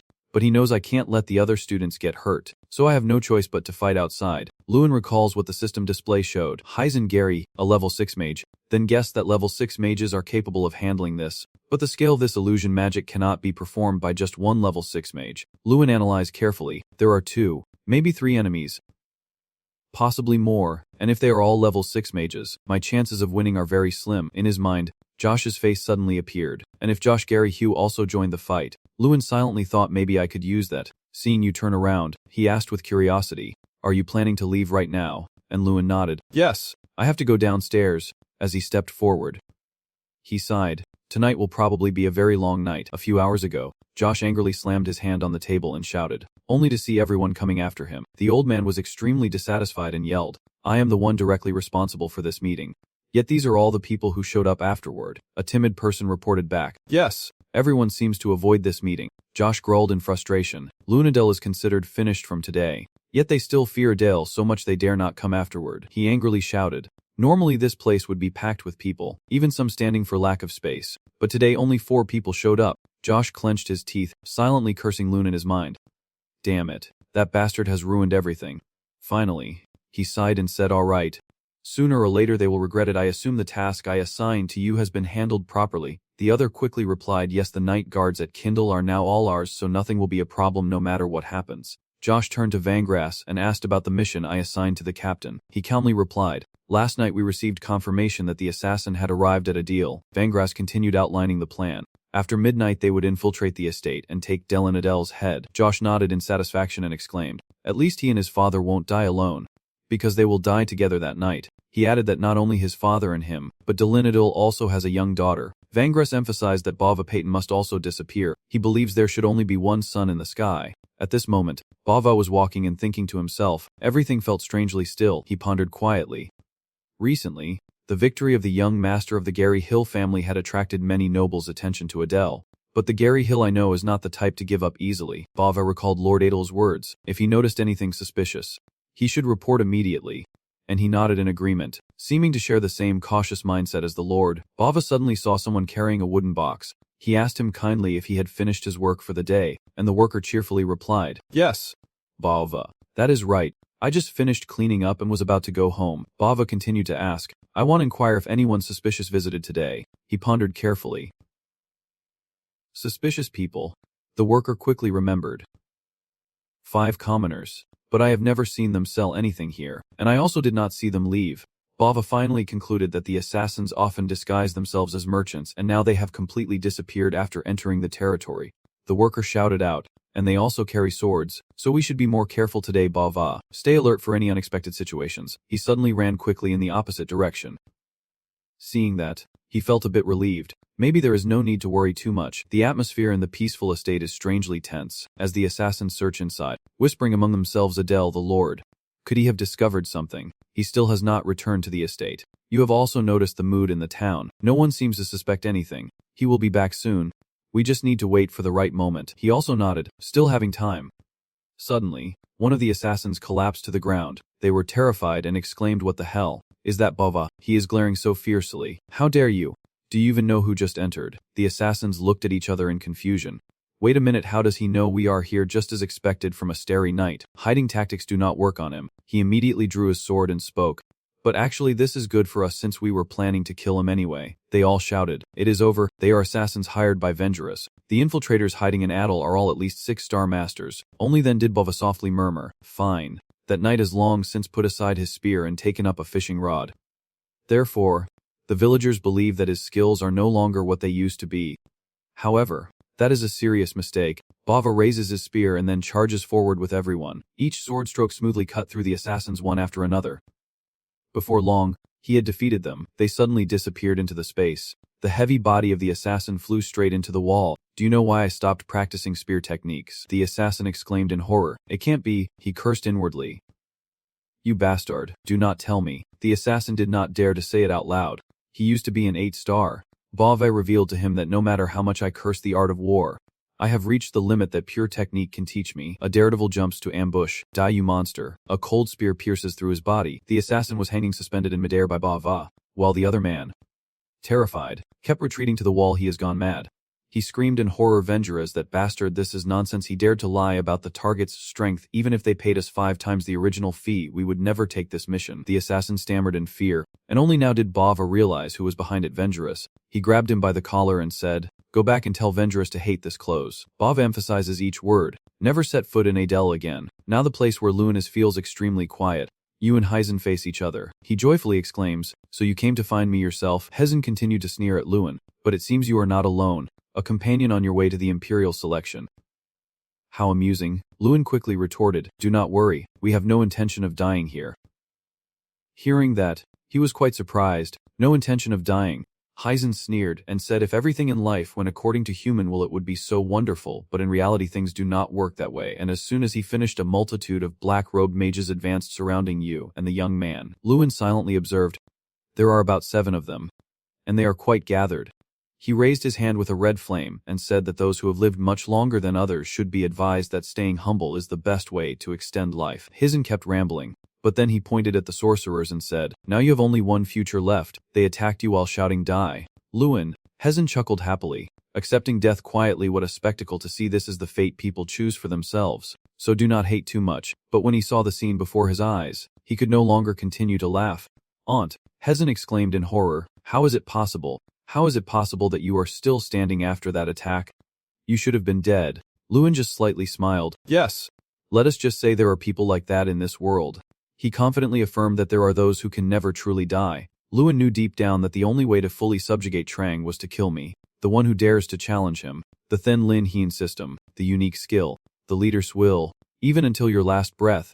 Kun Kan, the first leader chosen by the heavens, will always stand behind you. He raised his fist and declared loudly, but as I said, I have no intention of dying here. A powerful punch like a storm is thrown. Luin quietly thinks to himself, alright, with this level, I can win without exerting too much effort. You suddenly opened your eyes wide in amazement. The 2 men tightly held your legs and then spoke. Honestly saying, I did not expect you to be this strong. Oh, kid, but no matter how strong you are. He whispered, can you survive this? Luin wondered in shock. What is it? The dark sealing spell of water. There are those who practice forbidden dark magic, type of magic despised by all true mages and illusionists.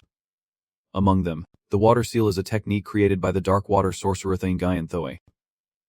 Once activated, it can never be released until it drains the life force. It is one of the most notorious dark magic techniques ever known. Luin was sweating with pain, shocked that these bastards dared to go this far. The 2 men excitedly spoke. It is a pity, Luin.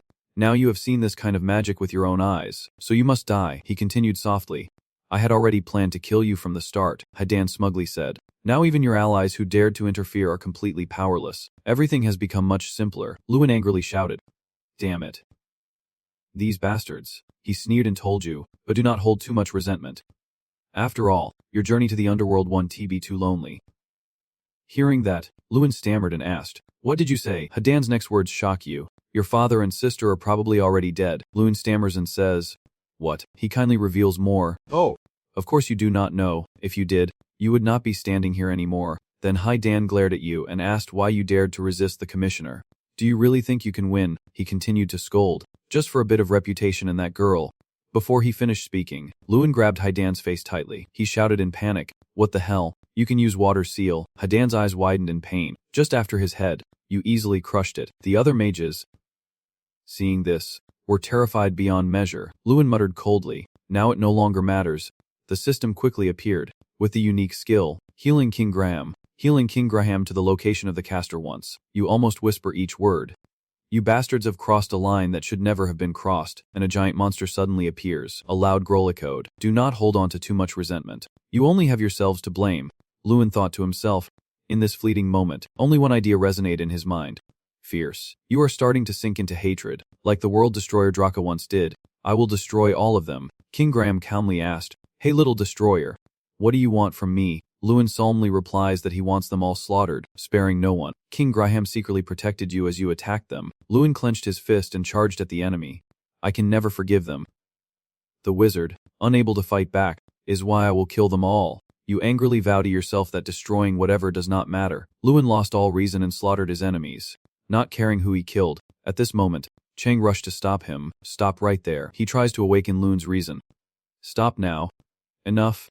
The wizard struggles to speak. So it turns out you were already a madman. We're not you. You are no different from us. Overwhelmed by rage, he demands to be released so he can kill the mage. Chang scolds him, questioning his behavior, assuring him a deal is safe, and urging him to trust the knight, who is stronger than he thinks. Keep yourself grounded. Lewin, if you lose yourself in that power, you will end up like Draa. Don't you remember his final days?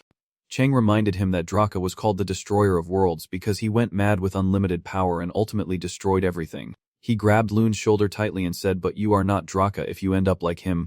Finally, the boy calmed down and said, all right, sorry for worrying you. Chang, Lewin stepped in front of the surviving mage and Chang asked, you, tell me everything you know. What is happening in Adel? He struggled to speak. You will regret hearing it, the excited wizard recounted. Have you ever heard of Maiwang Dan? A highly skilled assassination group made up only of 6-star or higher warriors, and 5 of their assassins have already arrived in Adel. He laughed maniacally. At this moment, your father and sister are probably dead. When suddenly a sharp spear pierced through him from behind, Josh let out a faint sound, saying I was just here to observe and see this mess. The old man angrily scolded. Pathetic fools. I never thought Gary Hill's elite could not handle a spoiled brat like this. Lewin gasped in shock. Josh. Gary Hill, how dare you threaten my family? A terrifying force suddenly overwhelmed him. Josh calmly warned. You should have just bowed your head and learned at the academy. Why did you have to provoke us? Lewin and Strang were both pressed down, quickly realizing this was dark magic. You are furious and ask, are you also a dark mage? If this gets out, you will at least go to jail. Josh just sneers. Then dying here would not matter. You are just a useless kid anyway. Lewin, although unwilling, could do nothing. Damn it. I can't move at all. The time to summon King Graham has run out, and he has already disappeared. You hear the old man speak. Now let us end this, then summon countless spears from the magic circle. Josh fired his attack at Lewin, and it was over. He is about to die. Lewin could only fearfully think to himself, no, I can't let everything end like this. In despair, a huge explosion as expected occurred, but Lewin was unharmed. You stare at the person blocking your way. The principal, Joshua exclaims in surprise. Tyrion, ignite. Why is the principal here? Tyrion barely moved to interrupt the old man. Josh Gary Hill, his terrifying power was beyond anything he could imagine. The illusionary world, this simulated universe, is created by level 6 mages under Josh Gary Hill's command, ensuring that outsiders cannot perceive what happens inside. However, that only applies to ordinary people. A mage of Tyrion Ignite's caliber can quickly detect abnormal mana presence. Furthermore, the fatal weakness of this magic is that if a higher level spell is cast by someone stronger than the illusion creator, the illusion will easily be broken and destroyed. As a result, Josh's illusion field gradually shattered. The old man could not accept being threatened again by Tyrion Ignite. Tyrion Ignite, are you planning to destroy the entire capital just to defeat me? He immediately cast a spell. No, the only one injured here is the person. Tyrion Ignite then revealed. I have set up a barrier to prevent any harm to the capital. You not only sullied the terrible dark magic but also dared to harm my disciple. He charged forward with extreme anger. For that crime, Tyrion Ignite unleashed a massive amount of magic towards Josh and shouted, I will carry out the punishment myself. He gritted his teeth. You, Josh then shouted angrily. Tyrion Ignite, Trang calmly replied, just as expected, because according to the hierarchy, the difference between the two is truly clear. As the match ended overwhelmingly, Lou agrees with it. Yeah, I think so too. You acknowledge that the difference is on a whole different level, Louis silently assesses.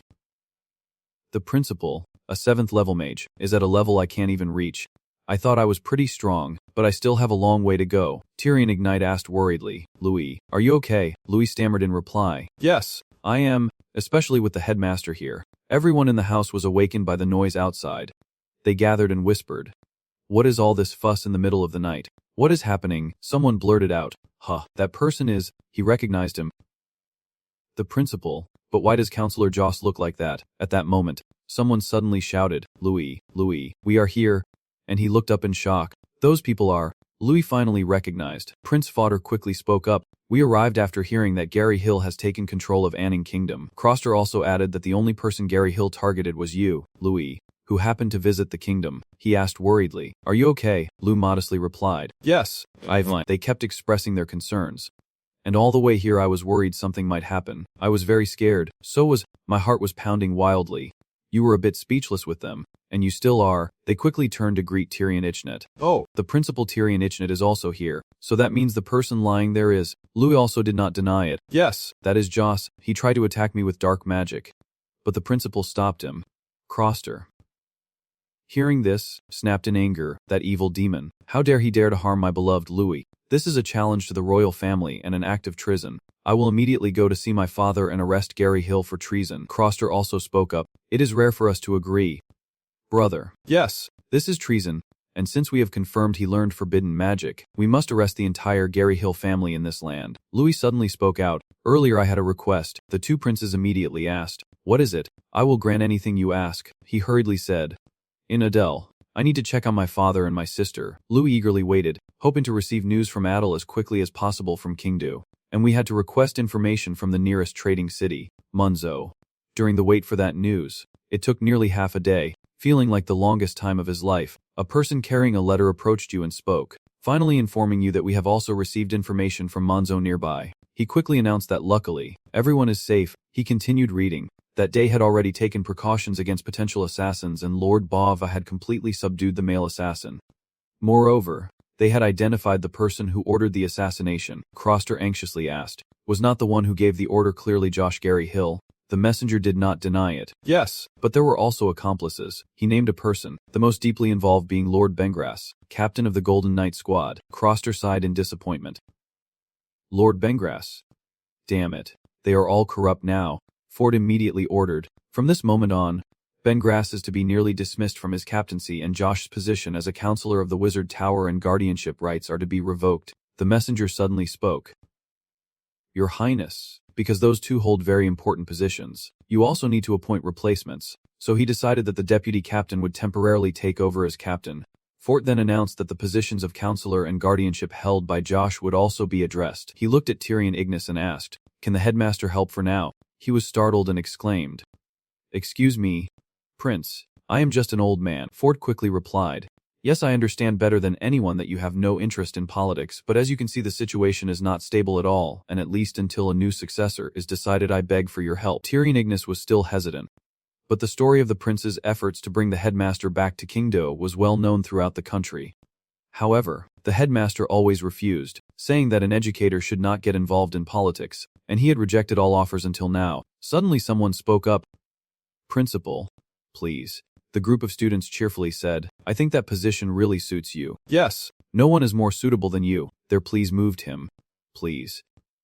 Headmaster, in the end, Tyrion Ignis made his decision. If this is what the students trust, I should follow their wishes. He still has conditions, but only until a successor is chosen. Everyone cheered happily, saying, "Good, we will rely on you. Our kingdom will prosper even more." Lewin had a faint feeling in his heart, suspecting that a new successor would appear soon. His mood gradually eased, and I was glad that everything had ended well. When this royal visit to the kingdom ends, the graduation exam will soon begin, and the brief yet intense time at the academy will come to an end. Lewin recounted that the royal visit was already shaky from the start, facing rumors that the rest of the schedule might be cancelled. But in the end, everything was still decided to go as planned, so we stayed in the capital for a few more days. I overheard someone saying, "Did you hear? Miko Gary Hill from the Gary Hill family is dropping out. Is that true?" With so little time left before graduation, rumors are spreading throughout the palace that Miko has dropped out of the academy.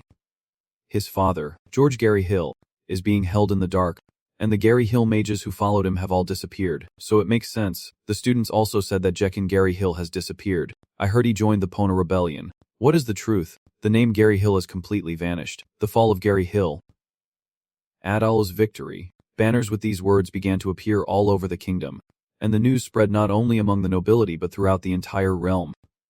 Meanwhile, in a certain castle, a loud shout was heard. "Hey, I told you no. Get out now. Wait a moment. Just a little longer." Jekin tried to explain, "I just need a little time." And just then someone approached and asked what all the noise was about. The guards hurriedly called out, Sorry. This man keeps trying to go inside." Jekin immediately knelt before the newcomer, apologizing for the abrupt visit. "I am Jekin Gary Hill, the eldest son of the Gary Hill family. It is an honor to meet the prince." The person before him is Crown Prince Summonat and Genek of the Genek Empire. Jekin continued to make excuses, saying that although I acted roughly, please understand it was not intentional. Summon Aiden lightly ordered. That is enough, he then asked. So why did you come all this way? Jekin quickly replied, I came to seek asylum from the Empire.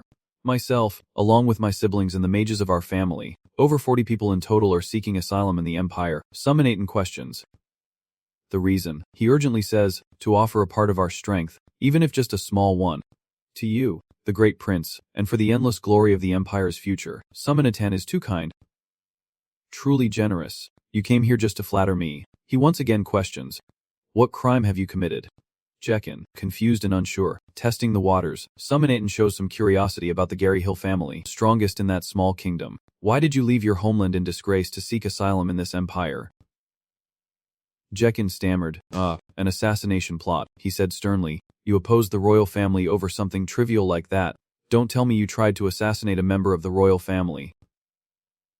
Jekin stammered. No, that is not it at all. Summonatan then rejected him. No matter how small the kingdom is, protecting a criminal like Gary Hill goes against my principles. In fact, handing him over would benefit my reputation more. His next words made Jekin's eyes widen in fear. I see no reason to grant you asylum. Summonatan turned to leave without forgetting to remind you. Go. I will not grant you asylum, but I will not imprison you. Jekin suddenly blurted out a name. Lewin. Only then did he reveal the truth. We tried to assassinate Lewin Adele. Summonatan asked nervously. The Loon I know. Jekin nodded in agreement. Yes, that is right. He then stepped closer and said, I want to hear more about that assassination. Summonatan smiled slyly and said, let us have a drink. Although many incidents have occurred, they all seem minor. And time has passed peacefully after the visit to Kingdo. 3 months later, the new year has arrived, and just like the heavy snow in that winter, many nobles came to the academy. Their reason was simple. It was the graduation exam, a system where soon-to-be graduates showcase their skills in front of others, giving them a chance to be admired by the nobles. Today, that very exam is being held at the academy, Lewin quietly thought. Graduation. When this exam ends, it will be time to graduate. 6 years have been both long and short, and finally they are coming to an end. Jia-sun suddenly asked him, Lewin, what is wrong with your face? Do not tell me you are worried. Lewin quickly denied it. No, not at all. I have prepared a lot for this exam. He chuckled and replied, the exam is important, but it is not a big deal to me. After all, I will be going down to Adele with you. You are a bit too much. I did not say I would take you anywhere. Jia-sun. Hearing that, got furious and said, are you serious right now? Just then, someone approached. Oh my, seeing the girl, Lewin widened his eyes in shock. Boni silently thought to himself, I heard you are safe. But still, seeing you in person makes me feel at ease. Now Lena is standing in front of Lewin. Greeting him, it has been a while, are you doing well? He quickly approached the girl and replied, thank you all for coming. Since that day nothing has happened right. Lewin bowed his head in self-blame. I am sorry. In the end Dad also faced danger because of me. Lord Edel on Tunbao, it is okay, you do not need to feel so bad. I am really proud that we did not compromise and fought against them. Then I turned to Baave and said thank you too, thank you very much. He smiled politely. It is nothing, I only did what I had to do. Luna suddenly spoke up. But Oppa. Lewin wondered and turned back. Yeah. The girl just pointed at the page and questioned. Who is she? You nervously muttered to yourself. Damn it. I can't even use my cousin's excuse with my family. Lewin asked cautiously. Do not tell me you have got a new girlfriend just because Irene is not here, and Bava silently observed from the side. Besides, he already had this talent. He has grown up so much. Lewin hurriedly explained that she was just a friend. Just a friend.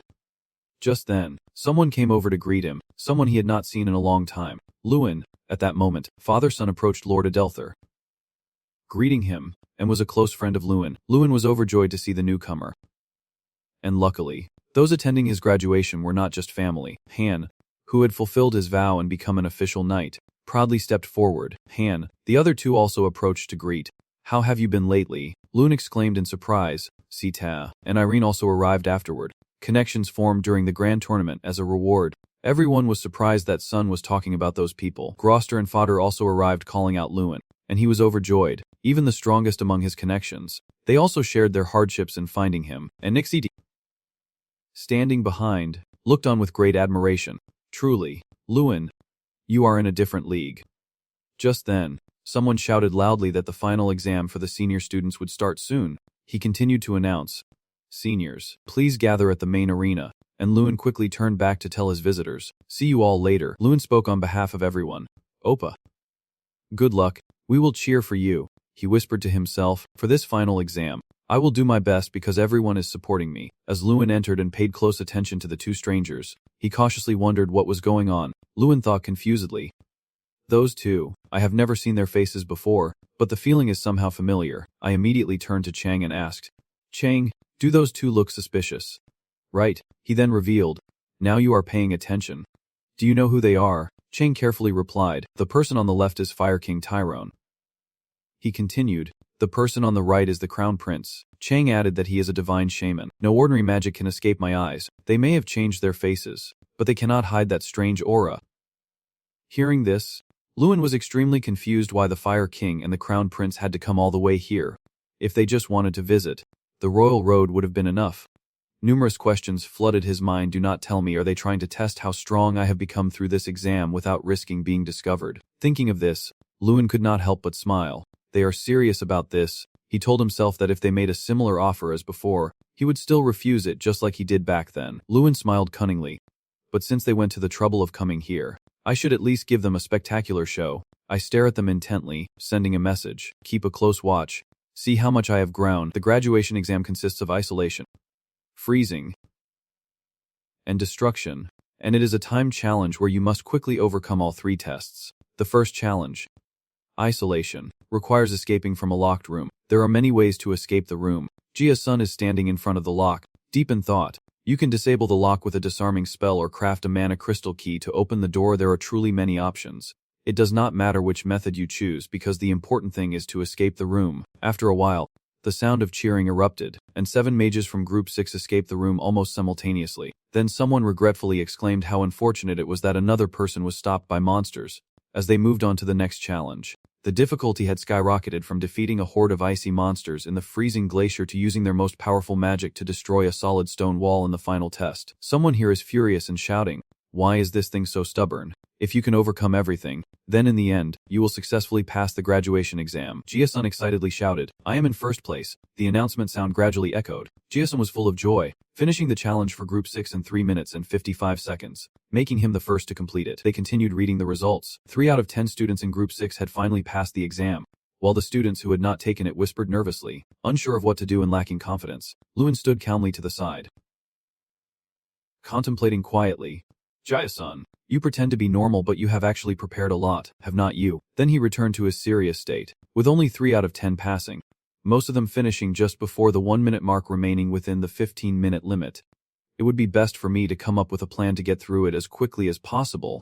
The judge announced again, next is Group 7, please come forward. Lewin quickly moved up. Finally it was his turn, and everyone in the stands eagerly wondered if this group with Lewin Adil, the pride of our academy, would succeed. The whispers kept going. Yes, I heard many distinguished guests came just to see Lewin. I am very curious to see how he will perform. So Mo-tung also spoke. I am looking forward to seeing how much he has improved.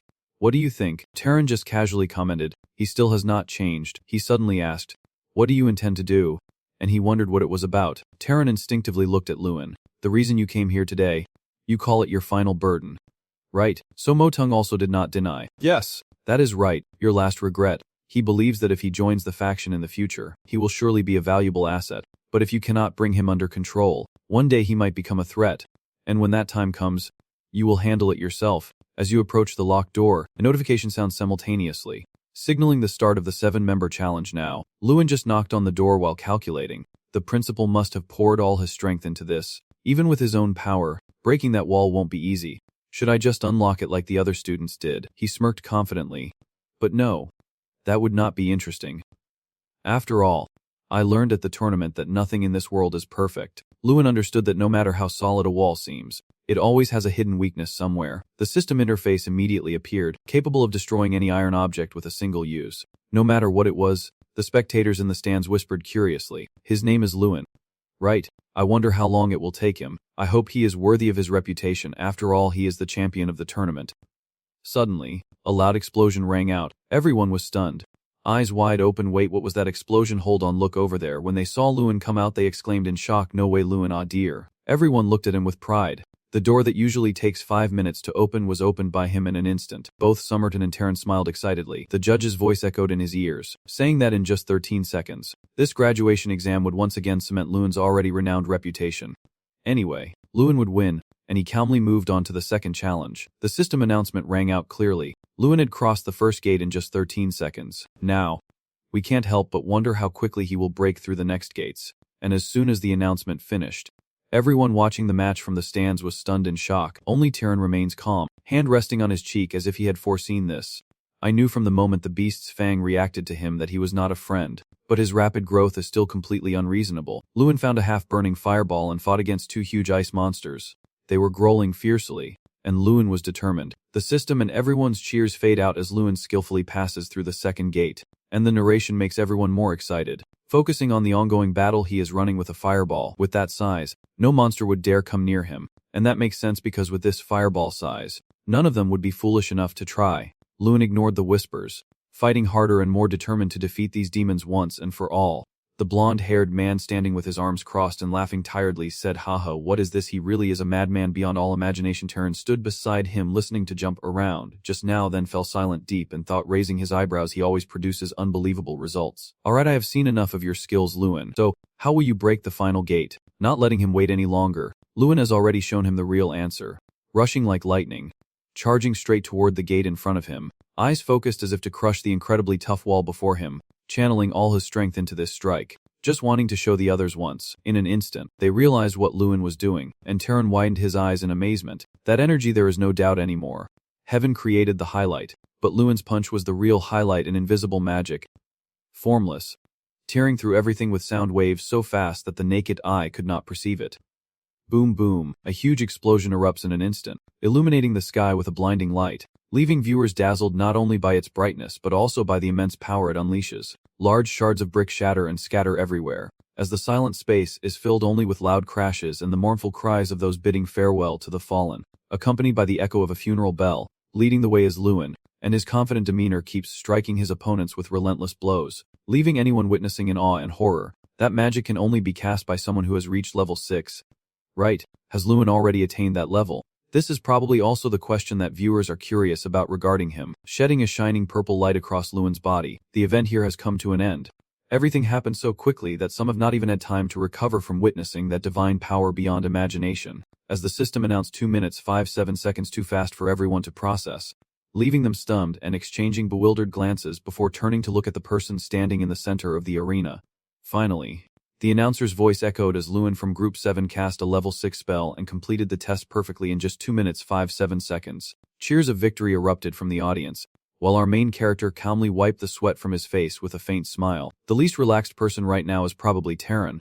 He is still lost in thought with his reasoning about the most outstanding young man at this moment. Level 6 is a realm that a lifetime cannot reach, yet Lewin achieved it at just 16 years old. This won't do. Before he grows any stronger and threatens my position, I have to crush him, no matter what. He glared with hatred and contempt at the smiling boy, who was expressing gratitude to everyone around with joy.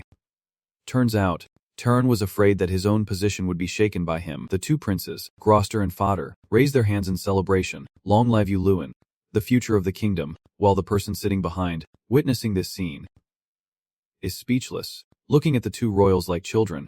Anyone who does not know would think they are Lewin's parents celebrating their child's victory. Lewin's side is no less impressive. She loudly congratulates her older brother, and as for the car, there is no need to mention it. She had already been smiling so brightly that no sunlight could be seen, happily waving her hand in celebration. I knew you could do it, Lewin. And at this moment, Lewin stands in the center of the grand arena, where everyone watching can see how brightly he shines, their cheers calling out his name, also celebrating his victory. Lewin stands beneath a clear sky with gentle snowflakes falling around him, feeling a sense of satisfaction as everyone is now congratulating him. But the boy could not help but think back to those old days, facing mockers and harsh words. Now he no longer had to stay silent and ignore.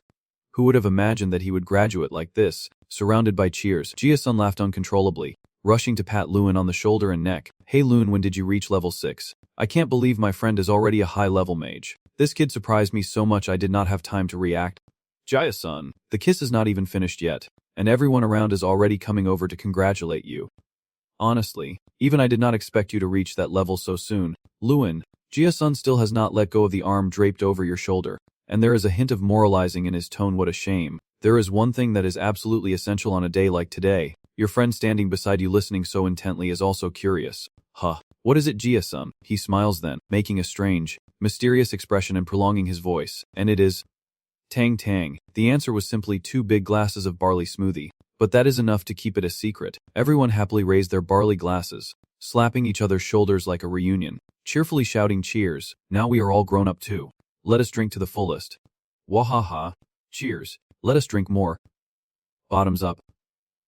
Avatar approaches. Lewin stands still watching their lively, determined effort not to get drunk or leave, feeling 3 parts helpless and 7 parts like 3. But honestly, you are really enjoying this precious joyful moment. This must be one of the most beautiful memories in Lewin's life. It is truly sinking in. Tomorrow is graduation day.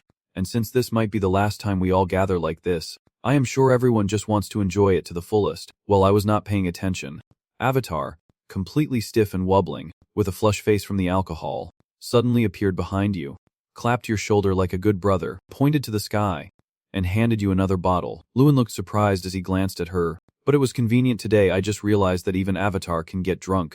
The 2 men approached us, the old man with long white hair and beard leading the way. Lewin, are you enjoying the party? You hear your name being called and turn to look. The principal and the professor are also here. You glance at Avatar, who is now completely collapsed on the floor sitting slumped. Then stand upright and politely thank the 2 in front of you for arranging this event. Thanks to that, I am really enjoying myself. The principal chuckled and said, ha ha, graduation is coming up. You should enjoy it to the fullest. Right. Lewin nodded to show his agreement, because tomorrow we'll be very busy with the ceremony. So I will say this now: thank you for everything, sir. The principal, and also the professor, both of them smiled warmly and gratefully, saying thank you. Soon they would not be able to see you anymore. The principal then enthusiastically added, so we will have to invite Lewin as a guest lecturer for next year's graduation class. Of course, just a word from the teacher is enough.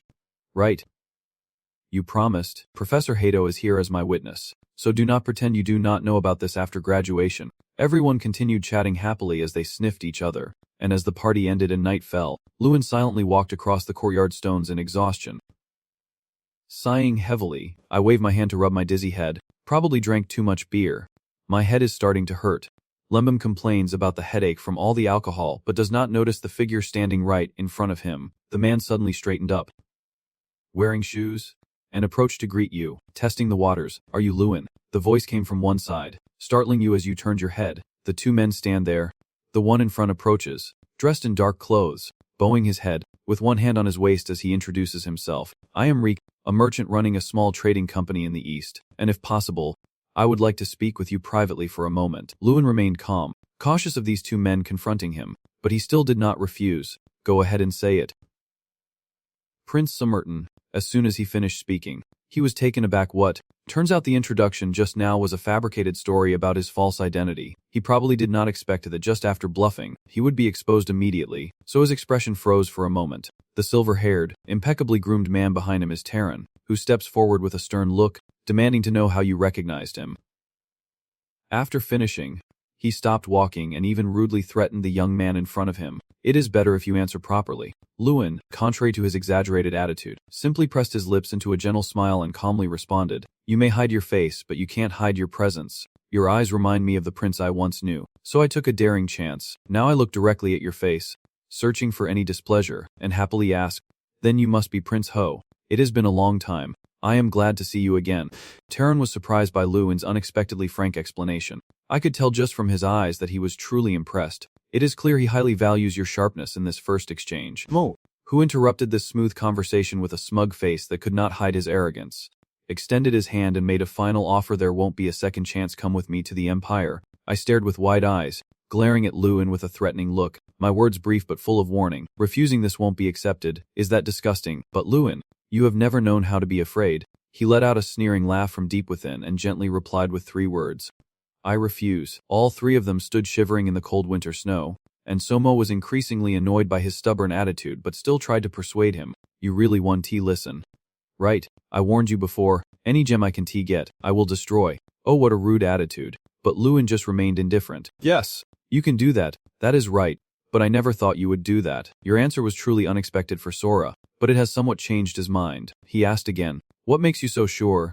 Because the prince I once knew would never stoop so low as to disguise himself and give orders to kill an ordinary student. Lewin's words immediately stunned him and made him furious in an instant. So Motong sneered with a strange, mocking smile. Haha, are you calling me an ordinary student? Lewin humbly replied, yes. After all, our graduation ceremony is tomorrow. He listened, then sneered with a very mysterious smile. I do not know if that is courage or recklessness. Yuan, after a moment of hesitation, turned around with an arrogant and proud expression, reminding you one last time that today she would withdraw. But look forward to our next encounter because next time we will meet as enemies. Facing his words, Lewin remained silent. After saying that, the two men with majestic demeanor silently walked away in opposite directions. Not long after they left, Lewin turned to look back and saw Rasun running over. Still not done with the game, his face flushed from drinking too much, as he kept rambling on. Lewin, what are you doing? Not drinking anymore. You should be at the party. Without you it would not be the same. Lewin happily went along with him, saying yes I will come. But what you will never expect is, at that moment, I had no idea that this drinking party would bring a disaster far beyond anything I could imagine about to happen to me. In a corner of the grand decaying castle, bottles and glasses are scattered across the table, as someone groans exhaustedly after the drunken battle just ended. It is Lewin, who has just woken up from a drunken stupor and a night of drinking with friends, his head pounding even more painfully, clutching his head to steady himself. My head, waking up with a pounding headache. Lewin also forgot to pay attention to his surroundings, until a gentle voice softly approached and spoke. You are awake, right? He suddenly stopped and looked over. Yeah. Miss Irene. You ignored the curious look asking why you appeared here and asked him again if he is feeling better now. Lewin glanced around at the drunken children sprawled on the floor, still holding bottles and cans, and nervously replied that he should have drunk more moderately. But seeing he is already quite drunk and noticing the others lying on the cold floor, he chuckled softly, saying that he is still better than them, so light-hearted. She then covered her mouth with her hand, laughing until her eyes crinkled. Hee. You do not remember anything. Do you? Lewin looked at her puzzled, full of question marks. In less than a second, he was terrified and goosebumps ran down his spine, eyes wide as he shouted that it was that kiss. Irene sat up straight on the table, shaking the blue bottle in her hand before calmly explaining that Dasun had secretly mixed that type of alcohol into the beer glass Lewin was about to drink. Then suddenly he stood up and loudly declared that everyone would go to a deal together. As he listened to her story he remembered the embarrassing scene from yesterday. Lewin, Seta, and Dasun were joking around in the bar, making fools of themselves for everyone to see. Oh, I really blush just thinking about it. That bastard Dasun. Irene did not let Lewin stay silent and awkward for long before asking. So I should go down there too? It seems like you just woke up, so your mind is not quite caught up with this pace, she asked confusedly. Where are you going? She gently stroked her hair, a smile on her face that could not be hidden. I have been to Adel before, and it is a wonderful place. I really want to win against you once, Irene declared seriously. As I said before, I need to get stronger quickly to beat you. Lewin, still half conscious and dazed from the challenge, stared in shock without saying a word. A few seconds later, he smiled gently, very enthusiastically accepting the challenge. It would be an honor for me. Lady Irene, you are always welcomed, and perhaps more than anything, I admire your spirit and determination. Lewin's gaze softened, his cheeks flushing, as he looked at her affectionately, though outwardly they spoke as if nothing was happening. But anyone with a keen mind could see through it. Irene simply smiled brightly like a fairy in the early sunlight, sinking into the morning glow, and the reason she wanted to go down to Adele was clearly more than just that. And a few hours later, in the large room surrounded by lights, the whispers and murmurs of the relatives filled the air, but the voice from the podium overshadowed all the surrounding noise. As the graduating students of the Magic Academy had surely experienced, there have been many hardships, and I hope all those experiences have meaning. And I look forward to seeing all of you become great mages in the future. A moment later, my speech comes to an end, and now the student representative will give a speech of gratitude for graduation, with straight legs and shiny shoes, slowly stepping up. It is none other than you, the weak student known throughout the school. As the principal introduces you to everyone, representing all the students and as the top of this class, Lewin steps up to the podium with confidence. The principal steps back to give him the floor, patting his shoulder as he passes by to encourage him. Lewin, do not be nervous, just speak comfortably. But it seems like you are not really worried either. Lewin kindly said, Yes, do not worry. Principal, people often say do not judge a book by its cover, and Lewin's case is the same. Do not be fooled by his calm appearance, but inside his heart is pounding wildly, almost jumping out. I am just saying that, but in reality, I am very nervous. Just thinking about becoming the center of attention in front of all these people already made me so nervous that I forgot everything I had prepared, because right now, there are thousands of students sitting there, attentively listening to my speech. Lewin took his place, sighed deeply to steady himself, but it is okay. Even if he forgets what he prepared, he still remembers what he wants to say. Under everyone's expectant eyes, including Irene and Han who are attentively listening, he begins his speech. As you all know, I have won the competition, achievement I gained in just 1 year. but the journey to get there was far from smooth. I had to endure a condition called mana release disorder for 5 years. Luin slowly recalled his past days, his voice continuing in a steady tone. For a mage like me, being unable to release mana was truly a heavy blow. But worse than that is the way people look at me. Many wonder why I still stay at the academy and why I refuse to give up until the very last moment. At this point, he seems to feel no resentment or anger about their words in the past, only a gentle smile. But I do not want to give up because magic is everything to me and that is the only way I can protect myself, my family, and the people I care about. That is why I persevere to the end. Winner or loser, just wait and see how fate turns out. The speech is not over yet, but it is clear that the excitement, enthusiasm, and cheers from everyone are growing, and most importantly, it resonates deeply with them. Luin continued. And if anyone here is struggling because they have not seen the results despite their efforts, I must tell you today to keep moving forward. Do not give up, a Dung directly declared, encouraging everyone to step forward. Luin's eyes swept over each person sitting in the stands listening. Even if you fall, stand up. Even now, if you feel no one notices you out there, someone still will. As long as you do not give up, miracles will come. Everyone, thank you for your efforts over the past 6 years. With this powerful speech, today's graduation ceremony officially comes to an end, and the applause mixed with everyone's emotions echoes like thunder that will never fade. As the event ended, pure white snow had already covered the trees and roads, the sound of hooves clattering evenly on the cold snow-covered ground. Different carriages followed one after another leaving the academy, and inside a luxurious dark mahogany carriage, people were whispering and chatting. That speech was really good. Brother, everyone seems to really like it. You are always amazing. Thank you, Liena. Turns out it is from the main male characters, who are discussing the hottest topic right now, especially about Liena's powerful speech. Liena pondered something, then glanced through the window towards the pristine white carriage moving steadily alongside his own. So your friend will also come to Adela right away. Through the window, you can see Irene, Seda, Jaya-san, and Han sitting inside, all happily laughing and joking together. Liena confirms once more, are those 4 people?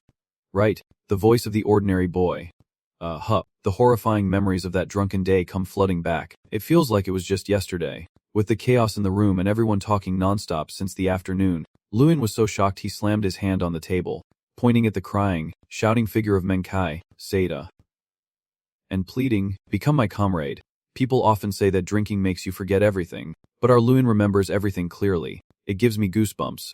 But I still have to pretend to Liena that I do not understand why things turned out this way. After the 2 lead carriages, a line of soldiers followed behind, and right after graduation, we decided to head straight to Adele. Actually, I am just their mercenary. And not only that, 3,000 soldiers will join us. The twin princes promised to send reinforcements for the Southern Pacification campaign, but I never imagined they would send so many troops. Lost in his thoughts, Luin was suddenly brought back to reality by a voice asking, Luin, after the punishment ceremony is over, do you plan to stay in the territory forever? Luin smiled brightly and confidently shared his future plans. No.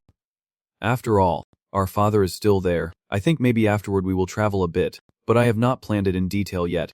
For now, I should focus on the expedition first. In the clear blue sky, snow is still falling nonstop, and the faint voices of the 2 talking seem endless. What a boring holiday. We will start preparing for the trial right away.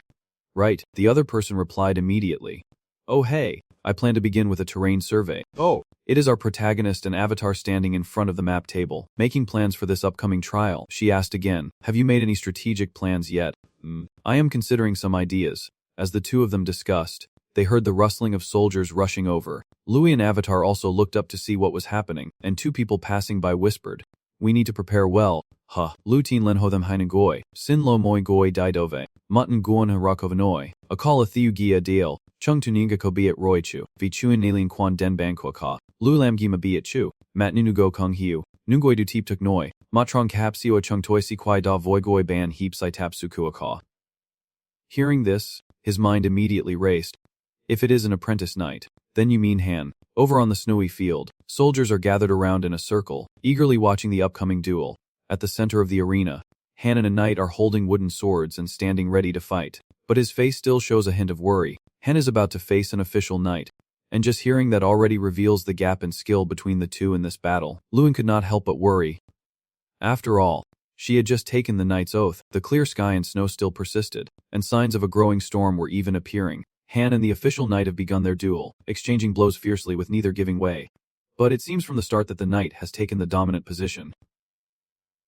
constantly advancing. When Lewin hurriedly runs over to them, the fight has already reached this point, and seeing Han gradually pushed back, he can't help but feel worried.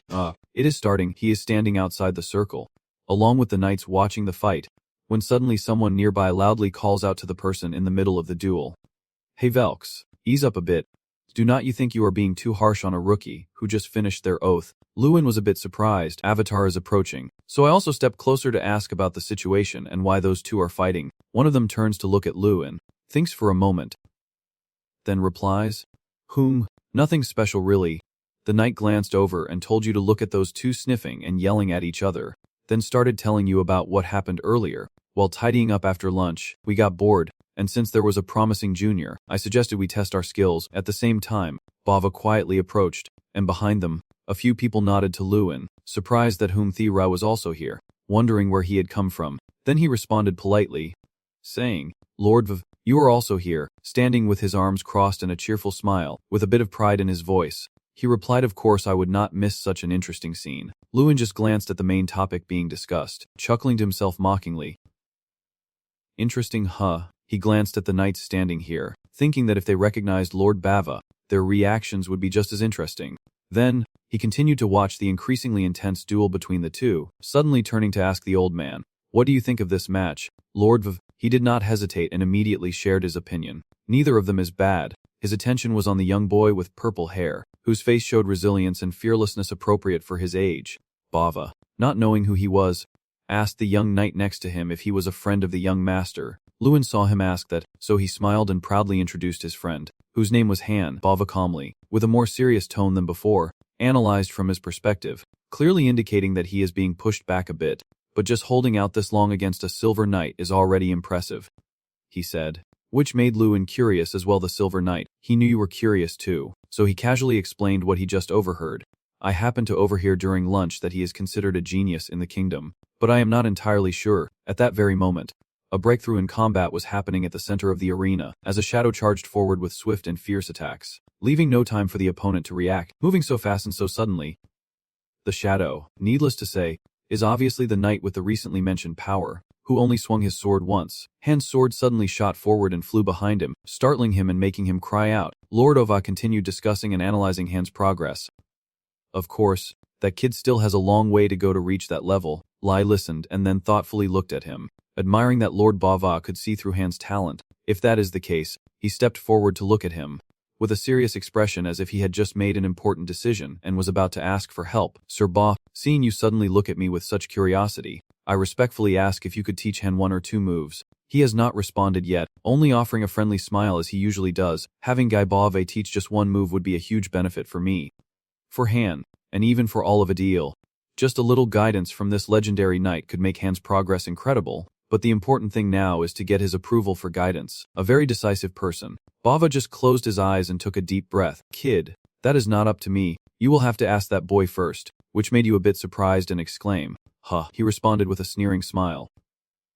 Truly dangerous, and I do not understand why now, when the aura around him has changed completely. Much colder than before, Bave explained. Just like when I was teaching you swordsmanship, I treat the knights very strictly. Bava smiled with his usual eerie expression, even pretending to close his eyes and act mysterious. Now, back to the main scene. The knights stood in the freezing snow, so stunned that even the young man and woman beside them were wide open their mouths. This must be quite a chaotic scene.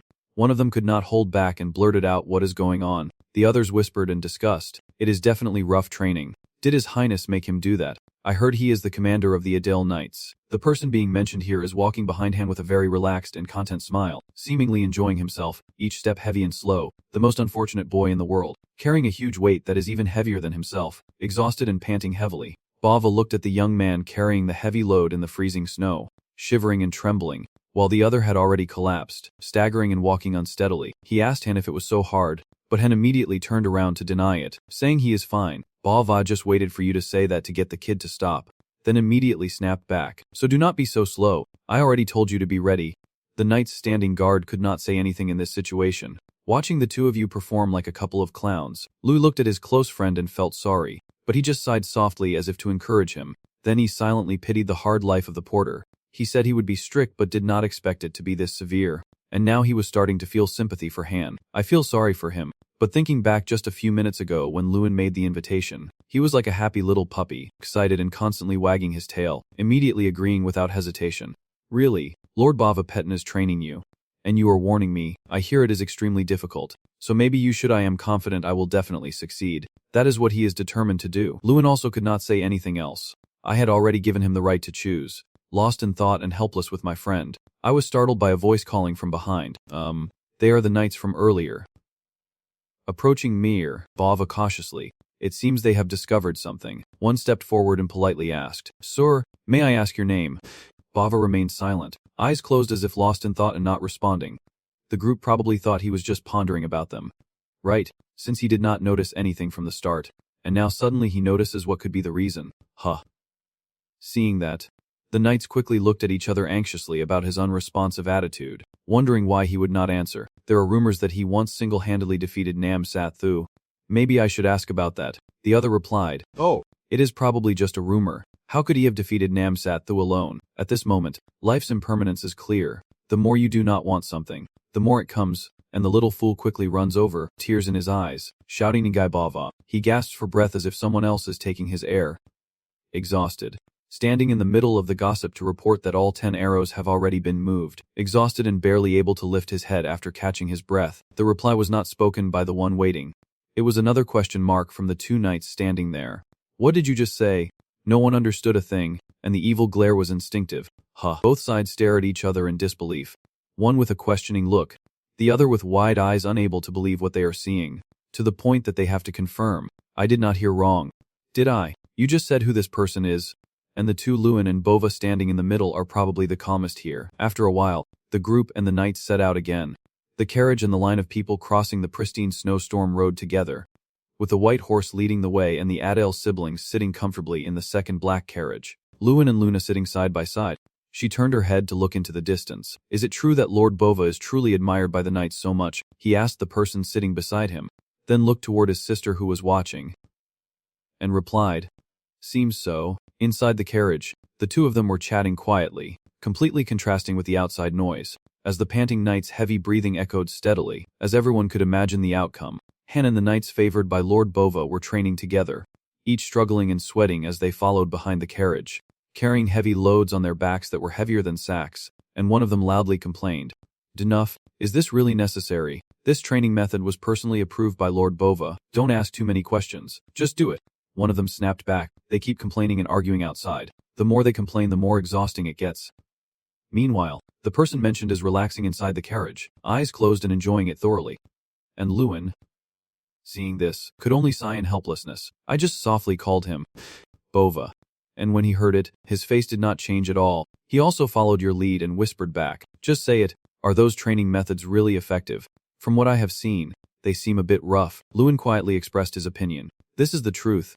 It is partly because you see how exhausted they are and how close to collapsing they are in this freezing weather, looking very pitiful, and Bova understands your kindness. He does not criticize but gently explains to you that it is not necessarily a good method. If your stance is wrong, you will suffer chronic injuries first. Lewin muttered suspiciously, not understanding what he meant and asking further, So why did you make them do that? Bova pursed his lips and smirked slyly, half joking, half serious, giving a nonchalant answer, saying that there was not much to do on the way down from Adele. I just wanted to scold the new students after a long time. Lou and Luna fell silent for about 10 seconds, lamenting their suffering outside and looking at Bova, truly speechless. No wonder that day was called Adele's Lake. After a while, their group moved to this place, a barren land colder than the regions they had traveled through in recent days, and the first place they set foot on is right here, where the protagonist stands in front of countless small humanoid monsters crawling weakly. The person beside him marvels. There are so many. Lewin, dressed in dark colors with a thick coat covering him completely, shivers despite being used to this place because of the even colder air indeed.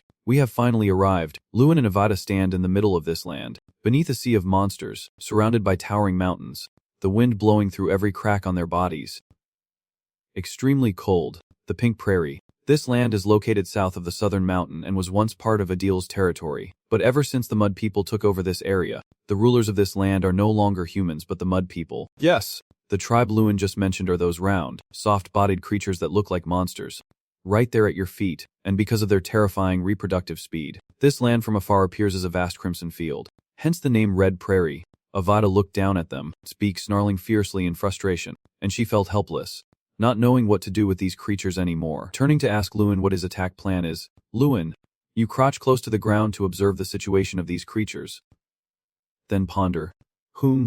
Maybe we should charge straight through the canyon near the coast. It is narrow there. Maybe we can do it. Veda quickly realizes and recalls, but as soon as she finished speaking, Lewin denied it, saying it is not certain we can't. They might attack from the cliffside too. She continued suggesting ideas she thought of. So what if we put Lord Bava-Petten at the front line? He could lead and crush everything in his path. This time Lewin thought for a while, but the result was still unlikely. That way would not work either. They are too many, and the core of the tribe is in their minds. Impossible to destroy with normal attacks. So that is the problem. Avada immediately understood where the issue lay. Even Lord Bava would struggle to eliminate them one by one.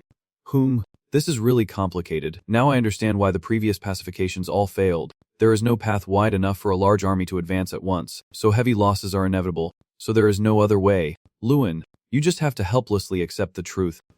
In just a moment, he looked up into the distance, pondering something. Perhaps there is still another way. The next day, the loud voice of the man we barely know shouted loudly and powerfully throughout the room. There is only one way, a direct assault, he said, pounding his hand on the strategic map table, standing firm and unwavering before those who held the advantage. This is Morel, the commander-in-chief of the kingdom forces and the leader of the Silver Knights. He clearly expressed his stance. If we hesitate to fight, how can we win? Direct confrontation is the best option. The person confronting him is Lewin's father, Lord Adale, who also understands this, but he disagrees with this choice and hesitates. Because what the commander says is not wrong, but the expected losses are too great. Morel still firmly held his stance, trying to persuade and reason, initially without King Do's army support.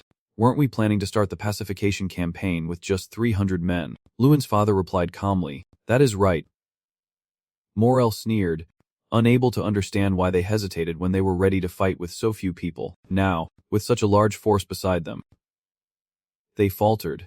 Lewin's father looked at the man before him and explained further. Because this is not a matter of numbers. If we do not kill the mud people, we have to cross a narrow gorge, and those bastards will never let us pass peacefully even with 323,000 troops, which is why he does not approve of Morel's plan. But then the Lord proposed a somewhat more feasible plan.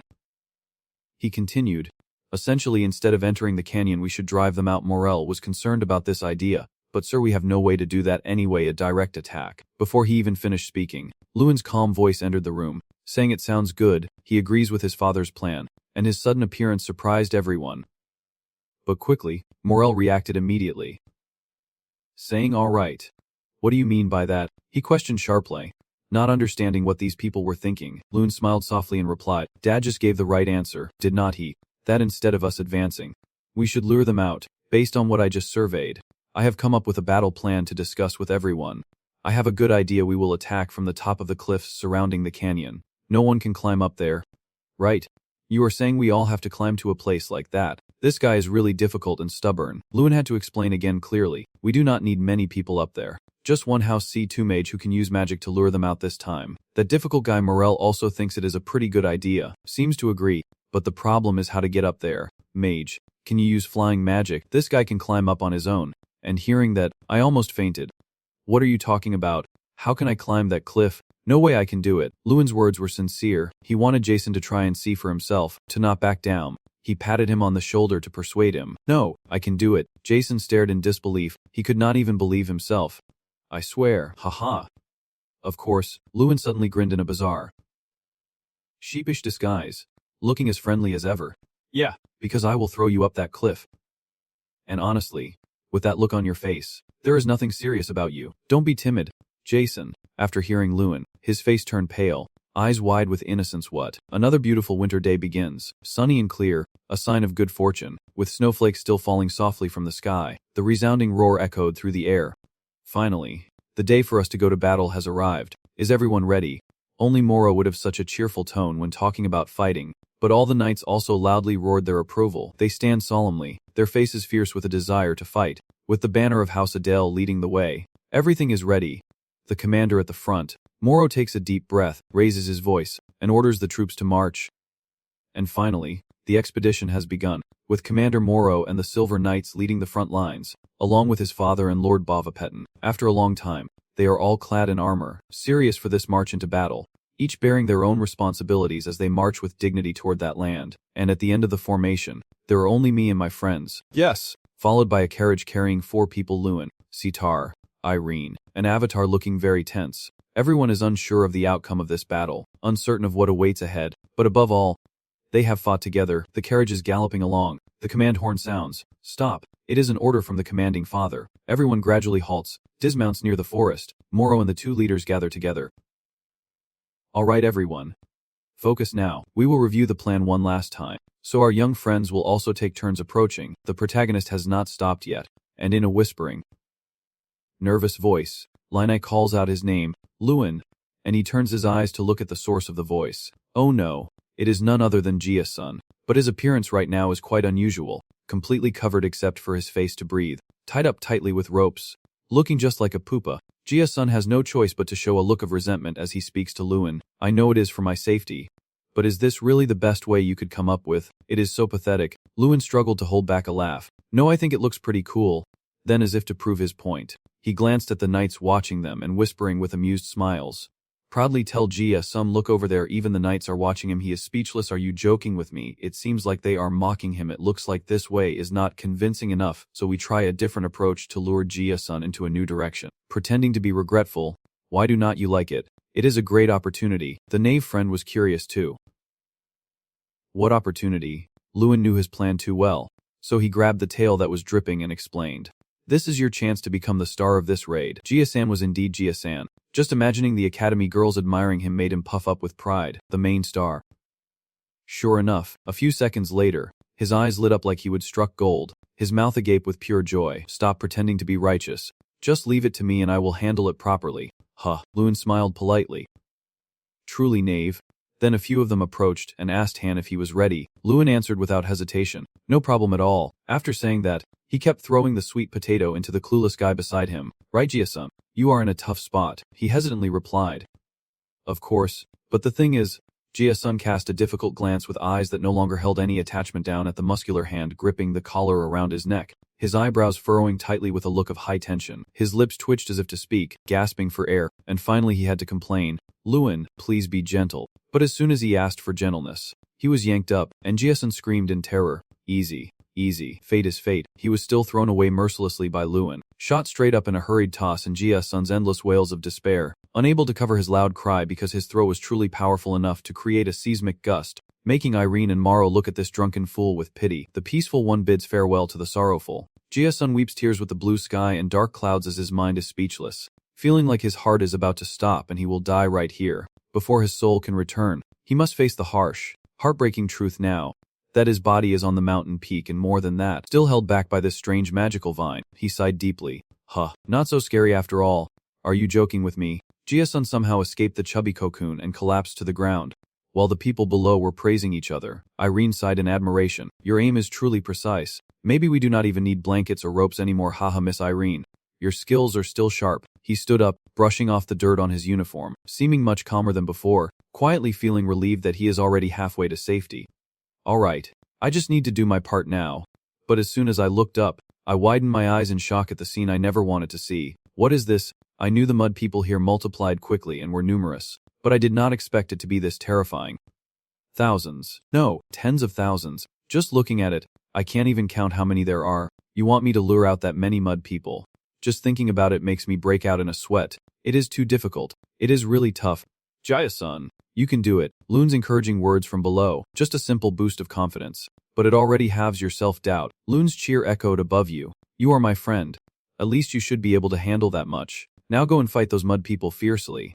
The truth has proven that your encouragement was indeed very helpful, because now Jia-sun is different, his heart filled with much more determination. He clenched his teeth and vowed to himself that he could not let Lewin down, the one who trusted him and brought him here. Jia-sun then summoned a fire energy sphere about the size of his palm, and soon the sky darkened again, filled with gloom, the sunlight obscured behind the clouds. But a storm was brewing to strike at this very moment. He looks incredibly cool, completely different from his timid appearance earlier, now raising his hands as if summoning great power from the sky above, with fireballs like meteors weaving through the clouds along with snow suddenly rushing down onto the mud people below. Lewin has been watching Jia-sun fight fiercely all along, truly living up to the person he trusts, and the main character smiles with satisfaction and pride. Well done, Jia-sun. You are doing very well. The clusters of fire rushing down from the sky like small meteors with blazing power that Jia Sun unleashed are called Ho Vu and are known as a level 3 magic. Jia Sun's level is still not very high, so the clouds are not very large. Now we understand. The dark clouds covering the once clear sky were summoned by him, though he has not reached his full potential yet. The mud monsters are already under relentless attack from Fire Dance. Every strike aimed at them, causing them to writhe and cry out in agony. Goo. While they were enjoying a lazy sleep, that incident was enough to make the mud people panic. Lewin tightened his gloves, turned to give orders to Morrow, the team leader. Now is the time, as I told you before, I am entrusting it to you. He nodded seriously and obeyed the order. Irene is leading ahead, looking back to urge you. Lewin, let us go too. You reply, okay, let us go. The monsters rush out all at once, and you feel glad that everything is going according to plan. Good job. The mud people are gathering at one point to avoid Jia Sun's attack. They are running as fast as their short legs can carry them toward the ocean exit over there, where they are gathering an emergency escape route from the canyon. But nothing will be easy for them, because the trio that was here to eliminate them is already waiting, and they will surely die. The remaining 3 jumped down and charged straight ahead. Lewin stood in the way, and without comparing or feeling pain. You would see that this mud creature was only a little taller than his eyes and feet. I can't let them escape the canyon that easily, but I still can't help but marvel at how these creatures are like a good species. Damn it. They are really numerous. Sedar was the first to attack with his flames. Alright, come on then. Alright, from now on, the real battle begins. The paint peels. The playground is desolate, the wind howls, the air is frigid, yet the atmosphere is strangely feverish. Irene and Lewin stand silently behind, their eyes like daggers fixed on Sedar in the center. With a face full of fiery determination, he dismissively greets the filthy mud worms, unleashing a blazing fire from afar to burn them one by one with arrogant resolve. The blazing orange flames erupt across the sky like a tornado of fire swallowing the mud worms, their faces full of rage amid the sea of flames, mouths wide open roaring in pain. You remain calm and reply yes. Even more than I expected. Lewin pauses briefly, but then immediately straightforwardly expresses his thoughts. Though I think it is still too early to be proud. A simple, gentle sentence made the person in front freeze in place. And after hearing it, Sedar suddenly broke out in a cold sweat, worry clearly showing on his face, and instinctively he exclaimed, huh, because it seems these mud worms are pretty tough to kill. Their mouths are always wide open, just waiting to snap their beaks and scream loudly like a flock of ducks. And now they are trying to climb up the cliff to attack. Suddenly, Jia Sun's desperate scream of despair echoes from above. What? They are climbing the cliff, so it turns out they are attacking him. Quite clever. Choosing to attack the weaker one instead of 1 or 2 people. Jia Sun is overwhelmed by this resilient life force. It is truly like hell, as the mud worms are still trying to climb up faster, glaring with resentment. Seeking revenge, he sits on the cliff, trying to retreat backward in fear and panic, shouting for help. Save me. While Lewin hears everything clearly from above, feeling worried and confused about how to handle this situation, he let out a sharp curse. Jia-sun, you are dead meat. Irene was also quite worried at this moment, but a solution suddenly flashed in her mind. Not sure if it was safe or not, but saving people was the top priority. So without any fear, she firmly proposed, Lewin, please throw me up as well. He glanced at Irene, genuinely surprised by this, but still confused, thinking this decision was a bit dangerous, so he asked again.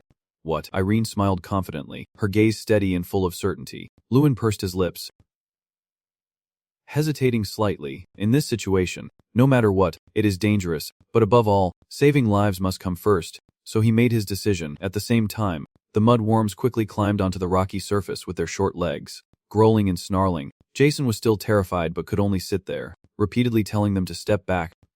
Step back, in this life or death moment. Jason thought he was about to give his life to the mud monsters. Only able to curse damn it, he was terrified beyond measure, his eyes widening with fear, tears welling up as he nearly cried. Teeth clenched tight, he could not die here. By this point, Jason still feels regret about his passionate school days. I have not even had a romantic relationship yet. So maybe it is just because I have not had a love affair that I feel this way. Jason cried out in the deepest despair. I have not even had a girlfriend yet. And suddenly Irene appeared spinning in the sky, ready to fight the mud monsters.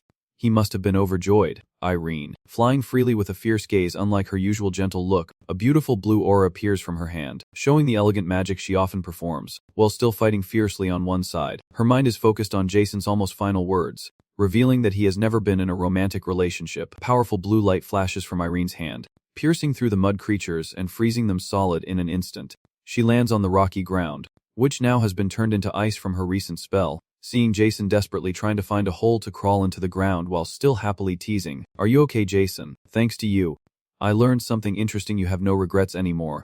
Thank you for saving me. Irene stops joking, straightens up seriously, and looks down below. By the way, just as Lewin said, everything is going according to plan. That knave Jason has no idea what is happening. Clueless. Right, she watched the muddy people sneaking around below, sighing and explaining to help him understand. The muddy ones can't escape through the side path or climb the cliffs, so now they are retreating toward the coast. Jason suddenly realized something and snapped out of his daze, as if he had just understood everything. That means, yes, from now on, the kingdom's army will strike, and our brave knights are already ready to march, led by the Lord and Lord Ba. Although led by talented and brave knights, they could not help but worry about this battle. They lacked proper weapons, but their hearts were troubled, the atmosphere around them tense, as the enemies approached, and just a moment later, the mud creatures slowly emerged from behind the icebergs and then swarmed forward in groups like a storm. The situation spiraled out of control as they kept coming in overwhelming numbers, their faces filled with even more anger than usual. They must have been so furious because of the retreating crowd that one of the knights shouted a warning. The mud people are coming. He was terrified by the overwhelming number of the mud creatures. Too many. This can't be happening. Morrow, as the captain of the Kingdo Knights, still maintains that iron will. He tries to calm everyone's worries in his eyes. You bastards, do not retreat. You are about to disgrace the reputation of the Radiant-Saw Kingdom. After speaking again to reassure everyone with absolute confidence that support from the mages behind them will surely come. Our side's goal is to hold out here as long as possible, gaining their trust, and the knights no longer hesitate as before. Raising their swords one after another, the command is given for the army to advance. Under the king's sword, toward glorious victory, while the front line charges ahead. The foot soldiers are ready, but they still stand waiting. The knights were surprised by the leader's unwavering decisiveness. They lacked that same conviction. Without the ideal of fighting wholeheartedly, all the knights here are filled with fear and hesitation. Black just now sighed because he was discouraged by the large number of sad people, grinding his teeth and feeling like he had to be the same, not giving up on them. Immediately, he launched an attack, and all the knights did the same, united in their bravest moment, facing thousands of terrifying sad monsters under the king's sword, heading toward glorious victory. On the other side, Sedar and Lewin are also fighting fiercely against them, leaning on each other to defend against danger. They have learned that the army on the other side has also started, and Sedar whispers, I hear the sounds of battle. It seems like Kingdo's forces are fighting the sad people. Lewin clenched his jaw tightly, deep in thought about how to deal with the next move. That meant the number of the sad ones on this side had decreased, and the remaining ones had been pushed back toward the beach. After assessing the situation, he realized that the remaining threat from the sad people was minimal, while the other side was tightening their grip even more. He then made a decision that surprised his friend, Sitar. I will leave everything here to you. I think I should go lend a hand. He can't let everyone be in danger. Yeah, I was waiting for you to say that. Leave this to me and go. Your brother can handle it. As soon as he finished speaking, Lewin disappeared without a trace, still sending a thank you. Thank you, Sedar. He dodged from behind him, twisted around, then sped back toward the sad group, weaving through them at maximum speed, making their heads spin before rushing outside. On the other side, the soldiers relied on teamwork to keep attacking the monsters nonstop, each sharp point pierced through. Never faltering, never fearing it is them who should be afraid, their bodies were ravaged by the sharp blades. Torn asunder, releasing a strange odor, Lord Bava and Captain Moro seem much more relaxed than the knights, still sitting on their horses. Their leisurely swords thrust and danced through the air straight at the enemies, appearing gentle but dealing devastating damage, truly formidable. The knights, hearing the noise, could not help but glance at the two of them with genuine admiration, their eyes dazzled by the skill on display, so much so that one of them could not hold back and exclaimed, "It must be human after all." Suddenly, the knight with the large scar on his forehead was stunned in shock. Visibly shaken, the others also reacted in turn, hearing a loud noise from behind, and could not help but be terrified, opening their mouths in surprise as they turned to look back. So where did that explosion come from? Could it be from that guy? They were confused and did not understand what was happening. But one thing was certain, someone is sweeping away the mud people, and of course, without needing to say it, everyone already knows who it is. Lewin. He appears as a savior, helping everyone escape danger with his blazing fireballs, continuously striking the mud creatures, and causing them to melt and disintegrate instantly. Both the mud and the people are stunned and wide-eyed at Lewin's sudden unexpected appearance. The knight with the beard and his companion, still holding their blades, take a few seconds to regain their composure. He slowly regained his composure, his voice trembling with a mix of embarrassment and joy as he gritted his teeth and said, Lord Lewin has arrived, the wizard's support." The knight exclaimed happily as he announced it to everyone around. Lewin, the most awaited person right now. quickly soared up and delivered a powerful fire punch that pierced through the mud creatures, shattering them and sending pieces flying everywhere. Smiling proudly, he turned to watch the battle, unable to hide his pride just as he had hoped from the young rookie. Moro, the all-round captain, never misses a second chance, raising his spear high to give the order. Now is our opportunity. Everyone advance. Destroy each mudman one by one. The battle situation is steadily improved thanks to Luin's powerful legendary magic support, sweeping away the enemies one by one. Whether large or small, Luin took the opportunity as they gradually weakened and finally relaxed. But at that moment, he could not help but remember the past, the terrible horrors this land endured when it was ravaged by mud people. The beasts acting on instinct that might forget everything, but he remembers every detail clearly. Adele was destroyed 10 years ago. Her houses, streets, and even the tall trees all burned in the raging fires everywhere. The innocent people had to suffer terribly, fleeing in chaos.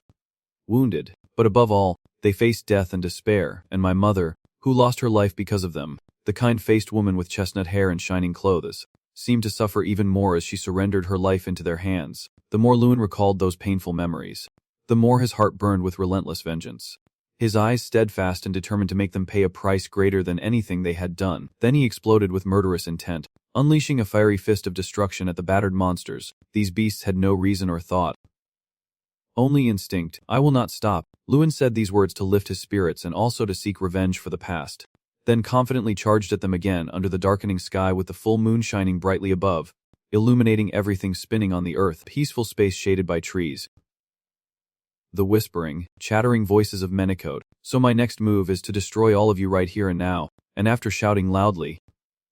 Sure enough, the nosy chatter continued endlessly. He even brags about his achievements. Who else if not him? Jiasun sat on a long wooden bench, leaning back to himself while two girls sat in front of him. As he was enthusiastically recounting, he suddenly stopped, his face showing frustration and blame directed at the girl listening. Wait a moment, miss, are you listening to me? You are blushing shyly. Sorry, I probably dozed off, haha.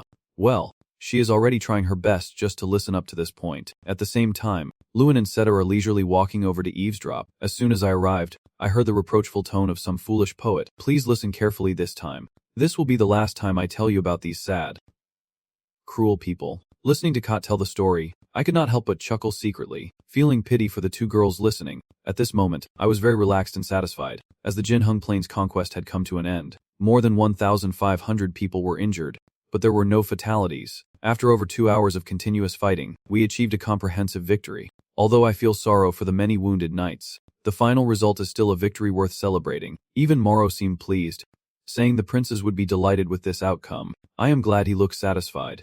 And it seems more than just an appearance, he is actually laughing heartily and happily. Our carriage is passing by, and someone calls your name. Luin, you glance over and respond. Growling, he just pointed at me. I smiled and told him that I would return to Oyota tomorrow. You probably won't believe it, but the Holy Emperor has been searching for me nonstop all this time. I am actually a pretty promising mage from Oyota. No wonder I have to go back, and he does not seem a bit upset. He even smiles happily. Luin also nodded in agreement. Yeah, I knew it. You have become much stronger. This is a genuine assessment, because since you fought together until now you have seen all my progress, he replied with a bright smile, laughing loudly. Hee little kid, just wait one day. I will repay you for what you did to me. After that interesting conversation, everything gradually settled down, and Lune returned to his house. As he entered, he saw the butler waiting in front of his door for a long time. Greeting him, young master, he immediately smiled and asked, where is your father? The butler pointed to the door and gestured for you to go in. Lord Melvin is on the rooftop. And he also reported to Lune about his father's behavior since returning home from the expedition. That day seemed burdened with sorrow, so I think he was taking some time for himself. Looking at the portrait of Lune's mother hanging on the wall, he was probably silently lost in mournful thoughts about his late wife. Lune listened to what the butler said and could not help but reflect. That day seemed burdened with sorrow, and then he spoke up. Thank you, butler, but he responded unexpectedly. No. Young master, I am the one who should be thanking you. The voice is more serious than usual, filled with emotion as he chokes up and calls out Lune's name, and you also respond seriously even though you do not understand why. Yes. The butler places his hand over his chest in a respectful gesture to express his feelings. I have lived in Adel for a long time, but today is one of the happiest days of my life. After saying that, he paused for a moment, then closed his eyes and bowed his head to express his heartfelt gratitude once again. Thanking you, young master.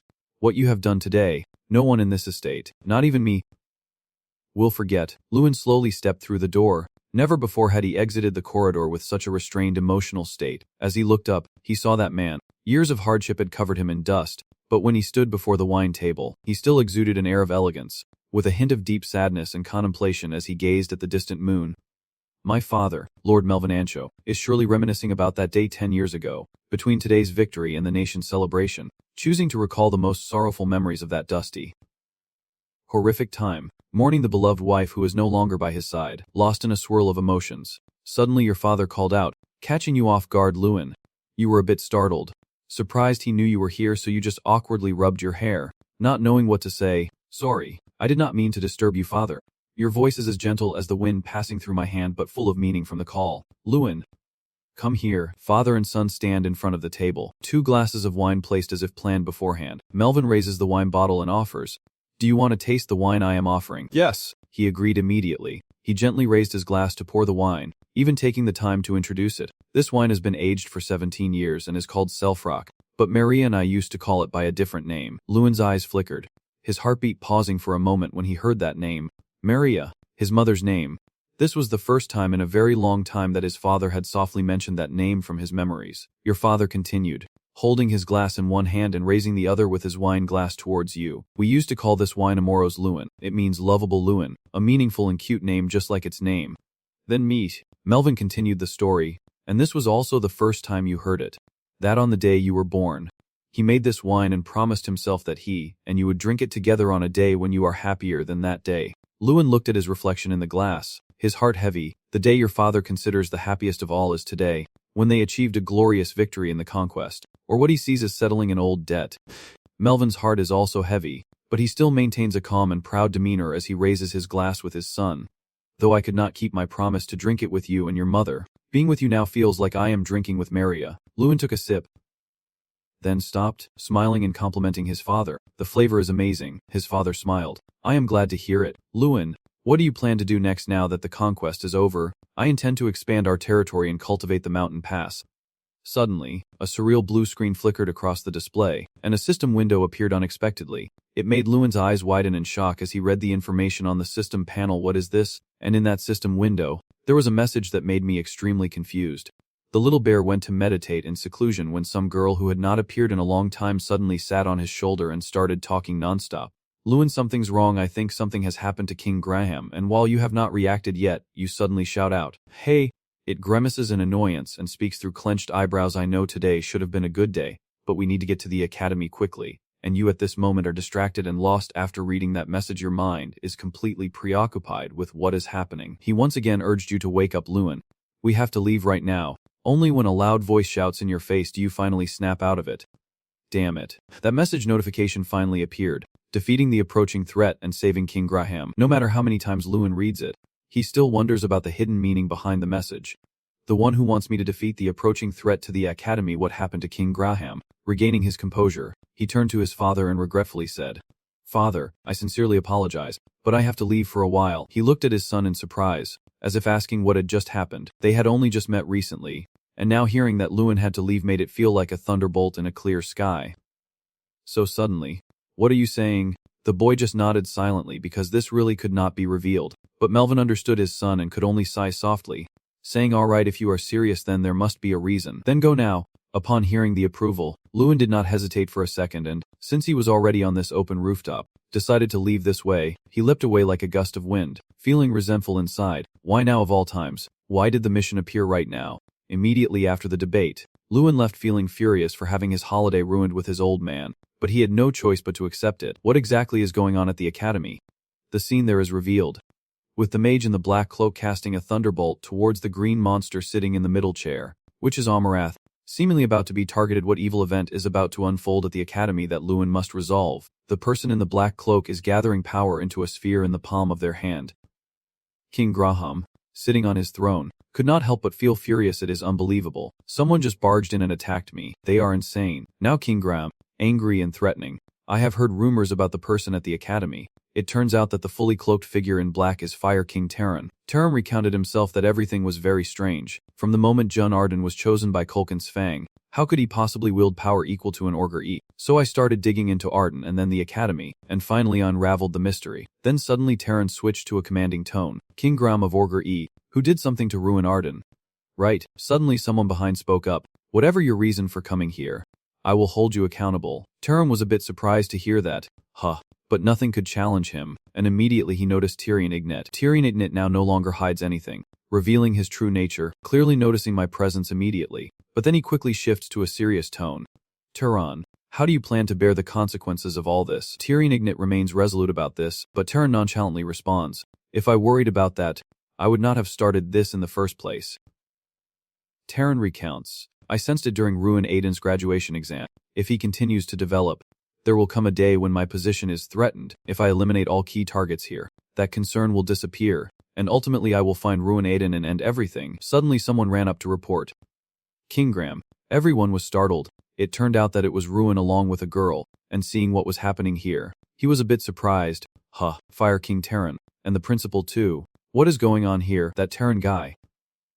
Hearing that, looked proud and boastful. Thanks to you I do not have to go look for him myself. Terran suddenly interrogated. Ruin Aiden, what is going on here?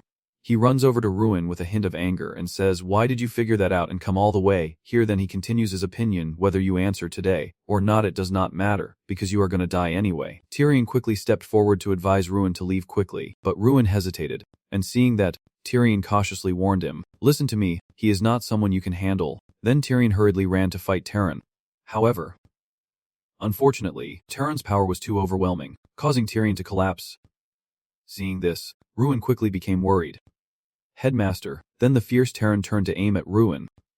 Tuan Aiden, now it is your turn to die, and then Terran launched an attack, but Ruin managed to defend himself.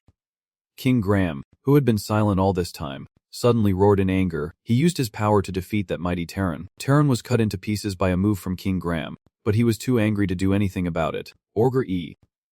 You bastard, how dare you? Ruin, standing nearby, was also affected and could not keep his footing. Falling down, you were confused and secretly worried. Damn it.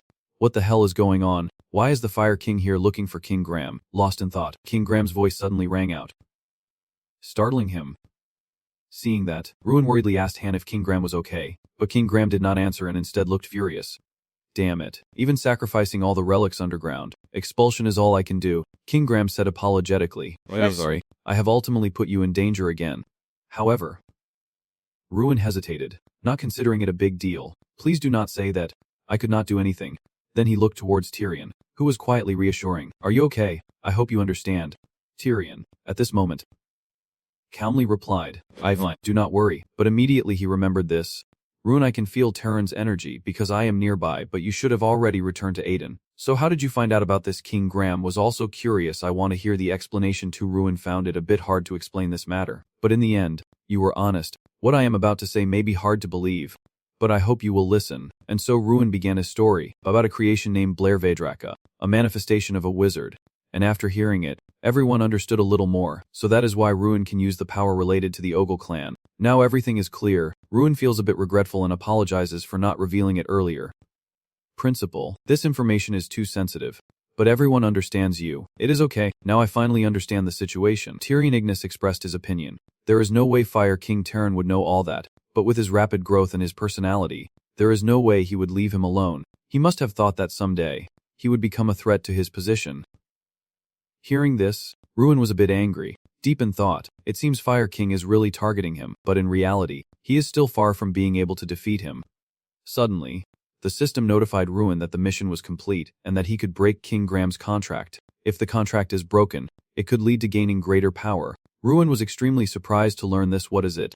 According to the introduction, King Gram's contract was that, hundreds of years ago, after being defeated by Tyrion Ignis, the ancestor of the principal was sealed inside an artifact and forced to serve the students for life. After learning this, Ruin suddenly appeared stern and questioned King Gram.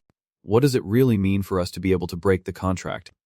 King Gram, surprised by the interrogation, then asked, how do you know about that?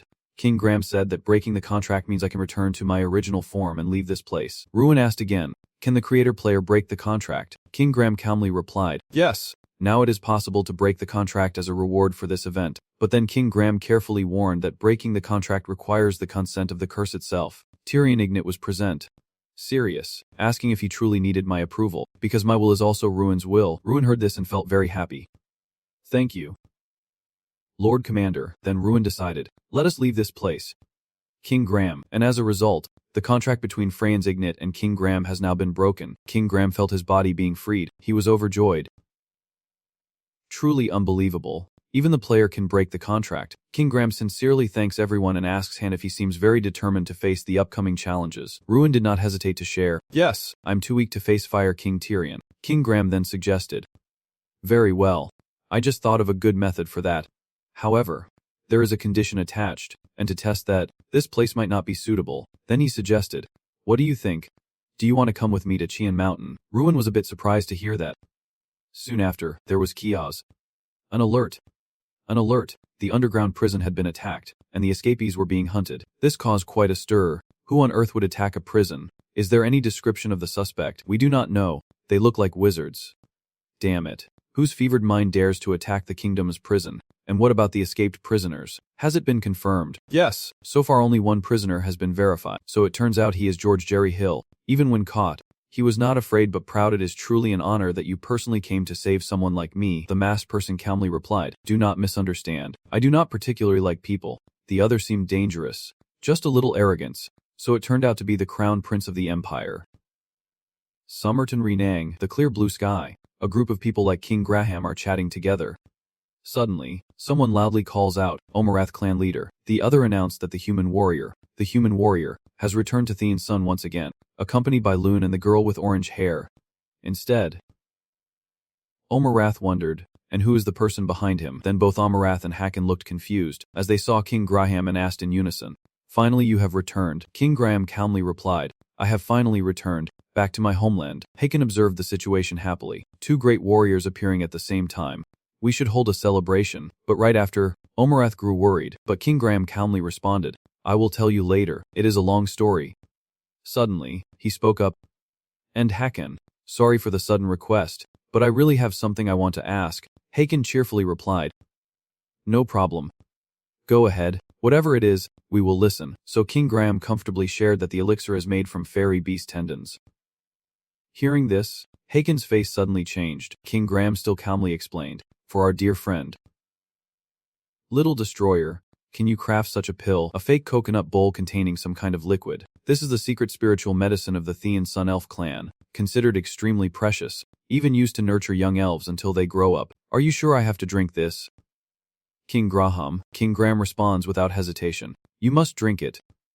He explains, did not you say you needed strength to defeat the Fire Lord? Or something like that. I have my own reasons for giving it to you. So you must drink it. Lewin felt reassured and nodded. If King Graham insisted like that, there must be a good reason. Then he summoned all his strength, lifted the coconut bowl, and resolved to drink it all, no matter what. As soon as he finished drinking, Lewin suddenly felt a strange sensation in his body and then put down the coconut bowl, thinking to himself, this is terrible. Seeing Lewin finish drinking, King Graham finally paid attention and asked, how are you? Little Destroyer, Lewin honestly replied, this is the worst thing I have ever tasted. But that is not what King Graham wanted. Do not you see something different? Hearing this, Lewin was startled and asked what you mean by that. Then Lewin understood.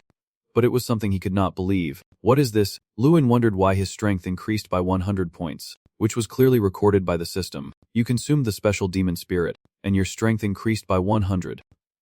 Once again, Lewin was confused just drinking one bowl of demon spirit. This makes you extremely confused, King Graham. Is this really possible? Can the elves here just keep getting stronger like that? King Graham quickly explained. No, that is not how it works once an elf drinks it. That is it. It won't work again. Lewin only wondered. So what about me? If I keep drinking, will my strength keep increasing? But it is far from what I expected. Then Lewin asked, so there is no more left? I can drink as much as I want as long as the day is still here. King Graham looked serious. The Lingjuic bowl just now was the last in stock, and to make more we need additional materials. Hearing this, Lewin sighed. However, later on, King Graham reassured you that you no longer need to worry about the materials. Lewin was a bit surprised to hear this and suddenly saw a group bringing materials back, with King Graham calmly explaining that it was because we decided to help you. Everyone worked hard gathering some heartwood, strong herbs, stone slabs, and many other ingredients. They all wanted to personally bring the materials back for you, to destroy them. Lewin was secretly pleased when he heard this. Everyone was doing all this for him. But right after that, King Graham also mentioned the difficulty, as they still could not find the last ingredient. Demon beast tendons are extremely rare, so it is understandable. Lewin also wants to help. So what should we do now? King Graham reassures him. Do not worry. That damn Fire King has already prepared everything for us. Then he places his hand on his arm.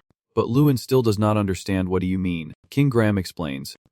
Use this. Just my arm alone is enough to produce dozens of doses of spiritual medicine. Hearing that, Lewin hesitated, but then King Graham calmly said, do not refuse, just accept it as my gratitude for freeing me from the vow I made years ago. Lewin is very grateful and thanks you. King Graham, who also suggests that drinking too many spiritual pills continuously can put a heavy burden on the body. Even Draa took 100 years, so it is hard to say how long it will take for you. Hearing that, Lewin was worried and wondered what to do now, as Fire King Tyran was chasing after him and he had to deal with him. King Graham remained calm and confident. There is no need to worry about that, he suddenly thought. I have come up with a plan. Then he shared, just now we expelled Fire King outside. Remember when we used the power of the artifact? King Graham explained that among the powers of the artifact, there is a type of magic related to time, and the ability to use that magic is still active. In the end, King Graham concluded that we will use that magic. This type of magic, King Graham is practicing it creates fire. He immediately demonstrates it to slow down the time inside that corridor, making time pass much more slowly inside than outside from now on. And he asked, are you ready for the small destruction? You will have to endure a very harsh period. Lu confidently replied, yes, I am ready. I have prepared myself for this. After saying that, he walked away. So I will be on my way now. Once Lee leaves, the girl with orange hair asks, King Graham, are you sure about this? Even with Lu, it will also take quite a long time. King Graham does not deny that it will be very harsh. 1 hour outside equals 10 years inside. The girl with orange hair still is not at ease. Even if she is not turned to ice inside, it is still an incredibly terrible challenge. That is right, I am an avatar so it is okay. But Ruin is just a human. But King Graham believes that the little destroyer will definitely get through this without any problems. So let us head back. We still need to make arrangements. Someone was curious. King Graham hesitated and was about to go somewhere. Then everyone turned back and spoke out, revealing it was Ruin. No one expected you to leave so quickly. Little destroyer, King Graham wondered. Did you really finish all that? How long has it actually been inside there? Ruin, exhausted, said I do not know. I counted about a week. Then I stopped. Then Ruin stood up confidently. After all, I have achieved what I wanted. And now King Graham was confused. What do you mean? What is it that you want to do inside there? Ruin drank a lot of alcohol. Bottles scattered around. Then he got up by himself again. Ruin said that every day inside, he promised himself that if he could get through this damn cave, he would destroy it. Then he suddenly gathered his strength and swore to destroy it. And as a result, the cave was destroyed by Ruin. Everyone there witnessed this glorious event. Only King Graham spoke up, and now the fairy is doing better. After completing the mission, Ruin suggested, then let us go. At this moment, according to the system, Ruin's power has reached 20,000, and Ruin also feels more confident. Fire King Tyran, I will destroy that bastard. In the royal castle, there are some polite and insincere words. I thank the prince once again. Somot, sitting gracefully on the throne, said there is no need to thank him. He just needs someone to watch over Vuan Adel for him. Joss then asked, by the way, where is King Tyran? Was not he also nearby that day? Somo Tan shook his head. I do not know either. He is just wandering around without saying a word. Somo Tan then became a bit annoyed and thought, even if he is my adoptive father, wandering around like that is strange. I will hold him responsible for this. Somo Tan turned to ask Joss, you said you will deal with Vuan Adel, right? Do you have a plan? Joss respectfully knelt down and replied, yes. Of course, that old man is starting to discuss plans to cancel the swordsmanship tournament held in the Empire. Right, Somo Tan agrees, yes, it is on the same scale as the competition festival. Joss feels reassured hearing this. Do not worry, it is a tournament of equal importance to the competition festival. I heard Vuan Adel's younger sister will participate, representing the Adel family, and since that guy dotes on his sister, he will definitely come to watch the tournament. He kept talking non-stop, and at that moment, I and the Dark Mage would ambush and eliminate him. If Tyrion Grayson had not intervened last time, we would have already taken him down. This time, it will definitely succeed. Somo Tan sat proudly on the throne, looking majestic and satisfied. Alright, this time I won't hold back. But recently, he has been acting serious. Do not disappoint me at the swordsmanship tournament. As introduced, if the tournament exists to honor mages, then the knights have their own swordsmanship tournament, and this swordsmanship tournament, like the competition, is held for young knights across the continent to compete. The event has a rule that during the qualifiers, the best knights representing each region are selected to advance to the swordsmanship tournament. At first, Luen's older sister Luna was chosen to represent the Adel family. When she entered, the audience cheered loudly and the atmosphere was lively, but it made her feel overwhelmed and nervous. The old butler beside him sadly announced that something must have happened to Luen. So I do not think he will be able to come to the tournament with us this time. Luna just thought for a moment, it would be so great if Dad could come. She felt a bit shy, so he promised to come cheer for her. As she was lost in thought, someone called out to her, "Luna, you can do it." It turned out to be Irene, cheering for Luna's spirit. "Everyone and I are rooting for you. You must win." There are quite a few people gossiping. Is that Irene Bruce? Her connections are really impressive. Irene heard these words and did not get angry but smiled proudly, thanking everyone. Encouraged, Luna became stronger and made up her mind to win. The referee then started to call out, "So both of you get ready." Then he signaled, and the battle began. Immediately after, Luna fought her opponent in a soul duel. Extremely intense. One is fire, the other is water, each fighting to survive and defeat the other. So Merton and Josh are also watching this fierce battle, with So Merton speaking first. "What is wrong, Josh?" So Merton chuckled to himself. "Did not you say this plan would lure him out? Yet even after searching the entire arena, we can't find Ruinal anywhere." Josh was now sweating nervously. This can't be right. Something must have gone wrong. If we keep looking, unfortunately for him. So Merton was tense. "I was wrong to trust you. The plan has gone awry." Then he said without mercy, "So I will withdraw." Josh looked regretful. "Sorry, we will also retreat." However, so Merton proposed this idea. "Wait a moment, if we eliminate his sister will Ruin Adel come to us himself?" Then he gave the order to proceed with the original plan. Down below, Ruin and his opponent are still evenly matched in battle. Suddenly, the entire arena becomes chaotic. Everyone rushes to escape what is going on. It is breaking out. Run fast. The Adel family watched calmly as everyone else fled in chaos. The person with Ruina hesitated. "Wait a moment," he kept shouting. "Ruina, Ruina." But at this moment Bava managed to hold him back. Hurting someone is very dangerous. Why did this happen right when Ruina's match was underway? He begged, "Please survive. Ruina." Below, everyone was knocked down by the explosion, and Ruina was no exception. Luckily she still remained composed. Then the girl turned to ask the other person, "Are you okay?" Ruina's opponent is polite. "Yes, I am okay." At this moment Ruina was a bit suspicious. Why did it suddenly explode? Was it an accident? Suddenly a voice approached from somewhere. "Here you are, that sinister guy." Daring to say that having Ruina here is perfect, the younger brother of that guy suggests, "Wait a moment, eliminating the sister and causing him ultimate suffering would be perfect."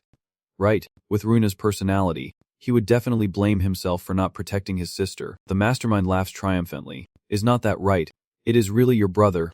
Ruina, hearing these words, she is terrified but still brave. "Who are you? Why are you talking about killing me?" The mastermind looks mysterious. "Who knows? Is there a need to explain to someone about to die?" That guy suddenly got the urge to tell a story. "Let me tell you something. We are those who bear a deep-seated grudge against your brother." And as they speak, they act, causing Ruina to panic. "Wait a minute. You guys." Before she could finish, the girl was betrayed by those guys. "Well then. Goodbye." They began to unleash strange moves to destroy her. Ruina stood watching the situation, wondering what to do now that it was too late to run. "Please someone, please save me." Suddenly, something happened that shook the scene. Irene, the butler, and Bava look up in astonishment. While Somerton, watching the scene from his room, smiles contentedly. What a magnificent sight. Truly a magnificent sight. Josh feels somewhat safe now. At least the prince's mood has improved. "Well done, my children." Suddenly, the old man senses something unusual. Wait a moment, and the three people in the stands were also extremely surprised. Ruina suddenly appeared to stop the attack from those people. Ruina was utterly shocked to see her brother, while Luen simply said softly, "Sorry for being late, Oppa."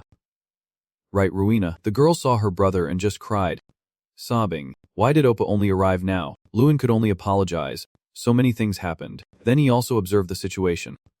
"After all, I heard the Fire King appeared, so I came to find him. But I did not expect this to happen." The mastermind finds this interesting, saying he arrived just in time, and to wait, because their father will erase him.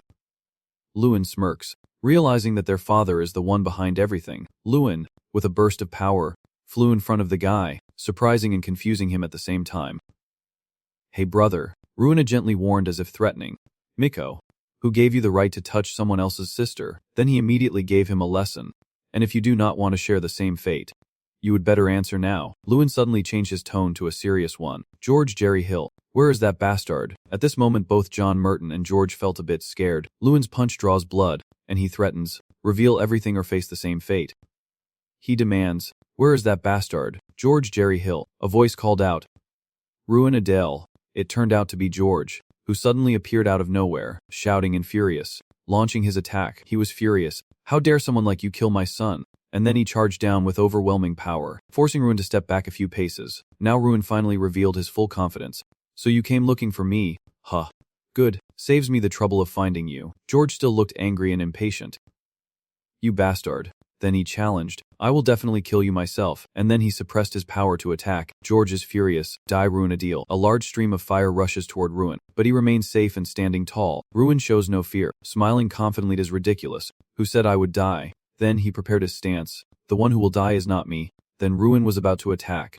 But it should be the new person. Ruin then immediately launched a move at the arrogant George, causing him to panic. George hurriedly blocked with a barrier, but now Ruin has become much stronger, and George is struggling to keep up, sweating profusely and still unable to catch up. Only now does he realize what the hell is going on back in Kingdom. He was the one pushing him to the brink alone. George wondered why. After just a few months, the gap between them had grown so much, but Ruin still did not stop. He kept fighting. The three people in the stands watched this scene with their mouths agape. All of George's subordinates broke out in a cold sweat, trembling with fear. Ruin suddenly kicked him to the ground and pressed him against the wall. Ruin, now questioning, only asked one question. George Jerry Hill, and the old man's hands trembled with fear. Ruin wondered how someone could escape from the underground prison in Kingdom, with the ruined reputation of the Jerry Hill family, which should have been impossible. At this moment, George was exhausted and desperately begged for mercy, promising to reveal everything and asking for his life. But unfortunately for him, Ruin was resolute. No. Forget it. You strike without hesitation. After all, it is just the Fire King or the Crown Prince. It must be one of them. In the end, George died at Ruin's hands, and his adopted children cried out in shock. One of them, bitter and furious, cursed the bastard.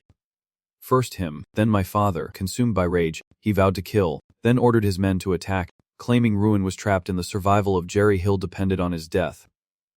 Hearing this, the group sprang into action, angrily shouting, Ruin Adele, die. You bastard. Ruin remained unfazed by the danger, still not understanding why. All of them used the same tactic to target Ruin, while I fought alone with determination. Such trash as you are no longer worthy to be my opponent. According to the introduction, the powers of the two sides are different. One is a bright shining sphere that dazzles anyone who looks at it, representing the anti-hero side, and the other is a blazing fire that burns everything close, representing the protagonist side. Ruin's power is 8th level magic, while those others' power is a meteorite. Just one strike is enough to defeat all those people. Goodbye. Jerry Hill. Over here, Somerton stands and watches everything that just happened. Finally, Ruin has defeated all those evil people. The Crown Prince Somerton stands above after the battle, sneering and saying he has gone crazy. He has truly lost his mind. Somerton.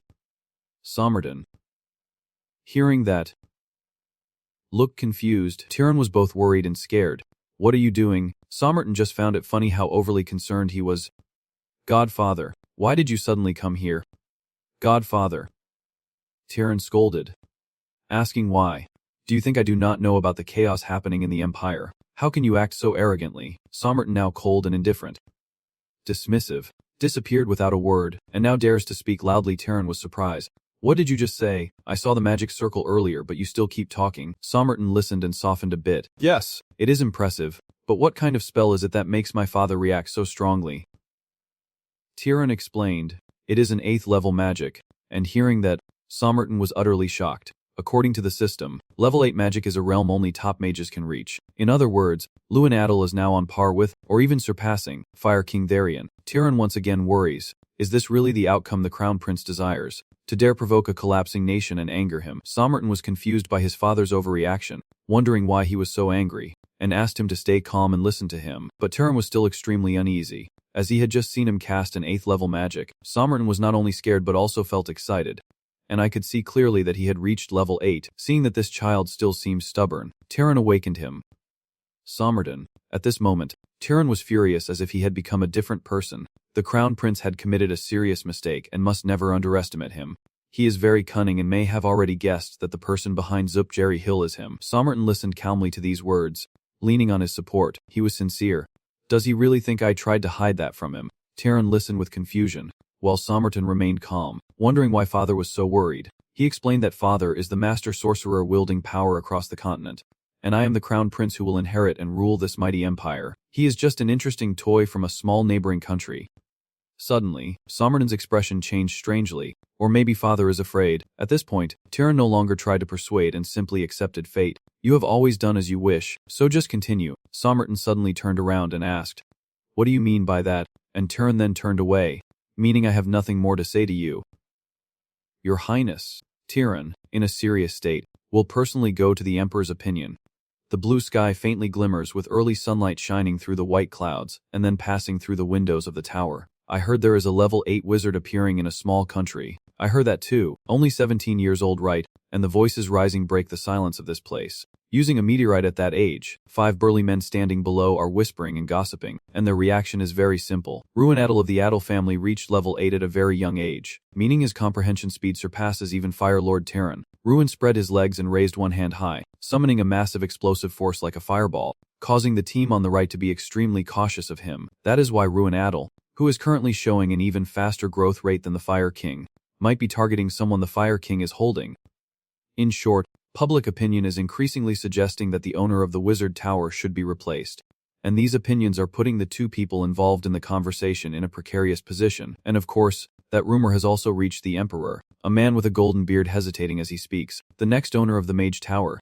What do you think? The imposing man sitting on the throne in a luxurious palace, with 2 sturdy young men standing solemnly beside them due below him. A mage from a small nation is threatening Terran's position, and I want to hear your opinions on this important matter. He is Emperor Titan Renek, dressed in a military uniform that exudes an overwhelming aura. Yes, Your Majesty, a man in a white suit hesitantly replied.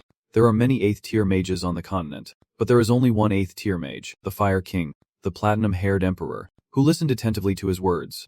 But now, a young 8th-level mage has appeared. Perhaps the one with greater talent is the one truly worthy of holding the Tower Master position. His face slightly tense as he speaks about this issue. Please, Your Majesty, do not let their words shake you. A sudden voice rang out, causing everyone in the hall to turn and look. Fire King Terran. They were so surprised they almost could not speak when they saw him appear here, quietly entering the hall with a young man with brown hair. Terran, I did not expect you to come here, so I won't keep you waiting. I want to hear your direct opinion. With the Emperor's permission to speak, Terran earnestly continued. Your Majesty, do you really accept this situation? Ruin Adel, who is said to have reached level 8, said this with a darkened gaze and furrowed brows. Just a few days ago, he was far behind me in skill. How could he have reached level 8 in such a short time? Renek pondered silently, not replying but continuing to watch the cunning fox jump again. His eyes widened in shock as he listened to Terran speak further, growing more intense. It was certain that he had tampered with forbidden power, whether it was singing magic or something else, so he must have used every possible trick. Otherwise, how could he have grown so rapidly? He continued to fill the king's mind. He even used a strange power related to elves.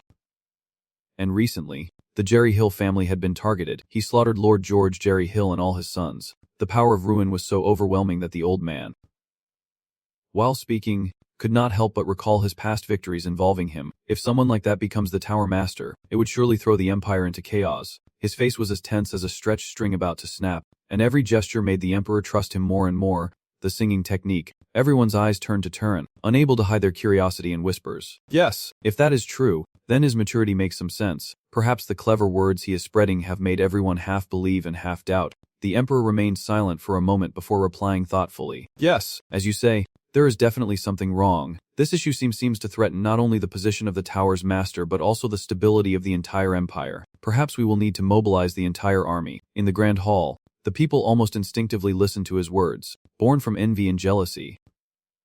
Almost there, he thought, as a cruel smile crept onto his lips. With the Emperor's forces, even the little kid would not stand a chance. Those deceitful traitors talk one thing but think another.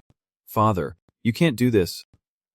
Please stop. A sudden plea from the young man, from the entrance. The young crown prince with light orange hair and deep eyebrows strode in, causing the cunning old fox Terran to panic as if his heart had dropped out. The crown prince, he never expected So Mo-tung to appear at this moment, and the serious-faced prince continued to walk into the grand hall. So Mo-tung, do you still have the face to come here? The Emperor saw his son approaching and immediately questioned him. I do not understand what you are talking about.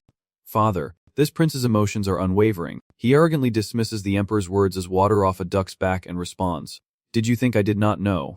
Did you think I did not know?" The emperor repeated angrily, his face almost contorting from the sudden surge of rage in his mind. "And yet you dared to ruin it just because of your personal feelings. How can a crown prince behave so recklessly?" His hardworking father continued to send words of love to his son. He closed his eyes feeling exhausted, hesitated for a moment, then replied to him, "That matter is over now. Are you just reminding me of the past to scold me here?" Prince Koinugo tuned too, now like a 3-year-old child annoyed because of being scolded in front of others. "Your statement about stopping what you said earlier, what do you really mean by that, putting aside our father-son matters?" The emperor sternly questions his son about his previous words. "Because I have decided to kill him myself," the prince said with a chilling voice like a block of ice cutting through the fog. "Even if he has to die, it will be by my own hand. The purpose of this storm visit is to prevent the emperor from acting before me. I thought the angel was here to save Lewin, but it was just a fantasy. I was so desperate to see him die that I kept hoping." And he kept spouting bitter words that even the emperor could not help but grimace at unexpectedly. "Huh?" He asked again as if he could not believe his son's words. I was about to continue speaking when suddenly he fell ill, his eyes almost losing sight of his husband. "Ho ho." The emperor choked and coughed loudly several times, causing his attendants to be stunned. "Are you all right?" "Your Majesty, I know I have reached my limit of endurance." Week after week, Somua Kogang Noi Ti, Prince Trang Van Mat Kong Bin Sak Chayan Ong Im Lang, Kan La Ateram Ben Kan Van Juvi Mat Loso. If you have said that, then make the best choice you can. The emperor's judgment was like a slap in the face. The old man's horrified, distorted expression made everyone grimace. "Sister, is this how the dream ends?" He seemed unable to believe his own hands. "Is it just because of a word from the crown prince? He may be angry, but he has to accept his fate." "Father, your guardian," he said, making Terran startled and glance over. "Pulling your father, who needs rest, just to get him, is that all your father is capable of?" He frowned and questioned him. His words only made the old man more furious, his eyebrows almost meeting in frustration as he glared at the chaos around him. "My father's illness is worsening. Even the most renowned healers have given up. He has already spoken. In other words, all the power your father holds in the coming days will belong to me." Another slap in the face for him. Tyrion gritted his teeth, glaring bitterly but unable to speak. "Father, then I will take my leave." "Patron," he said, turning around and walking away as if nothing had happened, leaving him and Doom Prime standing there in furious silence. When did everything turn out like this? He wondered in disbelief at his fate. I should have been the wings supporting the crown prince, the one who would become the next emperor. Tyrion clenched his fists in anger, but since Ruin Adel appeared, my wings have been shattered into pieces, and my wrong thoughts about him are so delusional that I see his shadow everywhere. No, this evil and twisted cunning of that old fox is written all over his face, and Tyrion's entire face seems ready to explode with envy. I absolutely cannot forgive that. Maybe he has given me a different path. In a moment, he and his loyal disciple walked back to the room. Tyrion slumped on the chair while Doombram stood with his hands behind his back like a subordinate waiting for orders from his master. Doombram suddenly called his name. "Yes, the Tower Master." Doombram quickly responded like an obedient puppy. "If you have defeated Ruin Adel in the swordsmanship tournament, then what if I help you win? Would not history change its course easily?" He continued, each word like honey pouring into his hand. Doombram pondered silently as if contemplating something. "Yes, there is no point in saying it now," he muttered, while pursing his lips in a smile that hinted at some dark scheme. "Soon the Tower Master will change, and no matter how much the prince resists, he cannot stop Ruin Adel like this," his voice echoing through the room. "But why have not you left me yet?" The old fox's face suddenly turned serious as he asked. "Because to me, the Tower Master can only be the king of peace, no one else. If Ruin Adel is the root of everything, I will handle him myself," he replied to Tyrion mechanically. "I understand, but with your current strength, that is impossible." His eyes seemed to hold a glimmer of hope. Dungbrem remained silent like a gatekeeper soldier. But this time it might be different. His next words leave him so stunned his eyes widen in shock. "This time, because I will actively support you," he said with a smile as his body emitted a mysterious purple light and his eyes turned black from the magic power, and he could only stand frozen in place watching. His eyes turned black, and the more he thought about it, the more terrified he became. He paled, his face as white as if drained of blood. The Fire King, trembling and stammering as he called out to the person opposite him. "You always longed for me to take you as my disciple," he said as he infused dark energy into his head, and all he could do was try to hold his hand back and groan. "Come on, is not this the moment you have always dreamed of?" he said with a creepy smile, as the dark energy behind him grew more and more. "So just smile." Dung Bram, Tyrion's almost final words to him, as the thick purple energy of the old man spills out of the room and spreads everywhere. His back exuded a terrifying aura of exhaustion but also deep contemplation. As if he was pondering something, Louis stood silently, facing the arena. He looks very contemplative, perhaps pondering something, or the anger inside him makes him unsure of what to say. His entire being exudes a terrifying aura, and just provoking Rina is not enough. They even drag innocent civilians into this. Luin's mind was in turmoil and he began to make various guesses. The sinister images of Crown Prince Somo Tung and Fire King Terran appeared in his thoughts. Who could have done this? The prince or the Fire King? After his terrifyingly dark expression, Luin suddenly seemed indifferent about who the culprit was. Even the revenge did not matter much. Suddenly, Luin unleashed a deadly aura, surrounding him in a deep crimson hue, his eyes steady and filled with unhidden hatred, his eyebrows furrowing. His voice is calm and gentle, but it sends a shiver down your spine. With terrible intent, I will tear both of them apart. In the vast palace, along the corridor with flickering torches casting warm golden light across the space, only two lonely figures remain. Irene, in elegant and formal black outfit, is hurriedly chasing after Luin's gradually disappearing figure.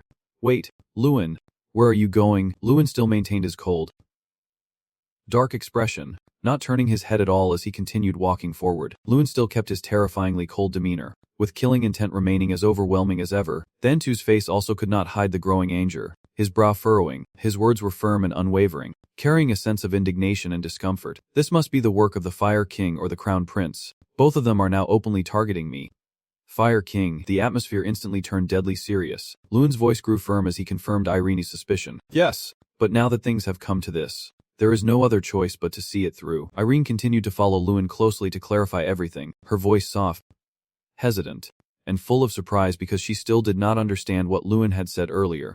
What did he mean by that all of a sudden? Luin did not stop or look back, calmly replying to Irene, "You see it too, Lady Irene.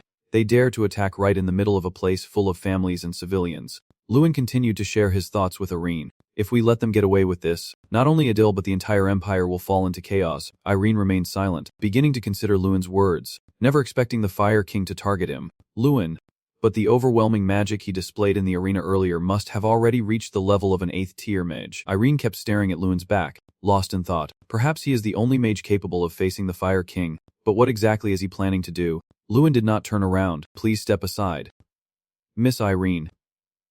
Irene hesitated. Huh. What are you suddenly saying? And her steps abruptly halted. The atmosphere grew tense with Doom Prime's appearance. Standing in front of the door, sword in hand, facing Luin and Irene. Irene remained silent as Luin spoke. Long time no see. Doom Prime, Fire Lord Onse. Have you come to kill me? Doom Prime frowned and threatened. Do not mention his name with that filthy mouth. No way. I am with the Fire King. Doom Prime grits his teeth in anger. The arrogant bastard.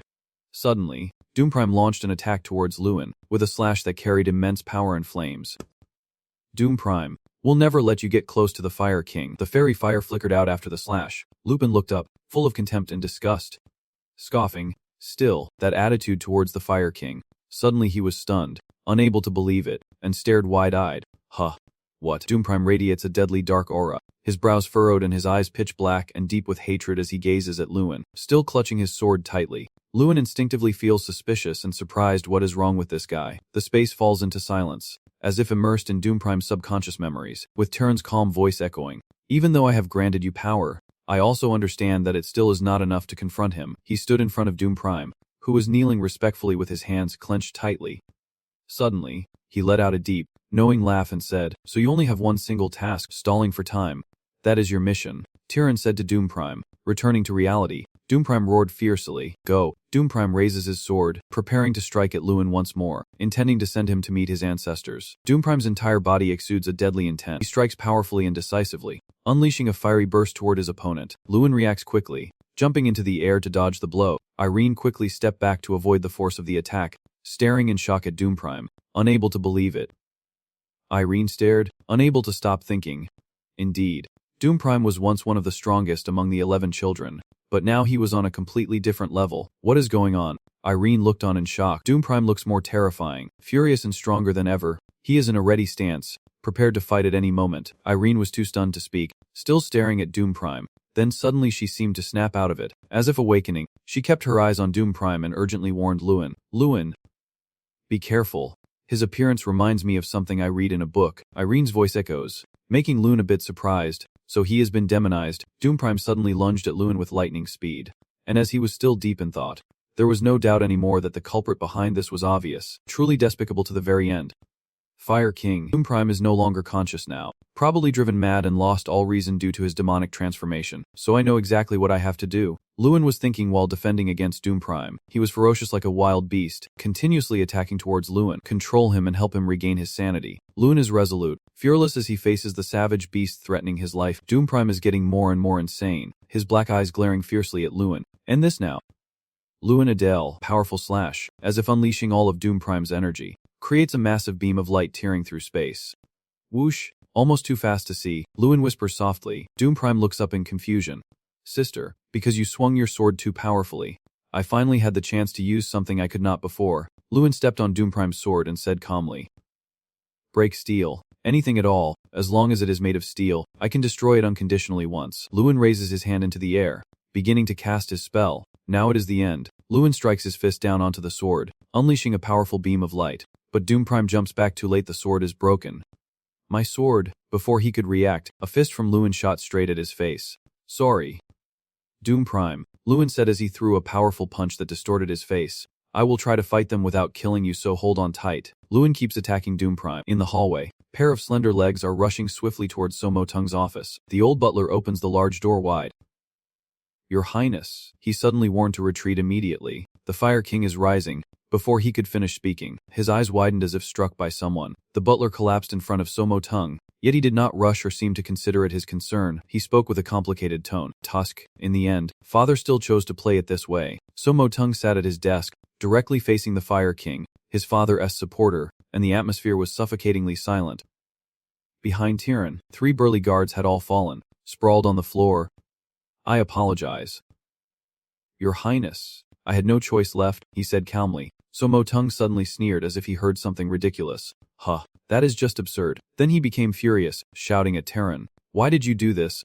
Do you think removing me will make you the Tower Lord? No, I am no longer satisfied with just that. Tyrion's cold words made Somo Tung tremble with rage. Tyrion continued speaking about his goal. As my position as Tower Master was threatened, there was only one path left, to seize overwhelming power, crush Runadal with absolute force, and not only become the Tower Master but also the ruler of the entire world. And that power, it comes from the hidden energy within His Highness. The heir to the throne, his eyes turning terrifyingly black, his words like a hand pushing Somo Tung into an icy abyss, leaving him speechless. Tyrion continued speaking to Somo Tung. Do you still remember what I taught you when you were young? Never back down from your beliefs, he said with a faint smile. The space grew heavy as Tyrion began casting his magic, his hand raised, glowing with a sinister purple light. And just as I was taught, I would make everything unfold exactly as I intended. Somo Tung stood silently, facing him and waiting for what he would do next. His eyebrows furrowed, suddenly losing composure, and he shouted at Tyrion. Do you think just saying that will make me give up? Soldiers, arrest him now. Immediately, 3 guards jumped down from the sky, swords pointed at Tyrion. He turned around, glaring, and cast his shadow magic at the guards. Tyrion waved his hand, and suddenly a flash of purple light shot past them, stunning the guards into inaction.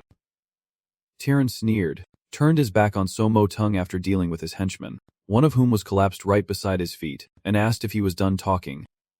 Your Highness. The purple magic light still lingers in the air, creating a terrifying pressure. Somo Tung suddenly forced a stiff smile but gradually lost control, breaking out in sweat. Haha, so this is how it ends. So this is how everything concludes, full of defiance. Tyrion's magic is powerful, covering the entire room with streaks of purple and blue light, and the 3 guards have collapsed to the floor. There are no signs of life, Somo Tung said with full hatred to Tyrion. Fine, go ahead and try to defeat Lewin Adele. Even if I die, I will curse you. Both of them helplessly furrowed their brows, let out a small sound, then looked down. She often worries and asks if Lewin will be okay. After being punched so many times by Lewin, her battered face is swollen and red on both cheeks. Her eyes are white and unconscious, regardless of her fate being decided on the arena. Don't put your hands in your pockets.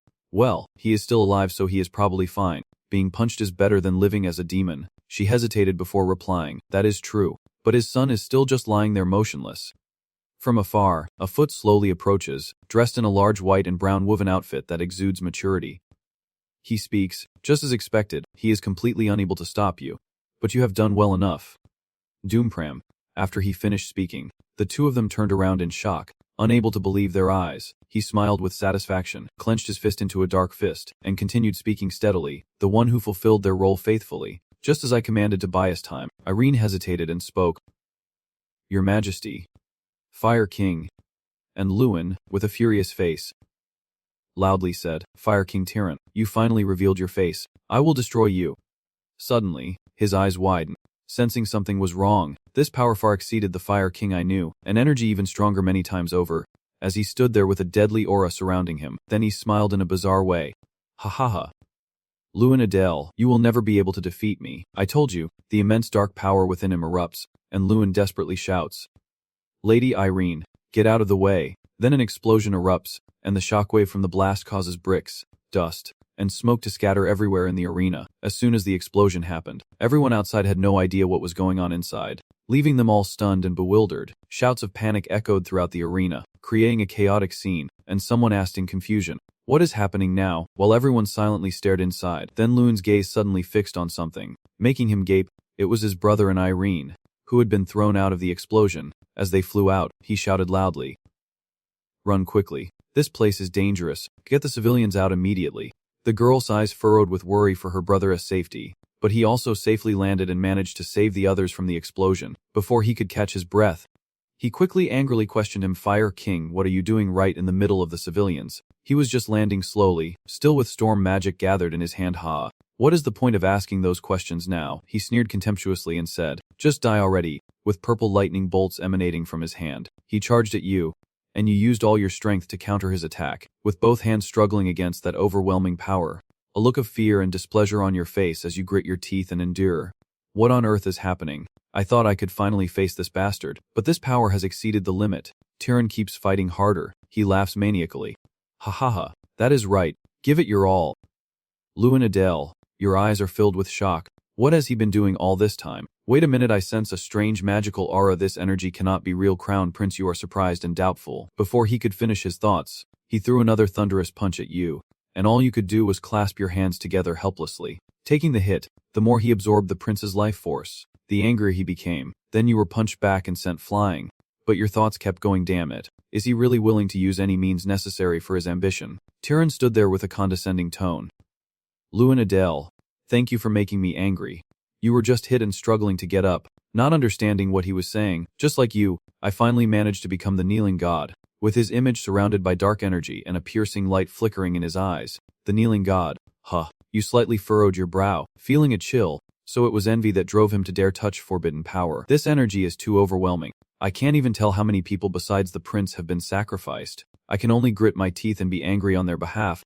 Never, people like him should never exist. And I also start to stand up, if he wants to do whatever he pleases. This world will be swallowed by chaos." He also started thinking of a different plan, and then called upon the Fire Lord Terran Aximus. When he heard someone calling his ancestors, he was a bit surprised. He fixated his gaze on each word with determination. "I will stop him at all costs." And after hearing this, he also smiled with pleasure. A mission panel appeared, revealing the final task to defeat the demon and save the world. In the empty space, someone called out, "Sister. Sister." Irene opened her eyes in panic. She struggled to sit up, her face still covered in sweat as if she had just gone through a nightmare. "Rena, what is going on?" Rena told her the situation. "He has asked for my help." Seeing the remaining civilians leaving Kingdo, her expression darkened even more. "But just relying on us is not enough. What should we do now?" Oppa is fighting alone. Thinking this over, helpless tears started to flow down her face as she sobbed and broke down crying into Irene's chest. "Rena." Suddenly Irene looked ahead with a look of surprise. It was the ghosts, the soulless townspeople slowly approaching the two sisters. So it turns out Doom and Bram are not the only ones turned into demons. They plan to wipe out everyone from the very beginning. The two sisters stared in horror at the demons. "Rena, run away from here first. Leave this to me." A voice from behind spoke. "Everyone, step back. This must be where this old man is connected. Probably right here." He closes his eyes and feels a longsword in his hand. "On the day of the battle, I will fight alongside you," she pleaded with a firm tone, knowing that the missing arm would surely cause him pain. "No, I have made my decision." The possessed demon-possessed villagers rush towards them. "If we can't protect the people here, I think I will regret it for the rest of my life." And after saying that, both of them prepared for battle. In front of them was a sea of fire, and then both of their eyes widened in surprise. "Damn it, we are too late." An elderly man with white hair speaks, apologizing to everyone. He gathers everyone, surprised at how long it took, standing before the silver-haired elder with countless black-clad figures behind him, all armed and quietly watching. "Then we will fight alongside you," they said, and everyone charged into the battle, punching, kicking, wielding swords and magic. Someone shouted, We have to take them down quickly. Finish this and go help Lewin. From afar, an explosion erupted with dust and smoke billowing everywhere. Lewin, as the smoke clears, Lewin is seen leaning on his knees, exhausted from there on the Fire King's blow, his body surrounded by a floating purple aura as he looks down, thinking how bitter it is that he is no longer even a match for him after all his hard training, and wondering if this is really his fate. I have to protect everyone. Ha! He is triumphant now, delivering a fitting punishment for you foolish trash. The more he spoke, the more delighted he became. Sneering, your desperate struggles are meaningless now. Who have reached the realm of gods and demons will obliterate you all, he shouted. Now goodbye. Then with all his strength he swung his arm to throw the giant fireball down at Lewin, his face showing murderous intent. The sphere drew closer and closer, its oppressive aura causing the surrounding earth and rocks to crack apart. While I could only stand and watch it fall, Irene and Rena were panic-stricken and terrified. Oba, both screaming in fear. My body is now frozen with fear before that immense power. All I can do is stand and watch. Is this the end? I feel like I have surrendered my life to fate. Then a voice suddenly echoes out, protect them, and I open my eyes in shock. Beside your ear is a blue-eyed dragon. I may not be able to do it, but you can. You suddenly feel a hidden power within yourself and open your eyes in surprise. Louis sneered with a mocking smile. Only he could be the demon god. That is not fair. Right, with Draka's power, standing before Tyrann, he arrogantly called out. Come on. Tyrann Actimus, Lou confidently said. Now then, let us have a king-level battle this time. Tyrann, confused, wondered what this was. He panicked and thought to himself, what on earth is happening? Tyrann looked at you in shock. This incredible energy felt as if a true god had descended. Louis now clenched his fist. All right, now, he charged at Tyrann and shouted, it is my turn. He had to defend both his shield and the sky silently. Damn it. Somehow he had to block it. But soon, Tyrann's defenses were broken, and his face hardened as Lewin's fist landed. Tyrann was thrown far away. Tyrion, at least stunned, exclaimed, what the hell is this? Is that really the power of Lewin? Chang was overwhelmed with worry. Could it be that Lewin, the embodiment of Draka, had accepted that fate? What on earth was happening? It was unbelievable. Impossible. Could Lewin really be becoming the new god of destruction? When suddenly Lewin heard a familiar voice, using the most despicable trick of all. Lewin Adele. Tyrann released a huge burst of energy towards him while shouting, I won't allow that. He slammed his empty hand onto the ground, his face gradually showing signs of water and anything that blocks his way now. Tyrann stood up strongly and declared that he would absolutely not allow it. He channeled a large amount of magic into his palm and mocked Lewin to see how long that arrogant attitude would last. Countless lightning orbs gathered around Tyrann as he confidently declared that in the end, your fate would be destruction. Even Tyrann, as a demon god, failed to realize one thing. The Draka that Lewin summoned was once called the god of destruction. So facing Draka now is no longer just a matter of risking death. Lewin claps his hands together, creating sparks of brilliant light. All Tyrann can see now is howling wind. He was terrified, wondering what kind of nonsense this was. Suddenly, Lewin spoke up. Is it my turn now? You wield Draka's immense power as you approach Tyrann. He is struck down once again. Lewin keeps delivering another punch to Tyrann's waist. This strike causes him immense pain. Tyrann was thrown far away. Everyone witnessing the scene was extremely shocked. Even wounded, Tyrann keeps talking nonsense. I admit it. Lewin Adol. He suddenly soared into the sky. Tyrann just now created a magic sphere and said, even if I use all my methods, I cannot defeat you, he said calmly. But if I cannot defeat you, then I will drag both you and this entire world into the abyss and destroy everything with all my strength. Lewin glared and shouted, what the hell are you talking about? He is putting all his strength into that attack. Everything will end right now. Lewin angrily curses. Damn it, he is crazy until the very end. Tyrann wants to destroy the entire world out of jealousy. He firmly declares, looks like I have to stop this attack too. I will put all my strength into it. Lewin raised his fist once more. So this will be the last time. His eyes were filled with determination. Let us do this together. Draka. Lewin and Draka both raise their hands to block Tyrann's attack. He roars in fury. He delusionally shouts, in the end, you are nothing before a demon god. I will wipe you and those fools out. Those below look up. Anticipating, Lewin quickly denied. No, someone who can't do anything. He pushed that explosive power towards Tyrann and confirmed, it is you. He touched himself, wondering if it was really over. Is this truly the end so painfully? Tyrann was unwilling, cursing the heavens. Damn it. This is so damn frustrating. Before dying, he swore vengeance. Cursing you. Lewin Adol. His voice echoed through the entire space. As the battle ends, Draka's power begins to fade. Luna anxiously runs over and calls out, Opa. The girl asked worriedly, after all those battles, are you still okay? Lewin quickly replied, yeah, I am still safe. His face turned pale white, Lewin clutching his head in panic. What is happening? My head feels like it is going to explode. Why is this unbearable pain happening? He roared in pain, finally unable to hold on and collapsing to the ground. Luna anxiously calls out, "Opa." She immediately reassures him. "Are you okay, Opa? Wait a moment. I will be there soon." Lewin hurriedly shouted, "Do not come." He tried to stop Luna. "Do not come here. You absolutely must not get close." Chang gradually realized he had been too sure. Lewin hesitantly looked at the figure before him. Indeed, the dragon known as the most perfect creature and also the destroyer of worlds.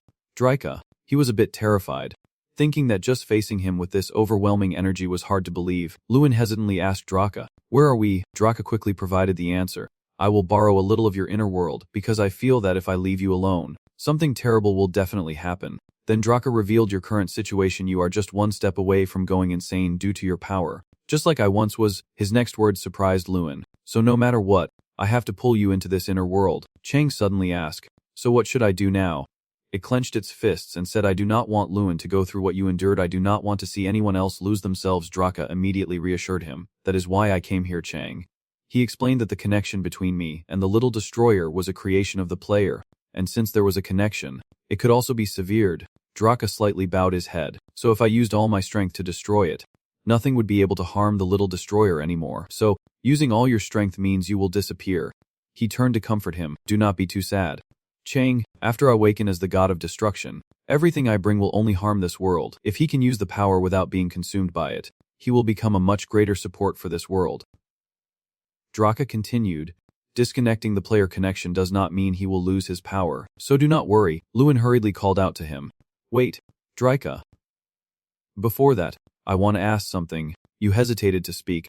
"Among all the people, why me? I really do not understand why you did all this for me. I do not even know if having this power will benefit the world or not." Draka firmly assured me that it will help. He gently explained that I gave you my power because you reminded me of myself. Draka sadly recounted that before gaining this strength, life was just pain for her, but in the end, she was consumed by that power and destroyed the world. "But you are different." He trusts Lewin deeply. "As a player, I have followed your entire life, from when you had no power at all to now. When you have become strong, you have always used that strength the right way." The next words will surprise you greatly. "Unlike me, you will lead the world down the right path." Finally, Draka sighed softly, seeming to have run out of time, and said, "It was a pleasure to meet you, little destroyer." He also turned to speak to Shrang and everyone else. "Shrang, Draka sincerely expresses that he has always been grateful to you, both in the past and now." Shrang clenched his teeth. "That damn snake god." In the end, he had to reluctantly say goodbye. "Farewell, Draka." The sky gradually clears up. Lewin struggles to open his eyes as a voice calling his name echoes in his ears. "Lewin." Lewin let out a soft sigh and noticed everyone staring at her intently. Jia-sun reproached her, saying she really scared him. Suddenly collapsing, he thought something terrible had happened. Lewin forced a smile and replied, "I see. Sorry for causing you worry." Shrang stood silently aside with many thoughts. "I am sincere, and I thank everyone very much. I asked for help too suddenly. Yet everyone still came." Tyrion at least smiled and praised Lewin, even if it was just a last-minute request, but everyone immediately rushed over, which only shows how wonderful you are, Lewin. Just then, someone approached, apologizing for interrupting this warm moment. When they saw him, everyone was startled. "Ho ho," they exclaimed in panic. "Your Majesty." The Emperor spoke seriously. "I need to see Lewin Adale." Jia-sun was stunned into silence, the Emperor standing right in front of him, while Lewin was confused, wondering if the Emperor had come to confront him about defeating his trusted courtier, the Fire King. It is very likely that at this moment the Emperor has lost his clarity of mind, having just lost his son, the Crown Prince. Without waiting for Lewin's reaction, the Emperor called out again, "Lewin," yet he bowed his head before you and asked for permission for me to personally confess my faults. The Emperor honestly admits that the current chaos in the Empire is entirely his fault. He failed to see Terran's true cruelty, even granting him more power. And more, he was extremely remorseful. "My greatest mistake was failing to control my son," the Emperor recounted, "and just now, I witnessed first then the battle between him and Terran." He confessed, and at that very moment, I was completely convinced. At that time, the Emperor believed that if that man fought for the world, then this world would move towards a better direction. Then he revealed his true purpose, so I wanted to ask you personally. The Emperor's next words stunned Lewin Adele. "Do you agree to become the tower master of our Empire's Mage Tower?" One night a few days later, inside the house, laughter and chatter echoed. "You are truly on a different level, Lewin." Jia-sun, drinking beer, said, "I always thought you were on a different level, but at your age, Being offered to become the chief of the tower is an honor. Lewin replied with a heavy heart. I have never even dared to dream of that. Deep down I still wonder if I am worthy of succeeding Fire King Terran. Becoming Tower Master means becoming someone everyone admires. Lewin pondered deeply. Having defeated the former Tower Master and traitor Terran the Fire King, and with the Emperor personally recommending him if he agreed, he could be appointed immediately. He was extremely hesitant, as the world was in chaos after Terran Artemis's rebellion and the death of the Crown Prince. Now as the new Tower Master, there will definitely be a lot to do. I just graduated from the academy not long ago. Can I really handle all of this? Just then, someone called out to you. Lord Lewin. Lewin was startled and blurted out, Lady Irene. She kindly asked what you were pondering so deeply. You do not seem very well. He honestly confided to Irene that being entrusted with such a heavy responsibility was overwhelming. Honestly, I feel a bit suffocated. It is a great opportunity, but I can't help but worry. Hearing that, she made a suggestion. So how about going on a trip, somewhere you can relax without worries? Lewin let out a sound. That sounds good.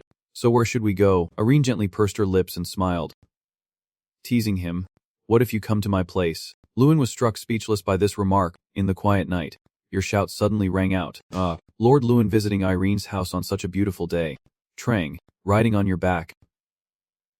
Playfully teasing. Lewin, you have never even been on a date before, yet you are in such a rush from the very start. He looked ahead at Irene and asked, are you planning to go to that girl's house alone? Trang nodded appreciatively. Your friend is quite resourceful too. They stepped back just enough for the two of you to go alone. That mountain guy is more clever than I thought. Lewin asked back, but why won't you back down? Trang quickly reminded him. Hey, did you forget? I am your only close system. Remember that? Irene suddenly turned back and called. Lewin, what are you muttering to yourself about? You immediately denied. Oh, it is nothing. Lewin looked at her, feeling a mix of serious excitement and joy. Because in the end, he was going on a journey with Lady Irene. Just the two of them. He thought to himself that their destination this time, Prius, was only known to be Lady Irene's homeland. But he did not expect it to be full of mountains like that. However, there is nothing around here. Suddenly, a shadow lunged forward, and Lewin was startled as he looked over. You quickly dodged a kick from the newcomer. A trap. Aduma murmured. Not bad. You managed to avoid my kick, Lewin irritably questioned. Who the hell are you to suddenly attack me like that? He sneered back. Who am I? Dan. Are you out of your mind? So who the hell are you? He exclaimed confused. What? Irene helplessly lowered her head and apologized on his behalf. Lewin was stunned and asked, what are you talking about? Only then did she reveal that the person was introduced by Irene as her brother. Hearing that, Lewin was very surprised. So he is her brother. Then why did he attack? Aduma suddenly interrupted. You dodged my ambush, which proves you are not an ordinary kid. He gradually approached Lewin, but seeing him wandering around with Irene, do not tell me you are her boyfriend. Without waiting for an answer, Aduma grabbed your shirt and threatened. Then said, let me punch you once and then we can talk. Lewin hurriedly spoke. I do not understand what you are saying, but can you let me go? Seeing what was in front of him, he was extremely shocked. The system display shows an 8-star martial artist. Aduma, Prius, and Lewin are stunned and wondering, wait a minute, an 8-star martial artist, such a strong person, why are they here? Aduma, annoyed by your indifference, yells, what is wrong? Why are not you answering? Do you think this is nothing? Irene is annoyed. Can you stop now? He hurriedly let go of Lewin. Irene turned her face away and reproached him. Even though he is your brother, this is going too far. Aduma felt deeply hurt. Right in front of him. Does she really side with him? That guy, Irene shouted back. I was the one who saved you.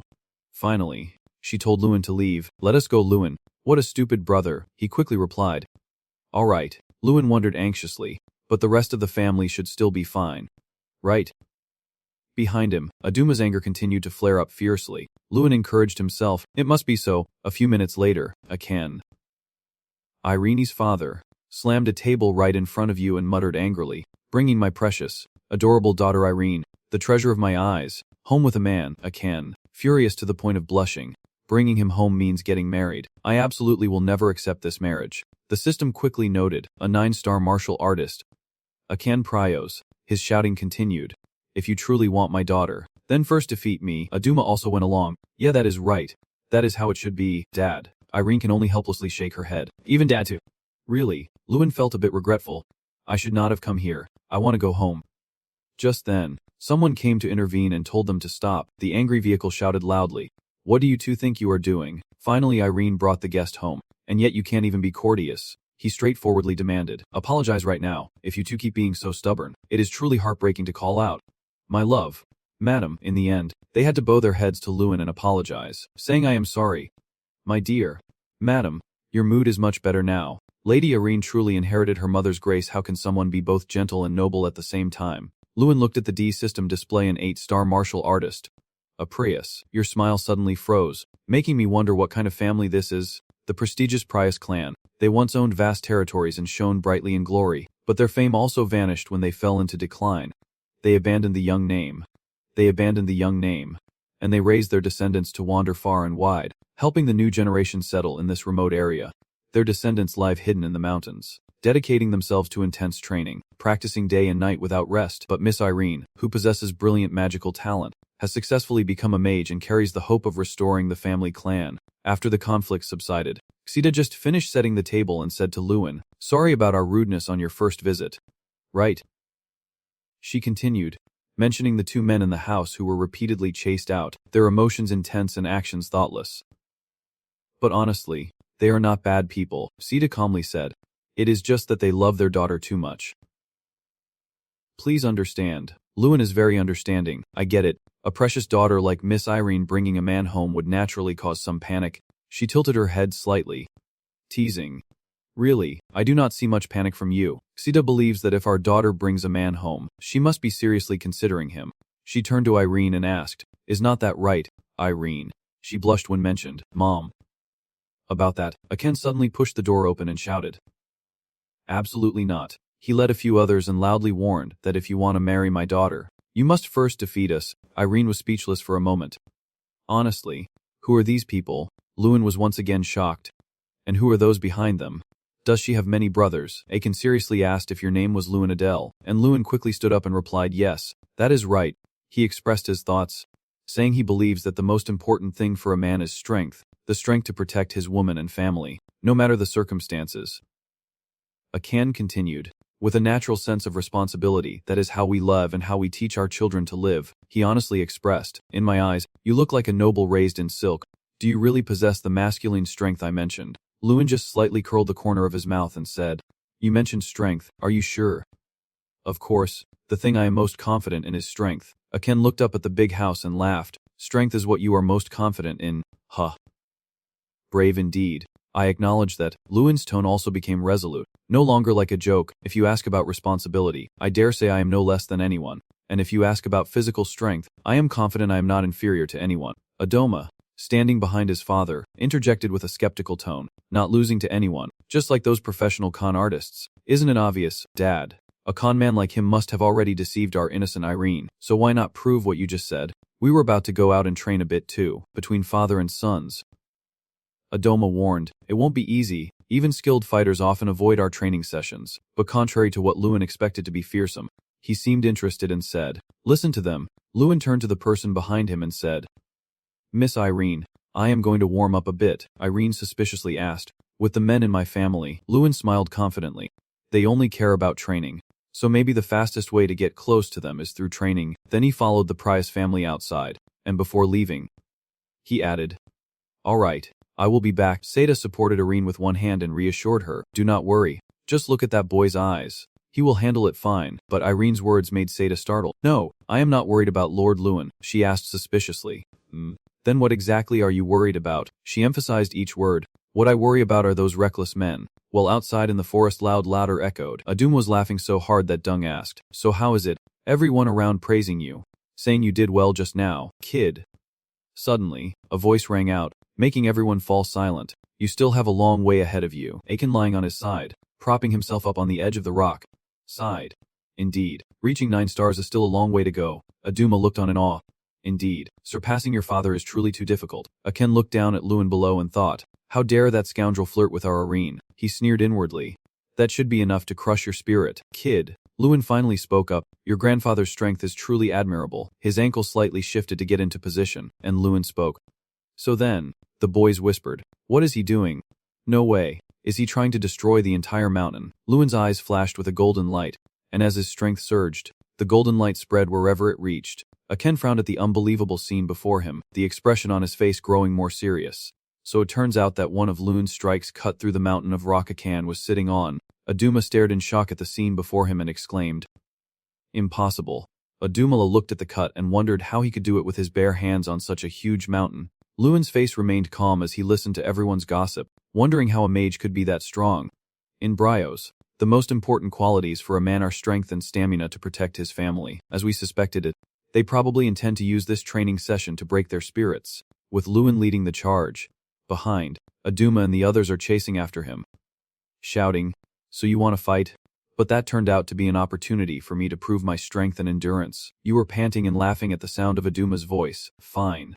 I will play along with you. A few days passed like that, with everyone lying on the grass, exhausted. A shadow in front of Aduma asked, "Are you okay?" Lewin separated from the group and asked Han, "Can you stand up? We still need to have dinner together." He also extended his hand in acknowledgement and replied, "Yes.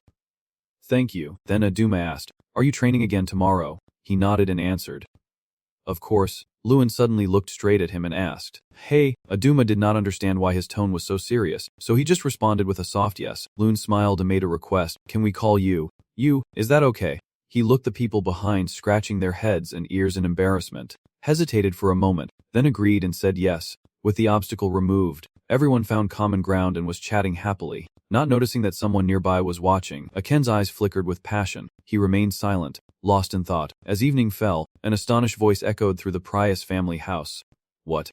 Really?" Aduma stood up and asked again, "Are you really officially recognized as the successor to the Tower Master by the Emperor himself?" Irene nodded in Loon's place and replied yes. "That is right. He is the mage who stopped Lord Theron's rebellion, so his selection was only natural." The sound of footsteps echoes repeatedly in your ears. "A formidable character visiting our home. And you get to meet the heir of the tower in person," Aken said with a reproachful tone. "Why did you only tell us now?" He seemed a bit uncomfortable and said, "If you had spoken earlier, we might have treated you differently from the start." But Lewin's words surprised Aken. "I do not care about other titles," he exclaimed in shock. "What? You speak sincerely, saying you want to be recognized by Lady Irene's family, and during that process, you did not think the title of Tower Master was so important." Aken, "Do not stay still." I did not expect Lewin's answer to be like that. Seta covers her face with a mischievous smile. Truly the kind of person Irene would fall for. "Right, my love." Hearing this, Lewin and Irene both blush with embarrassment, and she stammers, "Mom." Aken once again fell into silence, everything happening too suddenly to make him a bit dizzy. He thought to himself, it seems so indeed. It was now midnight. In the large bedroom each person lay separately on a bed, the steady sound of snoring echoing through the night. Lewin is still awake when suddenly someone calls him hey. Seeing Aken standing in front of his bed, Lewin sits up in shock and calls out, "Dad." He signaled for you to follow him. Before leaving the room, Aken turned back and said, "We need to talk." Then the two of them moved outside, under the full moon and millions of shining stars. As Lewin followed Aken, he thought to himself, "He said he wanted to talk to me. I wonder what it is about." He stopped and called out Lewin, who, although not understanding what was happening, replied, "Yes, Father." Aken said seriously, "As I have told you many times, Irene is a girl very precious to me." He turned to face Lewin and asked, "Can you take responsibility for a girl like her?" Without hesitation, he replied, "Yes, I can." Aken closed his eyes and listed each thing. "All right. Skills. Effort.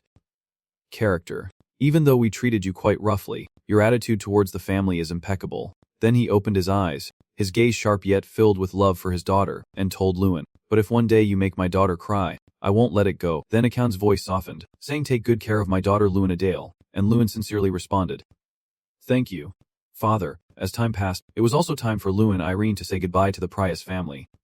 And Aduma, feeling nostalgic, said, "Are you really leaving forever? That is so sad." "You promised." "So did. I will visit again another time." He waved goodbye. "Oh my god." "No need. We will come visit you ourselves." Aduma's next words made Lewin and Irene freeze in embarrassment. "We are planning to hold an official meeting at Adele, so just keep dating until then." She got so angry that she kicked her brother hard out of disgust, and he asked what he was saying. "You silly older brother." While Aduma sat down, clutching her trembling leg, Irene called out, "Lewin, let us go quickly." And Lewin hurriedly waved goodbye to everyone before replying to her, "Huh. Yeah. Take care." On the way, after a moment of silence, Irene spoke up, but Lewin, confused, asked back, She did not seem natural asking now that both families had approved and no one would stop us anymore. "So what are we to each other now?" Irene asked softly. "Now that both our families have given their blessing and no one can stop us anymore." She questions, so what exactly are we to each other? Lewin froze at her words, his face was blushing, and his voice was hesitant. Lady Irene. Irene suggested, let us date seriously. A faint smile touched her lips as she sweetly said, please take good care of me. Lord Lewin, 5 years later at the Wizard Tower, she recounted that just thinking seriously about that time was crazy. You confessed your feelings, Lewin, and I remember every word clearly. Let us go on a date. Miss Irene exhaled deeply, and he asked, you talk so much, is it because you still remember that after all these years? Lewin ordered, if you want to help me, focus on your work and stop reminiscing about the past. Now that the situation has changed, thanks to the Emperor's recommendation, I have become the Tower Master. Irene nodded in response. Yes, yes, yes. I understand. Since becoming the Tower Master, I have led a busy life, with Trang taking on the role of assistant to help me with work. Adele has undergone many changes, and thanks to continuous development, Aiden has become a stable and solid city, which is thanks to Hansen, the person who became Adel's knight with Jason's help, the administrative officer. Of course, the one who does the most work is still his father. Suddenly, a voice rang out, Opa, and Luyan looked surprised. Oh, look who it is. Isn't that our swordsmanship tournament champion? Luyana dismisses it. Come on, Opa. With my strength, that is only natural. Meanwhile, Luyana continues to pursue her dream of becoming a swordsman, and a few years later, she participates in the swordsmanship tournament and wins. Now she is beside the Emperor, who has recovered his health. You asked, so what brings you here today? The girl replied, I am here to check if our Tower Master is working hard or not, and to see how far you have prepared. Lewin looked surprised. Preparing. The girl raised an eyebrow. Do not tell me you have no idea what I am talking about. He smiled. Of course I knew. Lewin assured him, do not worry, everything has been perfectly prepared. No one will be able to complain about anything. A few days later, at the Adel estate, the officials present guided everyone. All right, everyone please do not push forward, just walk slowly. I told you not to push. Huh. Lewin called out loudly. Handsome, Seda. When they heard someone calling, they looked up. The two of them spoke in unison. Oh. Luyan, one of the stars of tonight has arrived. The murmurs of everyone echoed. Oh. It is the Tower Master. It is Lord Lian, he politely said. Thank you for coming and for all your help. Seda happily laughed out loud. Ha ha ha. Among friends, this much is nothing. Luyan was curious, especially about you, Seda. It has been a while since we last met. How have you been lately? I heard you became the leading senator in Oyota. He replied with a smile. Ha ha. News spreads quickly. Indeed. Yes. Cedar inquired about the upcoming wedding of thee. I thought with your talent you would be ahead, but I did not expect it to happen so soon. He hesitated with a faint smile. Suddenly, a loud scream rang out, followed by the noisy crying of some young masters. Irene is getting married. Isn't he that too soon? Someone stepped in to calm them down. Come on. Someone's watching. Stop crying, everyone. Seda thought to himself that your future husbands have not changed at all, and Lewin could only awkwardly smile. He then spoke up, saying it is about to start, so he is getting ready. It seems everyone has arrived already, just one more person, and they wondered who it could be. Suddenly, a sudden tremor occurred. Everyone was worried.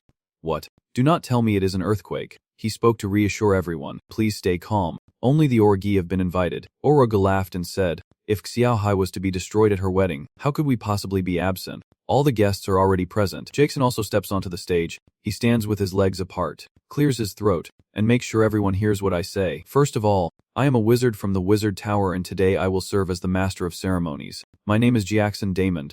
The wedding will start soon, so please be seated, Jackson proudly said. I introduce myself as a wizard from the Wizard Tower, but in fact I am more known as the Tower Master's friend. However, thanks to that, today I am able to stand in such an honorable place. Not long ago I met the bride and groom, and they asked me to thank everyone for traveling so far to celebrate with them, he said loudly. So now let us welcome the main characters of today. Today's main character. Lewin Adele. Luna Fan Kitch shouted. Happy birthday. The guests applauded loudly. Lord Lewin, congratulations on your wedding. Lewin Adele. Now let us meet the bride. Irene Prios, please come in. Teachers and students. I was briefly moved. Irene Prios, through relentless effort to restore her family. She became a renowned wizard in the world, a name everyone must know at least once. And now, she is about to become his wife. Lewin held her hands and looked at the crowd. I swear, I promise to be a good husband. Irene's father smiled. All right, I trust you. Lewin, Jia-sun continues to lead. Now it is time to welcome the master of the ceremony, who today is the headmaster Tyrion I of the academy. Also my master and the master of the tower, Director Tyrion first. As the host, I want to congratulate both of you. The two of you standing here today have overcome all hardships to be together and stand side by side, even if similar challenges arise in the future. This couple, united in marriage, will overcome them once again, relying on each other during difficult and painful times. That is the true meaning of marriage. Now, let us listen to the vows of the newlyweds. Lewin recalls, I still remember the first day I saw her at an antique shop during the festival. Thinking that I am marrying someone who once seemed cold and stubborn still feels a bit unbelievable to me. He turns to look at his wife, and I think I was drawn in by her confidence and intelligence. He affirms that I, Lewin Adele, will be my wife's closest friend. She also speaks up. Irene Prius will be my husband's loving companion. They all spoke in unison. And finally, to everyone present at our wedding, we sincerely thank you. Fireworks have also been set off, with colorful sparks blooming brilliantly across the sky. Everyone happily sends their wishes, congratulating the tower master and the young lady. Even now, I can't believe that someone as small as me could do all this. It must be thanks to their help. I ran without stopping, facing countless dangers, but in the end I completed it brilliantly. Lewin wishes that Draa could also witness this moment. A sudden voice rings out. Congratulations, and he vaguely recognizes the voice. He wonders, Chang, did you not hear any sound just now? He turns to ask, huh? What sound? I did not hear anything at all. Lewin was stunned and could not believe it, but then he also smiled and thought, forget it, maybe I just imagined it. I remind myself that if one day in the distant future someone asks how I will remember today, I will answer like this, not even for a moment. This is the ending I have fully carried out without any regret.